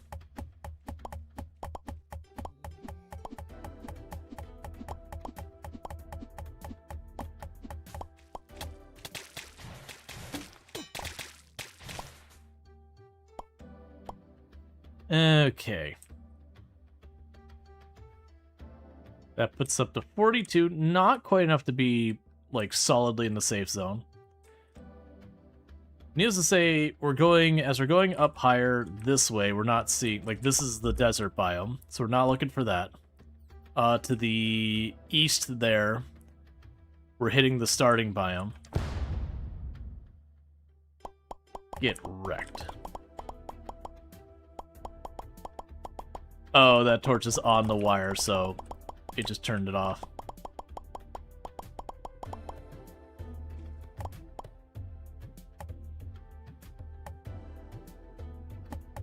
Okay, we can cut right through here.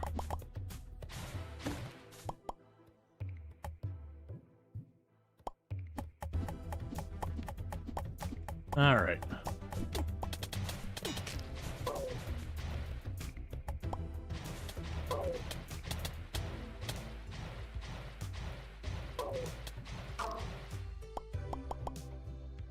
Okay, so you just gave me a bunch of IV ore. All right, so before we push on farther, let's go ahead and teleport back, because that should be enough for making our equipment. We can get our next armor upgrade, which means we'll still have the same number of summons, but we'll have different other stats. Meanwhile, we can go over here, chuck you in there.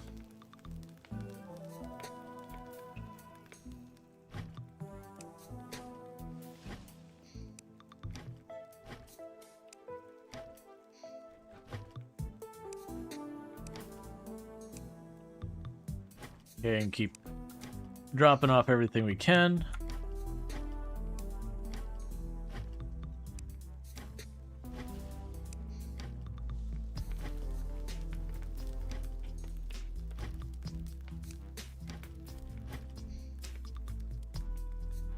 Cool, so our material box is unfortunately finally absolutely full, which has been a long time coming.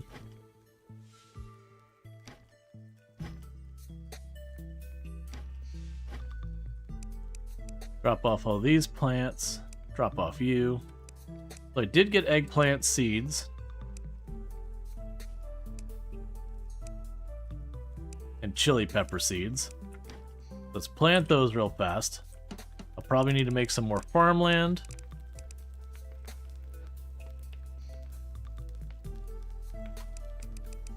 Okay.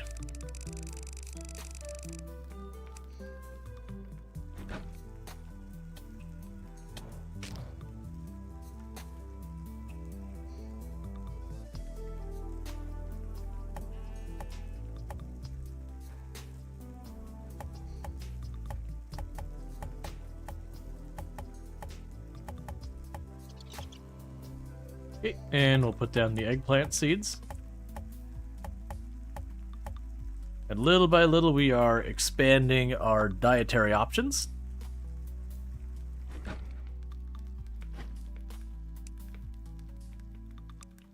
Okay, don't care about any of that. All right.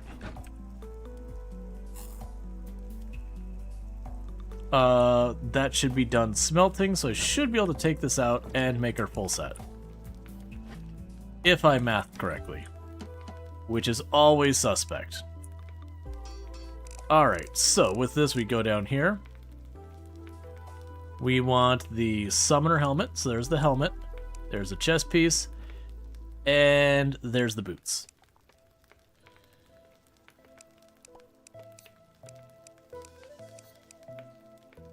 Alright. So we'll randomly spawn poison slams. We don't get our little extra crab dude, but we do get the rest.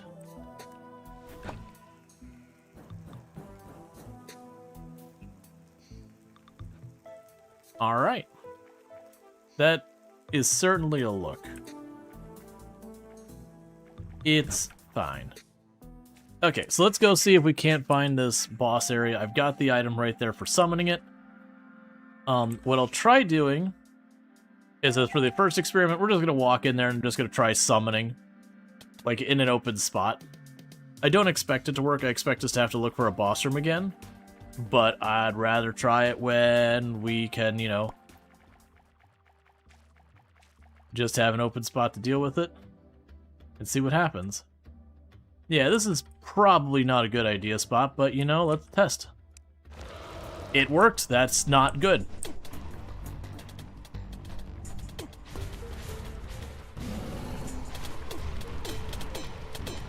And now's where I get utterly wrecked, because we did not prepare at all. Okay, new information. I can summon him anywhere there. Also new information.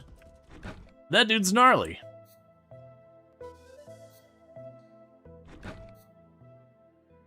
Okay, so the plan is to go over here and just open up a big space.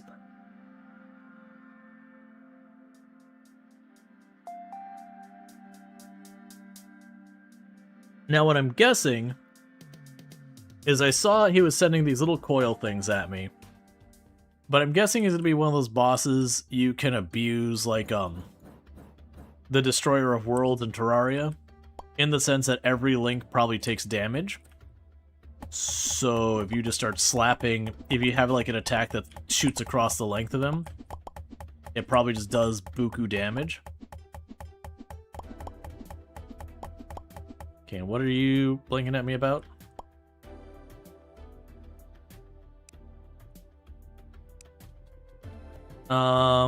Craft an ivy axe, pickaxe, and shovel. Have 2 settlers or more join you on the swamp. Okay. I understand. The game is like, yo, bring friends. For the record, that's the settlers, not other players.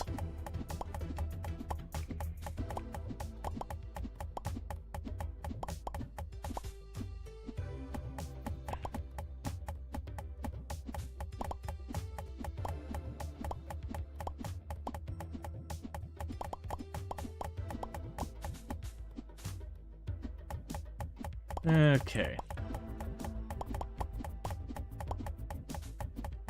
And all we're doing right now is we're trying to open a big space, because to the left there, very unfortunately, that area is water. When I stepped in and I slowed down, that's what got me, really kind of pulled into it. And then to the right there was another area that was like, it was like mud or something. We didn't get quite over there, so I want to try and open up the area in between.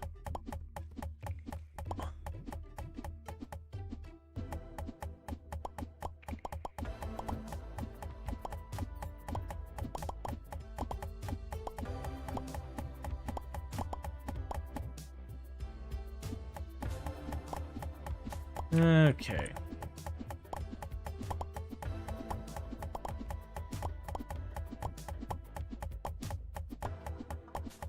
Let's not go farther down than this, because I don't want it to accidentally consider it the other biome. Just because some games, if you take a boss from one biome to the other, it enrages and just basically goes complete full-on murder. Other ones it'll just ditch and you'll not finish the boss. Some it just doesn't care, but you never know till you experiment.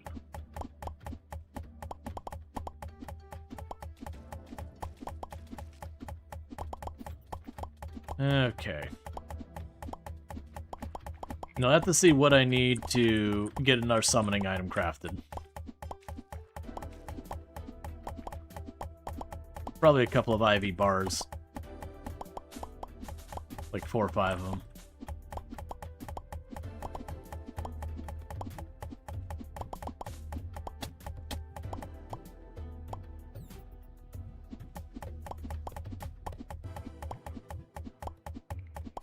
Okay.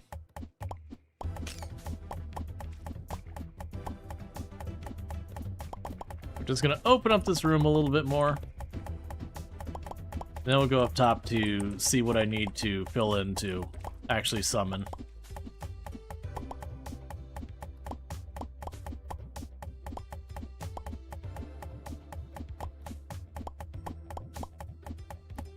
Because having the better part of a full room is usually enough.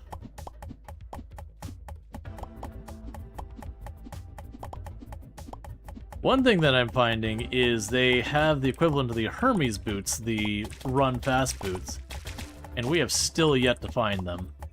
And it looks like they're supposed to be a very early game thing. So that might end up being a real big pain point. Especially since it does the thing where, you know, this trinket combines with that trinket to make this trinket, which is then part of another trinket. So you can kind of like slowly escalate and upgrade your stuff, like mobility and all that. And it would expect sooner or later that'll be a thing. Because I was like having problems dodging the last boss, the one before this, when you do the 3 thing, because my dash is how I was dodging it and it wouldn't be off cooldown after the first or second go. I mostly still got around it, but it was a bit closer than I'd want.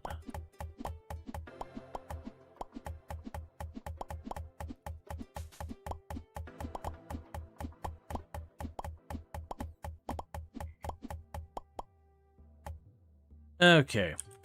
The thing that's going to be big enough. That's basically a full screen worth of arena.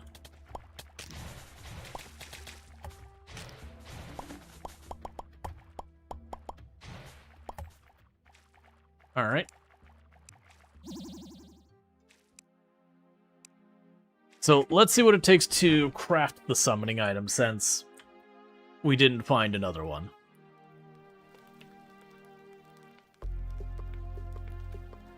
Oh, I didn't realize the people would equip themselves. As I'm like, why is someone wearing my arachnoid armor and just running about? Makes sense. I was like, what? Okay, so let's see. So we don't have what we need here. What are we missing? IV bars. Alright. That's honestly very fair.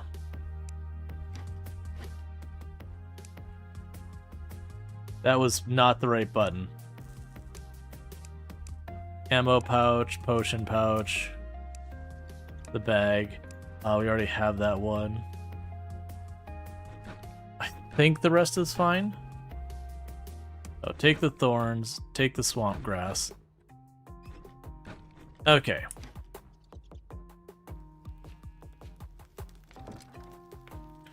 Alright, so what I need to do is I need to go back down there and get more ivy ore.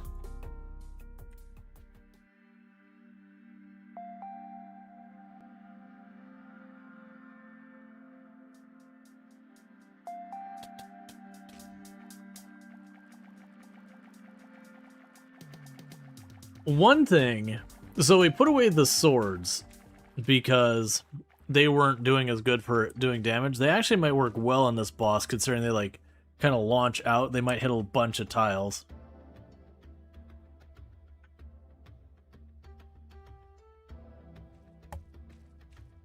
Okay, so that down there's a different biome.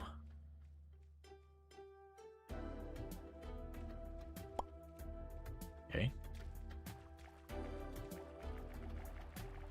So go down here.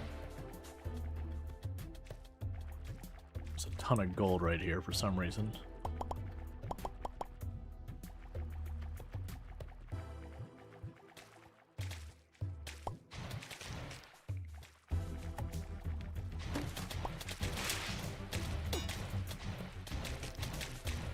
Okay, that switches biomes again, so you just won't worry about that.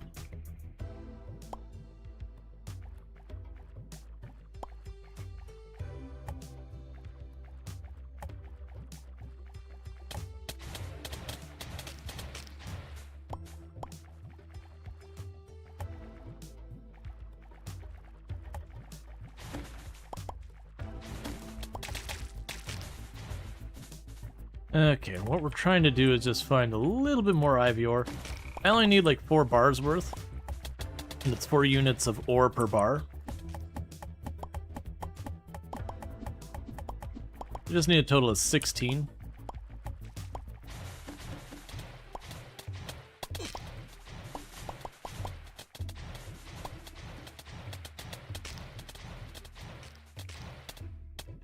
Oh, it's a swamp cave spider. I didn't realize you could have combination stuff like that. That said, they're still just dropping glands, so I don't think it makes that big a difference. Maybe they just have more health or something?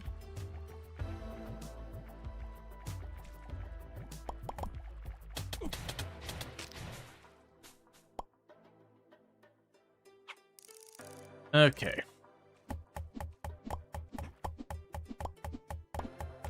It also wants me to craft the pickaxe and all that, because those will be an upgrade.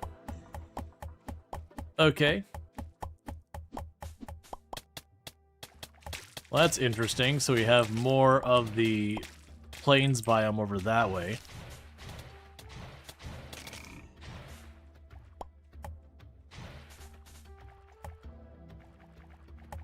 There we go, more ore.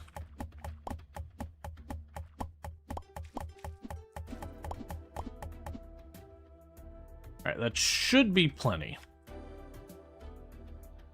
So let's get out of here.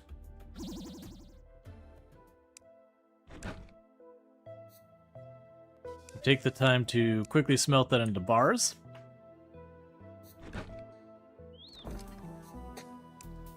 So we can make the summoning item.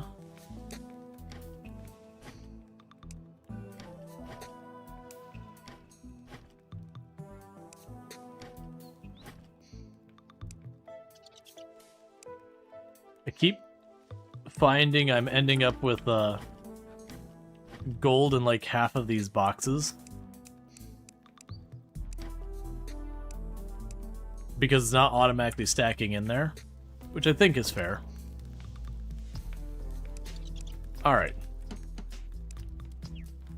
So let's check on the ivy bars. So the ivy bars, we can get the spiked fossil, and that's what summons the boss. We also can get the arcane armory, which lets me have more. Yeah, I'm just gonna need a whole lot. Oh, I didn't realize the NPCs are smart enough to actually get themselves like full sets of equipment and everything. A boulder staff. Okay, so it looks like what we're doing is we're just gonna make the boss summoner. But we will want to ultimately get the pickaxe and all that stuff later on. Alright, you wanted me to bring people with you? We're with me? Sure. Oh yeah, you won't join me. Alright, so let's go bring some friends. Because they want me to bring friends to the biome. Continue. Join me on my adventure. Buff potion option. That's fine. Join my party.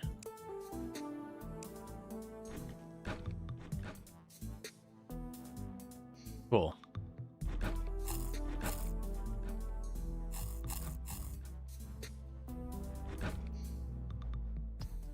Now, what I don't know is, will it adjust the boss health based on them being here?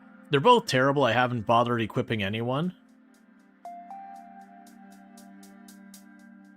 That's fine. I'm literally just going to run them in here to get credit for the objective for the swamp, and I'm probably going to dismiss them. I don't expect them to be useful in this fight.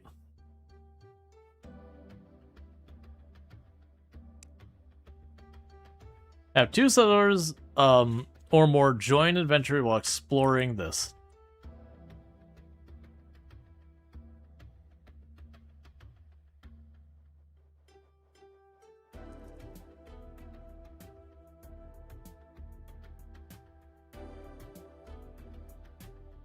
Maybe once we get to someplace I haven't seen yet?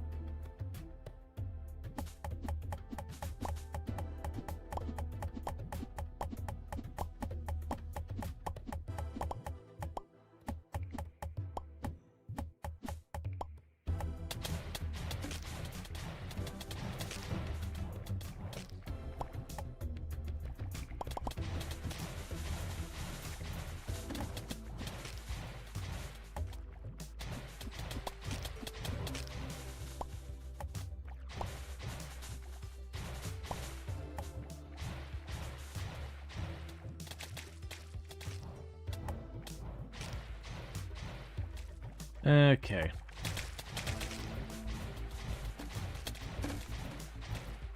The one's getting absolutely lit up.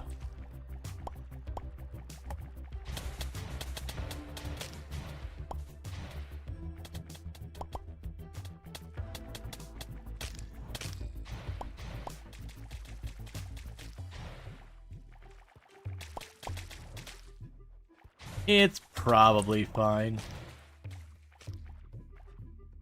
This other's knocked out can be helped back up using a revival potion. That's cool.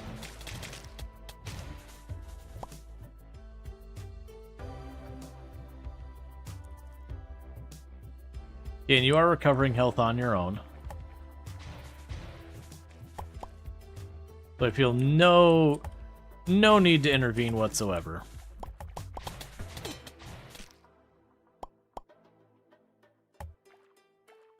And you'll leave in a minute when you get hungry.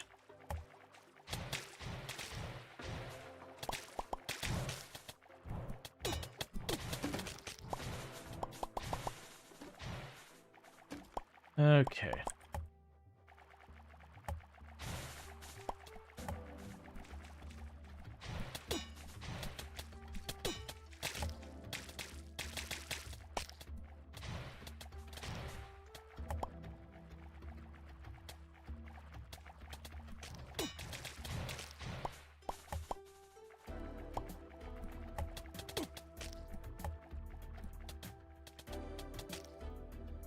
And he left because missing food.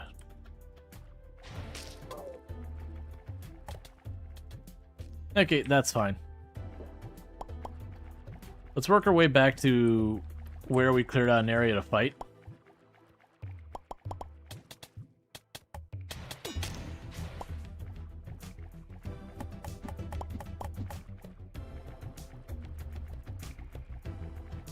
And the angler will sort himself out. Or he won't. I don't know. I don't really care. He wants to charge me exorbitant prices for fish, so you know. He can figure himself out.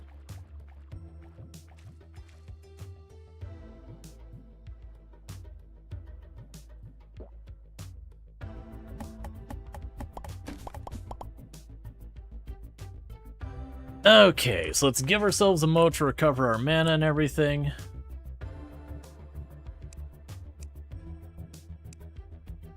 So let's see.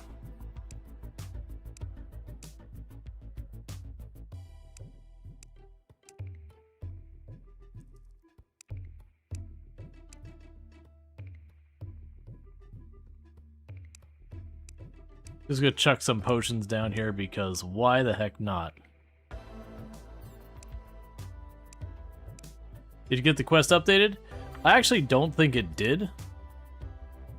Yeah, no, it didn't. So I'm going to choose just to ignore it for right now. Because we did have two of them with us, and we did wander around the swamp. So, you know.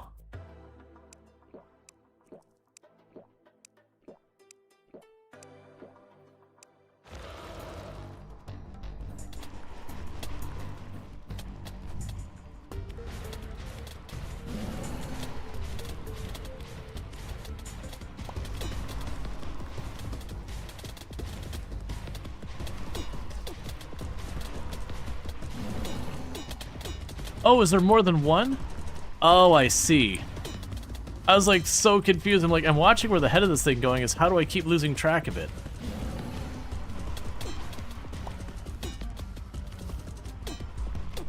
I'm just getting rocked.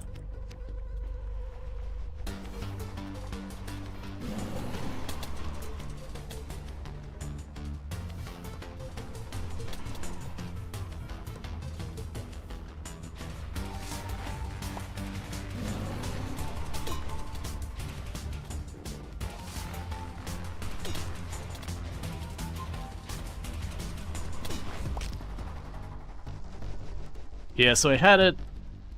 It's still a bit over half health. I've got about 1/3 down.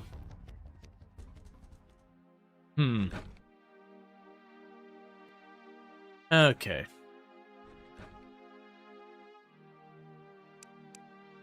Oh, that's... Oh, that's...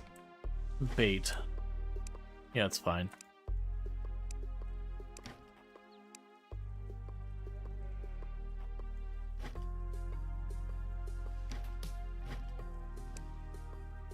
Okay, so I am feeling like our particular summons are not doing a ton of damage.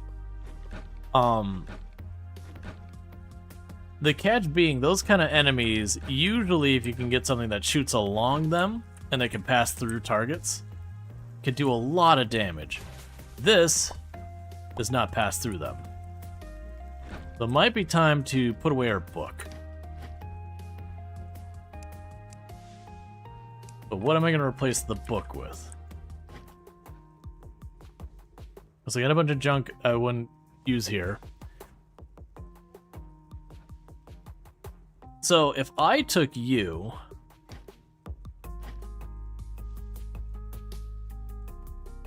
and took the accessory that combines...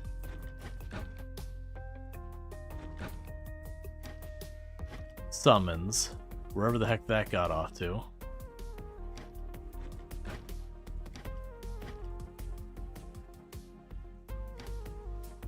Let's see. So Lightning Craft shoots out short lightning bursts.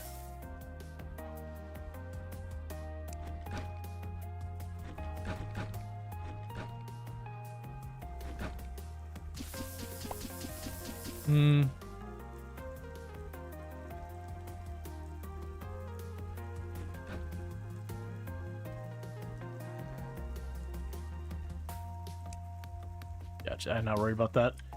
Yeah, so that's probably not the worst, but it's very short range. I do suspect it does go through targets. Okay, let's see if we can't find ourselves a better weapon for once we get the summons out.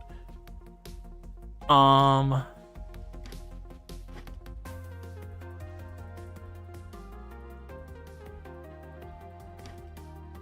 we should also check magic weapon, ranged weapon, just general mana regen, melee weapon with berserk, ranged weapon.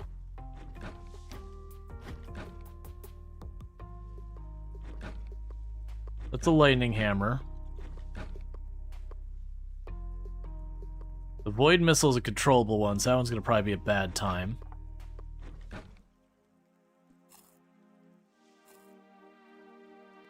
Yeah, I imagine those stones won't pass through stuff. Magic weapon. One thing we can do...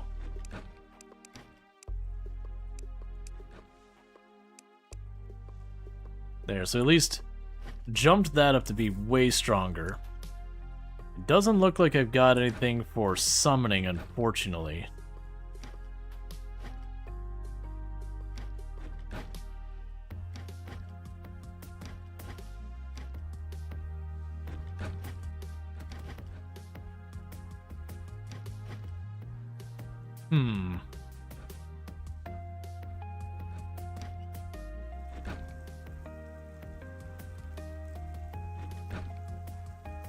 Let me see your equipment. Yes, that's the better one. Here you go. And I still need to find, there's an accessory here that combines all my summons into one thing. Ah, there it is. It's this one. So. You do 42 damage. Let's go ahead and summon it. Yeah, so you'll do 42 damage. Now, if I were to go through and equip this, then it does 101 damage.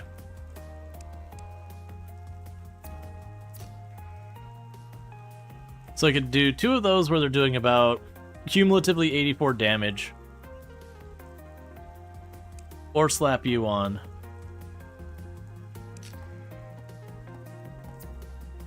And it'll do a little bit over double damage. And part of my thought there is I think these might actually work better than my other guys. I'm not sure if I'm sold on the companion thing though. I think we lean into this. I'm just gonna go equipment slot 2. Oh, never mind. So get you out.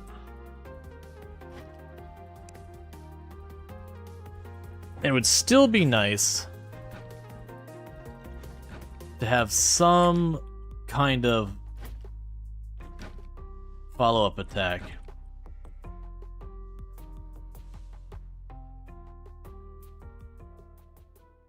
Let's try shifting all this over. So I'm going to put the bushes in here right now. And let's grab one of those bows. I believe the best bow I saw was the Ivy bow. So demonic bow is 31.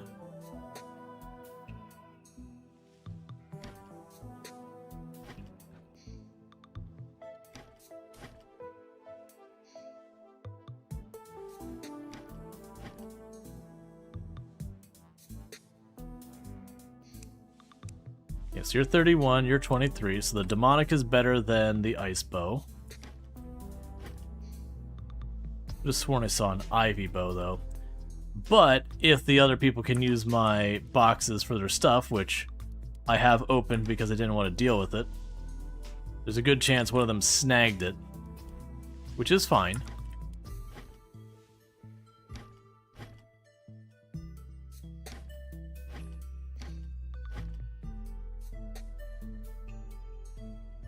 There's so many arrows in here.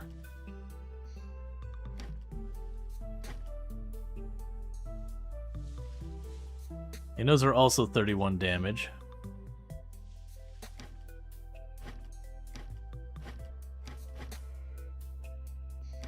Okay, I think that's fine.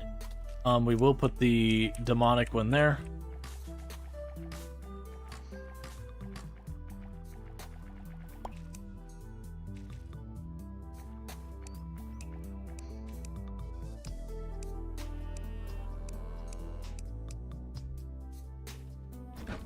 And we can go in here, grab some of these arrows and chuck them in here. Because I keep stacking all of this away and not doing cleanup.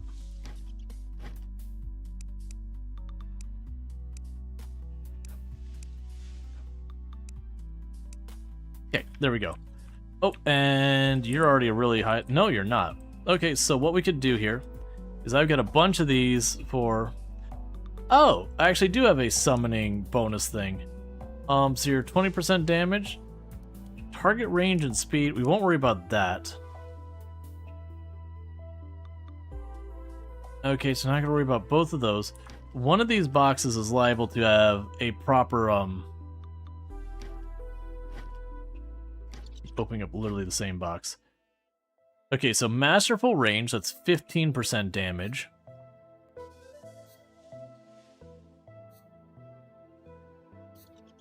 I think that's going to be it. Alright, so let's go ahead and boost you up. Alright, so it's 36 damage on that bow. So let's just see what we can do with that. So I moved on to using this. It is interesting that he's only using the one. He should be able to have two of those out. I also realized I don't have the boss summoning item on me. I also have a trinket slot that's empty. Alright, let's also see about fixing our trinkets, because the mana regen is fine. Well, that's max resilience. I don't think there's another one I want to put in there right now. That's fine.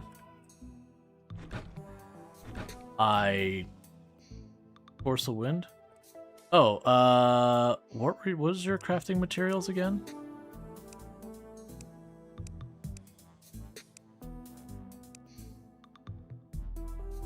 Zephyr boots, which the same thing that's getting me is we need the leather thing, and then we got like all the other stuff along the way. All right, so let's get you out of my inventory. Right now you can sit there. The Divine Blood book is also a material, so we can make a chromatic spell book, which is Shadow Bolt. All right, so it's more than we have.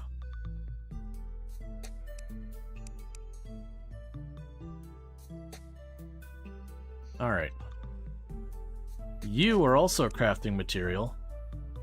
So that can be upgraded to the Soul Seed Crown if I find Cave Glow and Ruby. Interesting. We have you, which is looking for the tracking boot and the leather glove. We have you, who is looking for an inducing amulet. Void Shard, we can do that, so that increased my mana regeneration tremendously.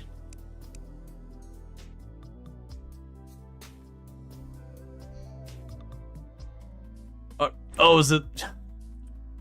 They're literally on a pedestal right here. No, I would have never noticed that.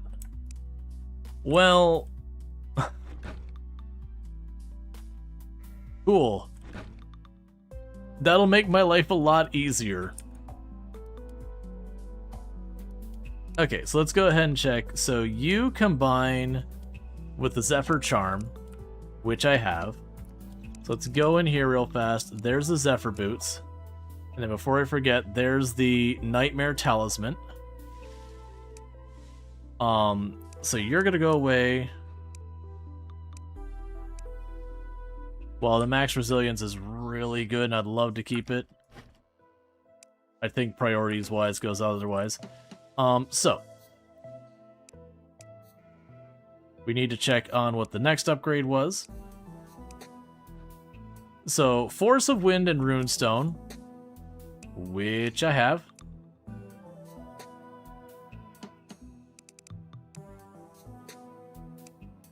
So there's the Wind Boots. Now we can grab here. The next one's Ectoplasm. I do not have Ectoplasm. And you can go in that slot, which is even better.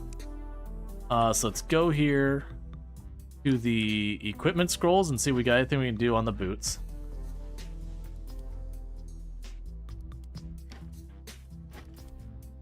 Put a resilience back for the time being. Magic weapon. So that's nimble on the boots. Makes sense.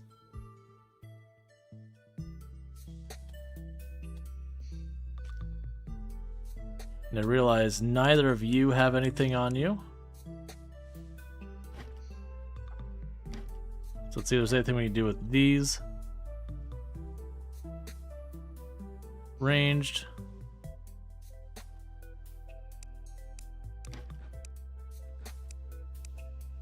So we'll get magic regen and our magic regen item.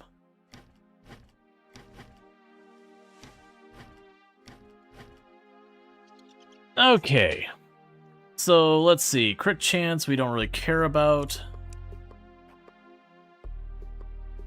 That's fine. Alright, so I think we're in much better shape now.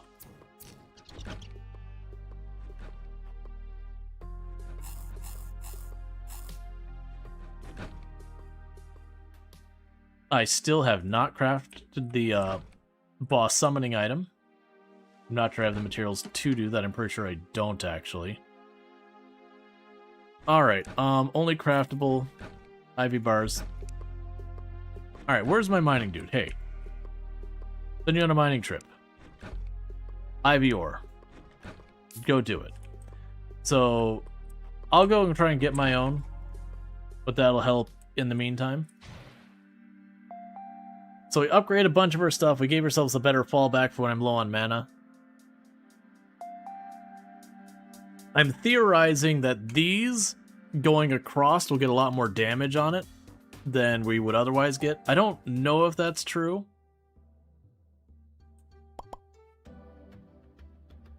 But there's only going to be one way to find out. In the interim, I need to find some more ore.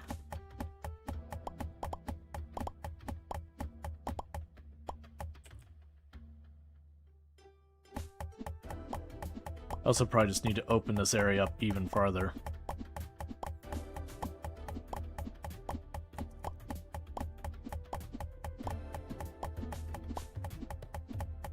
Just open this spot up.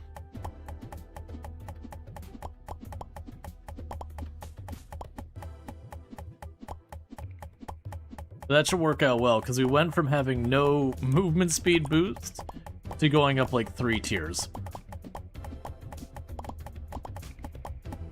Which will give me a lot more ability to like move around the arena.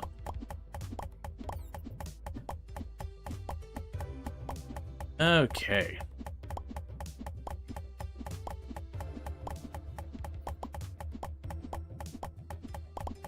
Makes me curious, like, percentage of the game where I'm at. Because we've got several of the biomes. Now, I realize there's 3 or 4 dungeons we haven't done. But I also have, like, no real concept on that. Because I could see it that we're not very far in the game. I could also see it being, like, really far in the game.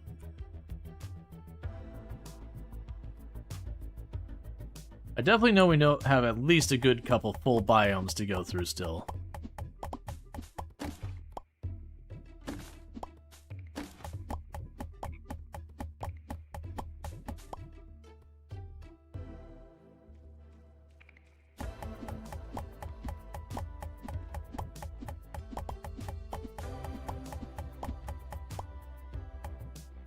There we go.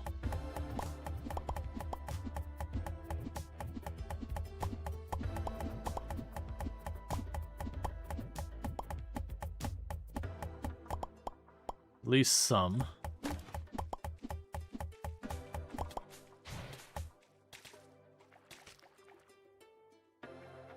So that's one good thing, is it doesn't look like I have to have line of sight or anything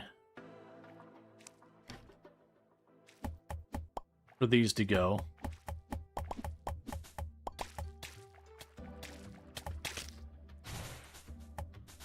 Just if we're open to it at all. Oh good, summoning item.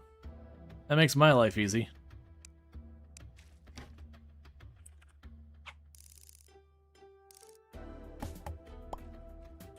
Okay, so let's get back over here.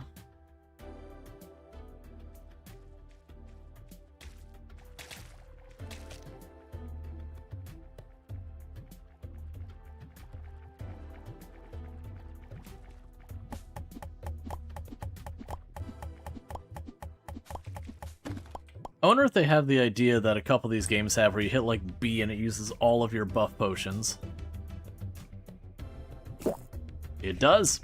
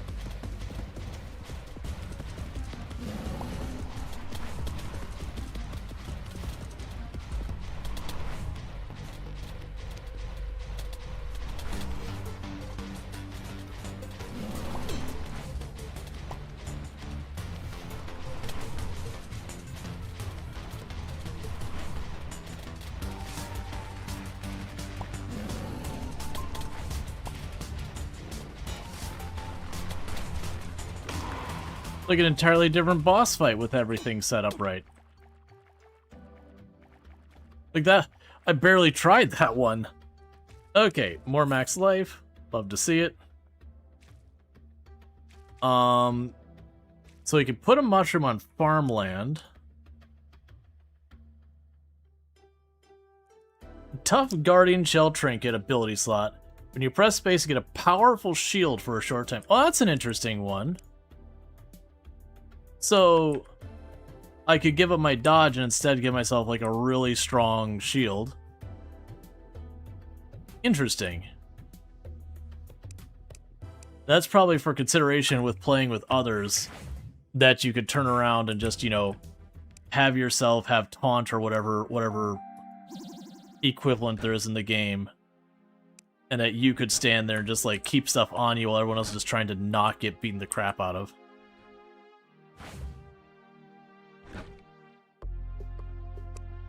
Okay. Go to the desert caves and use the ancient statue to do the thing. There's the ancient statue. What's interesting, the mushrooms themselves are also a thing. I'm willing to bet it's one of those ones as you use it, expands stuff. Oh, sorry, I read that thinking it said material on it. That's fine, so chuck you in a random box. Sugar beet can be milled. I think we already had sugar beet seeds. It's fine, I don't really care.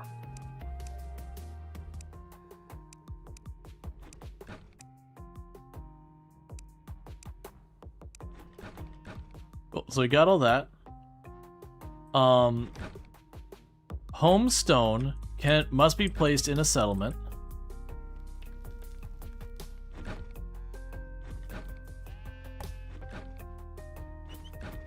Empty waystone slots. Waystone will be destroyed when mined, sold by... Okay, so wherever I put it, it's there. If I move it, it's annihilated. Alright, so what we can do is we've got the desert way up there. It's much easier for me to travel on land during, like, over here during the day, and we've got that almost connected up to the rest of the system. So I'm just gonna run up here, and I think I'll put a waystone on the surface up here in this neighboring town. Let's actually put the waystones in here.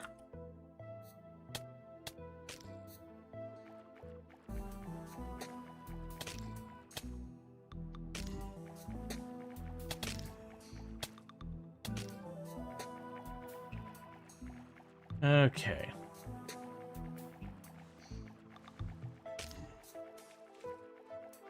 One tap to kill a zombie with a single hit. Okay. Honestly surprised we're only now getting that. Oh, I didn't bring an axe with me. It's fine. Actually, yeah, it's fine. I don't care.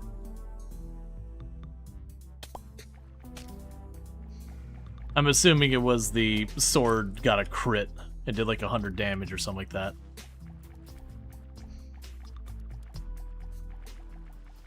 Alright.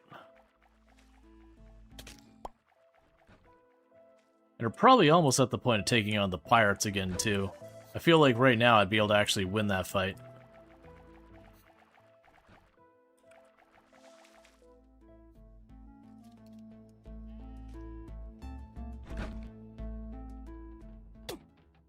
It's fine. Builds character. Okay. So we have the desert down here.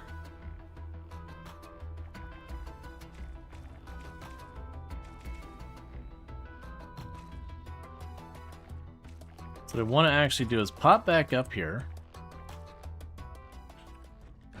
And then just right over here.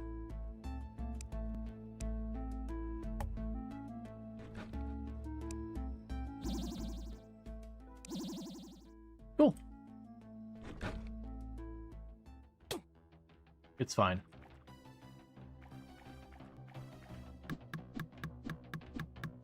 Oh, okay.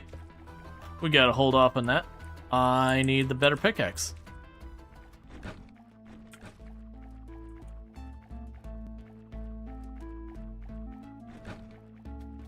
Well, where are those pirates relative to us?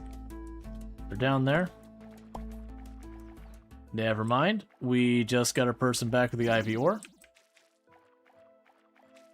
Not you. Okay, you're up there on the left.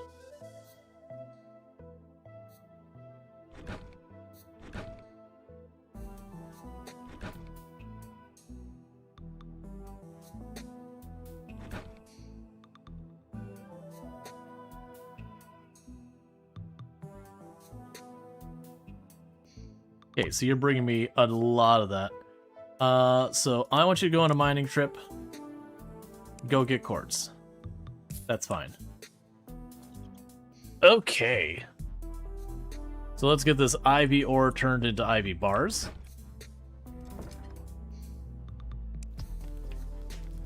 And then meanwhile, I had chucked the angry bush in here somewhere. Or sorry, the ones with the hammers.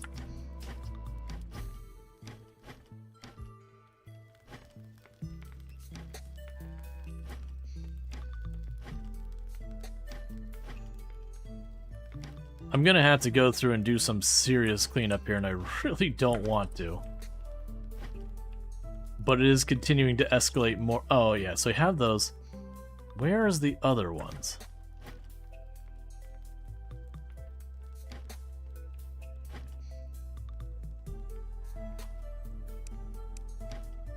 I'm trying to remember what you need. Oh, you can get on my inventory.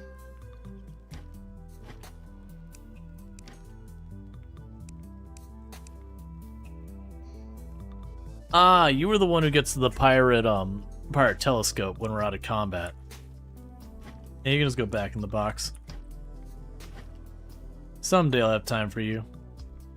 Probably not today, though.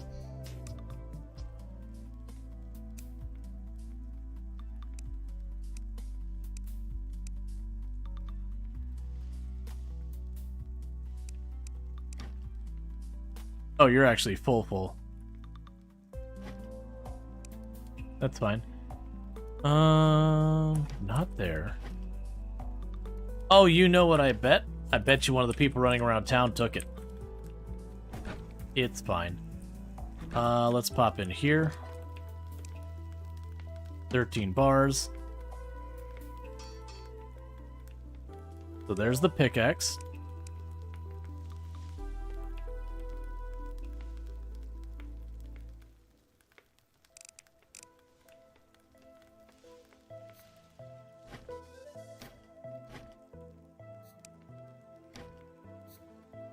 Okay, so we can mine quartz in the desert. Just let that keep doing its thing for right now. Because that was what was holding that up. And you just wanted me to bring settlers, which we did, and it didn't give me credit, so I'm just not sweating it. Okay, so with this I can actually mine. Ow.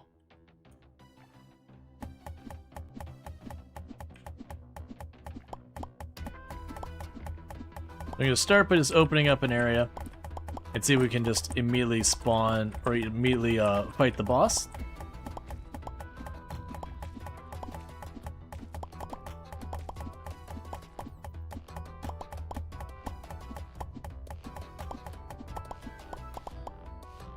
Or if this isn't our boss that has like a dedicated arena. So far we've only had 2 bosses, I believe, that had... No, was it 2 or just 1 boss?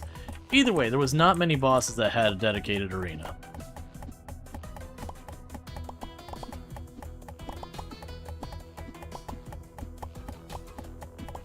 So we're gonna just open this area up.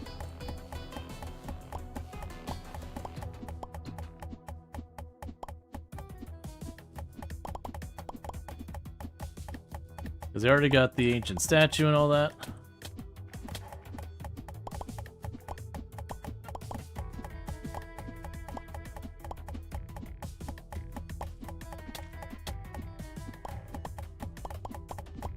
Okay.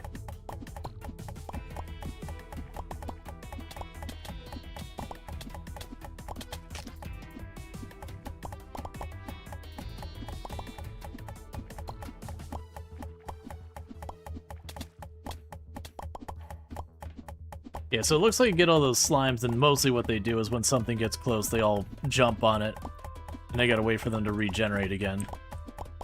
Which is fine. It means you get a little burst damage when something comes to get a hit in.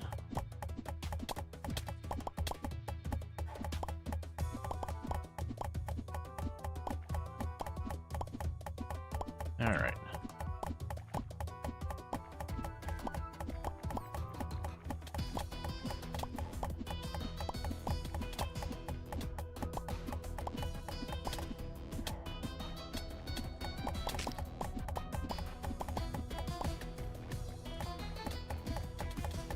Okay, and there's gonna be a bit of a long vertical room as opposed to a larger one.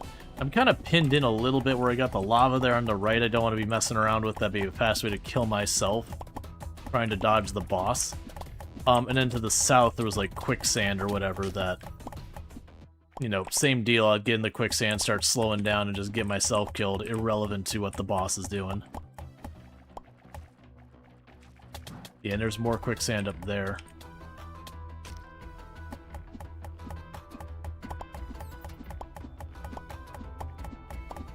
Okay.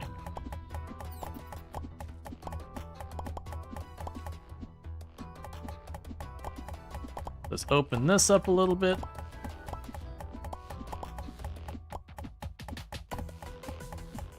Yeah, I think what we'll do is I'll open this spot up here to the left to where this quicksand is, and then we'll do the same to the side on the lava. And just accept that those are like my kind of hard barriers that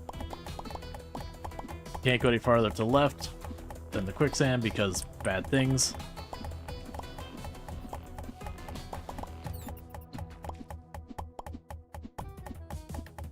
Alright.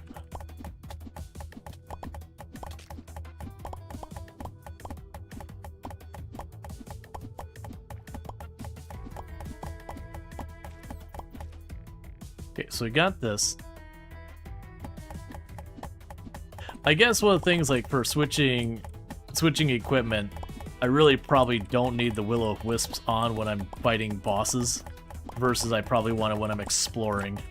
So that way I could get, you know, another thing that's either giving me resilience, or damage, or health regen, or any type of utility. Movement. Okay, well, let's science. Alright.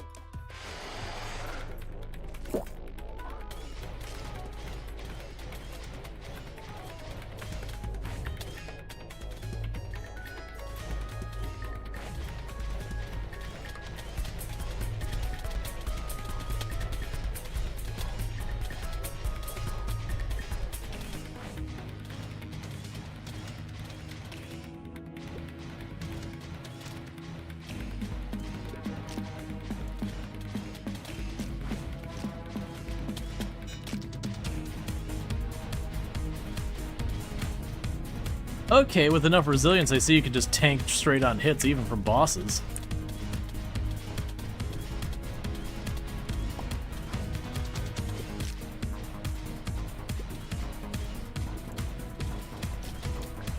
The Vulture? Pretty standard fight.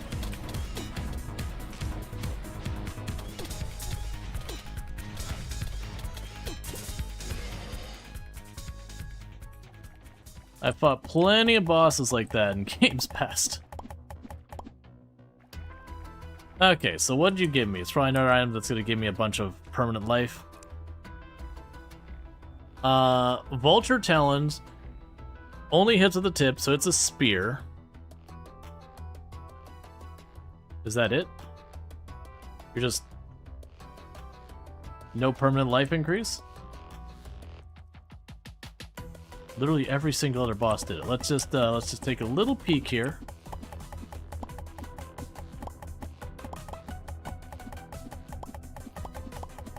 Yep, nope, it's not an item down here. Alright. Yeah, no, it doesn't look... Yeah, we just got a crappy spear, and I'm not sure if we had those IV bars. I feel like we did.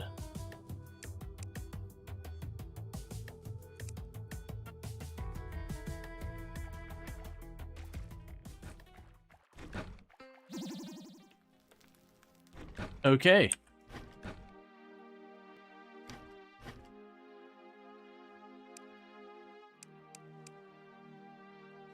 Cool. So I guess we pop over to the old man and have him queue up the next boss. There you are. Recall flasks. Teleports you to spawn infinite uses. Okay, well now I can just put that on the bar. We don't need to carry that with me anymore. Kill the pirate captain. You don't have to tell me twice. I was commenting that we're due to kill that dude. So I'm glad you agree. Because we tried to tangle with him earlier, and it did not go well. I mean, we actually did okay. We did die both times, but at least we were in that ballpark. Alright, so we got the captain down here. This is one of those ones I'm a little convinced that we might actually want to have the bushes that run around and attack and smash things with hammers over the swords. Because the swords are more damaged by a pretty large amount. But I do feel like having the extra things running around is probably more important. So what I am going to try to do is I don't know why there's a cave spider gland up there, but sure. That's the edge of the territory. I did not bring anything for breaking the trees. We're just gonna live with it. Right, so I still got my buff for a little while longer.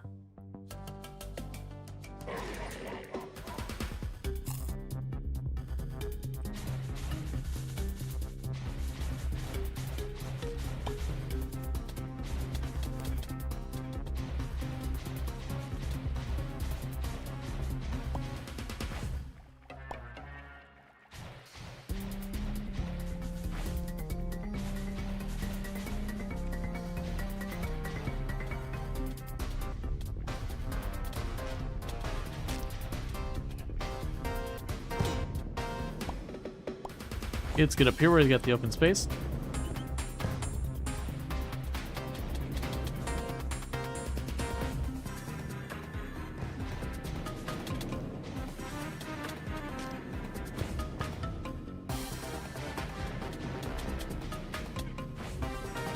Oh, mistimed that. I still got away with it.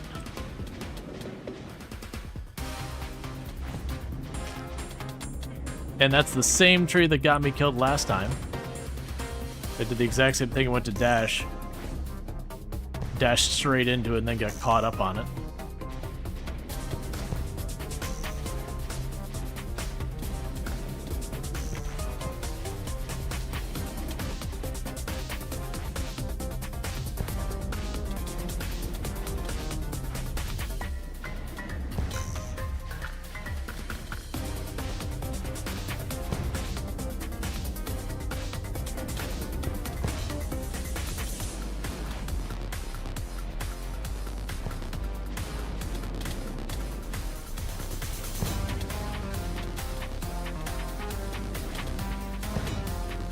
I'm just getting caught up. My timing is fully off now.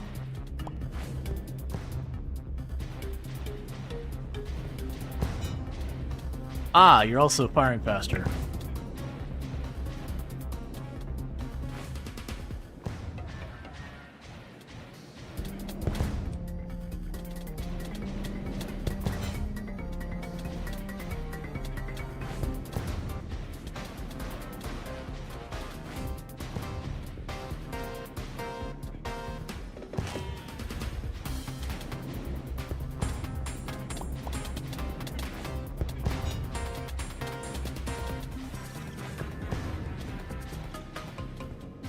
Okay.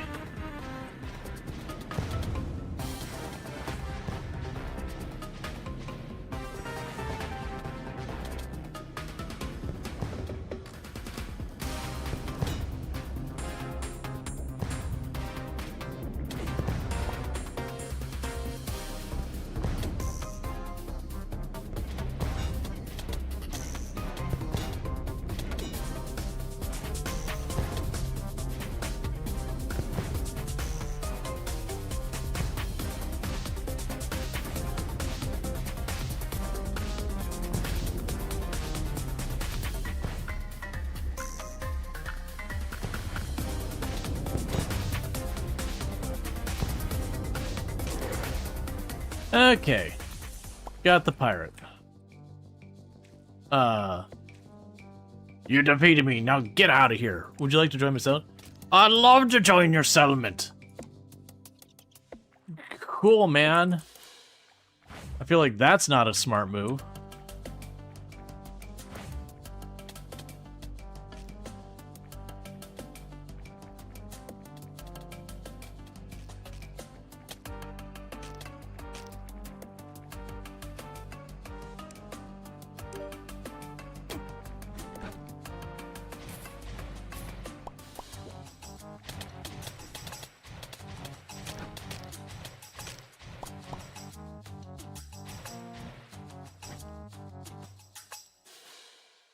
Cool.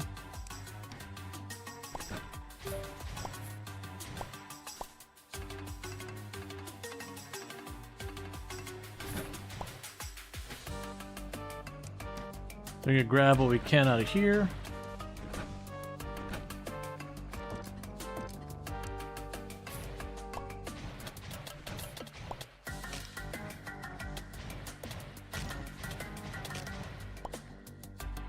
Just running around the pirate village, stealing what we can.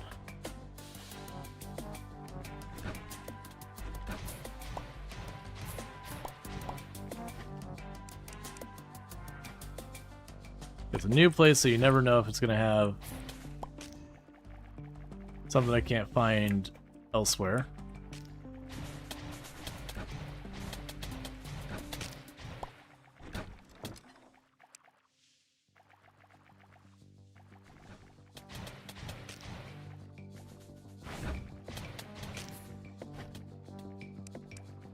Got a magic lamp. The pillage the pirate village? Absolutely. Oop, we wanted that. I believe that is all the buildings, so let's get the heck out of here. Alright.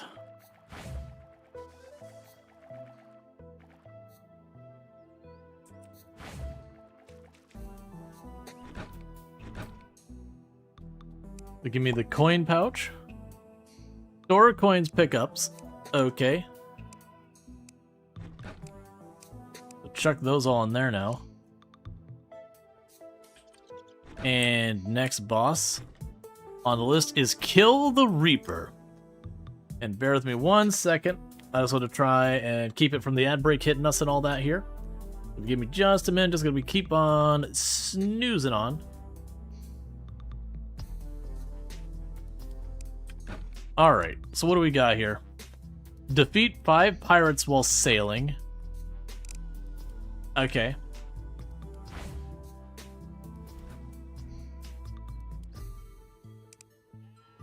So Lydia and the captain are not happy.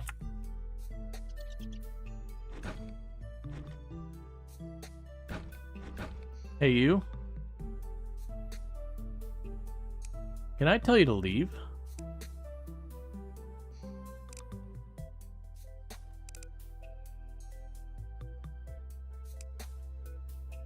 Actually, let's check your equipment first.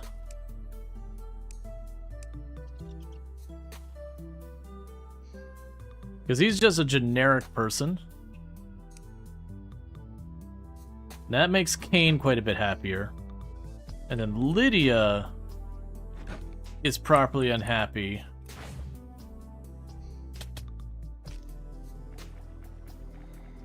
Because your room doesn't have floors.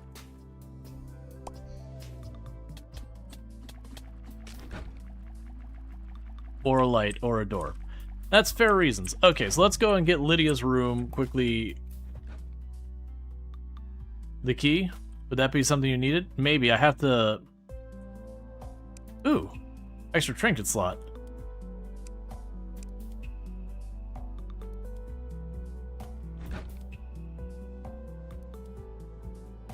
Yeah, and that's a summon speed. We're gonna have a lot of stuff to deal with here. Okay. Before we get caught up in that, so I need to get a door.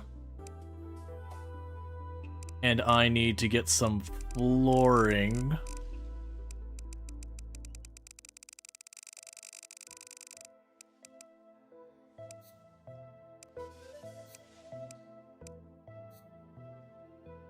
Oh, there was saying there was a key that I left over there?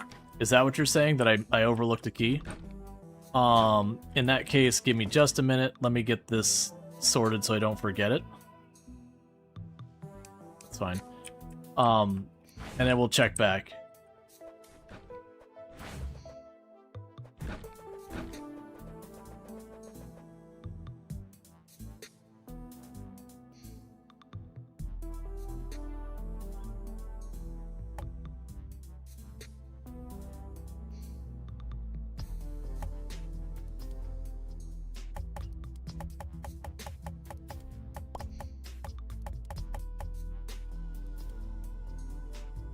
Okay, so Lydia is now in a much better mood.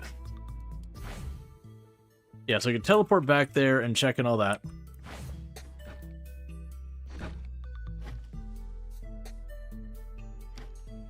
We also have these things. We have a genie and the lamp. We have this thing to deal with. Alright, first, we can stack all that in there. Stack you in here. Drop this all in here. Deep cave ladders used to reach the deep caves. Used to craft a steel boat.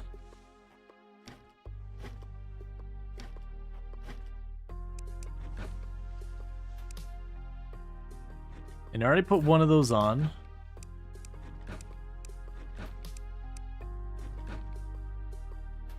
Okay. I just need to ditch these floor pieces. Alright, so let's go see if we can't check on this whole key business.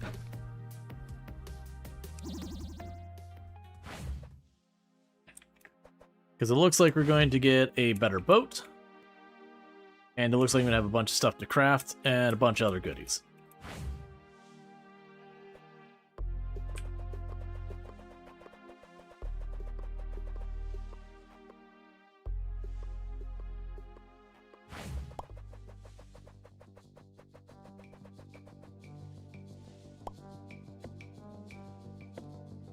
So a key.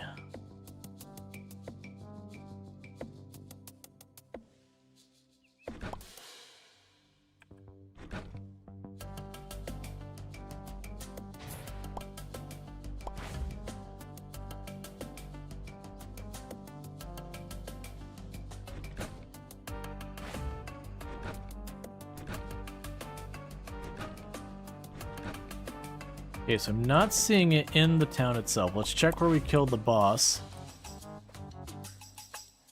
Unless I just literally picked that up right now. No, that's a map fragment. So I fought the boss up here. Does stuff despawn? Probably eventually. But I wouldn't imagine it despawned already. It's fine. Even if it was something like, you know, a bunch of coins stacked to each other that look like a key or something like that. Not a big deal. It's worth checking, making sure.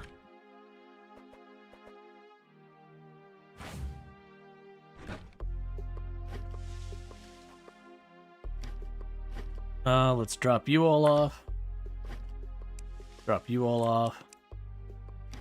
Alright, so let's figure some stuff out. So, not that. We can pull up our book. So we've got the metal boat. Literally just needs to be crafted. That's easy enough. The ladder, I just need to use it. And you combine with this thing. What's that get combined on? Tungsten workstation. Okay, so I don't actually have the tungsten workstation yet. So what I'll do is we'll put, for right now, you there. You give me a bunch of resilience. And you prevent me from taking a death once per 5 minutes. The mana regen has been really good.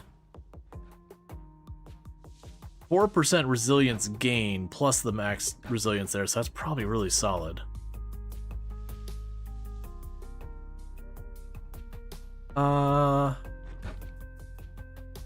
Check on the nimble shine thing.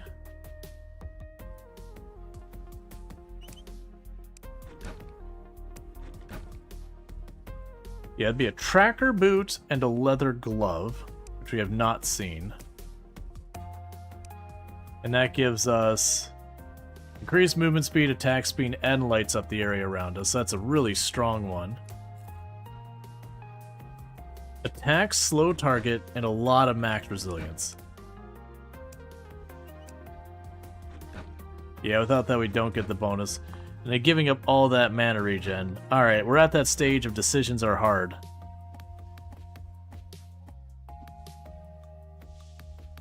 That's 4% resilience gain. I'm going to take this over the thing that gets me a get out of death once per 5 minutes. That is strong. I should, like, I'd want it. Alright, what are you? Crafting materials, so that's a magic lamp.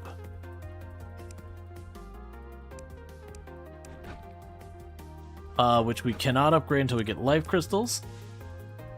So I think we're done with the stabby bushes. You're 31 damage versus 21 damage. And what was your deal again? Shadow bolt and a whole bunch of stuff. Alright, let's put the magic lamp away for the time being.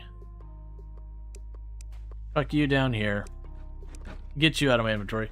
Was the game made by the same devs that made Terraria? No, I don't believe so. That'd be Relogic, and I'm 99.9% sure this is a different team. There's been a lot of games who have used the Terraria formula and expanded upon it over the years. Which is totally fine.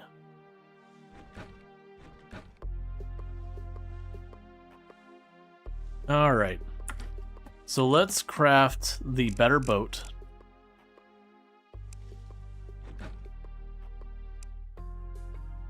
Cool.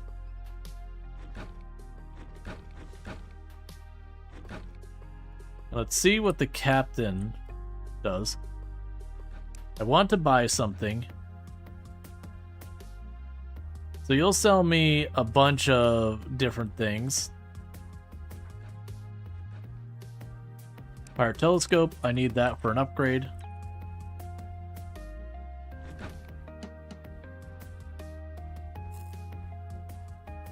So there's the arcane armory. So now I have a third area. We got all that. Those are all fine.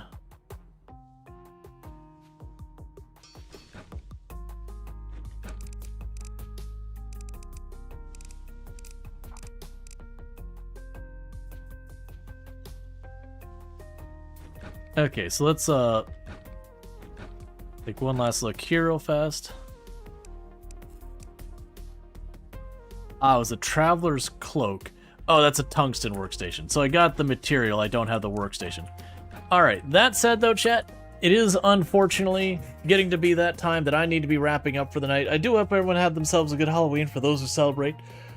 I will be back tomorrow at 7 p.m. EST. We'll either play more of this or I might have a surprise thing. We'll see what ends up happening with that. But yeah, I could see playing more of this and seeing where this goes. I could see doing more Whiskerwood. I could see doing more Farthest Frontier. Or something complete out of left field. There's so much dropping right now. But I have had a good time. I'm honestly curious. I'm assuming we're hitting a major milestone that we would drop this down to the deep caves. And my assumption from here is there'll be like 4, 5, 6 more biomes, probably that many more bosses, and then maybe an overarching boss. The other thing that I was also curious about is I do see that we did reveal a bunch of dungeons. I'm curious if all those dungeons will be different or they'll be just like the same style dungeon, whatever. We'll end up figuring that out as well. I'm actually going to go ahead before we wrap up. I'm going to do one last thing. I am going to see... Do I drop it right here?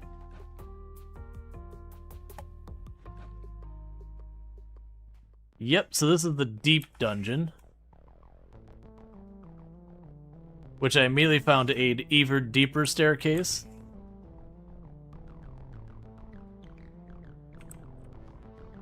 I'm gonna check it. I shouldn't because I really need to be wrapping, but...